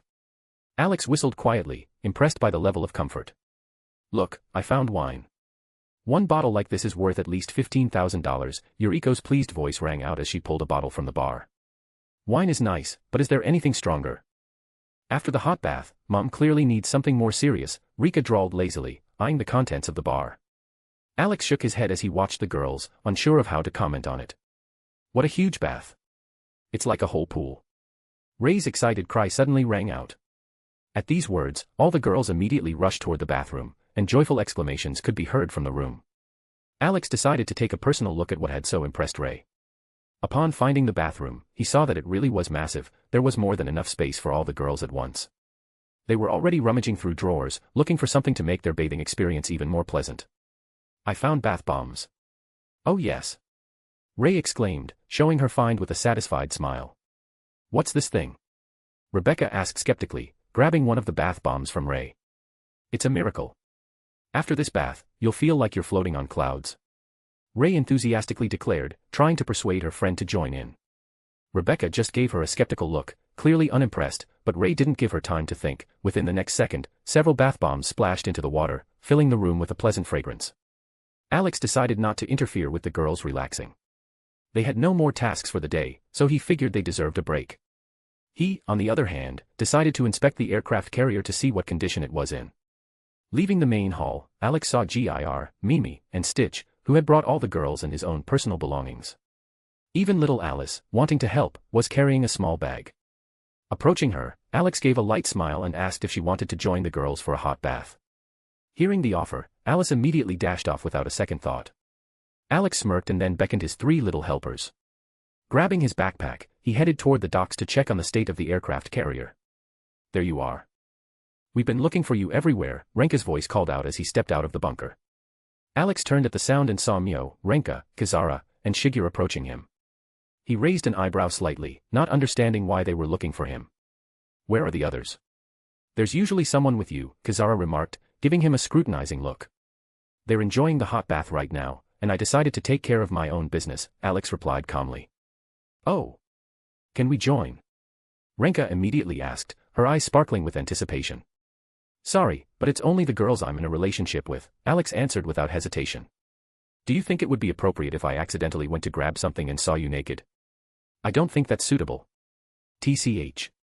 You're so greedy, Kazara clicked her tongue. Everything has its perks, Alex smirked. Being in a relationship with a guy who can open any door has its advantages too. As they say, the best is for family. Where are you headed now? Mio asked, deciding to change the subject. I want to inspect the aircraft carrier to see how much work is ahead. If you have nothing to do, you can come with me, Alex offered. The girls had no objections to strolling with Alex. His small team was joined by new companions, and they headed toward the docks. Alex chatted cheerfully with the girls, but Shigeru preferred to remain silent, only observing him attentively, which, of course, didn't escape his notice. Meanwhile, Tachimaru had already befriended Gir, Mimi, and Stitch, and soon this quartet became a real group of mischief makers, always playing tricks on those around them. Arriving at the docks, Alex saw Lem and the other guys standing near the massive aircraft carrier, animatedly arguing about something. When he saw the ship up close for the first time, he was pleasantly surprised. The grandeur of the structure was overwhelming. From this distance, the aircraft carrier appeared even more massive than expected. The guys noticed Alex and the girls approaching but weren't surprised at all to see him surrounded by a group of women again. I see you decided to check it out too. What do you think of the size? R asked with a smirk. Up close, it's impressive, Alex surveyed the giant structure. But I'm more interested in its condition. Looking around the docks, he began thinking about how to organize the workspace. Then he turned to the guys. Find a large table and chair, I need to set up a work area. The guys immediately spread out to find what was needed. When everything was ready, Alex took out his laptop from his backpack and set it on the table. Then he took out the holographic scanner, positioning it near the aircraft carrier to scan the entire structure. From the other side of the ship, Gir began the scanning process. What are you planning to do? Mio asked, standing next to him. I want to run a full scan to assess the ship's condition. After that, I'll make adjustments to the work plan, Alex replied, starting the process.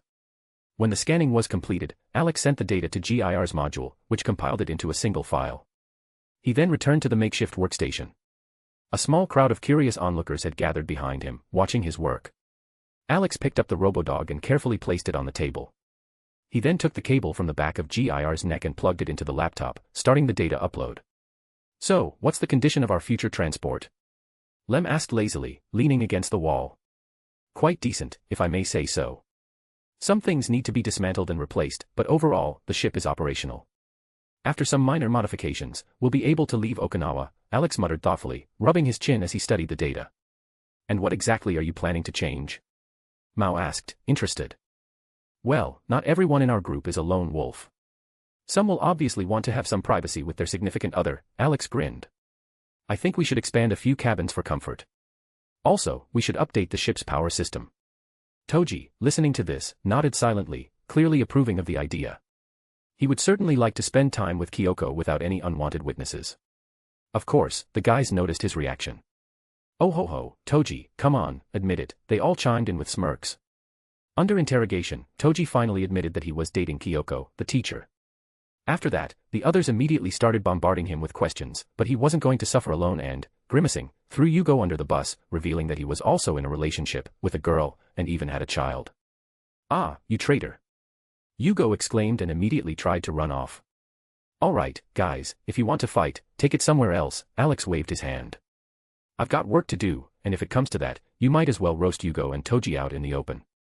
Once the guys left, Alex got back to work, chatting occasionally with the girls, who were curious about what he was planning to do. He thought for a moment about asking why they weren't with Kenichi, but decided it was better to leave that question unasked. The girls settled nearby, watching him work. Not forgetting about preparations, Alex tasked Gir, Mimi, and Stitch with exploring the interior of the aircraft carrier to identify which systems needed replacement and which could still be used. While he dealt with the technical data, two overprotective relatives, Hayato and Kensei, appeared on the horizon. They were clearly looking for their granddaughter and daughter. Upon seeing that they were simply sitting next to Alex, watching his work, they merely narrowed their eyes but said nothing. Time passed unnoticed, and it was time to head back. Alex left his belongings at the dock so he wouldn't have to carry them back and forth, said goodbye to Renka, Mio, Shigeru, and Kazara, then grabbed his 3 assistants and headed back to the bunker. He had barely descended when he heard cheerful female voices from below. It seemed the girls were having a great time. But as soon as he stepped over the threshold, Alice grabbed Gir, Mimi, and Stitch, then disappeared with them. Alex blinked, trying to process what had just happened. He then looked at the girls and quickly realized the reason for their good mood. They had clearly had quite a bit to drink. A sense of unease started to stir inside him. Here he is, my handsome man, back.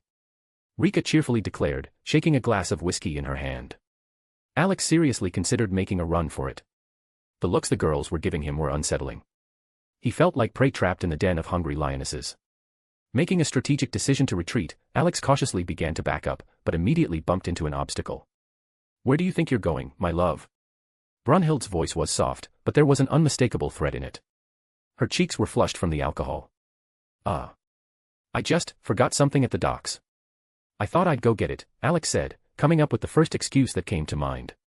He hoped this excuse would work, but then he felt slender arms wrap around his neck. Yuriko hugged him from behind and breathed hotly into his ear. Yeah, sure, I totally believe that. Now come here, my dear, I'm going to kiss you. Inside, Alex had already mentally mapped out his escape route, but when he attempted to move, the bunker door suddenly slammed shut. He turned sharply and saw Rebecca with a sly smile on her face. She was holding a phone, and she had just locked the exit. Alex realized there was no turning back now. The only option left was to accept the inevitable. This night promised to be a long one. To be continued. Chapter 258, Aftermath of a Wild Night and the Raid on the City. Waking up the next morning, Alex felt more exhausted than ever before. On the one hand, he was happy to have taken his relationships with the girls to a new level, but what had happened that night made him rethink a few things. He firmly decided never to get involved with drunk girls again because, during the night's events, they had turned into raging pumas on steroids, stopping only when everyone passed out from exhaustion. Alex even recalled an old saying that the quietest girls in bed turn out to be the most aggressive, and that night, he had fully confirmed its truth. Staring at the ceiling, he was glad he had blocked the spiritual link in time so the Valkyries wouldn't see anything extra. However, a strange feeling still lingered. For a moment, he thought he had seen Gondal in the heat of the moment. But it wasn't an illusion. Alex was sure that, at some point, Gondal had actually joined in. He just hoped that in the midst of passion, the girls hadn't noticed one extra participant. Feeling strong feminine arms hugging him from all sides, Alex realized that getting out wouldn't be easy. He turned his head and saw Valmet, who was happily snuggled up against him, resting her head on his shoulder. On the other side, Namio had cozily wrapped around his arm, peacefully breathing in her sleep. Not wanting to wake the girls, Alex became intangible and carefully slipped out of their embrace. He was about to get dressed but froze when he saw his clothes. Passion is one thing, but tearing my clothes to shreds was completely unnecessary, he muttered, looking at the tattered remains of his outfit. The only thing that comforted him was that at least his boxers were still intact. Pulling them on, he took a pair of shorts and a t-shirt from his bag, quickly got dressed, and headed to the kitchen to make breakfast. He knew perfectly well that after last night's alcohol marathon, the girls would have a monstrous hangover. The last time he had cooked was so long ago that he barely remembered when it was. In Orario, that duty had always fallen to Haruheim, the sweet fox girl who made amazing homemade food. In Night City, Gloria had taken care of him, always trying to create a warm, family-like atmosphere. Humming a tune, Alex continued cooking breakfast, unintentionally reminiscing about other worlds. He winced as a certain memory surfaced. Loki, wanting to compete with Hestia in cooking, had created something so horrifying that it made a sinister sound. That was the first time Alex had seen food that literally screamed in agony. Their entire family unanimously decided not to risk their health and fed that culinary abomination to a random monster. When Alex carried out the task, he witnessed the enormous creature writhing in agony and dying with a blood-curdling roar. "Gondal, darling, care for some breakfast?" "I saw you joined in the middle of the process last night," Alex said, stirring the eggs in the pan. "Oh, thank you, dear, but I already had my fill last night," Gondal's seductive voice echoed in his mind. Alex decided not to clarify what exactly she had filled up on. Even with his fearlessness, he had no desire to delve into such topics. As he continued cooking, he pondered, the bigger the family, the more mouths to feed. At least the bunker had enough supplies to spoil everyone with delicious meals. But the alcohol definitely needed to be hidden away, otherwise, every evening would end in the same kind of action. Of course, he had no objections to lovemaking, but he still wasn't sure whether the girls could get pregnant from him. In Night City, despite Rebecca's frequent nightly attacks, none of his girls had gotten pregnant. Alex even thought Rebecca should have been the first, but so far, nothing had happened. However, if it did, he already felt a headache coming on, knowing exactly how Freya would react once she found out. He knew that the goddess of love would definitely lock him up until she got pregnant herself. Deciding to clarify the matter, he pulled out his phone and sent a message to his father, "Can girls get pregnant from me?" The reply came instantly. "Yes, they can. So try harder, I want grandkids." Alex's eye twitched. "Try harder," he muttered, feeling his teeth starting to ache. If his father's words were true, he might end up never leaving his room until all the girls got pregnant. At that moment, he thought it would be better if the old man finally made peace with Lucifer, maybe then he'd get grandkids from him instead. A second later, another message arrived. He's still figuring out his feelings for Detective Decker. "I definitely won't be getting grandkids from him." Alex just sighed heavily and shook his head. His eye twitched again involuntarily. He glanced at his phone before shaking his head with a crooked smile. He wondered what Lucifer was up to. Maybe he should pay him a visit. But then he remembered which universe his new brother was in. And, to put it mildly, it wasn't the most pleasant one, filled with all sorts of unpleasant individuals he definitely didn't want to deal with. Alex knew perfectly well that if he went there just to meet Lucifer, he would inevitably get involved in some kind of mess and then have to clean it up. And the worst part, he didn't even want to think about the paranoid man in the bat costume. That guy would definitely get on his nerves. Alex sighed heavily, realizing that even something as simple as meeting his brother would turn into a headache. He didn't need to be a prophet to see that coming. For a moment, he even tried recalling the details of the DC Universe's plot to draft a plan, but he quickly realized there was way too much storyline nonsense to sift through. And yeah, the local superheroes definitely wouldn't leave him alone if he killed another villain. "Maybe I should just not go there," he muttered thoughtfully. "Not go where?" A sleepy voice sounded behind him. Alex turned around and saw Coco standing in the doorway of the kitchen, sleepily rubbing her eyes. She was wearing nothing but a shirt, and her drowsy expression made it clear she wasn't fully awake yet. Without waiting for an answer, Coco, like a zombie, slowly walked over to him. Reaching him, she wrapped her arms around his neck without a word and softly kissed his lips. Then, with a satisfied smile, she rested her head against his chest, rubbing her cheek against him. Alex smiled, gently running his fingers through her snowy white hair. Coco suddenly lifted her head, her blue eyes meeting his irises. "Since we slept together, I deserve a ring. Now you have to spoil me for the rest of my life," she declared with a wide grin. "Don't you have a hangover?" Alex raised an eyebrow, playfully poking her nose. "A minute ago, you looked like you were ready to meet your ancestors. How did you recover so fast?" HU, it's the power of love." Coco giggled. "One kiss, and no more hangover. Even my legs don't hurt anymore." "If you say so, darling," Alex smirked. "Want breakfast? Or will you wait for the others?" I'll wait until you're done." "Want me to help?" We can be like newlyweds, you cook, I taste, she grinned, flashing her teeth. Alex shook his head with a smile. Of course, she refused a full breakfast, but she definitely wouldn't refuse to snatch food from the table. He was glad that she didn't continue the topic about where he didn't want to go. It was still too early to reveal that information. He planned to tell the girls everything once they reached a safe place where they could settle for a while and build a settlement for the survivors. He invited Coco to help, and the two of them continued cooking. Well, more like Alex was cooking while Coco, like a little thief, grabbed everything her greedy hands could reach. At the same time, Alex was still wondering where Alice, Mimi, and Stitch had disappeared to yesterday. He hadn't seen them since the evening. However, after considering a few possibilities, he figured that Alice was probably spending time with Anoka and Malka. Humming a tune to himself, Alex didn't immediately notice when the other girls began trickling into the kitchen.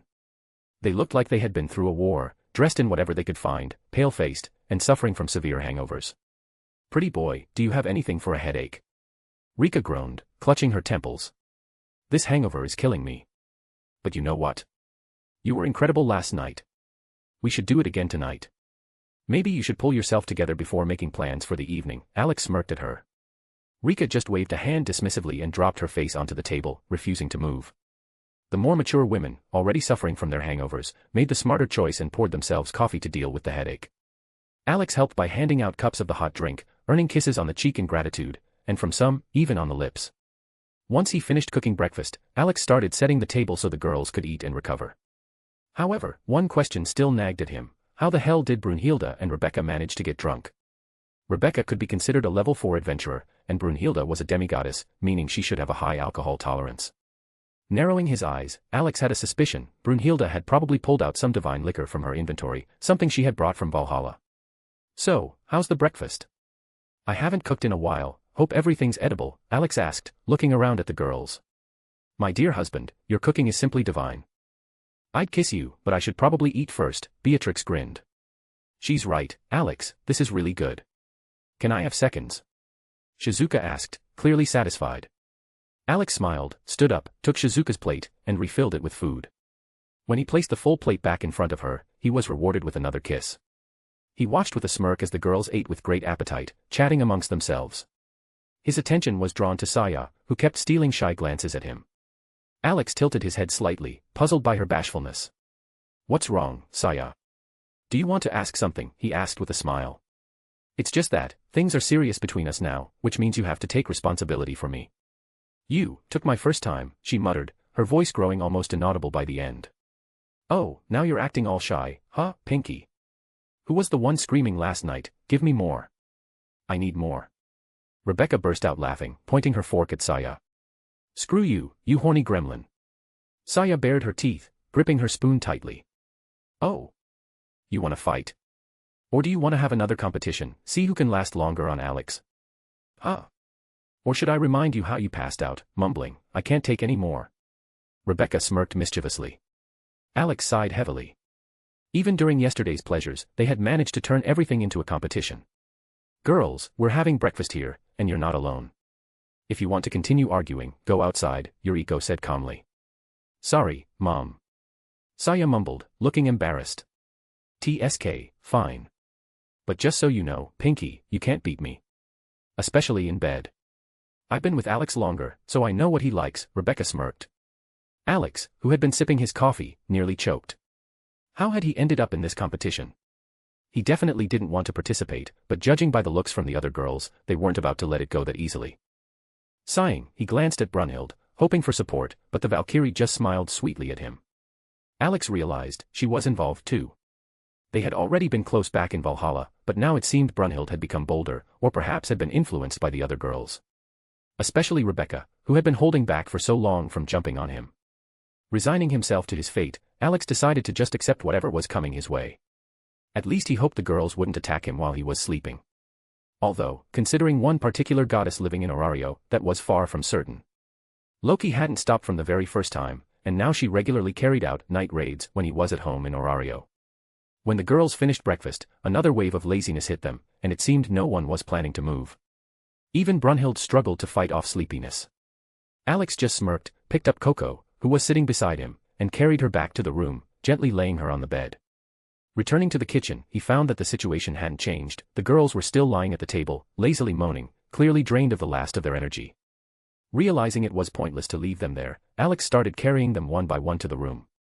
When it was Valmet's turn, she unexpectedly threw her arms around his neck and kissed him on the lips, clearly not wanting to be carried. Alex was surprised. Usually, Valmet was more composed and displayed her cold demeanor. She took his hand and tugged him toward the room.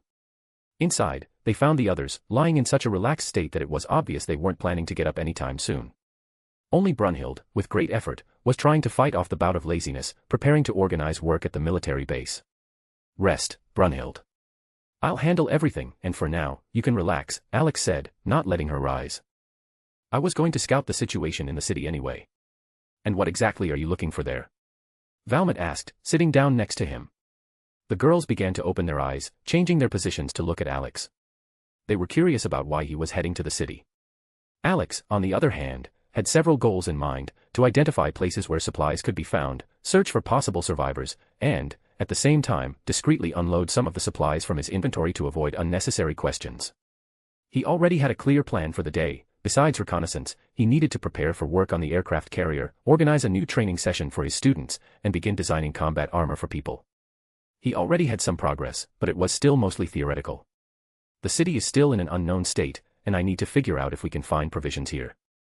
As much as I hate to admit it, after Okinawa, we'll be heading to China and beyond. We need to stock up on as many resources as possible," Alex replied. "Since we're going on a sea trip, maybe we should catch fish or other sea creatures," Saya said thoughtfully. Fresh sushi. I wouldn't say no," Rika nodded, agreeing with the idea. Alex didn't even get a chance to speak. The girls immediately started discussing food and plans for the sea trip, and he suddenly found himself wondering, were they really in a world where a zombie apocalypse was raging? Judging by their carefree tone and the atmosphere, it felt more like they were planning a vacation on a yacht. Sighing, he decided not to distract them from their cheerful fantasies. Meanwhile, Yuriko took out the phone that Alex had assembled for her and sent him a list of necessary items, the ones that were being used up first and might soon become scarce. Receiving the list, Alex nodded and looked at the girls.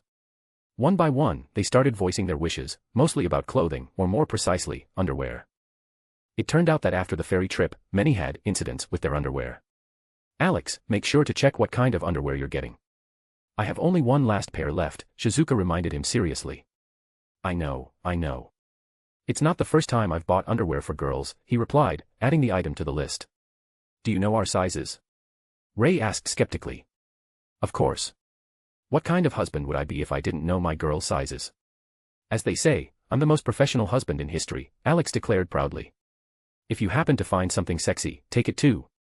"Men like beautiful underwear," Yuriko added with a seductive smile. "I'll see what I can find. But don't get your hopes up. At worst, I'll come up with something. Maybe even a clothing printer. I've always dreamed of one," he smirked. Once all the requests were noted, Alex was about to leave, but unexpectedly, Valmet volunteered to go with him. He tried to convince her to stay and rest, but the girl was adamant. Realizing that arguing was pointless, Alex decided that since she was coming with him, she would need more powerful weaponry. "Becca, can I take your rifle?" he called out. "Okay, take it," came Rebecca's voice in reply. Alex nodded and went to grab the weapon, mentally preparing for the upcoming mission. He grunted, grabbed Rebecca's rifle, and handed it to Valmet. Then he opened the bag with the ammo and began searching for the right magazines. Meanwhile, Valmet began dressing, preparing for the outing. While rummaging through the bag, Alex suddenly realized he had forgotten which bullets fit this rifle. However, after quickly inspecting the ammunition, he remembered the markings and the bullet tips. Considering the new, more heavily armored zombies in Okinawa, the most sensible choice was special armor-piercing rounds capable of penetrating even thick protective layers. When Valmet finished dressing, she patted Alex on the shoulder to let him know she was ready. Alex silently handed her the magazines filled with armor-piercing rounds. "What kind of ammo is this?" Valmet asked, carefully loading them into the holder. "Special armor-piercing. You'll understand when you start shooting," Alex replied thoughtfully. "I'll need to remember to build a machine for producing ammo." Valmet nodded. She had already seen what Alex's ammo was capable of, and she definitely wanted to use it. However, yesterday's skirmish with the horde of zombies had clearly shown that the enemy was becoming more dangerous. If they hadn't found the monster's weak spots, the battle would have dragged on much longer. Alex only took Yamato with him. He didn't need anything else for now. He was just planning to take a quick trip around the city to grab the essentials. Stepping out of the bunker, he looked around. Life was already buzzing on the military base, people were moving from place to place, working on restoration and strengthening the fortifications. Grr. Alex called out loudly. A second later, Gir, Mimi, and Stitch came running around the corner, stopped in front of him, and saluted. Alex just shook his head. Move all the necessary supplies to the docks, he ordered. The trio of small helpers nodded in unison and immediately dashed off to the warehouse where the supplies were stored. Valmet shook her head, watching this. She had lost count of how many times Alex had summoned his robodog so suddenly. Alex took Valmet's hand, and together they headed toward the workers. First, he found a group of builders to check if they needed anything. It turned out that everything needed for fortification was already on the base, so no additional materials were required.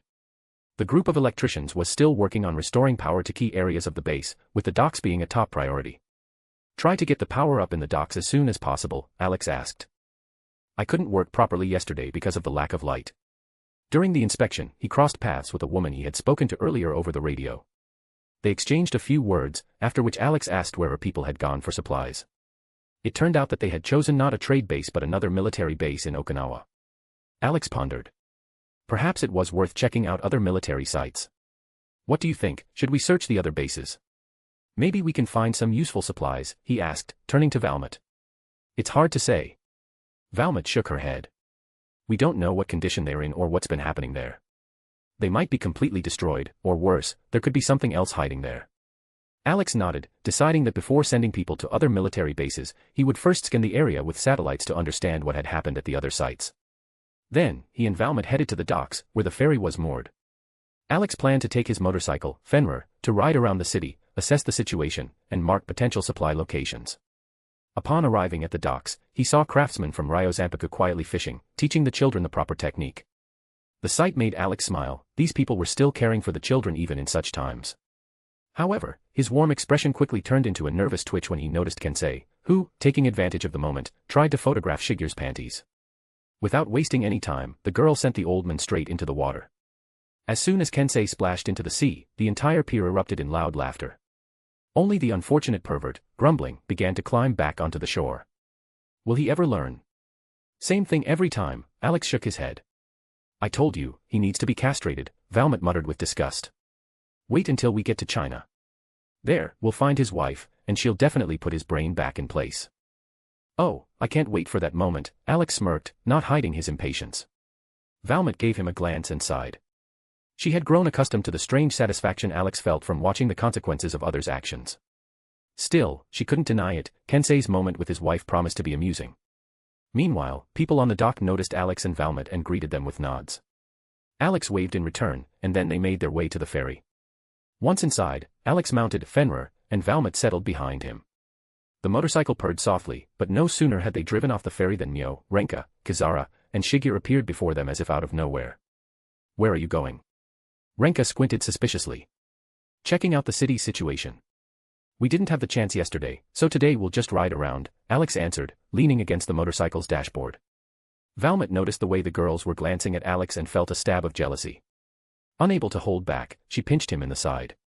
She had once been attached to Coco for helping her get out of depression and deal with the pain of losing her comrades. Now, her attachment had shifted to Alex, and the jealousy flared up just as strongly as before.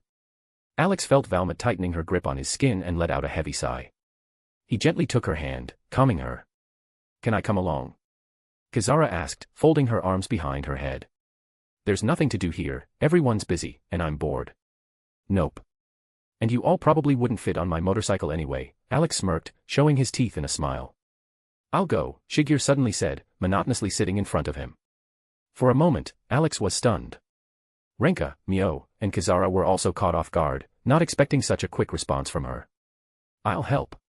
I'm capable, Shigure added in the same flat voice. Alex wanted to talk her out of it, but no matter how hard he tried, she simply wouldn't listen. All right, he sighed, giving in. As for you girls, next time. Kensei and Hayato are staring at me again.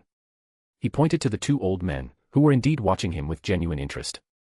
You promised, Renka reminded him with a wide grin. Alex smiled, waved goodbye to the three girls, and started the engine again.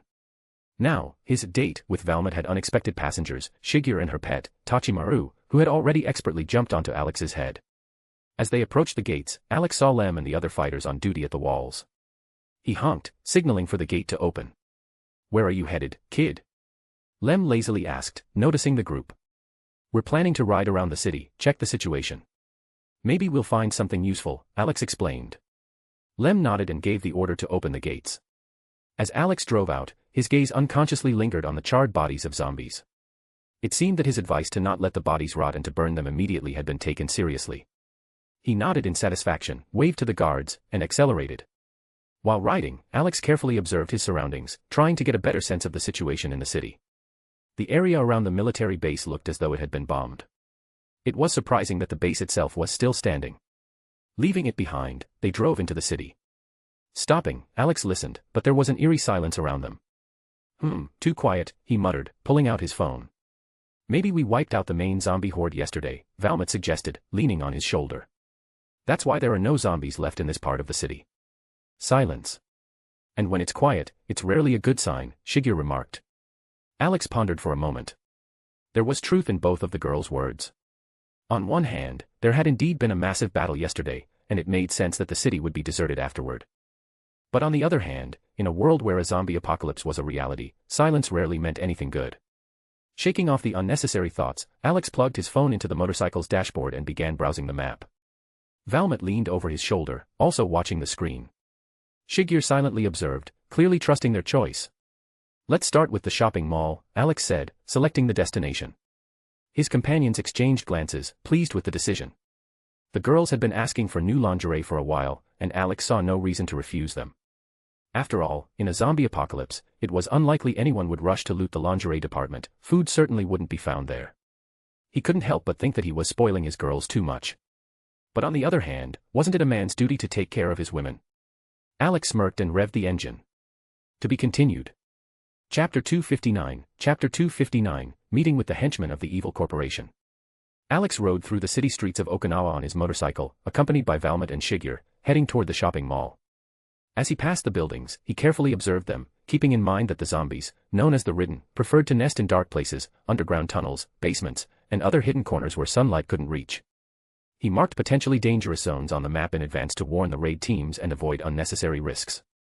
Outside the military base, the city was in better condition than he had expected. Even Valmont noted this, pointing out the relatively intact buildings. Alex hoped that survivors might still be hiding among the ruins. The city was large, and there was always a chance of encountering groups of people. However, neither he nor the girls could be sure whether those survivors would be friendly or hostile. The deeper they ventured into the city, the more frequently they encountered small groups of zombies, 2 or 3 at a time. These were the slow, mindless undead wandering aimlessly among the ruins. Alex didn't waste time on them, simply maneuvering around. After some time, they arrived at the shopping mall. Even from a distance, it was clear that the main entrance had been destroyed. Judging by the dried bloodstains and gnawed remains, a brutal massacre had taken place here. Those who hadn't been devoured on the spot had likely already joined the horde, roaming the city in search of new prey. Alex slowed down as they approached the entrance, allowing them to take in the full extent of the destruction. "It looks like one of those huge zombies broke through the entrance," Valmont suggested, examining the collapsed structures. "Maybe, but it's also possible that the people inside made too much noise and attracted attention. Or the infection started here, and chaos erupted instantly," Alex replied, voicing his thoughts. Valmont nodded in agreement. In times like these, even the smallest mistake could cost an entire group their lives. If their team hadn't reached Okinawa by ferry, they would have had to make their way through mainland Japan, where even the slightest error could have been catastrophic. With her rifle at the ready, Valmont scanned the area carefully before patting Alex on the shoulder, signaling him to move forward. Alex slowly drove through the shattered entrance.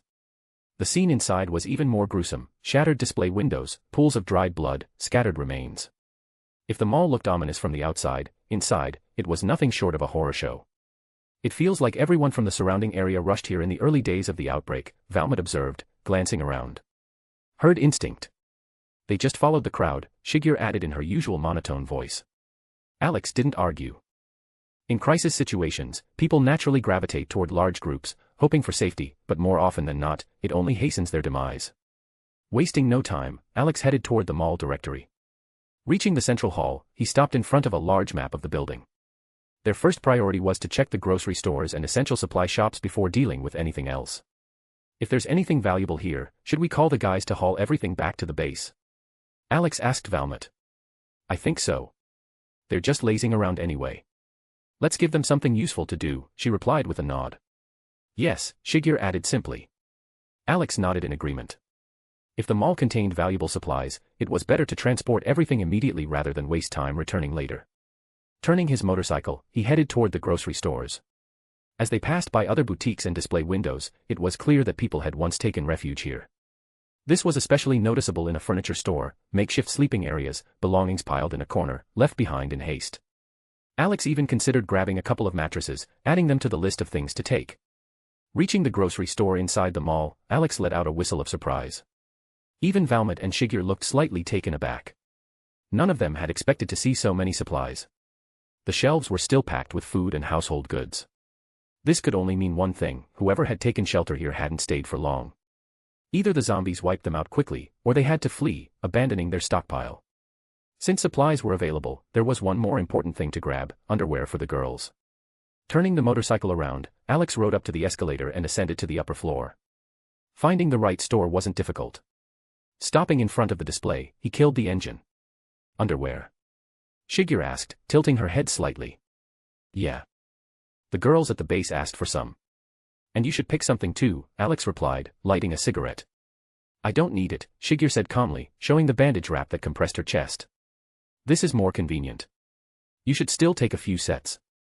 Sports underwear won't chafe or restrict movement, Valmont interjected, lifting her shirt slightly to show her sports top. Shigeru eyed her carefully, squinting a little. Alex, on the other hand, felt his eye twitch. He shot Valmont a look that clearly said, "Did you really have to show your chest instead of just explaining?" Valmont just rolled her eyes in response. Not wanting to waste time, Alex entered the store first to pick out sets for the girls. His gut told him that if he didn't hurry, they'd be stuck here for a while. As he searched for the right items, his suspicions were confirmed. Valmont had taken Shigeru to the sportswear section and was giving her advice like a professional consultant. Alex sighed, quickly packed the items, and sat down in a chair near the exit, tilting his head back to stare at the ceiling. For a moment, he even doubted whether a zombie apocalypse was actually raging outside. Lowering his gaze, he saw Tachimaru perched on the armrest of the chair, looking just as bored as he was. Looks like I'm not the only one, huh, little guy, he chuckled, scratching the mouse behind the ear. Tachimaru squinted, enjoying the affection. Alex pondered who was cooler, Tachimaru or those battle mice trained by Ting and Yuzui.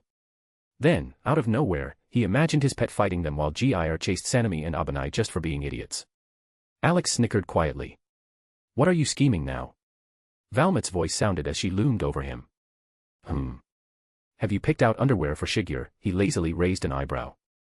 Yeah, here, Shigeru said, showing the chosen set. Alex nodded, picked up Tachimaru, and placed him on his head. Once everything was packed, he decided it was time to leave the mall and explore other locations in the city. He was particularly interested in the agricultural store. There, he could find everything needed to build greenhouses. Even though he already had a stockpile of such materials, having extra wouldn't hurt. He had no idea how many more people would join their group on their way to Alaska. Walking over to the motorcycle, Alex opened the weapon compartment and stashed the packs of underwear inside. Shigeru, realizing that carrying them in her hands wasn't the best option, followed his example. Sitting on his motorcycle, Alex decided to contact the guys at the military base so they could come and collect the supplies. He pulled the communicator from his pocket and inserted the earpiece into his ear. Hey, Lem, you there? He asked, establishing the connection. What's up, kid? Need help, came Lem's response. Something like that. We're at the shopping mall right now, and I can tell you, there are a ton of supplies here. Can you gather everyone who's free and come pick them up? Oh. That many supplies? Lem asked with interest. More than enough, Alex confirmed. We haven't checked the storage area yet, but most of the shelves are still packed with food and household goods. Better grab them now before someone else does. Meanwhile, I'll check out a few other locations with the girls. I've already sent the mall's coordinates to your holomap. Got it. I'll round up the guys and head out. Over and out. Finishing the call, Alex pocketed the communicator and glanced at Valmont to see if she was ready to move out. She gave a nod. Then he turned to Shigeru, who also nodded in confirmation. Revving the engine, Alex shot forward. Valmont, realizing his intentions, wrapped her arms around his waist, bracing for a sharp maneuver. Instead of heading down to the first floor, Alex decided to take a shortcut by jumping off the second. Tachimaru, perched on his head, sensed his plan and dug his tiny claws into Alex's hair to avoid falling off. Alex squeezed his legs around Shigeru to hold her in place, and she, realizing what was happening, grabbed onto his arms. Launching off the second floor, Alex twisted midair and, upon landing, immediately accelerated. How was that landing? He asked, steering the bike. Next time, warn me. I don't want to get thrown off. Valmet complained, tightening her grip around his waist. It was fun, Shigeru remarked calmly, giving a slight nod. Alex smirked and continued riding. There was no time to waste, too much still needed to be done before they moved on. Following the map, he guided the motorcycle toward the agricultural store, deciding to check it out. After a while, they reached their destination, and Alex headed straight for the warehouses, where materials, fertilizers, and fertile soil were likely stored. He knew that Alaska's climate was too cold for open-field farming, making greenhouses a necessity. Parking near the warehouses, Alex wasn't surprised that no one had tried looting the agricultural stores during the zombie apocalypse. Jumping off the motorcycle, he and the girls scanned the area to make sure it was clear. What are we looking for? Valmet asked, surveying the surroundings. We need materials for greenhouses, soil, and fertilizers. It's cold in Alaska, and growing most crops without special conditions is impossible. We'll have to build greenhouses, Alex explained. You've planned that far ahead. Although, why am I surprised? That's just your style, Valmet said, shrugging. Exactly. Your husband is a wise and far-sighted man. Alex declared proudly, puffing out his chest. Sure. You're also strange, with your ridiculous sense of humor, and you love causing trouble for others. Whenever you're bored, you always find something crazy to do, Valmet said with a squint, eyeing him. Alex joked and immediately deflated after Valmet's words. It wasn't his fault he was like this, he couldn't even say it used to be worse. Noticing she'd managed to amuse herself at his expense, Valmet smiled, leaned toward him, and planted a quick kiss on his cheek as if to comfort him. Feeling the light kiss, Alex simply huffed and led the girls into the warehouse. Once inside, he began searching for the necessary materials, marking them on his holographic map so he could later organize their transport with the group. Of course, he wasn't going to make the two girls carry heavy loads. If necessary, he could always bring along Gir, Mimi, and Stitch, and they'd have no trouble delivering 3 loaded trucks. Is everything here? Shigeru asked, gently tugging on the edge of Alex's shirt. Looks like it. I think the soil and fertilizers here will be enough for now. Everything needed to build the greenhouses is here. We just need to transport it to the military base, Alex said, thoughtfully stroking his chin. Shigeru nodded and started looking around. After a while, Valmet returned and reported on everything found in the warehouse. Alex noted the data on the holograph, contemplating how to handle the remaining materials. However, what concerned him the most was the need to build housing for the group. Still, he decided not to dwell on it too much, he could always use chakra to build houses. The real question was whether such buildings would be livable in Alaska's harsh conditions. After finishing the inspection, Alex and the girls headed toward the exit. However, as soon as they stepped outside, Alex suddenly stopped, narrowing his eyes slightly. What's wrong? Valmet asked, sensing the change in his expression. Do you hear that? Alex listened intently to the distant sounds. The girls strained their ears, trying to understand what he meant. Soon, they made out the rumble of approaching vehicles.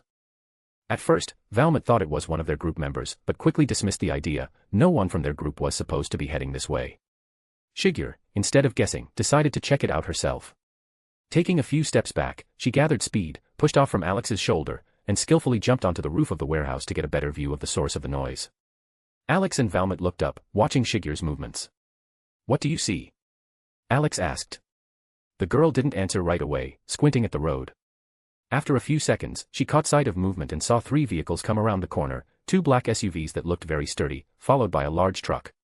Shigeru narrowed her eyes, trying to make out the people inside, but the windows of the SUVs were completely tinted, making it impossible to see the interiors. 3 vehicles heading our way. They're strange, she reported, casting a glance downward. Alex frowned. To confirm for himself, he jumped, pushed off the wall, and soon landed next to Shigeru. The girl silently pointed toward the vehicles that had caught her attention. Squinting, Alex studied the SUVs and frowned even more. They seemed very familiar. He had only seen those kinds of vehicles once, when a substation in the first city caught fire, and he went to check what had happened. It was there that he first encountered a group of soldiers without insignia, later learning that they worked for the evil corporation. The prisoner he had captured back then had gone mad, and he had to erase him to avoid causing further problems. Now, Alex had a new question: what the hell were these bastards doing in Okinawa? And most importantly, was their headquarters here? What's going on? Valmet called from below. Looks like our old friends. And it seems they're heading straight for us, Alex replied, squinting. Valmet frowned as she realized who he was talking about. Alex wrapped his arm around Shigeru's waist, and before the girl could react, he jumped down. Once on the ground, he quickly began thinking through the situation. What confused him the most was the truck in the convoy of SUVs. What could they need it for? Noticing the thoughtful look on Alex's face, Valmet sighed heavily and patted him on the shoulder, distracting him from his thoughts. She was still getting used to the fact that he sometimes became completely absorbed in his thoughts without explaining his actions to those around him. What should we do, now that you say they're heading toward us? She asked, continuing to pat him on the shoulder. Alex stopped thinking and grunted. I think we should meet them. But you two should hide. Valmet and Shigir silently agreed with his decision and took cover, ready to support him if needed. Alex, on the other hand, casually leaned against the motorcycle, patiently waiting for the convoy to arrive. Now, there was no doubt that the vehicles were heading straight toward them. He glanced at Valmet and Shigir, who were hidden behind nearby cover, and nodded at them, receiving silent signals of readiness in return. The sound of engines grew louder, and soon the convoy appeared around the corner, two massive black SUVs and the truck following behind. The vehicles came to a sudden stop, and armed men stepped out of the SUVs. Raise your hands, one of the soldiers shouted, aiming his rifle at Alex. Alex looked at him with contempt, took out a cigarette, and lit it. Oh, girls, I thought you were better prepared, he mockingly said. I said, raise your hands, bastard, the soldier repeated, raising his voice. Alex lazily raised his hands, smirking, but inside, he was carefully watching their movements. Seeing his compliance, the soldier holding him in his sights nodded to his comrade. Receiving the signal, the second soldier cautiously moved forward, aiming at Alex. However, the squad commander, holding a tablet, frowned. He quickly snapped a photo of Alex's face and initiated the facial recognition system. Within a second, information appeared on the screen. The captain's face went pale. The highly dangerous label next to Alex's name made it clear that they were not dealing with an ordinary person. He was about to shout at the soldier to stop, but the soldier had already approached, ready to put on handcuffs. Stop. Don't go near him. He's dangerous, the captain shouted, his voice breaking into a rasp. The soldier, who was about to put the handcuffs on, turned around, confused about why his commander was so anxious. The other soldiers also looked at the captain, noticing how tense he had become. Alex, who had been standing calmly with his hands raised, grinned predatorily. They understood. Too late. The soldier standing before him suddenly felt a strange burning sensation in his chest. He tried to inhale, but instead of air, blood poured out of his mouth. Looking down, he saw Alex's hand pass through his ribcage. Surprise, Alex whispered, grinning widely. The soldier didn't even have time to scream, the darkness overtook him before he realized what had happened. The other soldiers froze in shock, but quickly recovered. Damn it. Shoot him, the captain bellowed. I don't believe we can't kill him. All the soldiers immediately recovered and aimed their rifles at Alex. He calmly pushed the dead soldier's body aside, his grin widening, then began to deform, revealing sharp teeth. The sight chilled the soldiers to the bone. When Alex took a step forward, they, unconsciously gripped by fear, retreated in unison. However, one of them, driven by the instinct of fight or flight, couldn't hold back and pulled the trigger. Alex barely tilted his head, dodging the bullet, his grin growing even wider. The sound of the shot signaled the others, and they opened fire in a torrential barrage. Alex drew Yamato and, without moving from his spot, effortlessly deflected the bullets coming at him. The blade flashed with terrifying speed, cutting the metal into tiny pieces. When the magazines in the rifles ran dry, Alex skillfully laid out all the bullets he had deflected before him, neatly arranging them in a row. Not great shooting, girls, he said with feigned disappointment. Did they even teach you how to properly pull the trigger? Is your whole outfit made up of such pathetic amateurs? Shut up and die, the captain roared, drawing his pistol and opening fire again. Alex calmly deflected these bullets as well, watching the captain's face twist with panic. As soon as the magazine ran out and the characteristic click sounded, Alex smiled slightly and pointed at the bullets laid out in front of him. Impressive, isn't it? He smirked. The soldiers, realizing that their weapons were powerless, panicked. Their gazes darted between Alex and the captain, waiting for orders. Valmet, Shigir. Kill everyone except the captain. I want to invite him, 4T. Alex smirked, watching the opponent's reactions. As soon as he finished the sentence, a shot rang out, and one of the soldiers fell with a hole in his head. In the next moment, another soldier had a shuriken lodged in his throat, sending him to the afterlife. Alex glanced briefly at Shigir, realizing he had underestimated her readiness to kill. He knew of her commitment to the path of the merciful fist, but it seemed she had realized that some people do not deserve forgiveness. Within a few seconds, all the soldiers were dead. The captain, the only survivor, froze in place, his gaze bouncing between the bodies of his subordinates, Alex, and his companions. Unexpected, huh? Alex slowly approached him, his eyes shimmering with a rainbow glow. But, you know, shit happens sometimes. It's a pity, but with your caveman thinking, it was hard to predict. The captain met Alex's gaze, and inside, everything turned cold. He understood there was no escape. With trembling hands, he lifted the pistol to his temple, intending to shoot himself, but... click. Empty. He had forgotten to reload the pistol. Oh, you're better than most, Alex raised an eyebrow in surprise. Rarely does anyone make such a move. Usually, they beg, scream, cling to life till the last. Go to hell, the captain roared, suddenly drawing a knife and attempting to strike Alex's throat. The blade froze just a centimeter from his neck. Alex, not even blinking, caught the blade between two fingers. The captain, putting all his strength into it, tried to drive the knife deeper, but it didn't move. Don't strain yourself like that, or you'll get hemorrhoids, Alex said with a smirk, snapping the blade with a single motion. The captain froze in terror, realizing his fate was sealed. There was a snap, and the knife blade cracked, scattering into shards.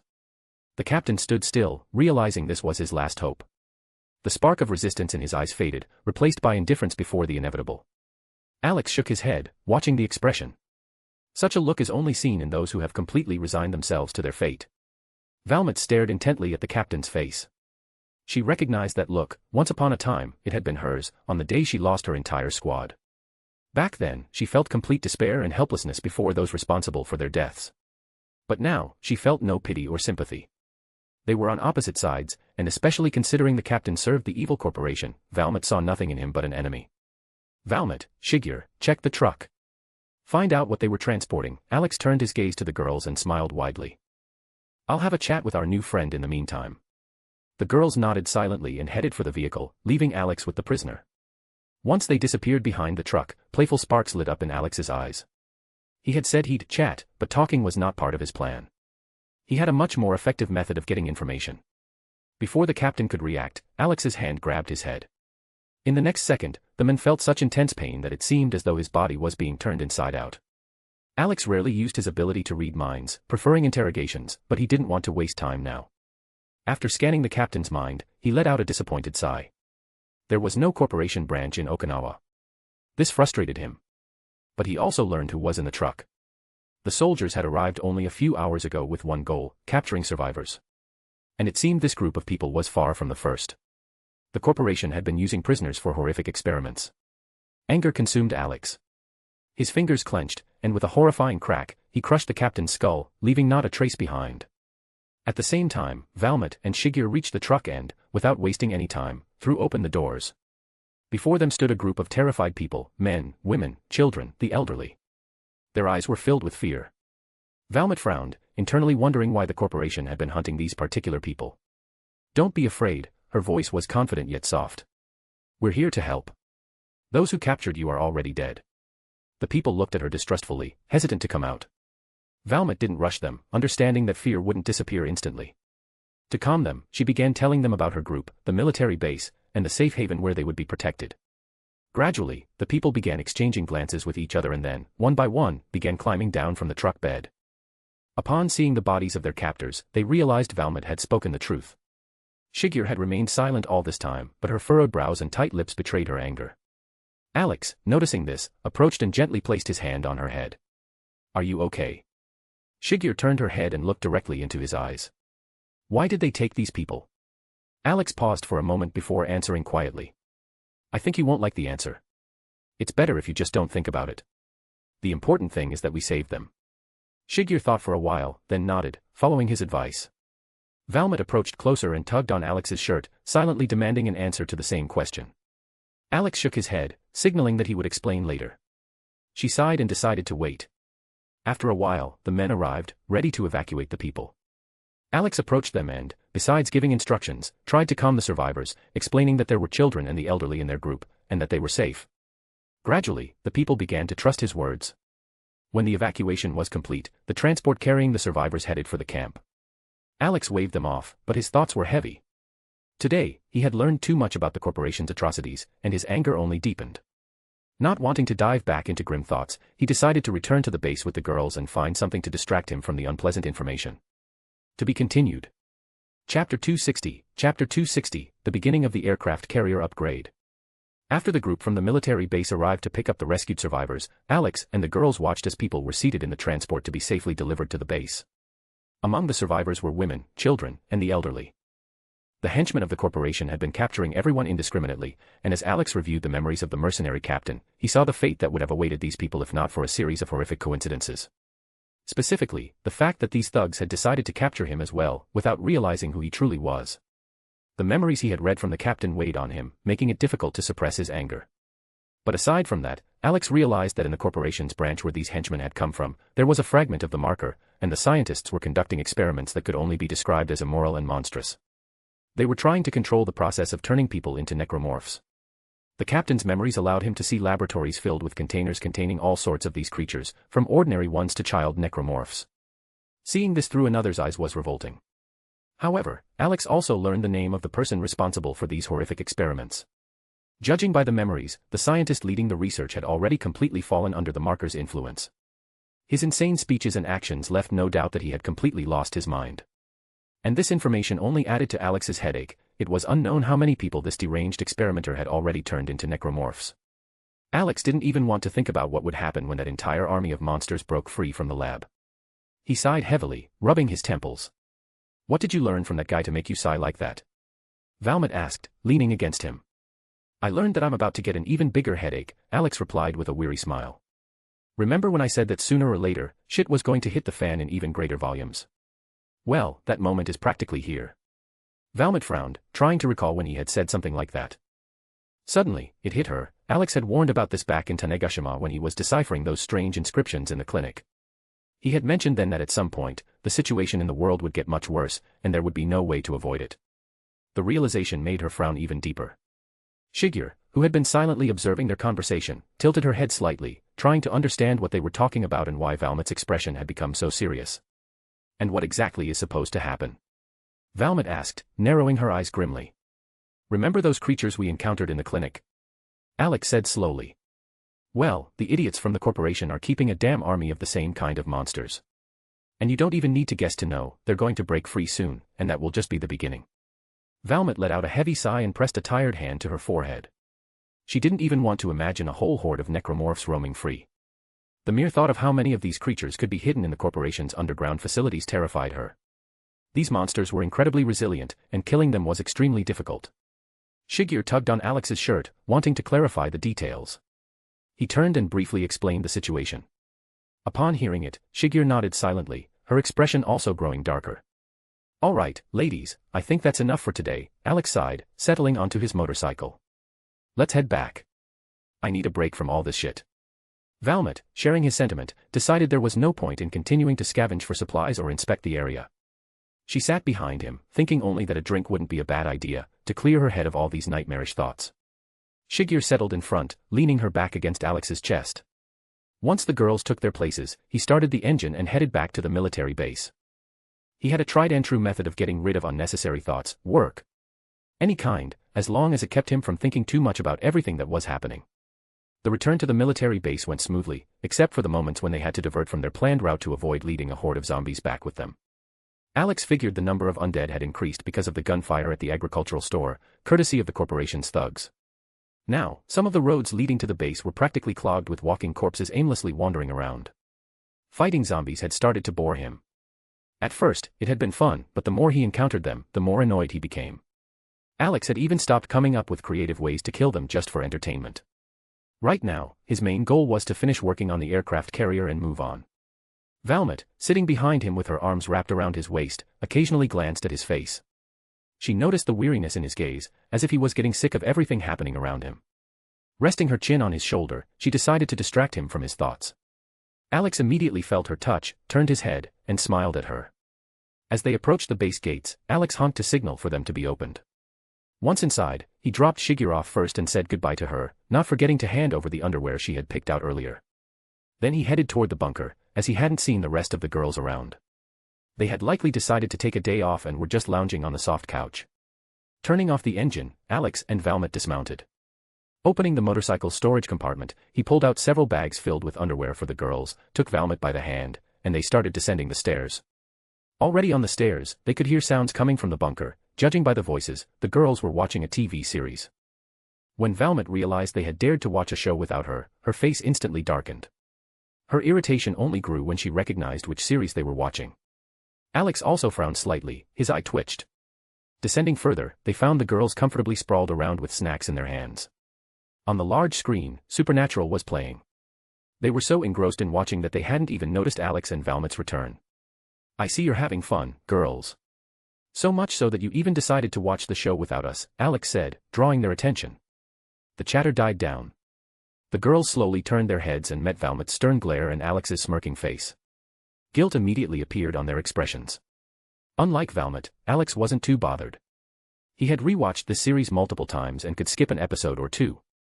But for Valmet, this was a betrayal. Walking up to the table, Alex placed the bags on it. Seeing that he wasn't going to press the issue further, the girls sighed in relief, though the guilt still lingered. "What's in the bags?" Ray was the first to break the tension. "What do you mean? You asked me to bring you underwear. So here it is. You can check them out, but I'm warning you now, I picked them according to my taste. If you don't like the colors, you'll have to deal with it," Alex said, scratching his nose. The moment he mentioned underwear, the atmosphere in the room instantly changed. The girls bolted from their spots and rushed toward the table. Alex didn't even have time to react before he was pushed aside, nearly knocked off his feet. His eye twitched again, this time at how greedily they pounced on the bags like a pack of starving beasts.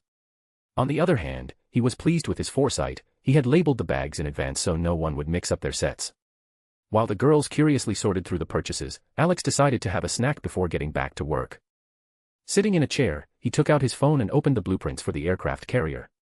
He examined his plans for the carrier and began thinking about where to start. Although this type of aircraft carrier had a system that would shut down all systems when energy consumption reached 30%, leaving a backup for the remaining power, one advantage was that there were no planes to remove. On the other hand, the plane's parts and weapons could also be used. After a quick thought, Alex decided to replace the energy system first, then focus on the armament. He also needed to consider protection for the raid teams. He had two options for armor for his people but hadn't yet made up his mind. However, he was interrupted before he could think much further.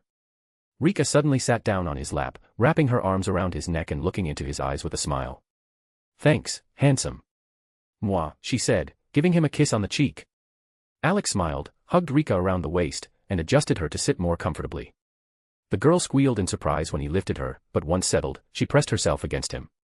"Get off him, Minami. You're not the only one here, and Alex isn't just yours," Coco hissed through gritted teeth. "Mind your own business, Hekmatyar. Can't you see I'm hugging my future husband? If you're jealous, you can go stand somewhere else and not look," Rika waved her off. As soon as she said that, Coco's anger flared, and she immediately tried to drag Rika off Alex's lap. Alex wasn't sure whether to laugh or cry in this situation. He could feel Rika holding tightly to his neck while Coco desperately tried to pull her away. The other girls just watched this familiar scene, not even attempting to intervene. They had long gotten used to the constant bickering between Coco and Rika, and it wasn't much different between Rebecca and Saya. "Alex, maybe next time you go to the city for supplies or a reconnaissance mission, you could pick up some swimsuits for us?" Shizuka suddenly asked, pressing a finger to her lips. "We're going to be sailing on the sea anyway, so we might as well sunbathe." "Shizuka, my love, we're not going on vacation," Alex replied calmly. But as soon as he met Shizuka's gaze, he realized he had lost. That puppy dog look. Alex had long noticed that the girls had some innate talent for using it to get what they wanted, and he had never been able to resist. Sighing, Alex stopped Rika and Coco, who were still struggling, then scanned the rest of the girls as if asking for their opinion. In response, they all nodded in unison. "Alex, you want to see us in swimsuits, so it's the best option," Yuriko said with a sly smile, sensually trailing a finger over her lips. "Plus, you'll be able to rub sunscreen on us." The other girls nodded in agreement with Yuriko's words and began exchanging glances, realizing they were all thinking the same thing. Possibly, not just about sunbathing. "Well, since you all want it, who am I to refuse?" Alex shrugged with a smile. "You'll have your swimsuits. Want a pool on the aircraft carrier? You'll have a pool. Anything my girls want. Hooray. You're the best." Shizuka exclaimed joyfully, skipping over to Alex and showering him with kisses. "Why do we need a pool on the aircraft carrier?" Siko asked, slightly tilting her head in mild surprise. "Who knows? But it sounds cool." Ray answered enthusiastically. "Just like those super expensive yachts I've seen in movies about rich people. They always have pools on the decks. And we'll have an entire aircraft carrier with a pool." Alex was at a loss for words at her logic. He wanted to say something but couldn't, after all, he had just proposed the pool. The other girls nodded in agreement with Ray. Indeed, the aircraft carrier was over 300 meters long, which not only allowed for a pool but also plenty of other useful things. Alex began thinking about how else to use the ship's free space. When he asked the girls for suggestions, they started offering different ideas. One suggestion was to allocate part of the space for small agricultural plots, to try growing some crops and see which ones would thrive.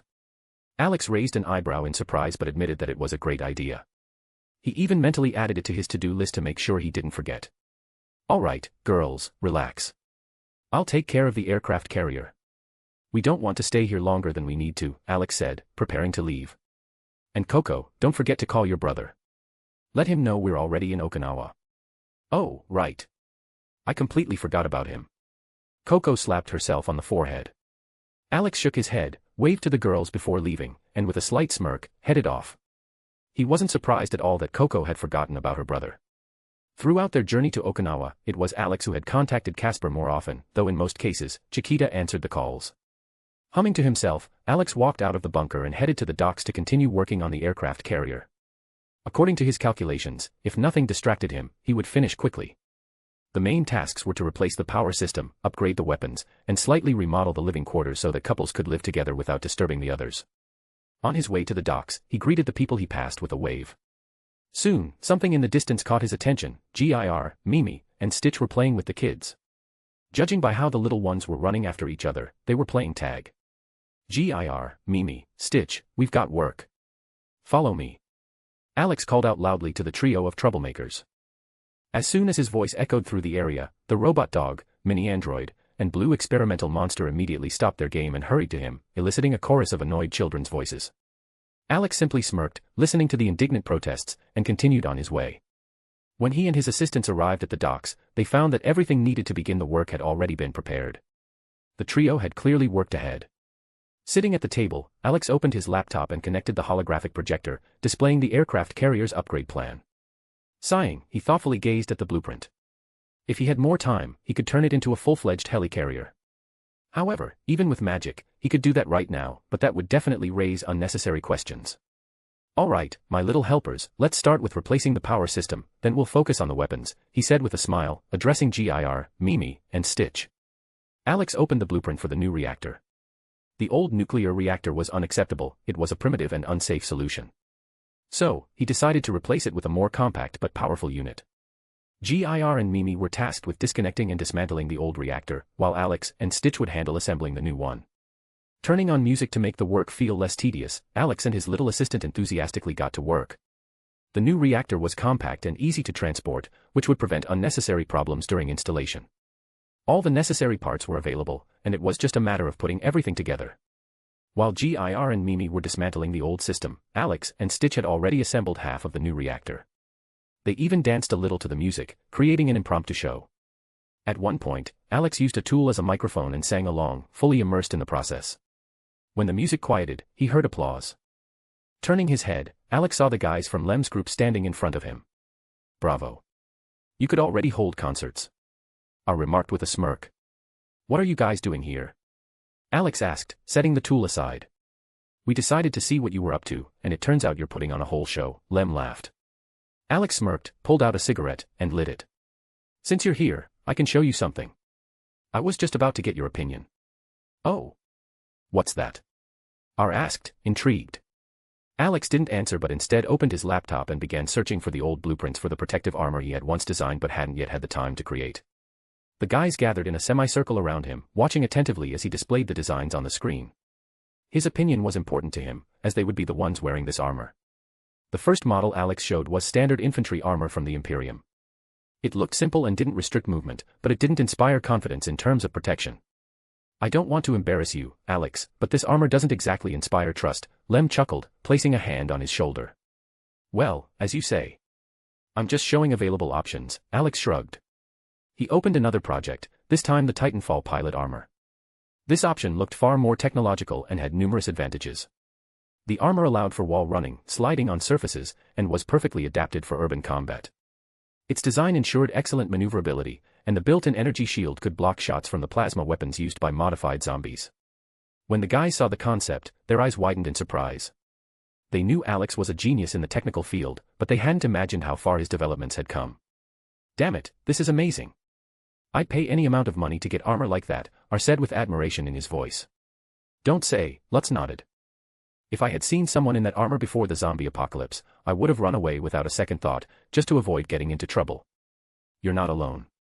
"I wouldn't want to mess with someone wearing that gear either," Wiley agreed.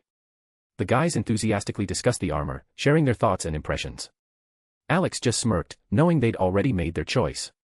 Now, they would have to learn how to use the gear, but he was confident they'd figure it out. "Well, it looks like the decision's made," he said, throwing his arms behind his head and leaning back in his chair. "Damn it, yes. But here's the question, how long will it take you to make at least one of these armors? And how many copies are you planning to make?" R asked, voicing the question that clearly interested everyone. "I'm planning to make sets for each member of the raid groups. As for the time, I think it won't take long. I've got 3 excellent assistants. If everything goes according to plan, by the time we get to China, we'll have enough armor," Alex replied thoughtfully, stroking his chin. "Isn't that a bit too fast?" Hugo frowned. "You know, this armor looks very advanced. It's hard to believe it can be assembled in such a short time." Alex just waved it off, signaling not to dwell on it. After chatting with the guys a little longer, he returned to work. They got the hint and decided not to distract him.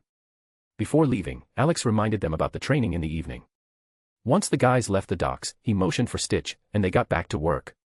Alex turned on the music and focused. He wanted to finish the reactor today so that he could focus on the weapons in the coming days and leave Okinawa as soon as possible. Additionally, he realized it was time to start training his students in chakra control, including Alice, Malka, and Anoka. While Alex and Stitch were working, they didn't notice when Coco arrived at the docks. She had brought food so he could have a snack during the break. Seeing how focused he was, she decided not to disturb him and simply placed the containers on the table. Glancing at his armor project, Coco became intrigued and sat at the table, studying the blueprints. The more she read into the details, the more amazed she became at what Alex was capable of. She didn't doubt for a second that he could bring this project to life. Everything he developed somehow became real. Alex continued working but soon decided to take a break. Putting down his tools, he turned around and saw Coco fully immersed in studying his projects. Walking up to her, he looked over her shoulder and noticed that she had opened a folder with weapon designs, the ones he created out of boredom. Some of them had already been built and were just collecting dust in his inventory, while others he never finished. Maybe in the future, he'd find the time to bring them to life. "What are you looking at?" Alex asked, placing his hand on her head. Coco turned to him and smiled mischievously. "I still can't believe how smart my future husband is. How the hell does your mind work to come up with such things?" Alex only smirked and, without warning, lifted her up and sat her on his lap. Coco laughed out loud and snuggled up to him. He'd heard the question many times before. Many girls had asked him the same thing. They were all curious about how his mind worked and where the ideas for his weapons came from. Of course, he couldn't exactly tell them that half of these concepts were born from his twisted imagination, and the other half were borrowed from video games he once played. "Trust me, you don't want to know. My head is pure chaos, and a bunch of voices that talk to me all the time," Alex said with a smirk, tapping Coco on the nose. She immediately squinted her eyes and asked suspiciously. "Voices? Female ones?" Alex froze. For a moment, he lost his words, and the Valkyries in his spiritual space also quieted down, realizing that Coco had instantly noticed an important detail. But what surprised him the most was that she had clearly shown signs of jealousy. "Coco, how would I know if they're female or not?" He tried to dodge. "You hear your own voice in your head, right? Now think about this, does it sound the same as the voice you speak out loud? Or maybe it's a little different." Coco frowned. "Wait, what? What voice in my head? What's my voice got to do with this? Wait." She froze, realizing that now she was unwittingly listening to how her thoughts sounded. "Damn it, Alex. Now I can't stop thinking about it. What the hell have you done? You're supposed to love me, not mess with me." Grabbing him by the collar, Coco began shaking him back and forth. "Ha ha ha, it's your fault." Alex laughed. "Now you can ruin everyone's mood. Just ask them the same thing, and no one will be able to answer." "You idiot," she squealed, continuing to shake him. "How am I supposed to stop thinking about the voice in my head?" Alex just kept laughing, enjoying her reaction. Alex just smiled and didn't say anything. When he first thought about it, the question almost drove him crazy. And now, this dangerous weapon was in Coco's hands. But Coco wasn't ready to give up. Anger burned in her eyes, and she continued shaking Alex, demanding an answer. Alex, still smiling, decided to put an end to it. He wrapped his arms around her waist and pulled her closer. Coco, still fuming with anger, bit him on the shoulder as payback. Alex only smirked, kissed her on the top of her head, and, ignoring her protests, calmly went back to his food. As he enjoyed the taste, he felt completely satisfied. However, Coco quickly realized that her bites had no effect, so she decided to find another way to get back at Alex. But no matter how hard she tried, she couldn't manage to provoke him. Finally, surrendering, she pouted like an offended child. Seeing her puffing out her cheeks, Alex couldn't help but smile. He gently cupped her cheeks and pulled her closer, then kissed her tenderly. Coco immediately wrapped her arms around his neck, deciding to enjoy the kiss. When their lips parted, all her anger had vanished, leaving only a satisfied smile. After finishing his meal, Alex looked at Coco, but she, grinning, took the food tray, leaned in, stole another quick kiss from him, and, with a playful smile, walked away. Alex just shook his head, returned to his work, and turned the music back on. To be continued. Chapter 261, Chapter 261, The Work Never Stops. After finishing his meal and watching Coco leave the docks, Alex decided to continue assembling the new reactor for the aircraft carrier. Scratching Stitch behind the ear, he watched as the blue alien dog happily devoured his snacks. However, realizing it was time to get back to work, Stitch reluctantly set the bag of treats aside and jumped off the table. Alex turned on the music, filling the dock with rhythmic sounds, and began working while whistling along to the beat. Stitch danced playfully nearby, keeping the mood lively.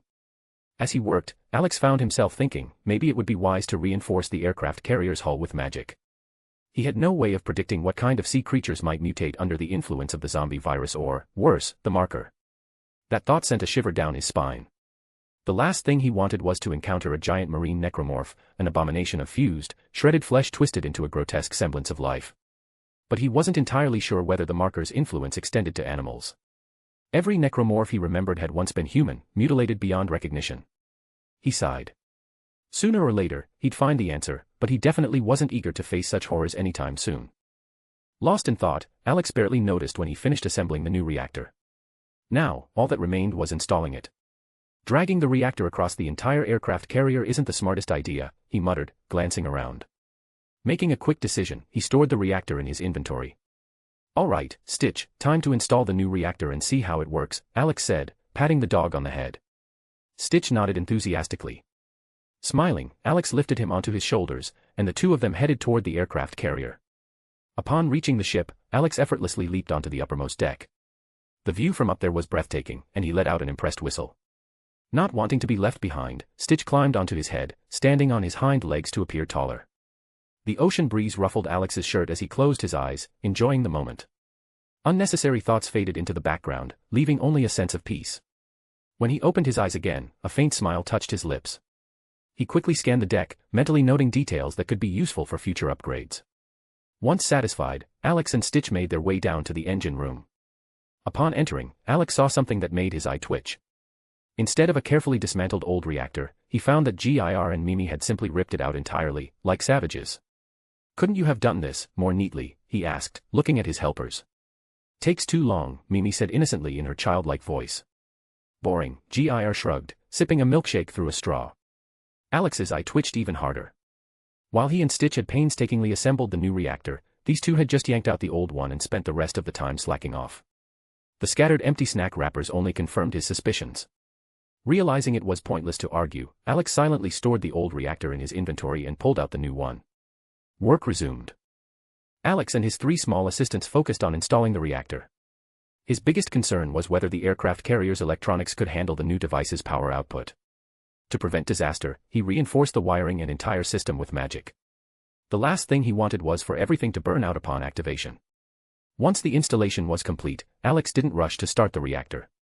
First, he needed to run diagnostics. He connected Mimi to the system and waited for all the checks to finish. When the tests were complete, Mimi didn't disconnect immediately. Instead, she continued monitoring the reactor as it powered up for the first time. For a brief moment, the lights across the aircraft carrier flickered. Mimi carefully analyzed the readings, then looked at Alex and gave him a thumbs up. Perfect, he nodded.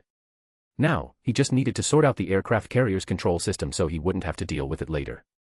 Picking up his three small helpers, Alex headed for the bridge.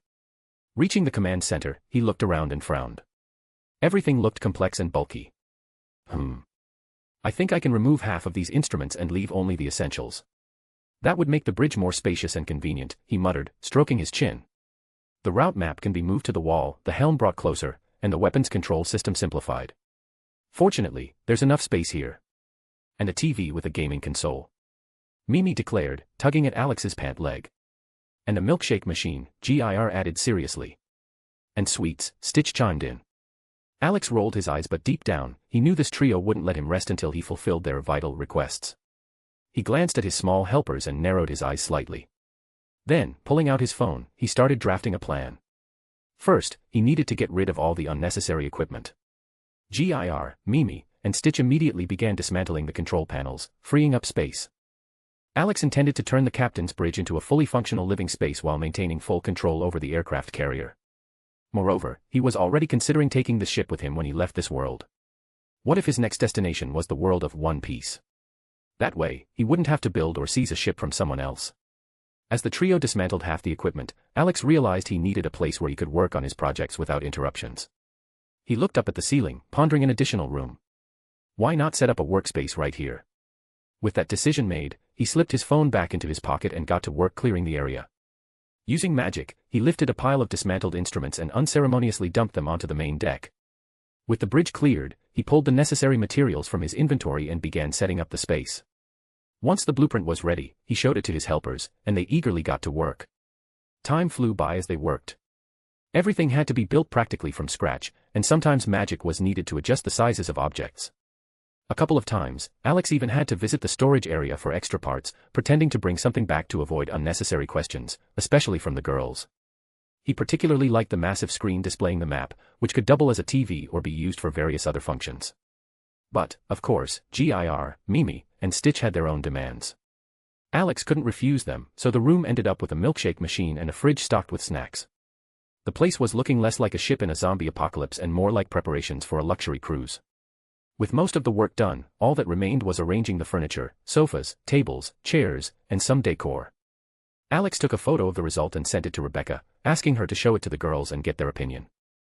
He knew the discussion would drag on, each of them would likely have their own suggestions for changes. Taking a short break, Alex sat on the steps and lit a cigarette. His small helper settled beside him, watching the sun slowly dip below the horizon. Every now and then, he glanced at his phone, but there was still no response from the girls. No surprise there, they were probably deep in discussion about what should be added or removed to make the place cozier. Realizing he wouldn't get a final verdict until at least the next day, or even later, if the girls couldn't agree, Alex picked up his helpers and headed down to his workspace. The power system was complete. Now, he just needed to upgrade the aircraft carrier's weapons and work on the living quarters. Working on the living quarters was simple but tedious. First, Alex needed to figure out who in the group was in a relationship and who preferred solitude. Maybe someone would want to live with their friends. To save time, Alex decided to assign the task of polling to his assistant so they could make the lists. Putting that off for later, he opened the files on the weapon systems and started selecting the appropriate weapons. The discussion quickly turned into an argument with Gir, Mimi, and Stitch. Alex insisted on powerful guns, thinking they were more than enough, but his assistants had their own opinions and weren't willing to back down.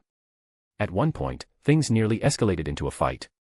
"I see you have quite the debate going on here, or rather, a real battle. What are you arguing about?" came Ray's mocking voice. She approached, watching Alex and his little assistants with a smile. Alex and his 3 assistants stopped fighting among themselves and turned toward the source of Ray's voice. He saw Ray and Renka approaching.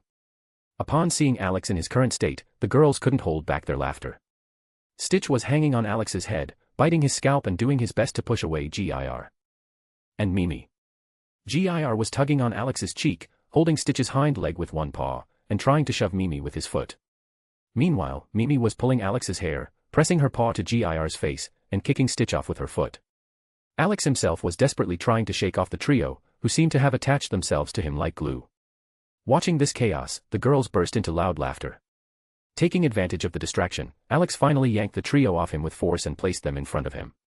They immediately glared at him with indignation, as if saying, "This isn't over yet." Alex just rolled his eyes and lightly tapped each of them on the head for their betrayal. "Sort of," he muttered, rubbing his temple, and then looked at the girls. "So, what brings you here?" "What else? The training starts soon, and you're still not here." "So, we came to get you," Renka said, pointing a finger at him. Alex raised an eyebrow in surprise, then pulled his phone out of his pocket and checked the screen. It turned out he'd spent a whole hour arguing with his 3 little assistants. The corner of his mouth twitched, an entire hour spent debating, and they got nowhere. He also noticed that he still hadn't received an answer from the girls about the changes they wanted to make to the captain's bridge, now turned into a living space. Well, looks like I lost track of time a bit, Alex shrugged. By the way, Ray, what about the living space discussion? When Seiko, Beatrix, and Valmont left, the others were still arguing about what should be added or removed. I don't even know how far they've gotten.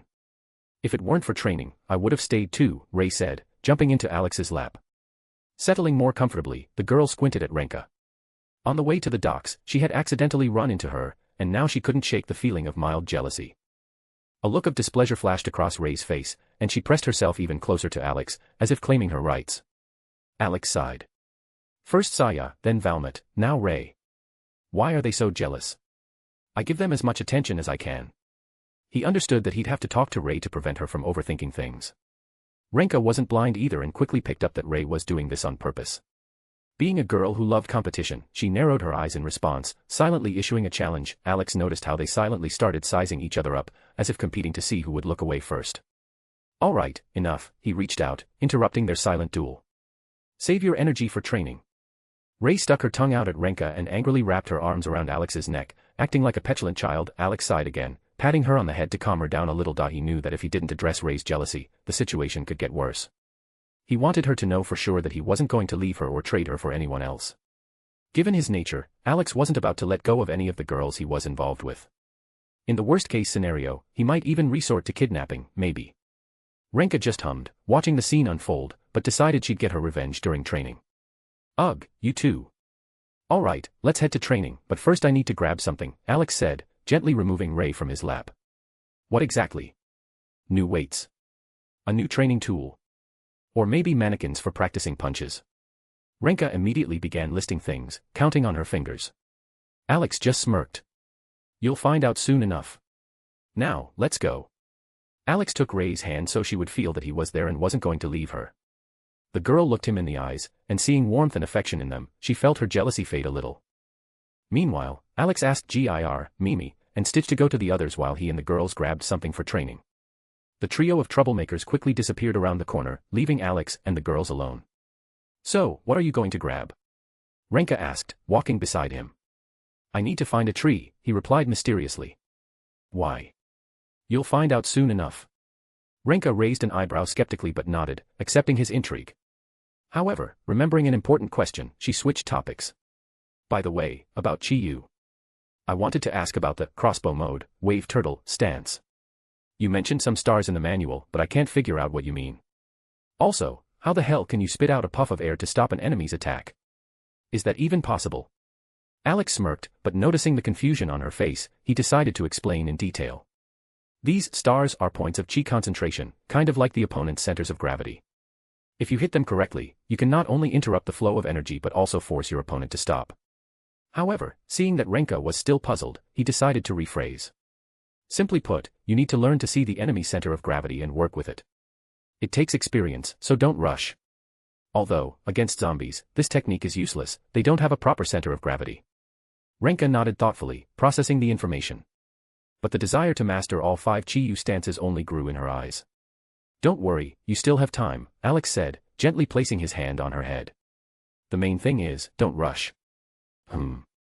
I just want to show Chi-Yu to my mother when we get to China, she replied with a determined fire in her eyes.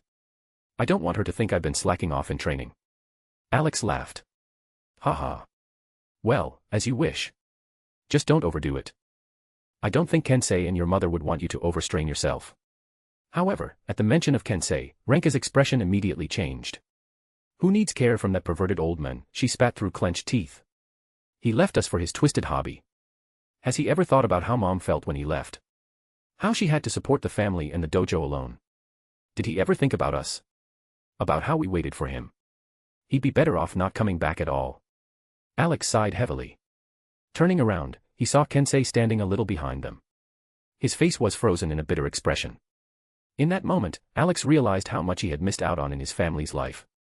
He understood the weight that had been placed on his wife and children's shoulders.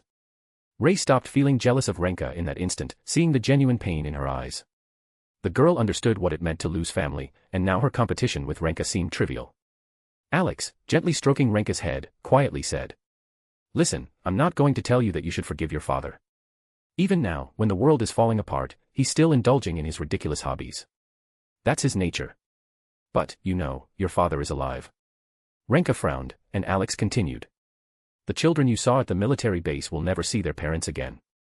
They have no one left. But you still have family, even if your father left. I'm not defending him, but maybe he didn't come back because he felt guilty for abandoning you. I'm not saying you should forgive him. Just try to reach out to him, after all, he is your father. Renka remained silent, clenching her fists. He's right, Ray quietly said, tightening her grip on Alex's hand. I would give anything to see my father again, but, unfortunately, he was a police officer on the front lines when this hell started.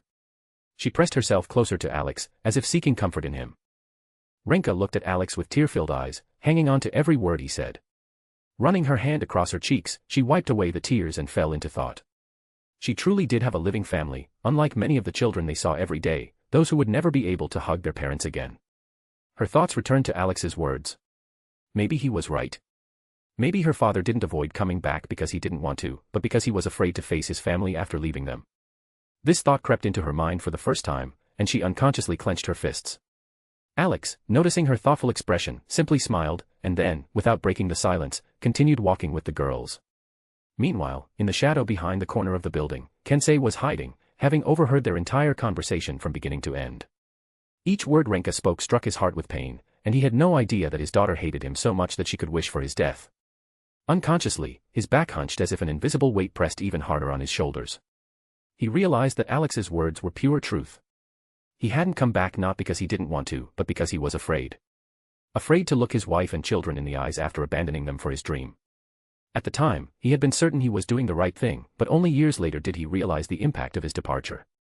The deeper he sank into these thoughts, the clearer he understood that he had always found excuses to avoid facing the consequences of his choice. And the more time passed, the harder it became to take the first step back. Now, he saw what it had led to. His friends watched him, sensing his despair, but could do nothing except offer moral support. "How are you, Kensei?" asked Sasaki, leaning against the wall with his arms crossed. "I'm fine. It's just hard to hear those words from my own daughter," Kensei replied, bitterness in his voice. "I know I've let her down. And I know how much I've hurt my family. Don't give up," Hayato clapped him on the shoulder. "You still have a chance to make up for it. You just need time."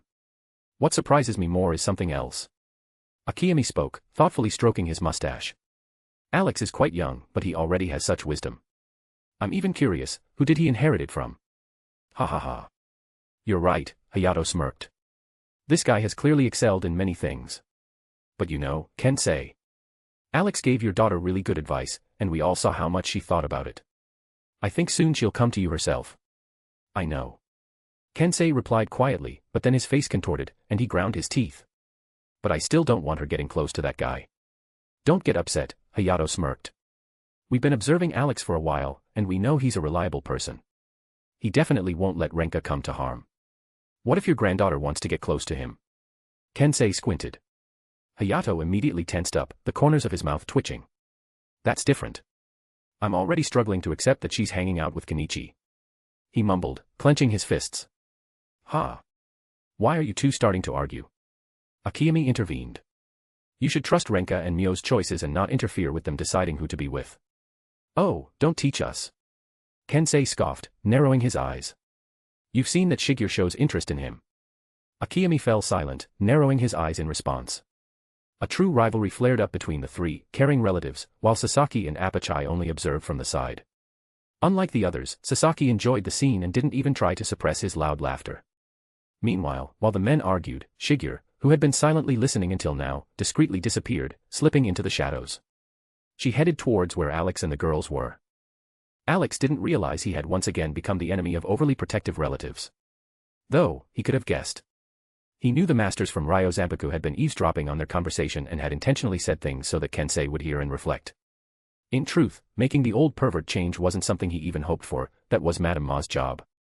Alex was confident that she would be able to reform her husband, and of course, he would gladly help her with that. He knew that Shigeru was sneaking up behind them and waved his hand, signaling that she didn't need to hide. Renka and Ray exchanged puzzled glances, not understanding who he was signaling to, until the culprit of the gesture herself jumped down from the roof of the nearby building. Shigeru was instantly beside Alex and, without hiding her intentions, gently pushed Renka aside, causing her to clench her teeth in indignation. At that same moment, Tachimaru nimbly jumped onto Alex's head, settling comfortably there. What are you looking for? Ray asked, tugging on his arm. A tree, Alex answered with a smile. Why do you need a tree? Renka asked suspiciously, tilting her head. For training. You'll understand soon, but for now, let's find it quickly and get back, Alex replied mysteriously. I've seen one, Shigeru suddenly spoke up, pointing in the direction. They followed her and soon found the tree they were looking for. Alex asked the girls to help him gather as many leaves as they could. Though they didn't understand why he needed the leaves for training, they started collecting them. While they discussed possible ways to use them, Shigeru unexpectedly stated. They can be used for shuriken throwing practice.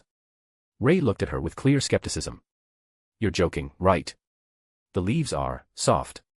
But Shigeru was a simple person. She just threw one of the leaves at the tree trunk, and a clear scratch remained on the bark. Ray stared at this scene, her jaw hanging open, and then, not believing her eyes, looked at Alex. Can you do that too? Well, sort of, he shrugged. What do you mean, sort of? You could have just shown us like Shigeru did. Renka exclaimed, and, not waiting for an answer, kicked him in the leg. All right, I'll show you so you won't have any more questions, Alex agreed, rolling his eyes. The girls immediately focused their attention on him. He took a leaf in his hand, and immediately a blue chakra began to shimmer around it. Then Alex threw it at the tree. The thrown leaf pierced the trunk clean through and got stuck in the ground on the other side. Ray, Renka, and even Shigeru couldn't help but clap, amazed by what they had seen. Is that the same chakra you used when you shot bullets at those big zombies? Renka asked, still staring at the pierced tree. Yes, you're right, Alex nodded. Only without the element. Basically, I just infused the leaf with chakra before throwing it, and it became so sharp that it pierced the tree completely. There are a lot of ways to use chakra, and if I explain everything in detail, it will take a long time. However, the same thing can be done with ki if you have good control. Renka nodded, clearly interested in the subject. Even Shigeru didn't hide her curiosity. Having gathered enough leaves, Alex waved at the girls, signaling them to return. Now he could move on to the next phase of training, control. After that, he would need to focus on opening chakra paths for his students, which promised to be a very labor-intensive process. To be continued. Chapter 262, Training Time and the Cat Girl. Gathering enough leaves for chakra training, Alex led the girls back to the training ground at the military base. Today, he planned to open his students' chakra pathway so they could begin learning how to control it. He was also considering whether to do the same for Siko, Beatrix, Valmet, and Ray. Such power would be an invaluable advantage in battle. Especially since chakra could be used as a protective barrier for the body, though mastering proper control was necessary for that. Alex was thinking about skipping physical training today and focusing entirely on chakra control. While his students worked on that, he intended to continue upgrading the aircraft carrier, replacing all its weaponry and installing a massive cannon. Upon arriving at the training ground, Alex immediately noticed that everyone was already gathered. His students, the masters from Ryo Zanpaku, and several others had come to watch whatever he was planning. When he and the girls appeared on the horizon, all eyes were drawn to the massive bundles of leaves they carried, sparking curiosity among the spectators. Alex quickly scanned the area for a place to sit and was pleased to see that someone had thoughtfully provided a chair for him.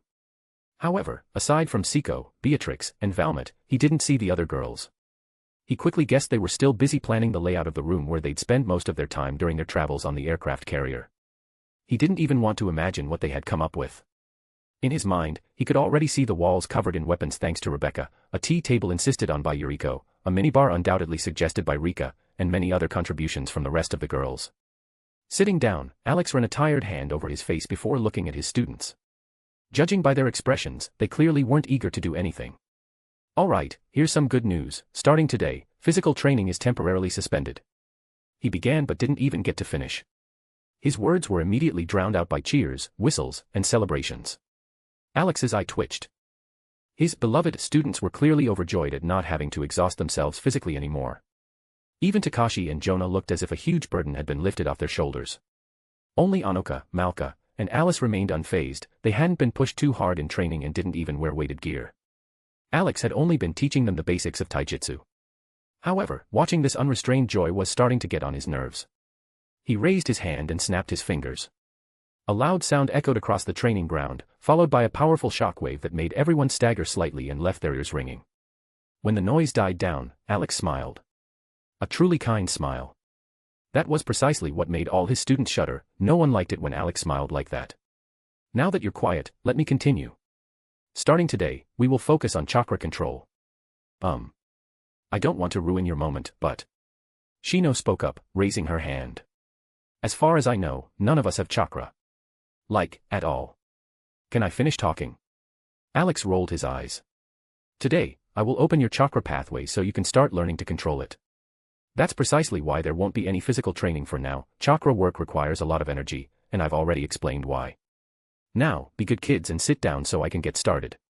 I have plenty of work to do, and I don't intend to stay in Okinawa any longer than necessary. The students exchanged glances, unsure how to react. They were curious about what opening chakra pathways meant and how Alex was going to do it. Most importantly, would it hurt? Alex smirked, seeing their confusion. Alex, do you mind if I observe the process? Akasame suddenly asked, intrigued by what Alex was about to do. No problem, Alex nodded. I wasn't planning on hiding anything anyway. If you have questions, just ask. Everyone took their places as Alex prepared to begin. A new stage of training awaited them. Akasame smiled at Alex's words. He was a man who had dedicated his life not only to the study of martial arts but also to human anatomy, both for healing wounds and for effectively disabling opponents. The other masters from Ryo Zanpaku also showed interest and followed Alex. Alex decided to start with his girls. Priorities had to be set right. Approaching Valmet, he placed his hand on her back. His palm glowed with a soft blue light, and the woman immediately felt a strange yet pleasant warmth spreading throughout her body. The next moment, her figure was enveloped in a thin layer of chakra, which then retracted back inside her after a second. Being the best husband of all time, Alex subtly enhanced her chakra reserves without anyone noticing. It was his little trick. If he wanted to make his girls stronger, why not take advantage of this opportunity? Once the process was complete, Valmet stood up, clenching and unclenching her fists, adjusting to the new sensation of power. The masters of Ryo Zanpaku watched this closely and exchanged glances. They had assumed that opening chakra pathways would be similar to the method used to unlock the key center, but it turned out to be quite different, despite some similarities. Well, how does it feel? Alex asked, looking Valmet up and down. I don't know how to describe it, but it feels nice, she answered with a slight smile, meeting his gaze. All right, you two, enough flirting, there's a line here, you know. Ray loudly interrupted the moment. Alex and Valmet just exchanged amused glances. He moved toward Ray, who was pouting in protest. Deciding to have a little fun, Alex used a special technique, causing energy to flow through her entire body, and, to her embarrassment, she couldn't suppress a quiet moan. Realizing what had just happened, Ray instantly turned red, shooting Alex a furious glare, but he just winked at her mischievously, making it clear that this was his little revenge. After that, he repeated the process with Siko, then approached Beatrix, who was practically glowing with anticipation. Next in line were Malka, Anoka, and Alice, 3 young girls who were already imagining themselves breathing fire like Alex. He decided to slightly increase their chakra reserves so they could better protect themselves in the future. Moving on to the rest, Alex thought for a moment and decided to do the same for Shino. Why not, he thought. For Takashi and Jonah, he also gave a small bonus. For everyone else, he opened their chakra pathways at a standard level, comparable to that of an elite chunin. Did I forget anyone? Alex looked around. Can I have it too? Renka suddenly asked, running up to him. He shrugged and asked her to turn around. Once the process was complete, Kazara approached him.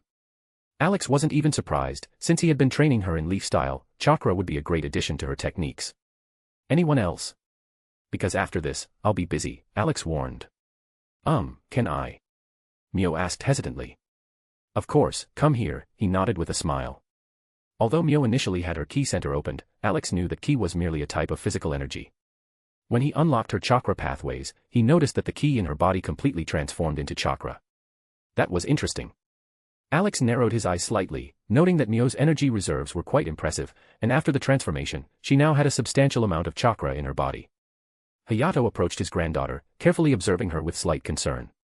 Don't worry, old man, Alex reassured him. Her ki just turned into chakra.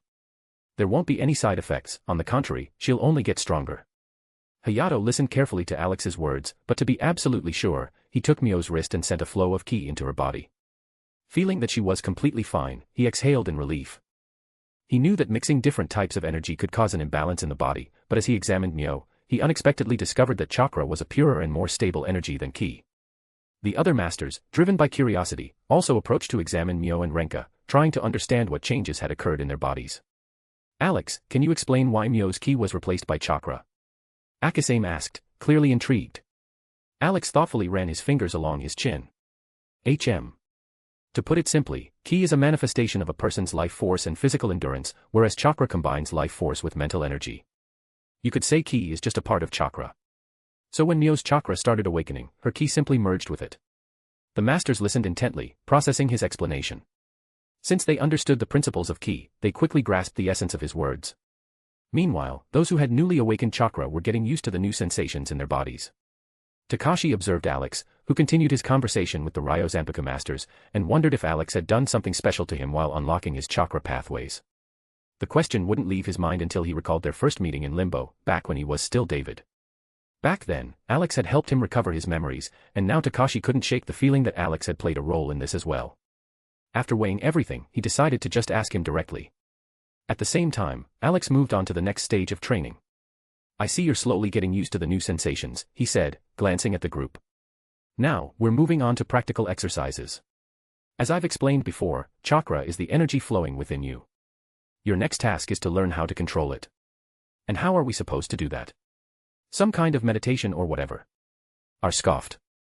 Are you even sure any of us can sit still for long enough? No, Alex replied with a smirk, holding up a leaf from a tree. You're going to control your chakra using an old but reliable method, with this. A leaf. Sasaki raised an eyebrow in surprise. And what are we supposed to do with it? I'll explain in a moment. Just pick up a leaf, and I'll tell you what to do. Everyone exchanged glances but followed his instructions, picking up leaves from the ground. Even Mio and Renka, despite already having their own abilities, decided to participate. For them, this was a chance to try something new. The masters of Ryo Zanpaku watched everything with great interest. They had been following Alex's training methods for a long time and understood just how effective they were. They had even borrowed a few exercises to develop Kenichi. When everyone was ready, Alex continued. Now listen carefully. Your task is to keep the leaf in one place without letting it fall. With these words, he attached a leaf to his forehead. Everyone watched as the leaf remained still, even when a light breeze blew. The masters immediately understood the point of the exercise. It required using just the right amount of energy to keep the leaf in place, preventing it from falling or blowing away. They nodded in understanding. Mio and Renka immediately repeated Alex's demonstration and easily kept the leaves on their foreheads. Alex nodded approvingly at them, and the girls smiled in response. Can I ask a question? Takeo spoke up, holding the leaf in his hand. Why are we doing this? After this, will we be able to breathe fire or walk on ceilings like you? Alex smirked. Something like that, Takeo. To master those skills, you need to learn chakra control. Without it, you won't be able to walk on walls or use elemental techniques. Can you show us? Anoka raised her hand, bouncing in place. We've already seen you breathe fire, turn into a living railgun, and move faster than the wind. Of course, Alex grinned. Now I'll show you why chakra control is important. Alex asked everyone to clear a bit of space for the demonstration. Quickly forming hand seals, he used an earth release technique, stone wall. After completing the jutsu, a small stone protrusion rose from the ground. And that's it. Doesn't seem very impressive, R said with a hint of sarcasm. That's what happens when you have terrible chakra control, Alex replied, smirking. Now, let me show you what this technique is really supposed to look like. He formed the seals again and then slammed his palm into the ground. In that instant, a massive stone wall erupted from beneath the surface, towering above everyone. Its shadow covered the group, causing many to look up in awe. I have a question, Alex, Akasame's voice rang out as he studied the sudden barrier with interest. Why do you form hand seals before using techniques? This question made everyone turn their heads toward Alex. They were also curious why he performed those movements every time. Alex nodded, recognizing that this was the perfect moment to explain. Let me explain it so that everyone can understand. You've seen movies about wizards, right? Well, the purpose of the hand seals is no different from casting a spell or waving a magic wand. It's just a method of focus. As the saying goes, if you have the fastest hands in the Wild West, you can spam spells without a break. Alex smirked, causing some to chuckle. Do we have to, form hand seals? R asked, rubbing his nose in slight embarrassment. Don't get me wrong, but it seems a bit childish. Haha. What, you don't want to be a shinobi? Alex joked. But don't worry, you don't need to do it. There are so many techniques that you get a headache trying to learn them all. It's enough for you to practice chakra control and reach a certain level of mastery. And what should we be able to do? Lutz asked with slight confusion. Alex looked at everyone, then decided to demonstrate what they should aim for. He approached the stone wall, which everyone was watching with curiosity, and without saying a word, placed his foot on its surface. To the surprise of those around him, Alex began calmly climbing upwards, as if gravity no longer affected him. Reaching the top of the wall, he turned to the group, looking down at them. You need to learn how to walk on walls, as well as strengthen your body with chakra. I'll explain how this works now, so listen carefully. Alex jumped down and returned to his chair, sitting with an obvious sense of relaxation. The masters, intrigued, also grabbed themselves a bench to listen attentively. Even the regular spectators, who had come just to watch the training, didn't rush to leave, they were interested. When everyone settled down, Alex began explaining the basics: chakra control. He clarified that the better your control, the easier it is to manipulate objects with chakra. To demonstrate his words, Alex showed this on himself, leaves stuck to each of his fingers, as if they were still on the tree. Next, he moved on to reinforcing the body with chakra and showed what it should look like. His hand was enveloped in a bright blue glow, making the process more visual. To finish, Alex explained the principle of movement on vertical surfaces. Giving the group time to process the information, he lit a cigarette, showing that he wasn't in a hurry and was ready to answer questions. So, what else can you do with your chakra? Renka asked excitedly, her eyes literally sparkling with curiosity. Alex smirked, raised his hand, and replied. Well, for example, this. A spinning sphere of concentrated chakra began to form in his palm. It was a raisnan. As the raisnan appeared in Alex's hands, he slowly explained the name of the technique. Upon hearing the familiar word, Valmet, Siko, Ray, and Beatrix immediately focused their gaze on the shimmering chakra sphere. They recalled how Brunhild had told them about the Rasen Shuriken, the advanced version of this technique, and now they finally saw what it was based on. The masters watched the raisnan with genuine interest. The energy spinning in chaotic directions inside maintained a perfect spherical shape, mesmerizing with its dynamic movement. Renka, being naturally curious, wanted to touch the unusual phenomenon but didn't get the chance. Alex instantly withdrew his hand and then lightly flicked her on the forehead. The girl immediately grabbed the bump that appeared, pouting in frustration. Why so sudden? Renka exclaimed, almost on the verge of tears. I just wanted to touch it. Alex sighed heavily, shaking his head. Are you a child who has to stick their hand into everything? He grumbled irritably. Didn't Mistress Ma teach you not to touch things where you're not asked? Renka opened her mouth to respond, but just then Alex directed the raisnan toward the ground. There was a dull thud, and where his palm had made contact, a deep vortex-like hole appeared. In that moment, Renka froze, realizing what could have happened to her hand. She swallowed quietly, a bead of sweat forming on her forehead. Alex squinted, watching her reaction closely. Under his stern gaze, Renka shivered and lowered her head. That expression reminded her of the look her mother gave when she caught her or her brothers misbehaving. One glance was enough to understand, they were in trouble. Well, do you want to touch it again? Alex asked, raising an eyebrow. And no. Absolutely not. Renka shook her head. Good, Alex nodded in satisfaction. Now, since I've made the training plan, I'm going to get back to work. He stood up from the chair and said his goodbyes, mentioning that if anyone had questions about the training, they could approach the masters of Ryos and Apku, who had enough experience, or find him at the docks. After exchanging a few words with the girls, Alex made sure they didn't need anything for the moment. They promised to ask their questions later, during the break. Before leaving, he reminded everyone not to overexert themselves, they weren't in a rush. Finishing with this, Alex headed toward the docks, humming a tune. However, halfway there, he realized he had forgotten to bring Gir, Mimi, and Stitch with him. Stopping, he whistled, calling the trio. Within a couple of seconds, the three small helpers caught up to him, and together they headed for the docks. As he approached his workplace, Alex remembered something else. Seems I forgot to return you, Tachimaru, he muttered, taking the small mouse off his head. Well, never mind. I'll give you back to Shigeru when I come back. No need to search. I'm here, came a quiet voice behind him. Alex turned around and saw Shigeru standing nearby. Didn't you stay with everyone? He asked, surprised. I'll watch your work, she replied calmly, nodding. Well, all right, Alex shrugged. It'll be boring anyway. If you get tired, you don't have to stay here until night. It's fine. I won't get bored, Shigeru shook her head. By observing a person, you can learn everything about them. She took a step forward, closing the distance between them.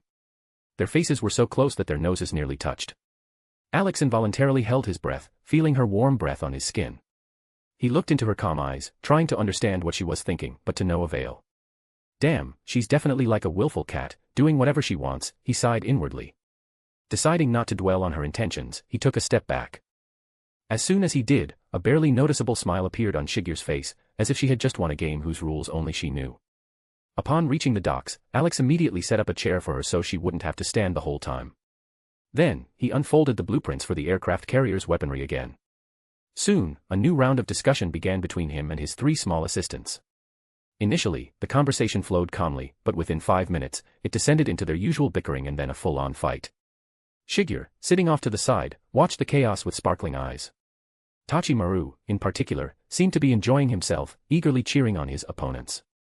Enough fighting, we're adults here. Alex finally sighed, trying to break up Gir, Mimi, and Stitch. I'm not an adult, Daddy. Mimi huffed, crossing her paws over her chest. I'm not human, Gir declared, mimicking her posture. Me neither, me neither. Stitch chimed in, energetically nodding. Alex tiredly closed his eyes. All right, I get it. Let's come to a compromise so we don't argue. Otherwise, I'll tell your mom Brunhild that you're misbehaving. He narrowed his eyes. And she'll take away all your snacks. The trio instantly tensed up. Okay, they all shouted in unison, immediately raising their paws in agreement. Finally agreeing to a peaceful discussion about the aircraft carrier's weaponry, Alex suggested that each of his little helpers pick one type of weapon to be installed. This suggestion avoided further arguments and allowed everyone to finally breathe a sigh of relief. The trio eagerly accepted the offer and immediately began looking into their options. While Gir, Mimi, and Stitch were busy with their decisions, Alex decided to talk to Shigur.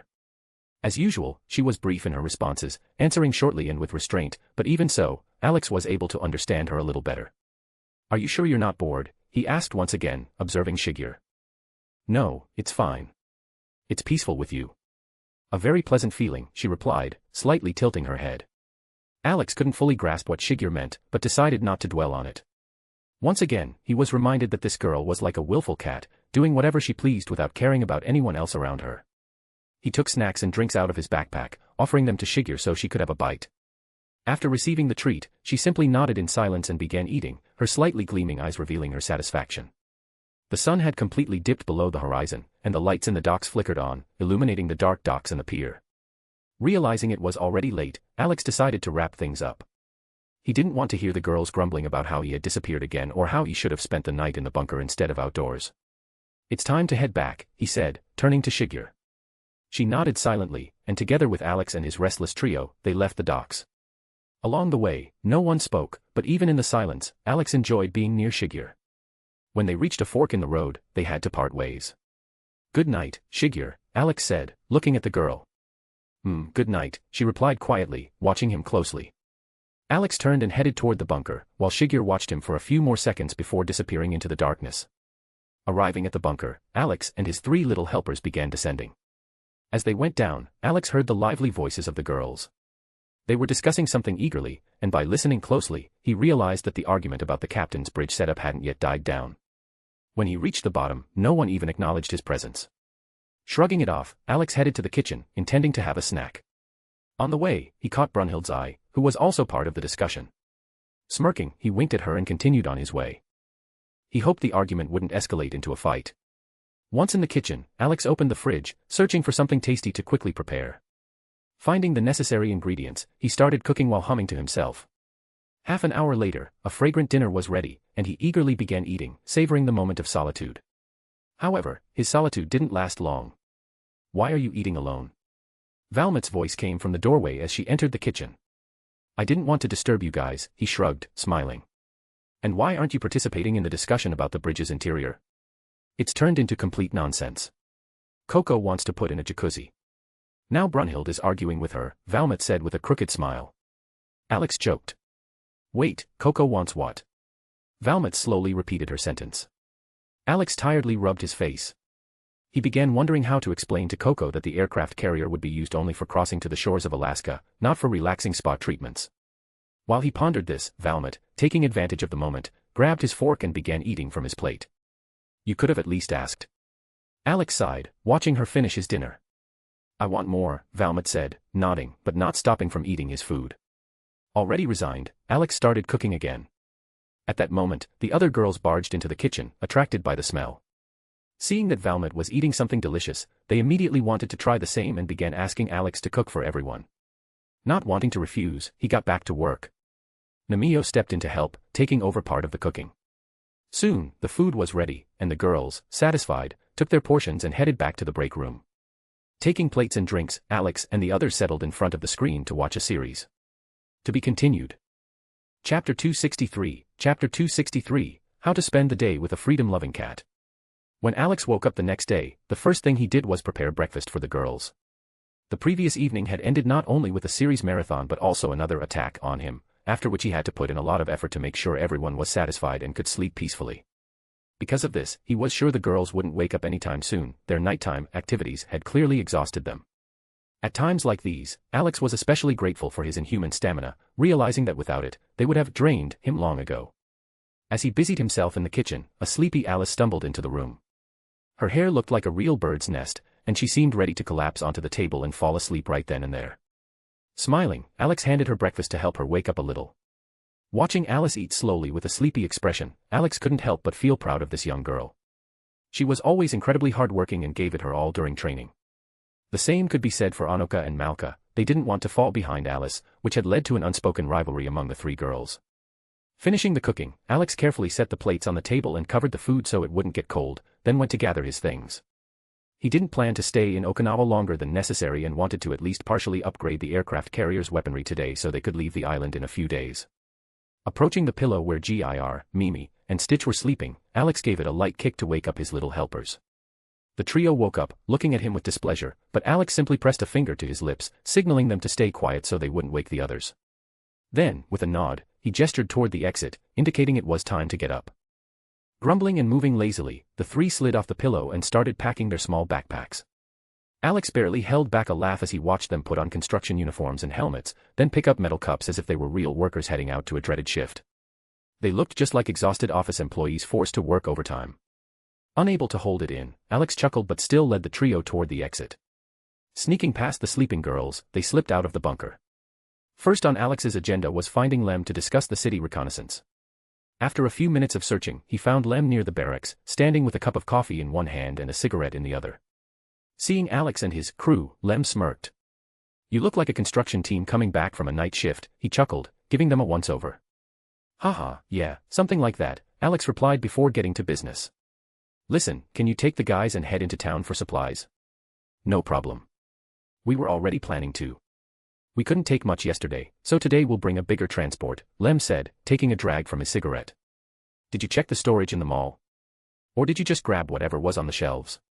Alex asked. "Just the shelves. There was too much stuff, and we didn't get around to the storage. We're planning to check it today," Lem explained, exhaling smoke. Alex nodded and, pulling up a hologram, sent over a new list of items he needed.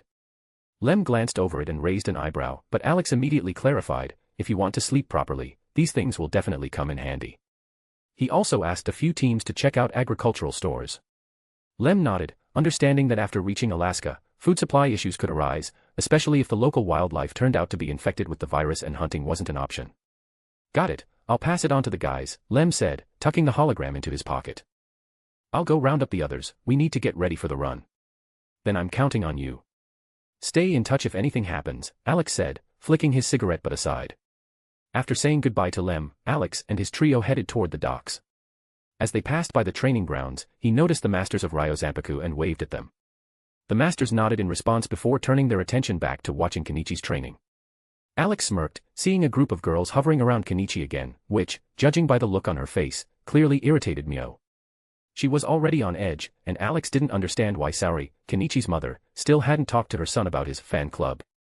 He also noticed that Renka had started keeping her distance from Kenichi, but that didn't surprise him. Among those present, he didn't see Kizara or Shigeru, but Kanami and the Valkyries were there, training actively.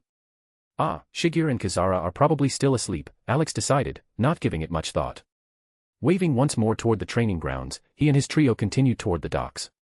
When Alex arrived, he set his backpack with supplies and snacks on the table before opening his laptop. He was curious about what decision Gir, Mimi, and Stitch had made regarding the modernization of the carrier's weaponry. As he scrolled through the proposed options, he tapped his finger on the table, considering where to start. He decided to postpone the installation of the large cannon for later. After all, he still had to figure out how to take the BFG from Rebecca without upsetting that gremlin. Choosing to begin with replacing the machine guns, Alex took his small helpers and headed to the storage area to gather everything they needed. Upon arrival, he was glad he had pulled a bunch of different spare parts from his inventory in advance. This way, he could avoid unnecessary questions. Loading everything into the transport, Alex and his team drove back to the docks. Upon returning, he noticed that Shigeru had already made herself comfortable at his workstation, shamelessly snacking on the food he had brought. Greeting her, Alex sent Gir and Mimi to remove the old machine guns from the carrier while he and Stitch focused on unloading the transport. Need help? Shigeru asked, stepping closer. No, everything here is heavy, Alex replied, not wanting to burden her. Shigeru just nodded and continued watching. Once all the parts were unloaded, Alex realized that assembling them here made no sense. It would be easier to move them directly to the deck. Finding a loader in the docks, he loaded all the spare parts and transported them up. After finishing that, Alex approached Shigeru and unexpectedly wrapped an arm around her waist. The girl simply gazed at him with her usual blank expression. Hold on tight, he warned. Shigeru nodded and wrapped her arms around his neck. Once he was sure she had a firm grip, Alex picked up Stitch, placing him on his shoulders, then jumped, pushing off from the carrier's side, and landed on the deck. As soon as they reached the top, he loosened his hold, but Shigeru made no move to let go. Are you planning to just hang on to me? Alex asked, raising an eyebrow. In response, she simply shook her head. Alex once again pondered her strange behavior but decided it was easier to think of Shigeru as a willful cat who did only what she wanted. Realizing she had no intention of getting down, he just adjusted his grip, and she instinctively wrapped her legs around his waist. Sighing, Alex headed over to check how Gir and Mimi were doing. He hoped that this time his helpers wouldn't just rip the machine guns out by brute force but would actually dismantle them properly. As he got closer, he was relieved to see that they had indeed taken apart the first turret rather than trying to tear it out completely. Deciding to help, Alex joined the process alongside Stitch. However, even with 4 of them working together, dismantling a single machine gun took an entire hour. And there were 4 in total, 1 at each corner of the aircraft carrier. Step by step, they made their way to the 3rd machine gun, and at that moment, Alex realized that Shigeru had fallen asleep, resting her head on his shoulder.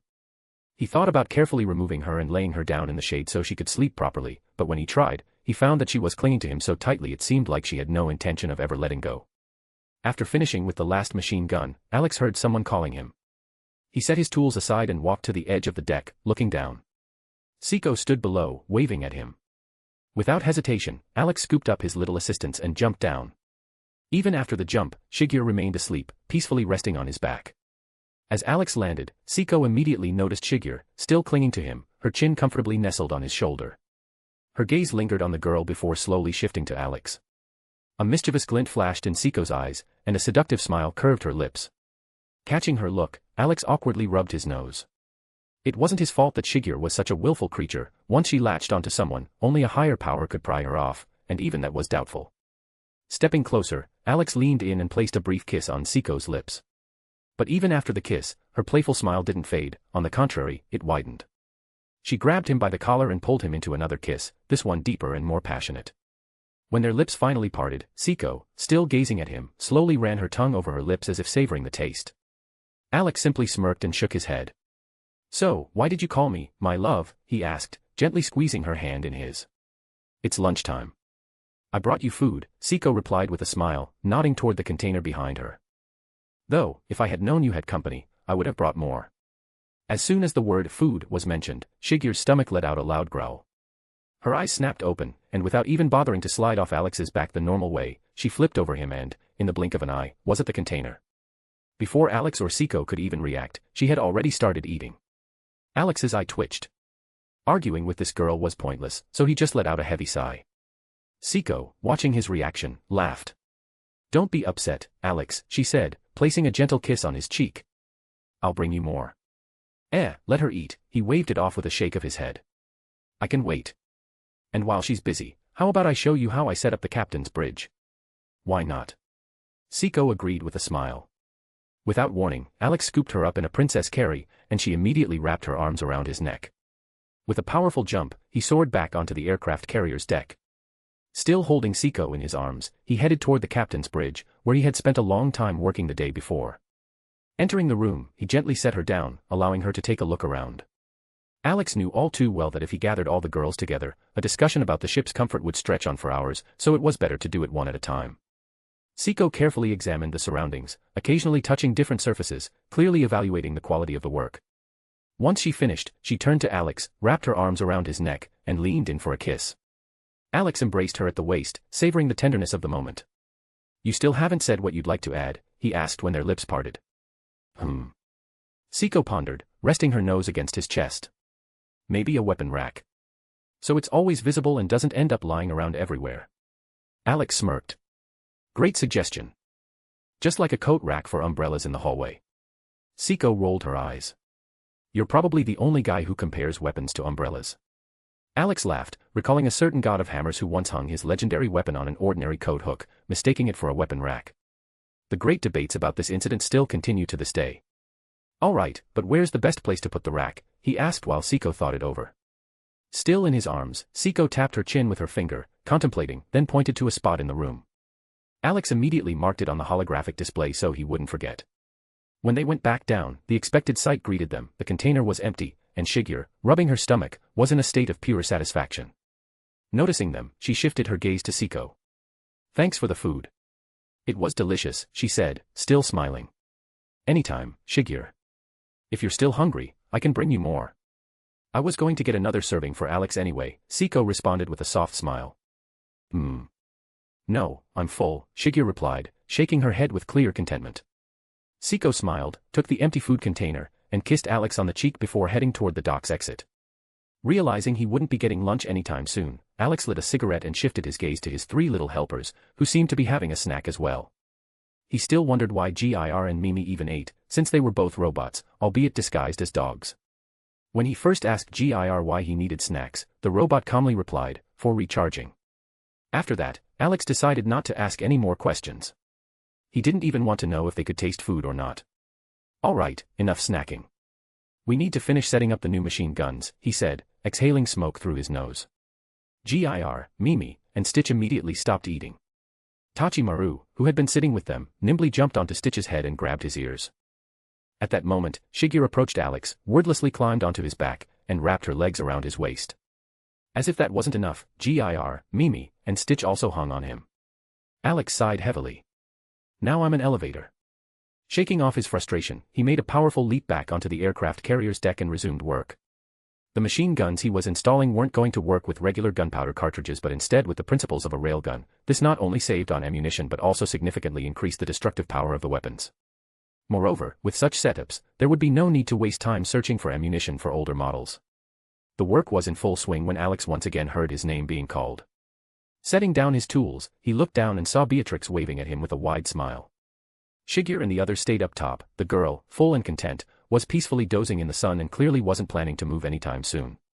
My husband, I brought you some food, Beatrix said with a radiant smile. Thank you, my love.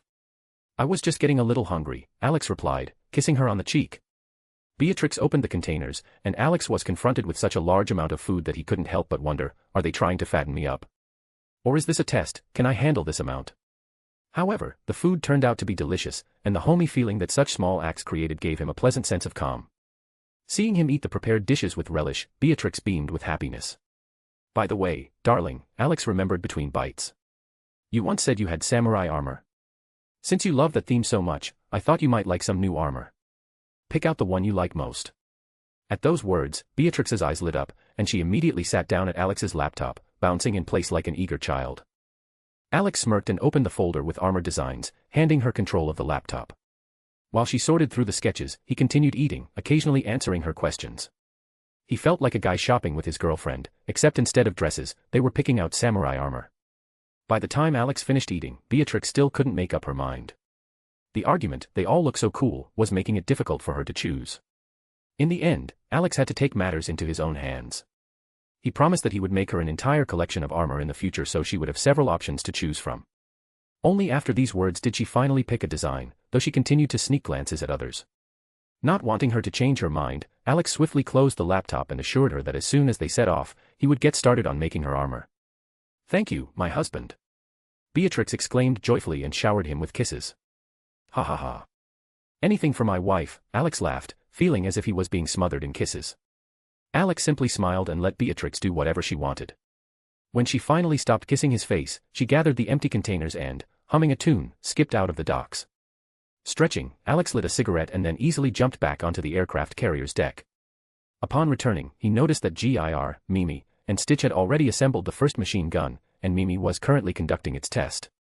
Walking closer, Alex lazily asked, "Well, how are the tests going?" Hearing her father's voice, Mimi immediately gave him a thumbs up, signaling that everything had gone perfectly. All that was left was to check the combat mode, and the work on the installation would be complete. Alex nodded, then turned his gaze to Shigeru, who was still basking in the sun.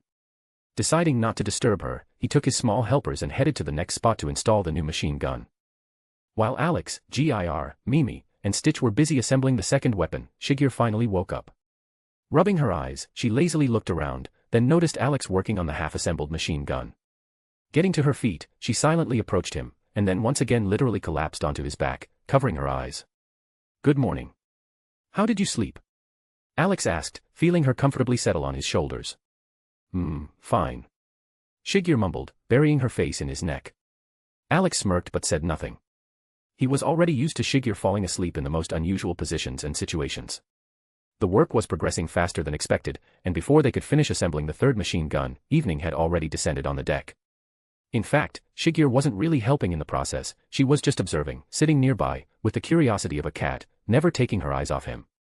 Even Tachimaru, unlike her, occasionally brought lost bolts or squeezed into hard-to-reach places to assist with the work.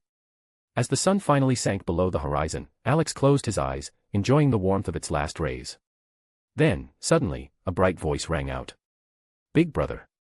Alex opened his eyes and, hearing Alice's voice, walked to the edge of the deck. Shigeru followed him. Below, Alice, Anoka, and Malka were waiting, each holding containers with food. Alex took out his phone and confirmed that it was already time for dinner. Smiling, he scooped up Shigeru by the waist and jumped down, landing softly in front of the girls, immediately receiving enthusiastic applause. "Alice, Anoka, Malka, what brings you here?" Alex asked, although the answer was obvious. "Sister Brunhild asked us to bring you dinner," Alice said cheerfully. "She also said that Sister Shigeru would be with you, so here we are."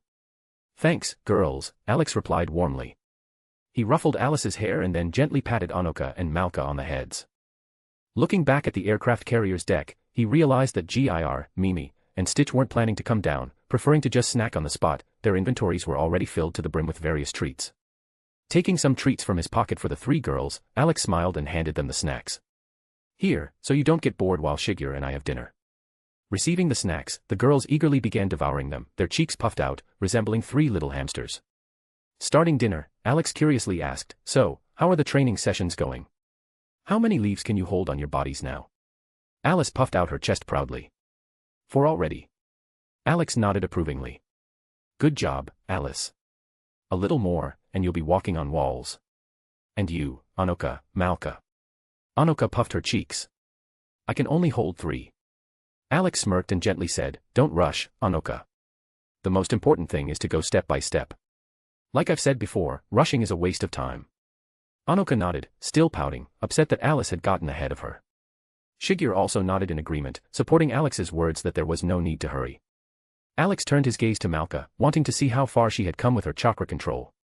"I can hold 4 leaves, but not for long. The 4th one keeps falling, and I can't seem to stabilize it."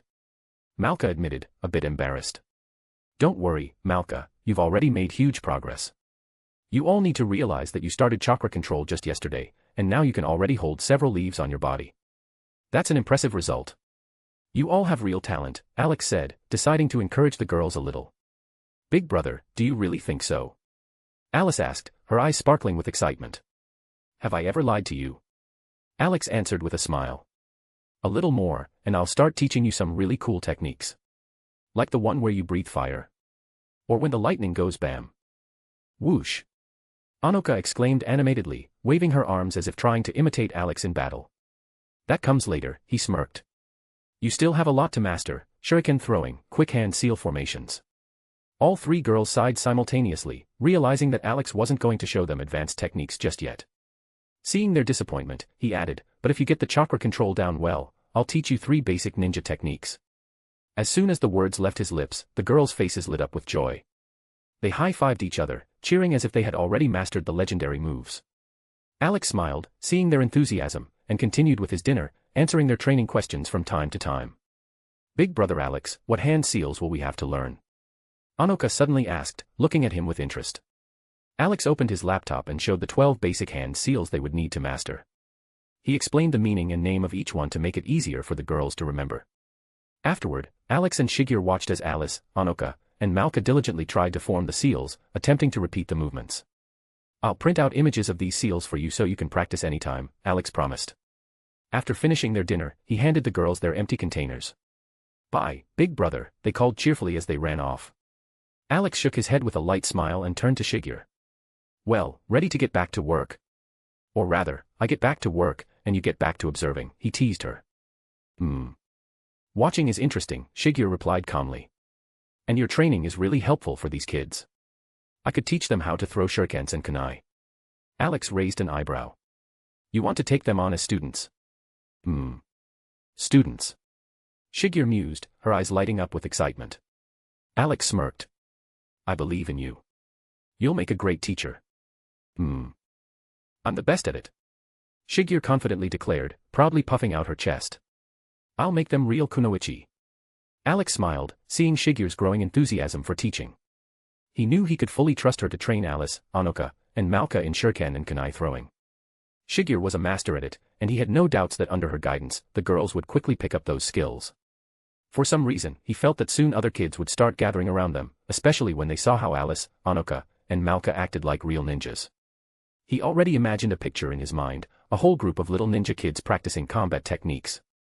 Honestly, it was much better than if they had started worshipping the Emperor. By the time Alex and his 4 little helpers finished assembling the 4th machine gun, the sun had already set behind the horizon, and the lights in the docks had come on. Alex realized it was time to pack up and head back to the girls. After reminding Shigeru of this, he smirked as he watched her silently approach and climb onto his back once more. After gathering everything unnecessary from the table and putting the laptop in his backpack, Alex, Shigeru, and his little helpers headed toward the exit. By this point, he had gotten so used to her presence that he even found it somewhat pleasant. It felt as if a cat had been circling around him all day, occasionally demanding attention. When they reached the fork in the path where they had parted ways yesterday, Shigeru silently jumped off Alex's back, waved at him with a light motion, and disappeared into the darkness. He watched her leave, then turned around and headed for the bunker. As he descended, Alex immediately caught the delicious smell of popcorn wafting through the room. Entering the main hall, he saw the girls sitting in front of the screen, engrossed in some comedy film. "Yo, what did I miss?" he asked, grabbing their attention. Rika paused the movie and lazily stretched. "Nothing special. That girl, Mio, had another fight with that guy, Kenichi," she replied, rolling her eyes. "Tell me more," Alex said, interested, setting his backpack on the floor. "What more do you need to know? You already know everything." "That spineless worm acted like an idiot again and ended up pushing Mio away," Saya said sharply, clearly holding disdain for Kenichi. Alex tilted his head in confusion. Seeing his reaction, Kiriko decided to explain everything in more detail. It turned out that Mio had finally gathered the courage to talk to Kenichi, but he turned on his nice guy mode and tactically hurt her feelings during the conversation. Alex sat down in a chair and shook his head tiredly. He really didn't want to get involved in this drama, but he already knew that sooner or later, he'd become a part of it. Feeling a headache approaching, he rubbed his forehead. "All right. What else happened while I was busy with work?" he asked, deciding to put off the problems for later. "Nothing much," Rika shrugged. "We went out for supplies, the guys burned a couple of nests of new zombies, found some survivors. So, just another day in the zombie apocalypse," Alex summarized. "Exactly. Now, come here, I need my men for a hug," Rika said, patting the spot next to her. Alex smirked and sat between her and Shizuka. She immediately wrapped her arm around his and settled her head on his shoulder. Without a word, Rika snuggled up to him, and Rebecca, without hesitation, plopped right onto his lap, resting her head on his chest. Before Alex could react, he was tightly surrounded on all sides. Moving was difficult, but he didn't mind. Anyone else in his place would have killed for such company. While they sat, Alex told the girls about what he, Gir, Mimi, and Stitch had been up to, as well as what they had accomplished that day. The girls were initially surprised by the amount of work done, but quickly concluded that it was Alex and his assistants, so nothing was too surprising. To be continued. Chapter 264, Chapter 264, the work is almost finished. Waking up the next day, Alex once again slipped out of the girls' embrace and went through his usual morning ritual, making breakfast. He didn't forget about Alice either, as the young girl was still growing and needed proper nutrition to stay healthy. Fortunately, the group had more than enough supplies, especially after discovering a shopping mall in the city filled with provisions. There was enough food to last them all the way to Alaska and even sustain them for a while before they could start growing their own crops and raising livestock. After preparing breakfast for everyone, Alex went to wake up his little helpers. They had another busy day ahead. Luckily, yesterday they had managed to replace all 4 heavy machine guns on the aircraft carrier with new, powerful railgun systems. Today's task was to upgrade the anti-aircraft guns, leaving the biggest cannon for last. After waking up his helpers, Alex headed to the docks with them, but along the way, he stopped by the barracks to organize another supply raid. Talking to Lem, he learned which zombie nests had been cleared the day before. After a quick goodbye, he continued on his way. Walking through the military base, Alex couldn't help but think about how much his life now resembled a survival simulator in a zombie apocalypse. Every day followed the same routine, sending out resource teams, training survivors, upgrading the base, constructing buildings, assembling armor. If he had a game interface, he could manage everything without even moving. Unfortunately, this world wasn't a game, and the people in it weren't just characters, they were real beings with thoughts and feelings. Shaking off unnecessary thoughts, Alex happened to pass by the training grounds and saw a familiar sight. The Ryozampaka masters were at training Kenichi. Judging by the way he was drenched in sweat, it looked more like torture. A little further away stood his support group. Mio looked irritated and kept her distance. Alex recalled that yesterday, Kenichi had somehow managed to make her cry. It was surprising that her caring grandfather, Hayato, hadn't beaten him up for that. Raising his hand in greeting, Alex walked closer. "Yo, you're already tormenting the guy this early in the morning?" he asked with a cheerful smile.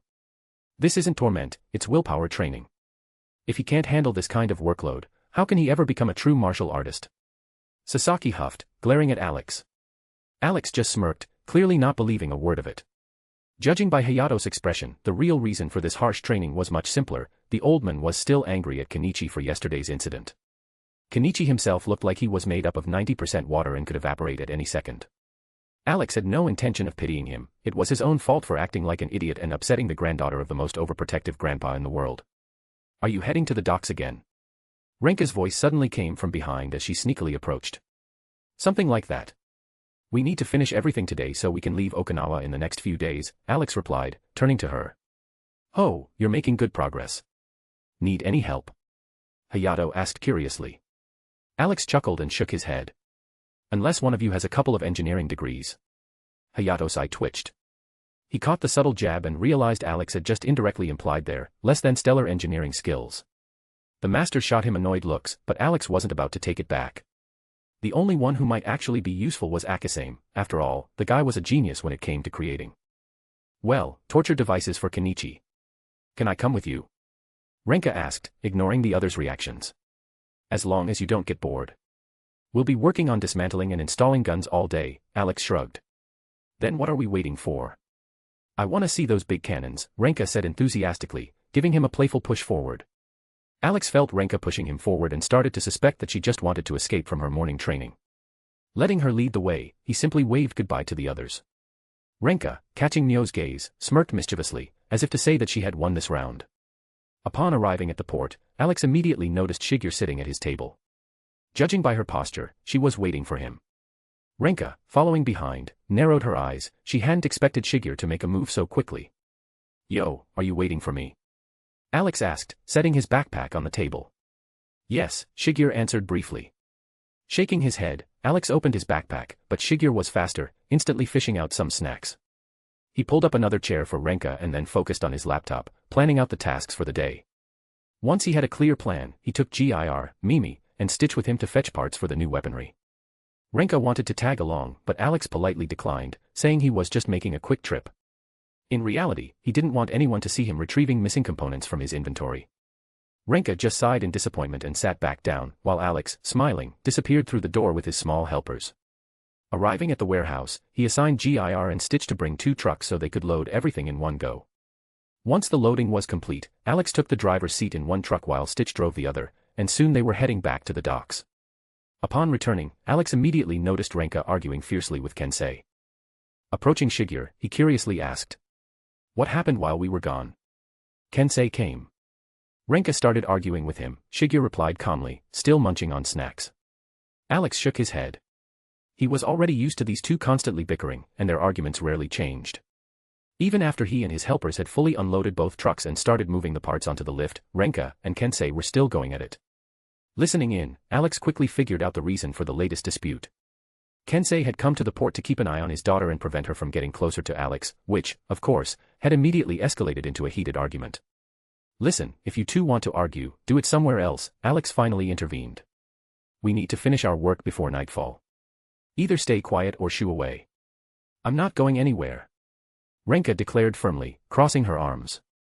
You said yourself that I shouldn't overwork myself, so I decided to take a day off. If she stays, I stay too. Kensei cut in. I won't let you be alone with her. Alex let out a heavy sigh and replied dryly. First of all, how exactly are we alone when Shigeru and my 3 little ones are right here? And second, I have so much work today that I won't even have time for anything else. I don't care. I won't let you get close to my daughter. Kensei stubbornly declared. Whatever you say, old man, Alex shrugged. But instead of endless arguing, how about actually spending a normal day with her? Kensei blinked in confusion, as if he had only just considered the idea. Alex, meanwhile, waved his hand and walked toward the lift, motioning for Renka and her father to follow. Renka immediately rushed to his side, while Kensei hesitated for a moment, realizing that he had once again missed a chance to make peace with his daughter. But in the end, he followed after them. When the lift brought them onto the aircraft carrier's deck, Alex and his 3 assistants immediately started carrying the parts to the work area. To Alex's surprise, Kensei decided to prove that he could also be useful and began helping. Renka and Shigeru didn't stay on the sidelines either and joined in the work. Look at that, Alex muttered with a smirk, watching Kensei silently carry crates. Can they really work together without arguing? Shigeru, without pausing in her work, simply replied, for now. Once all the necessary parts were transported, Alex, Gir, Mimi, and Stitch began dismantling the old long-range anti-aircraft guns. This time, the process was faster since they didn't need to fully remove the installations, only replace the internal mechanisms and barrels. However, there were enough anti-aircraft guns on the carrier to make this stage take at least half the day. Alex planned to upgrade them into railguns so they wouldn't have to waste time producing anti-aircraft shells in the future. Railguns made things much simpler, they could fire chunks of metal as projectiles. This approach significantly streamlined logistics and ensured a constant ammunition supply. By noon, the sun was blazing, and Alex had started sweating from the hard work. Not wanting to be distracted, he took off his shirt to let his skin breathe. But, as they say, there's always a but. What the hell do you think you're doing, you little pervert? Kensei's loud voice rang out. He pointed a finger at Alex, whose face showed complete confusion. Why are you stripping right in front of my daughter? Alex rolled his eyes. What do you mean, why? It's hot, so I took it off. What's it to you? It's not like I'm walking around naked. Kensei continued waving his arms furiously, but he had no real counterargument. Meanwhile, Renka and Shigeru ignored the shouting, their eyes fixed on Alex's exposed torso. Renka even swallowed involuntarily as her gaze lingered on his well-defined muscles. Seeing this, Kensei turned red with rage and tried to block his daughter's view, only to receive a powerful kick from her that sent him crashing to the ground.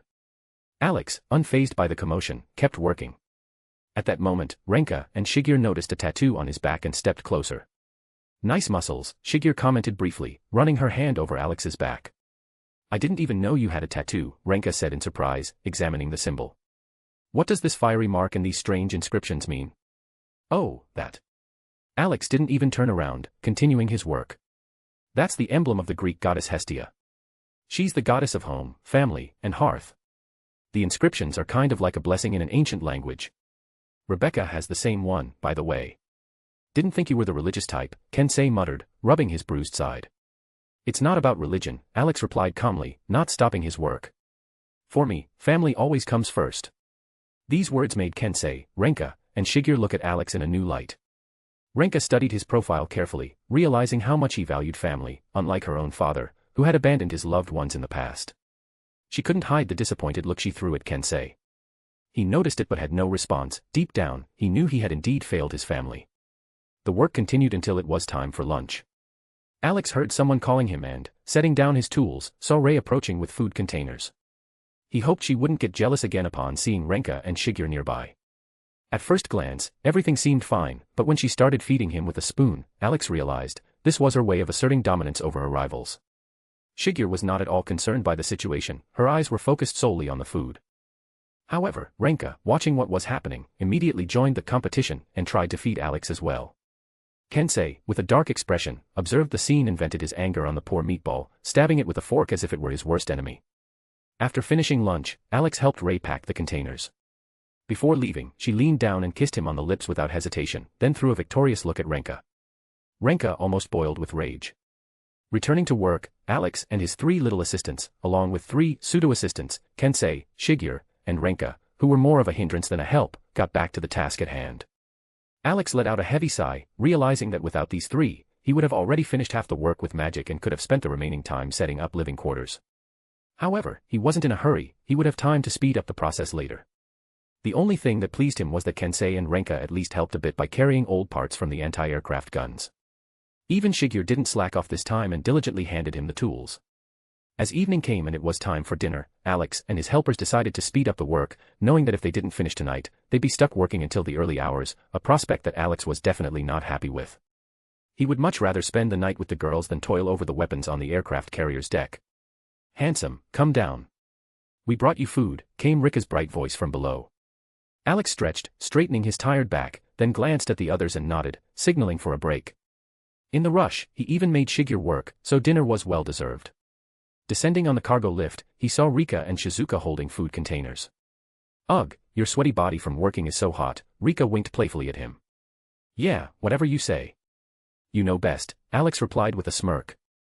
"I helped with the cooking this time too. Look, I made this," Shizuka proudly announced, opening a container filled with fried meat. Alex raised an eyebrow, looking at the food, and skeptically glanced at the girls. "Girls, I was gonna ask yesterday. Did you decide to fatten me up so I'll get fat?" "Of course. Didn't you know? If you get fat, the girls will stop hanging on you." Rika laughed. "You do realize that if he gets fat, all his muscles will disappear, right?" Renka added the obvious fact. "Don't worry. I know a great exercise that will help him lose weight." "Right, handsome." Rika gave him a sly smile and winked. "What exercise?" Renka and Shigeru asked at the same time. "You're not ready to know about such things yet," Kensei immediately intervened, not allowing his daughter to hear the details. Alex simply shook his head and sat next to Shizuka, starting his meal. While he ate, Shizuka enthusiastically praised her cooking. Alex enjoyed the meal, not caring how poisonous it might be. What mattered was that Shizuka was doing her best for him. Meanwhile, noticing how Renka had once again kicked her father, Rika approached her and Shigeru, leaned in, and began whispering something in their ears. Alex caught a few words, and by the playful smile on Rika's face, he understood what was being discussed. Soon, Renka and Shigeru's faces turned bright red. Renka couldn't look at Alex, practically burying her face in the food container, while Shigeru, though maintaining her calm, also blushed slightly.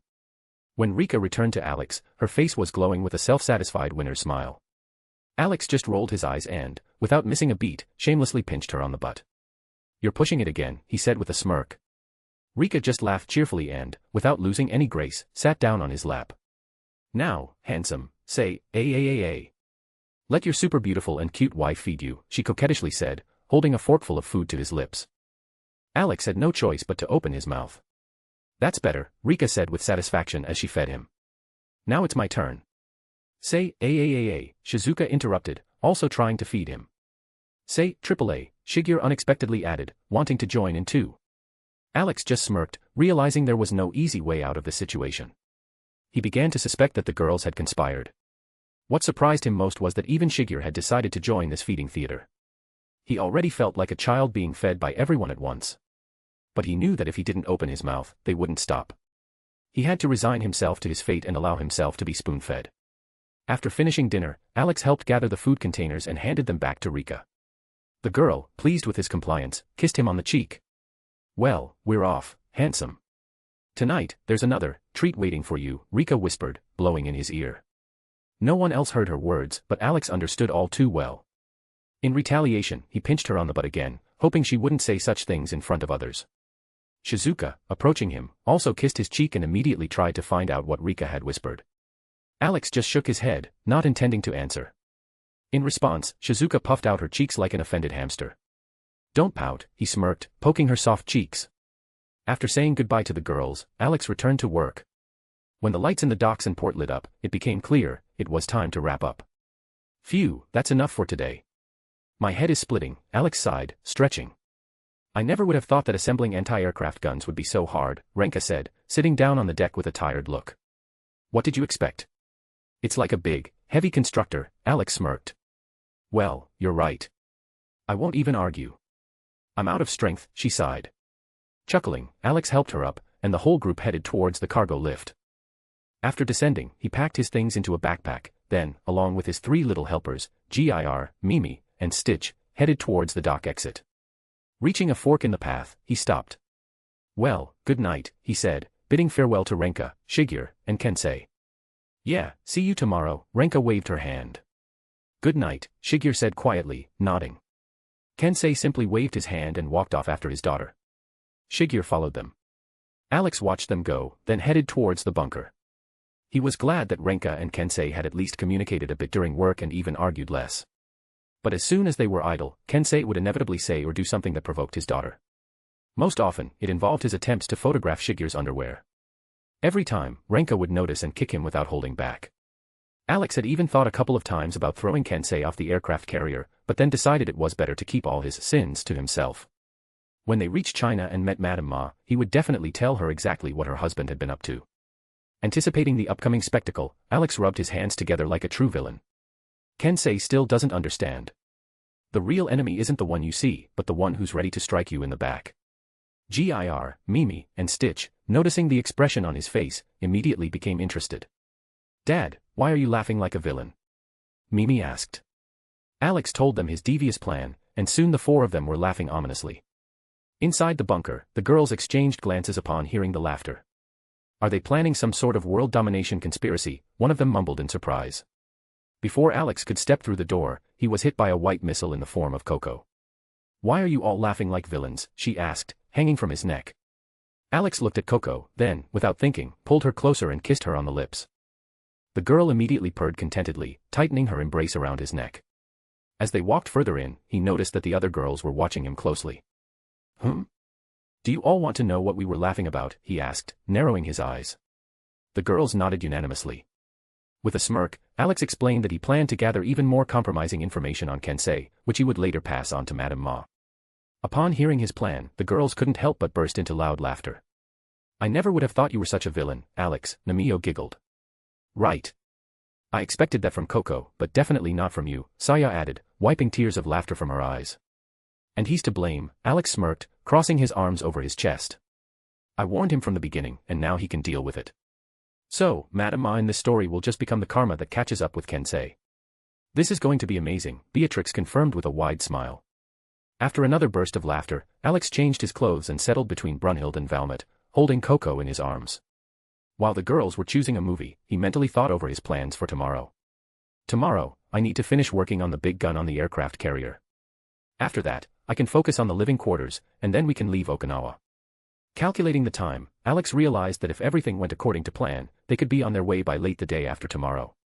If the work on the gun was finished faster, then he, along with Gir, Mimi, and Stitch, would tackle the living quarters in parallel. In the worst case, he could sacrifice sleep and work through the night to set off in the morning. Upon waking up, as usual, Alex's first task was to prepare breakfast for all the girls. Now, all that was left was to get the BFG from Rebecca. The girls woke up while he was in the kitchen and were already sitting at the table, waiting for food. Alex, however, was still pondering how to get Rebecca's favorite gun without ruining her mood. Rebecca, leisurely eating her breakfast, could feel his gaze on her, which made her slightly uneasy. "What are you staring at?" she asked gruffly, raising an eyebrow. Alex silently continued staring, seemingly waiting for the right moment. "Great, he's got that look like I'm going to lose something today," she thought. As soon as Rebecca finished her meal, Alex, without wasting any time, picked her up and, before anyone could react, rushed toward the exit. "Oh ho ho, Cupcake, are you going to kidnap me and run off with me?" Rebecca laughed, dangling under his arm. "I'm not against it, it's even kind of romantic." Something like that, Alex smirked, continuing his run toward the warehouse. Once they reached the warehouse, Alex carefully set Rebecca down on the floor, squinting and staring at her intently. Rebecca smirked in response, sitting on the nearest box, pulling her legs under herself, and playfully tilting her head as she began to study him with a knowing gaze. "If this is one of your role-playing games, I'm all in," she said with a mischievous smile. Hearing Rebecca's words, Alex was momentarily at a loss for words. He even forgot what he had intended to say or do. However, he quickly regained his composure. If necessary, he would simply promise to fulfill any request she made. After all, he didn't really want to take her toy, but leaving the BFG with her wasn't an option. Even though Rebecca had only fired the weapon a couple of times, she definitely wasn't planning on giving it back. "Anyway, I need to take something from you," Alex said seriously. Rebecca crossed her arms over her chest and smirked. "You've already taken everything from me, handsome. Don't forget how long we've been together." So, everything that's mine is yours, and everything that's yours is mine, she said innocently, shrugging. I'm not talking about that. I need the BFG. Get it, Alex said, feeling the corner of his mouth twitch. What? Rebecca exclaimed, jumping up from the box. You want to take my big baby? No way. It's mine. I'm not giving it to you. I stole it from your desk fair and square, don't even think about it. My baby, only my baby. Maybe we can make a deal. Alex suggested, deciding to try another approach. And what can you offer me? Rebecca squinted suspiciously. How about this, I'm going to use the BFG as the core for a new cannon on the aircraft carrier. And as a bonus, I'll let you shoot it at a huge zombie horde. Rebecca stared at Alex thoughtfully, narrowing her eyes. 10 shots. Maximum 2, he countered immediately. Deal, she nodded with a smile, then added, staring at him with a fierce look in her eyes, but if you trick me, you know what will happen. Even though I love you, that doesn't mean I'll let you mess with me. Got it, cupcake. You know I won't lie to you, Alex said with a smirk, pulling her into an embrace. Of course I know. Now let's seal the deal, like demons do, Rebecca said with a playful gleam in her eyes, standing on tiptoe.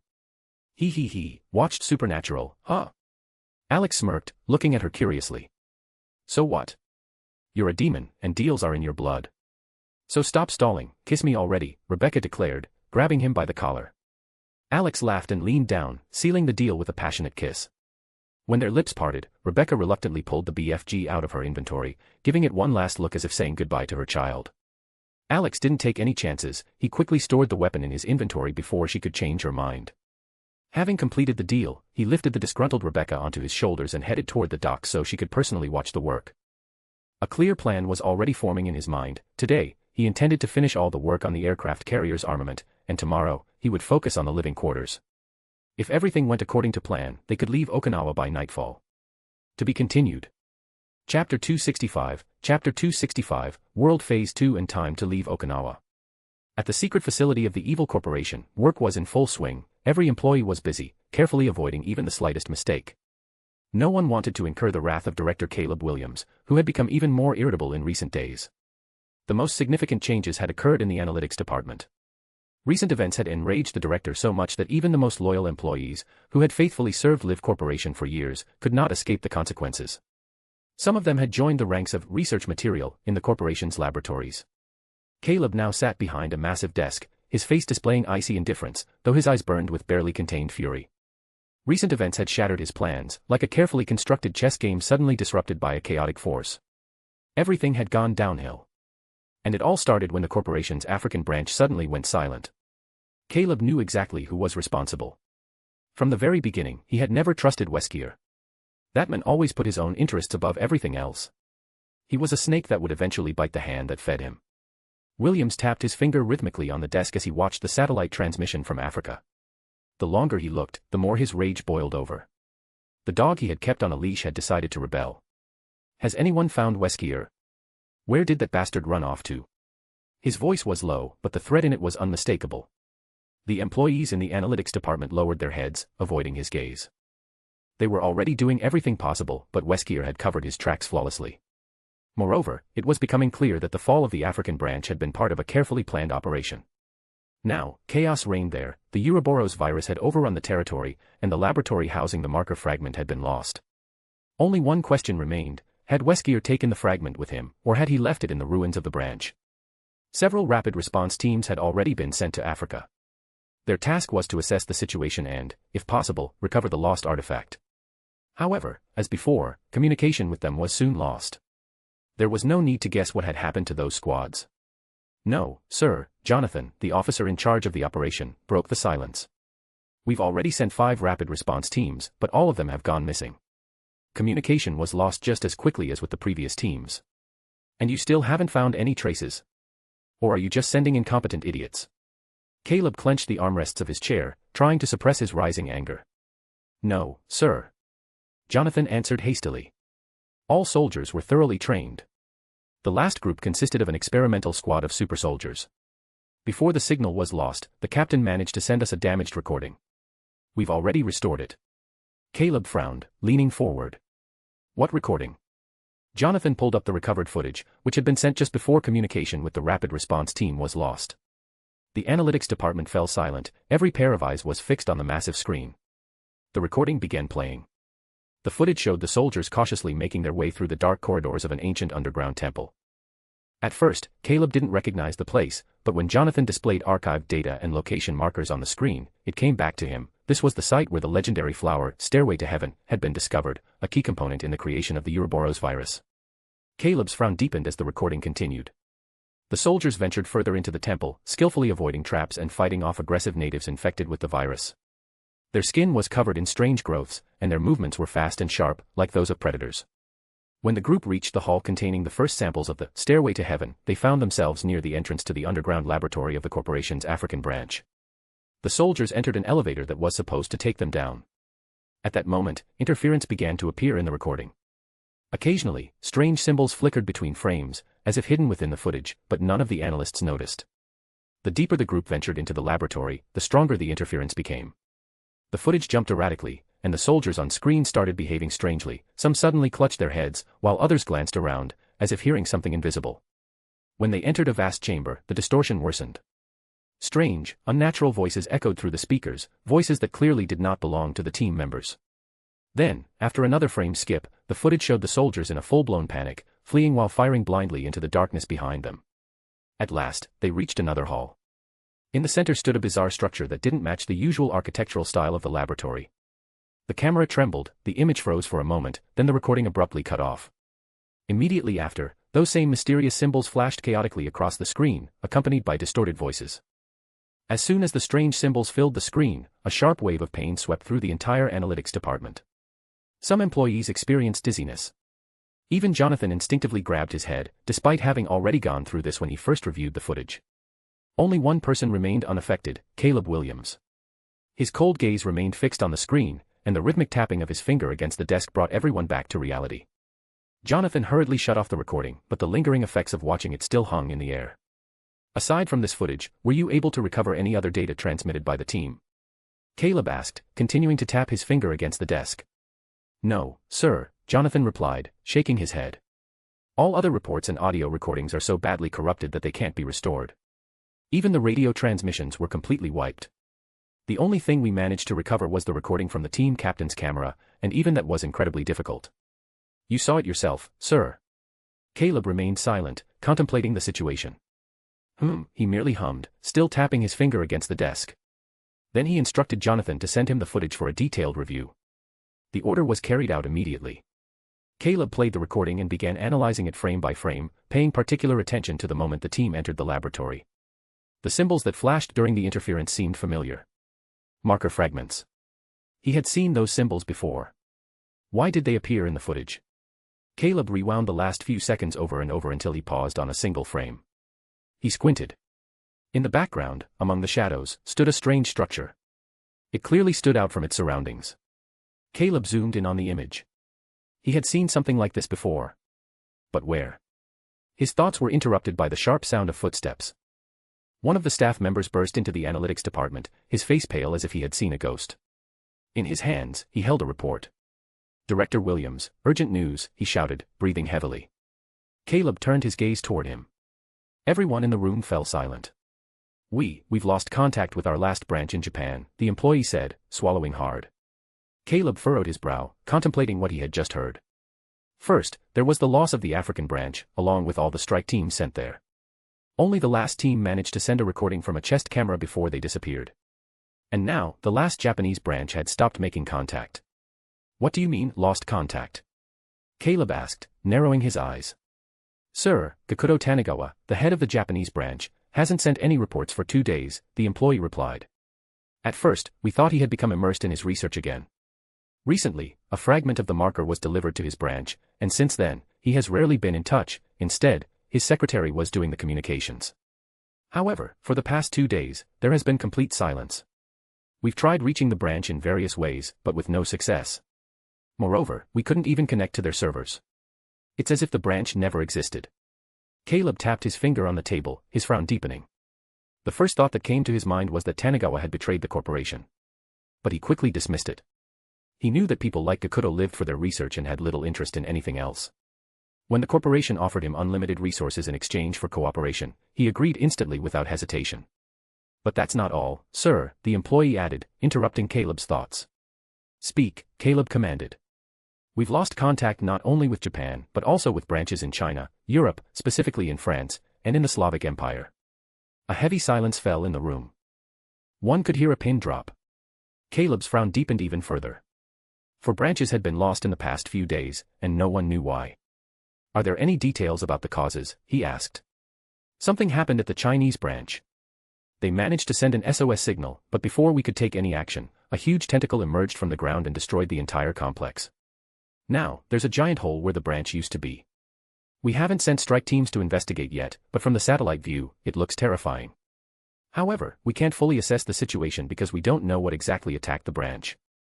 The employee handed Caleb a tablet and played the latest surveillance footage from the Chinese branch. On the screen, something enormous slowly rose from the ground. Then the footage shifted, and the camera only captured a split second of the disaster. The branch vanished in an instant, leaving behind an abyss. The tentacle that destroyed the complex was made up of many human bodies fused together into something grotesque. Red Queen, Caleb called. A holographic figure of artificial intelligence appeared behind him. How can I assist, Director Williams? Is it possible to recover the recordings or reports from the Chinese branch, as well as from the other lost sites? It is impossible, Red Queen replied. Why? Caleb asked, his mood darkening further. Unknown. All attempts to recover the data have resulted in failures. Based on the available information, all the lost branches were attacked by an unknown virus, which completely took control of their systems. Even the experimental samples at those branches were infected with this computer virus. Caleb silently stared at the hologram, realizing the magnitude of the problem. One thought kept flickering in his mind: who or what is behind this? His frown deepened as he realized that even the Red Queen couldn't handle the mysterious virus that had infected the branches. Who is behind this? Where did it come from? These questions kept gnawing at him. The situation had spiraled out of control, and Caleb understood that the only person who could provide clear guidance was the director himself. Rising from the table, he headed for the door, determined to get answers. The Red Queen watched him leave, but when the door closed behind him, she vanished, leaving behind only a silent question: what was she thinking in that moment? Work in the analytical department should have returned to its usual course, but unease hung in the air. Employees exchanged tense glances. With each passing minute, the situation grew worse, and no one could predict where it would lead. Meanwhile, on the military base in Okinawa, life went on as usual. People worked, trained, and tried to hold on to whatever normalcy they could in a world where the dead rose and attacked the living. With the first rays of the sun, the base came to life. Some went fishing to distract themselves from grim thoughts, while others, with a cup of coffee or tea in hand, discussed the news with their comrades. The sentries on duty were replaced, allowing those who had stood guard through the night to rest. Alex sat on a lounge chair right on the runway of the aircraft carrier, basking in the morning sun while smoking a cigarette. He had sacrificed sleep to finish an important task. The eerie feeling had lingered throughout yesterday. The world was about to change, and not for the better. It wasn't just intuition, but knowledge based on his calculations. His hand absent-mindedly stroked Stitch's head, but his thoughts kept circling around what he might be missing. Or more precisely, what events he had yet to predict. And then the realization came: the scenario he had predicted had already begun to unfold. According to his calculations, the evil corporation was losing its branches worldwide. That meant a new player had entered the game. How bad was it? Hard to say.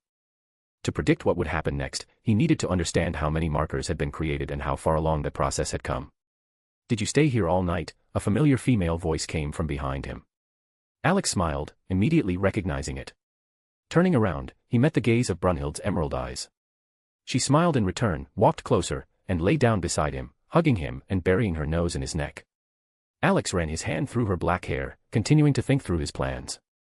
The more markers appeared on Earth, the worse the situation would become. He urgently needed to come up with an effective way to destroy them.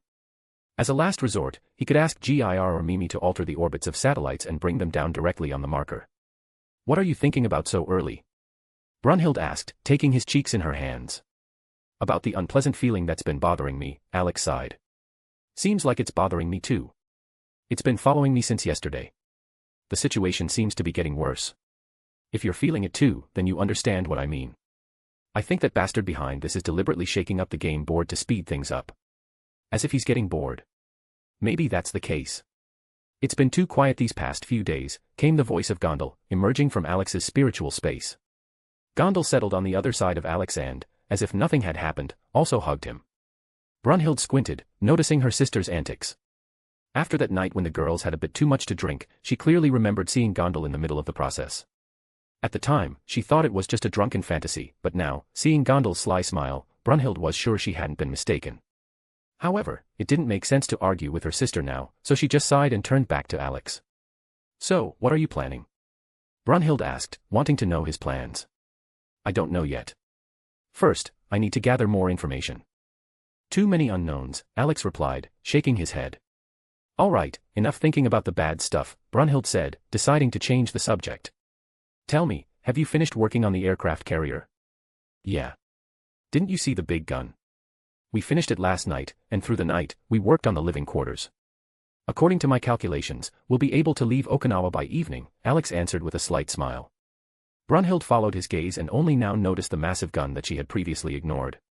She remembered how much effort Alex had put into convincing Rebecca to take the BFG from the gremlin and not let him steal it back. She became curious about how quickly he and his assistants had managed, but when she saw the rainbow-like shimmer of magic as Alex's fingers moved, Brunhild immediately understood. He had used his power to speed up the process. Most likely, his uneasy premonition had pushed him to do it. "So, all that's left is to load the gear and equipment, and we can leave," Brunhild said thoughtfully, tapping her finger on her chin. "If it were that simple. We need to gather all the supplies from the base's warehouses, ammunition, shells, equipment. And don't forget the transport, because without it, we won't get very far. In general, if everything goes according to plan, we'll set off by evening," Alex summarized. Brunhild nodded in agreement. Gondel, however, silently pressed herself against Alex, not participating in the conversation. She spent most of her time in his spiritual space with her sisters, so she wasn't particularly concerned about the preparations. The main thing was that she had the chance to be close to Alex. Suddenly, the clang of the cargo lift rising up broke the silence. Before disappearing, Gondel kissed Alex on the cheek, and her image dissolved, leaving only a faint glow behind. Alex closed his eyes and, spreading his mana throughout the dock, instantly identified who was approaching. "It's Yuriko," he said, opening his eyes. Brunhild nodded in agreement and settled back onto his chest, enjoying the moment. Yuriko was ascending in the cargo lift, lazily leaning against the wall. Alex hadn't slept with her last night, and she felt as if she hadn't gotten a full night's rest. Over the past few days, she had grown accustomed to falling asleep in his arms, and now, without it, her sleep felt incomplete. She couldn't help but drift into thoughts of those cozy mornings when she woke up beside him, feeling the warmth of his body, and then receiving his gentle morning kiss. These memories reminded her of what she had been deprived of in the past. Her ex-husband had always put his career above family, leaving all the household chores to her.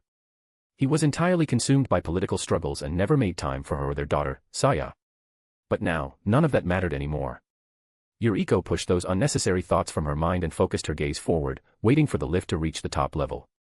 When the doors opened, she stepped out onto the upper deck of the aircraft carrier, glancing around. She hadn't realized how much progress had been made on the weapons, and now, passing the installed cannons, she couldn't help but marvel at Alex's engineering genius. As she walked a bit further, she noticed a lounge chair standing at the very bow of the ship and immediately guessed who was there. Quickening her pace, Yuriko soon saw Alex and Brunhild lying together. "We've been looking for you everywhere, and here you are, lying around and cuddling," Yuriko said indignantly as she approached them. Then her gaze shot to Brunhild. "And you should have told everyone you found him." "Why? Isn't it obvious where I could be? Besides, there are phones." "You could have just called," Alex replied, raising an eyebrow.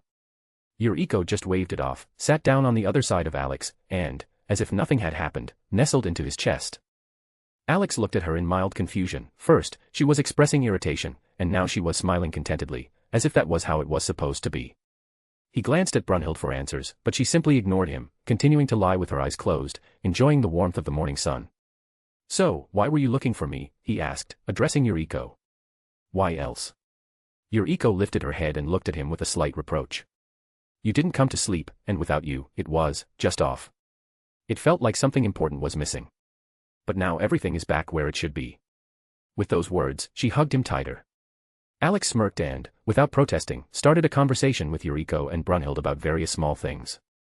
However, their talk gradually shifted to the upcoming trip to Alaska. Alex didn't voice his suspicions, but he was absolutely certain the road to Alaska would not be easy. Something inside him told him that trouble awaited them. After lying down a little longer, Alex, Yuriko, and Brunhild decided to join the others. Alex took out his phone and sent a message to Coco, asking her to gather everyone. He had important news to share. After receiving a short "okay," he got up from the lounge chair and reached out to help the girls stand up. Descending from the aircraft carrier, the three of them headed toward the training ground, where everyone else was supposed to be gathered. From a distance, Alex spotted his team and waved at them. As soon as he approached, the girls immediately expressed their displeasure that he hadn't spent the night with them. They all missed his warmth. Alex just smirked and kissed each one in turn, instantly smoothing over their irritation. While everyone was gathering, Alex thought to himself.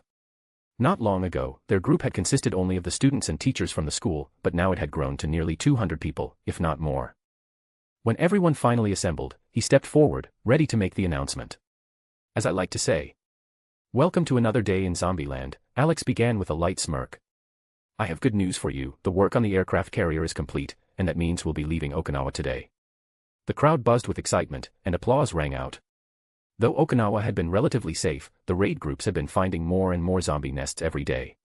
For every one they destroyed, 2 new ones appeared. Alex raised his hand to gain their attention. Yes, I understand, everyone's excited. I am too. But there's more. First, we're heading to China, to the shores of Shenzhen. That's where our allies and family are. So it's time to load up supplies and prepare for a new journey. It's time to continue our path. It's time to go search for our all blue. That's not the right genre, came Kazara's mocking voice. We're not a pirate crew, we're not looking for the One Piece, and you're not going to be king of the pirates. The crowd burst into laughter. Everyone had gotten used to Alex mixing genres for a joke. But Kazara apparently didn't know one thing: if Alex wanted to be the king of the pirates, he would be. We'll see, Kazara, we'll see, he grinned, then clapped his hands and added, now enough talking. Let's load up the supplies and vehicles, and by evening, we'll be on our way. So, move out. Time waits for no one. With these words, he flashed a wide smile, and his voice rang with genuine determination. At Alex's words, the camp immediately came to life. People bustled about, active loading began, and even the girls silently started gathering their things and moving them onto the aircraft carrier. Alex watched the hustle and bustle with a light smile, but soon pulled out his phone to check for the latest news from Casper. He dialed the number and patiently waited for someone to pick up the phone. Hello, Alex. Missing me already, huh? Decided to call, came a woman's voice on the other end, tinged with a hint of amusement. Good morning to you too, Chiquita, he smirked. How's the situation in Shenzhen? Not too bright, to be honest. She replied with a heavy sigh. So what's happened since my last call? Alex's voice carried noticeable curiosity. How can I explain this? These zombies and mutants have been acting strange, especially the last couple of days. I can't quite describe it, but something's off. They're changing. Alex listened in silence, his brow furrowing. I get you. Anyway, we're ready to leave Okinawa, so we'll be with you soon, he said, trying to lift Chiquita's spirits a little. Well, that's some good news. I was about ready to throw Casper out on the street. She grumbled. Hey. I'm right here, came a disgruntled voice from the background. Alex laughed, and soon Chiquita joined him. Try not to toss him out before we get there, Alex said, still chuckling. I make no promises. Chiquita huffed. I can't wait to see what you look like. I don't know if I should be happy or scared. Alex grinned. I hope I won't disappoint. See you soon, Chiquita. See you, Alex, she replied, ending the call. Slipping the phone into his pocket, Alex turned his gaze to the chaotic flurry of people and decided to join in with the loading. A long day lay ahead, with so many supplies and gear, the work would stretch well into the evening. But he couldn't afford to waste time. Once they arrived in Alaska, the final act would begin. It had always been this way. And it would be the same this time. He could feel it. The war was about to enter a new, far more dangerous stage. To be continued.